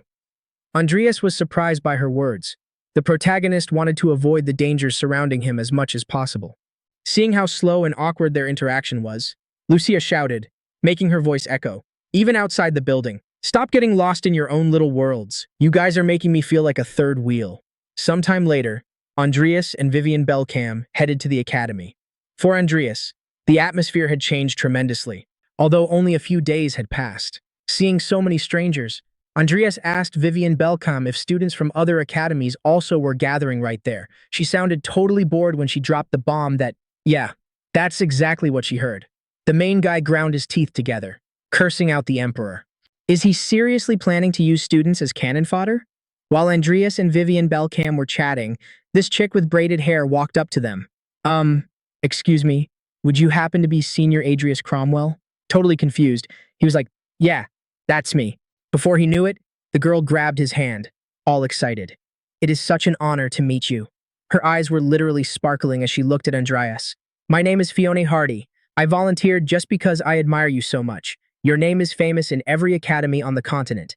Meeting you is like a dream come true. He almost rolled his eyes, wondering what the heck was wrong with this girl. He looked to the side, getting annoyed, but then he saw Vivian Belcam staring daggers at him. Talk about a death glare. He snatched his hand back real quick, apologizing to Fiona. Then, he tried to steer the furious and jealous Vivian Belcam away, saying his goodbyes. Thanks, but I am already with someone. Fiona Hardy looked surprised and quickly apologized, but she was still super hyped as she said goodbye. Anyway, I am totally enchanted to meet you. I hope I get to fight by your side when the war comes. She bowed deeply and ran off. Watching her disappear, he wondered why only crazy people seemed to gravitate toward him. Worried, he looked at Vivian Belcam to check if she was okay, but then he realized that since they were holding hands, that scary glare of hers had turned into a totally loving look. Just then, a voice echoed through the whole academy. Attention! All academy students selected as soldiers, please gather in the Great Hall immediately for processing. In the Great Hall, split up into different squads, the students listened to the voice on stage. In recognition of your selection as soldiers, a distinguished guest has arrived to congratulate you on your achievements. Prepare for the entrance of His Imperial Majesty, the Emperor. As the curtains opened, the Emperor appeared on stage. His appearance actually surprised Andreas. From the stage, the Emperor's old voice boomed out, young students of the great Hodlin Empire, I cannot help but get emotional seeing you all gathered here today. You are not just children of the Empire, but also the chosen bearers of its future. Listening to this, Andreas frowned. He knew the Emperor wasn't there just to give a pep talk. He wondered what the old man was actually planning. Right then, Fiona's excited eyes popped up in front of Andreas. She was in the group ahead of him, and weirdly enough, she had her back to the stage, just focusing on staring at him. While Andreas was trying to figure out how to keep his anger in check, now he had to deal with random admirers popping up. He was cursing internally while the Emperor kept rambling on. Be the shield and sword for the Empire. Do not fear. The Empire will never abandon you. I swear before all of you, the Empire will never forget the loyalty and sacrifice of its children. Once again, I offer you my deepest gratitude, brave warriors. As the Emperor's speech ended, everyone applauded. The main guy was surprised that the speech ended on such a chill note, but that when someone walked up to Andreas, a guy in a suit whispered that the director had sent a message. His Majesty, the Emperor, wishes to speak with you personally. Sighing, Andreas already figured something like this was gonna happen. Guards were posted in front of a hall in the academy. Andreas knelt before the Emperor, who told him to raise his head. I am sure you are surprised to be summoned, but your family holds particular significance to me, which is why I called for you. He never expected to meet the emperor like this. Playing the game, he answered, "It is an honor to receive your attention, your majesty." The emperor adjusted his fat body on the sofa and spoke. "Cromwell, that is a name that takes me back. I am sure Cain would be proud to see the man you have become." He cursed the emperor in his head, knowing the guy was trying to provoke him. Still, he answered calmly, "I am sure my father would be honored to be remembered by your majesty." The emperor stood up and walked toward Adrius, saying, "In truth, there was no one more loyal to me than Cain. That being said, I heard you have achieved great results at the academy. You are not only the son of my loyal retainer, but you also possess admirable strength and wisdom." The emperor smiled maliciously, and staring at Adrius with a dark expression, he asked, "I must admit, I cannot help but be overcome by greed, just like your father. Will you serve me as a knight?" The question caught Adrius off guard. Meanwhile, a huge group of barbarians was attacking soldiers in the frozen regions. They used axes and swords to take down the knights, painting the ground with the red that used to be inside their bodies. In the middle of all the screaming, someone bellowed, "We managed to breach the gates of the fortress, separating the two zones." Fire was spreading, and the destruction kept going as the walls crumbled. Caniac, a guy with a huge mustache, rough features, and a ponytail, was the captain of the vanguard. He shouted for all his men to hear, "The Valley of Lamentations is open. Send a messenger to inform the main group." Caniac thanked a person who had partnered up with them. Thanks to him, Caniac had captured the fortress. The figure reassured him, "The Empire is our enemy too. There is no need to thank me." Caniac laughed out loud when he heard that. "Ha ha! That is right. Sounds like we are gonna get along for a long time." Jester, the man who had allied with the barbarians, nodded. "Of course, this is all according to our plan." At the same time, the emperor was questioning Adrius. "So, will you serve me as my knight?" Seeing that the kid didn't answer, the emperor asked if he didn't like the offer. He answered without a shred of fear, "Certainly not, your majesty. But actually, my father left me a will." The emperor was surprised by Adrius' statement and asked to confirm. "A request from Cain?" He nodded. "Yes. He told me to recover my lands, rebuild our house, and become a force within the imperial court. We just recovered our mansion, so we do not have any soldiers to send to war either." The emperor, who was trying to investigate Adrius, believed from his words that the original sin was not in the mansion. Adrius continued, "With that in mind, I'm afraid I've got other stuff to focus on when the time comes." The emperor cut Adrius off, basically letting him off the hook for the request. Carrying on the ancestors' legacy is a huge duty for a noble. For Adrius, that was a super blunt answer from the emperor, who was definitely hunting for the original sin. The emperor sat back down and raised a hand, ordering, "Bring that thing here." Two women in hooded cloaks, looking all creepy with dark symbols, walked into the room with their heads down. One of them was holding a box. They walked up to Adrius, and the emperor said, "This is a gift from me." The woman pulled a necklace with a red gem out of the box. Adrius checked the info on the item Matini S. Starlight. It was an item the owner could use one time a year. It gave immunity to poisoning and doubled sleep recovery. Didn't look like there was a trap on it, so Adrius figured the emperor was trying to butter him up. The emperor raised a hand and announced, "I heard about your achievements. Today, I can finally give you the recognition you deserve. I trust you will keep serving the Rodlin Empire well." So, Adrius lowered his head to let the woman put the necklace around his neck. He thanked him. "It's an honor, your majesty. I promise to pay you back for this." Leaving the room, Adrius told himself to stay way more alert about the emperor spying on him. Remembering he had to get back to the mansion, he noted he needed to talk about the trade deal with the elves. Before starting to prep for war, Adrius checked out the necklace one more time, realizing it could summon someone he'd met before who was willing to answer the call. Since this was a survival item, Adrius thought about giving it to Amy so she could summon him if she was ever in danger. Suddenly, Adrius ran into someone again. Fionhard looked surprised to see him and bowed super fast. "Sir, it's good to see you again." While Adrius wondered if the girl had been waiting for him this whole time, she ran over, introducing herself again. "I am Fionhard." Blushing a little, Fion said, "If you don't mind, I'd like to join your squad, sir." The protagonist rolled his eyes and shut her down with a bored look. "Sorry, but I plan on joining as a mercenary." Fion looked totally surprised and confused. Adrius explained to her that he wanted to pick his own battles. so he didn't need any backup or help. Hearing Adrius's words, Fionn was shocked. Ignoring the drama, Adrius walked past her, warning, "Looks like we're done here. Next time, try not to pop up out of nowhere." But Fionn stopped him in his tracks, saying, "No, you need to stay where I can see you. Adrius Cromwell." She turned around, reminding him, "You've got something you shouldn't have." Wondering if this chick was one of the Emperor's lackeys, Adrius frowned, asking what she was talking about. Fionn walked toward him, asking, "You have it, don't you? The original sin." The protagonist was surprised, but he kept a total poker face. Fionn Hard stared him down with confidence. Sure, she was right, but Adrius gave her a confused look back. "What is that? Original? What?" Fionn was surprised to see him deny it. She quickly cleared her throat, pulling herself together. "Don't play dumb, because I already got the proof with me." Acting confused, the protagonist asked what she was on about. Fionn pointed at him, snapping, "The reason you suddenly got so powerful." Fionn realized she was yelling and looked around to check if anyone was watching. Then she whispered, "There's no better explanation for it, other than you having the original sin." Acting all superior like she knew everything, Fionn arrogantly put a hand on Adrius's shoulder. "No need to worry. I'm just here to make a deal." She asked him, "All I want is for you to keep me with you when the war comes. Of course, to do that, you gotta join the war as part of the Empire instead of joining as a mercenary." The protagonist rolled his eyes at Fionn's demand. "You don't even have a clue how a deal works, do you?" Fionn was shocked by his total lack of interest. Adrius was straight up. "First off, I have no idea what this original sin thing even is." Fionn got annoyed seeing Adrius keep denying it. He then continued, and his words hit like a punch. "Second, you haven't even shown me if you are competent enough for me to take you along." Adrius then moved to the third reason, turning to leave. He declared, "I am perfectly fine on my own." Before Adrius could bail, Fionn jumped in front of him, opening her arms. "Wait, please listen to everything I have to say. If you refuse, something terrible is going to happen to you. You want that?" Hearing her words, Adrius questioned her. "A threat?" Fionn was direct and denied it.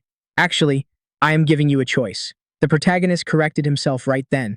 "I am not saying you are threatening me, but that someone is threatening you." Adrius's words hit Fionn like an explosion. The protagonist stared at her with an investigating look, while commenting, "Your story doesn't seem to make sense, and you seem in a rush." Fionn quickly started laughing, trying to cover it up. "A threat? There's nothing like that. And who's in a rush?" Seeing her deny it, the protagonist turned to walk away. "If I am wrong, then that's good." Fionn panicked, seeing him want to leave again. She hurriedly tried to change the terms. "If you make me your aide, I'll keep it a secret from the Empire." "The fact that you are a dark mage?" Adrius stopped walking and asked, without any evidence, "You want to accuse me of being a dark mage?" He then warned her, "The first ones to get wiped out are always the aides. You know?" Fionn was surprised and couldn't answer. Analyzing what Fionn just said, Adrius asked, "Wasn't that a threat? Pretty badly done, don't you think?" Fionn didn't know what else to do or say. Adrius just started ignoring her and walked away. Adrius didn't know if the girl was working for the Emperor or someone from the congregation. But either way, he didn't have free time to deal with either of them. The only thing he needed to do urgently was prep for the war. As soon as Adrius split from Fionn, someone popped up in an alley watching him. The chick with messy blonde hair mumbled, "Found ya, Adrius Cromwell." Back at the Cromwell crib, Amy was just chilling, sipping on a cup of tea. Her reaction was a total beam of sunshine. "Whoa, this tea is freaking delicious." Amy couldn't stop hyping it up, calling it the best stuff she's ever tasted in her whole life.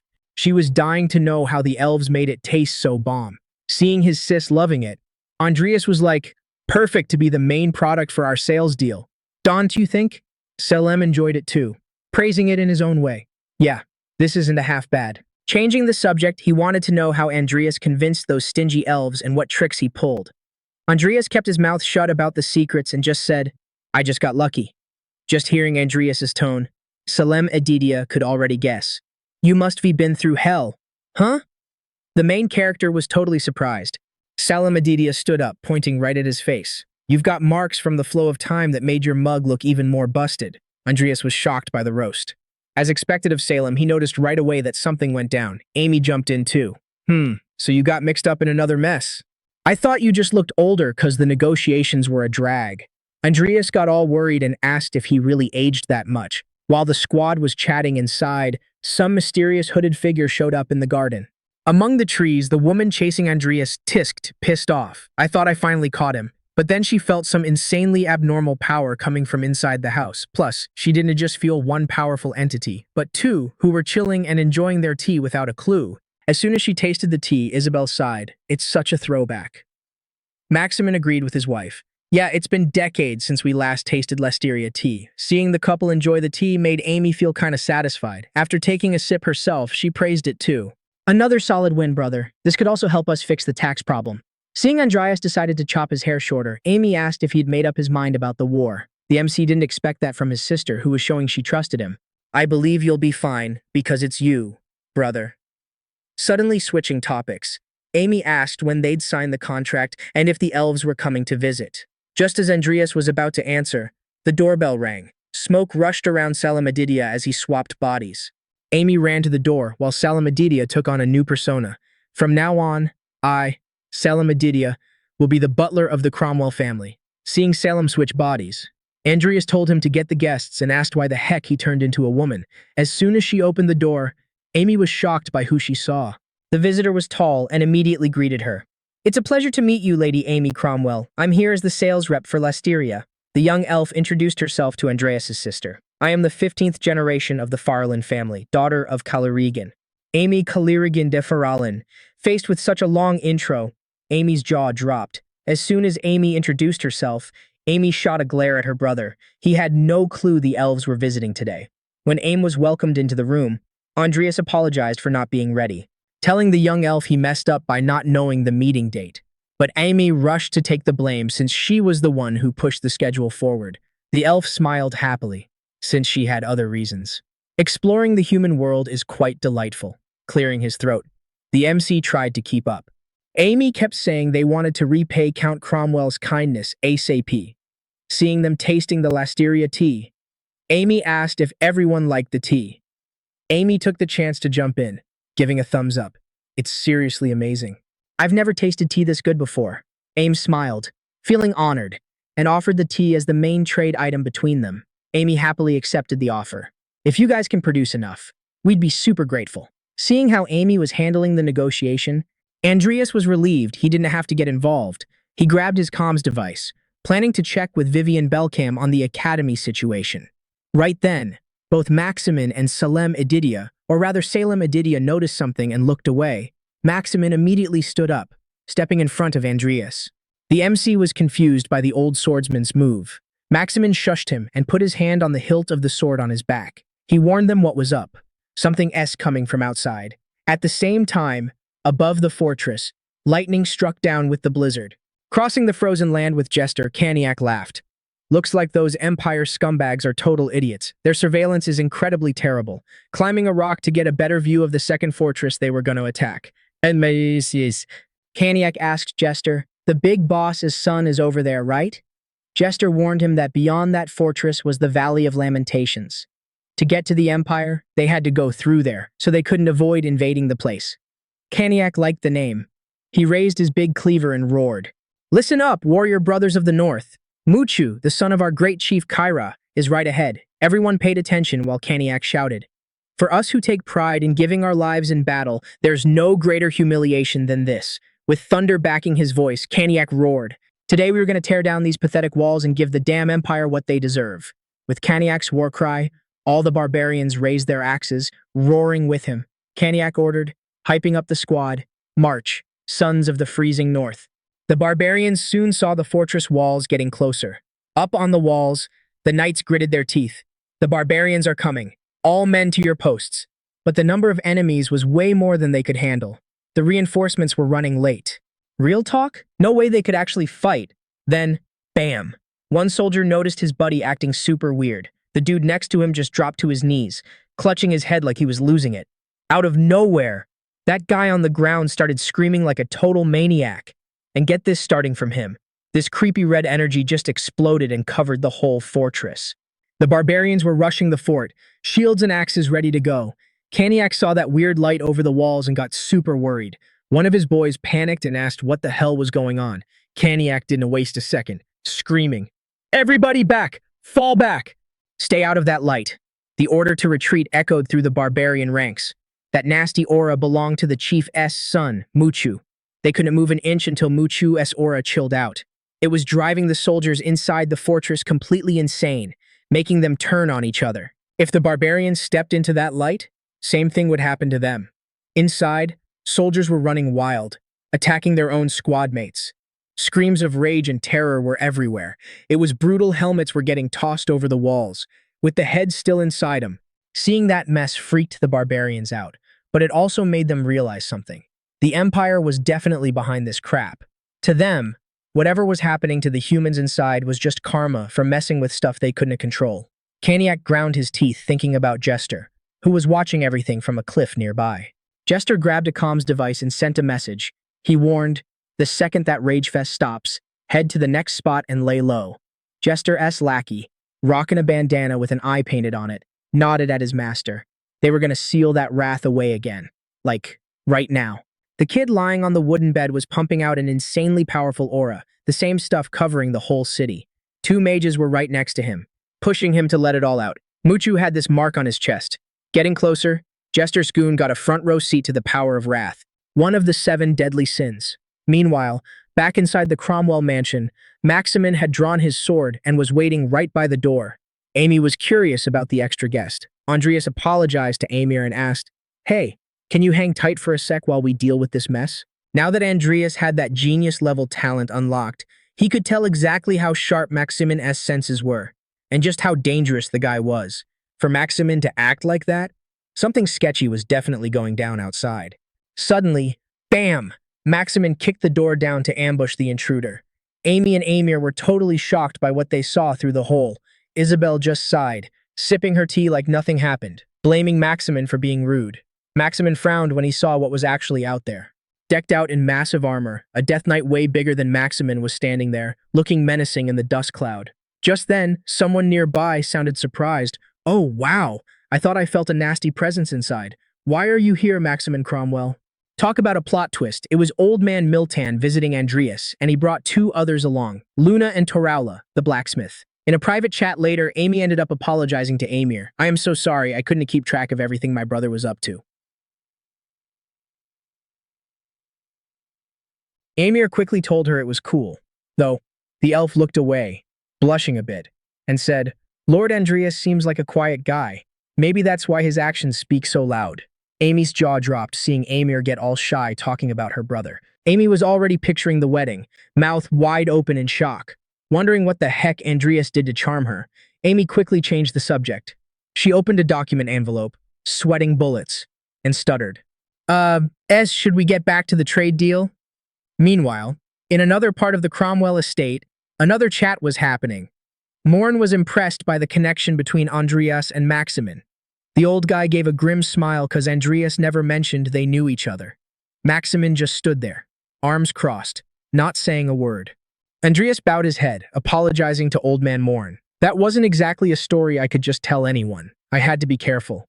Morn laughed, admitting he freaked out when he saw Maximin crash through Andreas's door. Salim jumped in, reminding Morn, "See? I told you? He's got a screw loose." Seeing the whole crew together, Salem figured this had to be part of some plan. While Luna stared him down, Andreas rubbed his chin, thinking out loud. More importantly, if what Morndorsky said is true and the Valley of Lamentation was actually invaded, then the next fort, the Wall of Lamentation, is gonna fall soon too. Morn nodded, confirming it, and added, "Since that fort complements the natural fortress." The Valley of Lamentation.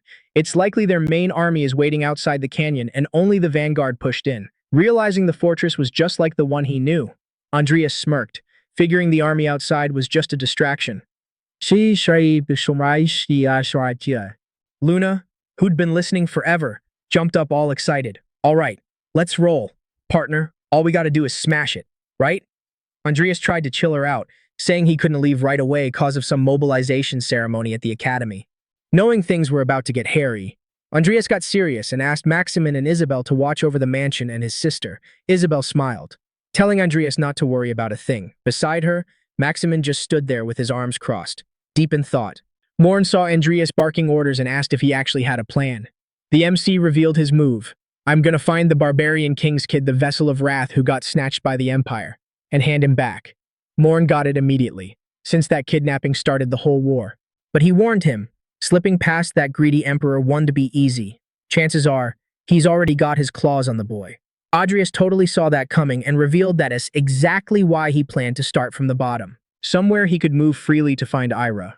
Morn decided to back Adrius up and told him to just holler if he needed any help. The main guy thanked the old Necromancer for the offer. Honestly, saving Ira solo would have been a total nightmare for him, already thinking about the aftermath. Salem questioned what Adrius was going to do after dragging young Ira back home. You think those barbarians are actually going to back off? You might just make them even more pissed, you know? Salem's warning was legit. Standing there, Adrius said he'd try to cut a deal with the barbarians to stop that from happening.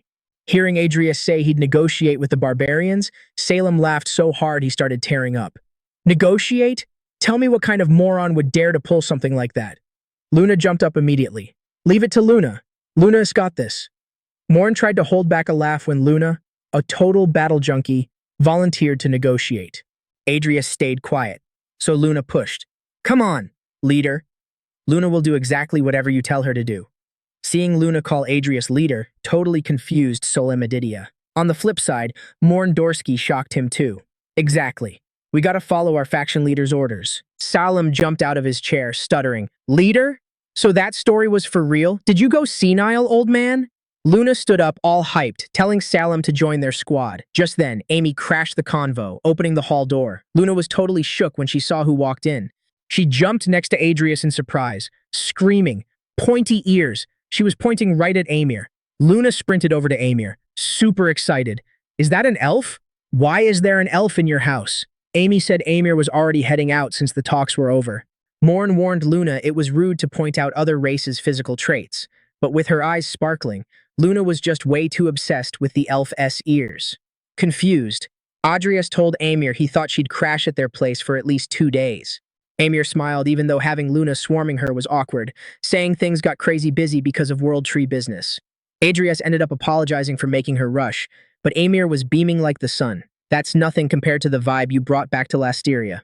Amir also wished that Tapio would bless the mission Adrius was about to take on. After thanking her for the blessing and the visit, Adrius said his goodbyes, and she left the crib. At the academy the next day, a raspy voice echoed through the big hall where the students were gathered. I want to express my thanks to the students who joined the army for Hodlin. I am the official commander who's going to lead you guys into battle, the captain of the 3rd Imperial Guard, Yud Kalump. The skinny commander had a face scarred by age and a sharp gaze that stared down all the students. Seeing Yud in the flesh, the students were totally impressed. If he was there to lead them personally, it meant there was a chance they could become Imperial Guards after the war. Seeing how hyped everyone was, a girl named DNA Alvin frowned. Do they think they are going on a field trip? Next to her, Lucia Everlast scoffed. Well, better than looking all depressed. We're going to war, so we gotta keep the vibes high. Remembering they follow their family's orders during the war, Lucia Everlast asked Vivian Belcam, who was hanging nearby. Your family isn't joining the war, right? You gonna be okay? Vivian Belcam stayed quiet, listening to Lucia mention she heard her family was sending a squad to the front lines. Vivian Belcam answered chill as ever. I'll be fine. This is a solid chance to get some experience. Diane and Lucia Everlast watched Vivian Belcam speak, and Lucia Everlast frowned, thinking about how sketchy it was gonna get, wondering if Adrius was seriously gonna ignore Vivian Belcam. Lucia Everlast also asked herself where the heck he was. Just then, an argument broke out near them. Don't be so hostile with me. Don't pretend you care about me after all this time. Standing near them was Instructor Ivy, getting an earful from a girl a bit shorter than her, who shared the same golden hair color and messy hairstyle. Deanne Alvin and Lucia wondered who that was next to the instructor and why they looked so much alike. Ivy grabbed the girl by the shoulder, saying, My little sis is going to war. I figured I should see her face before she heads out. Hearing the instructor, Deanne Alvin and Lucia Everlast's jaws dropped. The only one who didn't give a damn about the gossip was Vivian Belcam. As soon as she finished greeting her sister, Ivy dipped, leaving behind just one order: stay alive. Seeing the instructor had a sister, Deanne Alvin whispered in Lucia's ear, looks like the sister S got a messy personality too. While the two were gossiping, Lucia Everlast screamed in surprise, catching Deanne Alvin's attention, who looked the same way, right in front of them. Instructor Ivy had lifted her head to kiss someone they knew, Luis. The instructor blushed a little after showing some feelings, and Luis swore, I promise I will come back alive. letting the rumors fly. Ivy scratched her head and warned Luis, "Don't get too hyped in battle and stay focused. Got it?" Then Ivy said bye and walked away from him fast, while the gossip duo Diane and Lucia watched them. Adrius popped up behind the pair, scaring them as he asked, "Since when are they a thing?" Seeing Adrius, they spun around in a panic, arguing with him. "Senior, where were you?" Surprised to see someone else with Adrius, Lucia asked who she was. Vivian Belcam went quiet when she saw that person. Adrius didn't get a chance to introduce her cause she jumped in to introduce herself. "Nice to meet y'all. I am the sister who's gonna join Count Adrius Cromwell in the war. Name's Fionn Hard. Alright guys, I am wrapping it up here. Thanks for sticking with me till the end, and if you liked it, don't forget to smash that like button and comment for more parts. It makes a huge difference for us. If you already new, sub to the channel and go binge watch our vids to kill some time. Catch you later.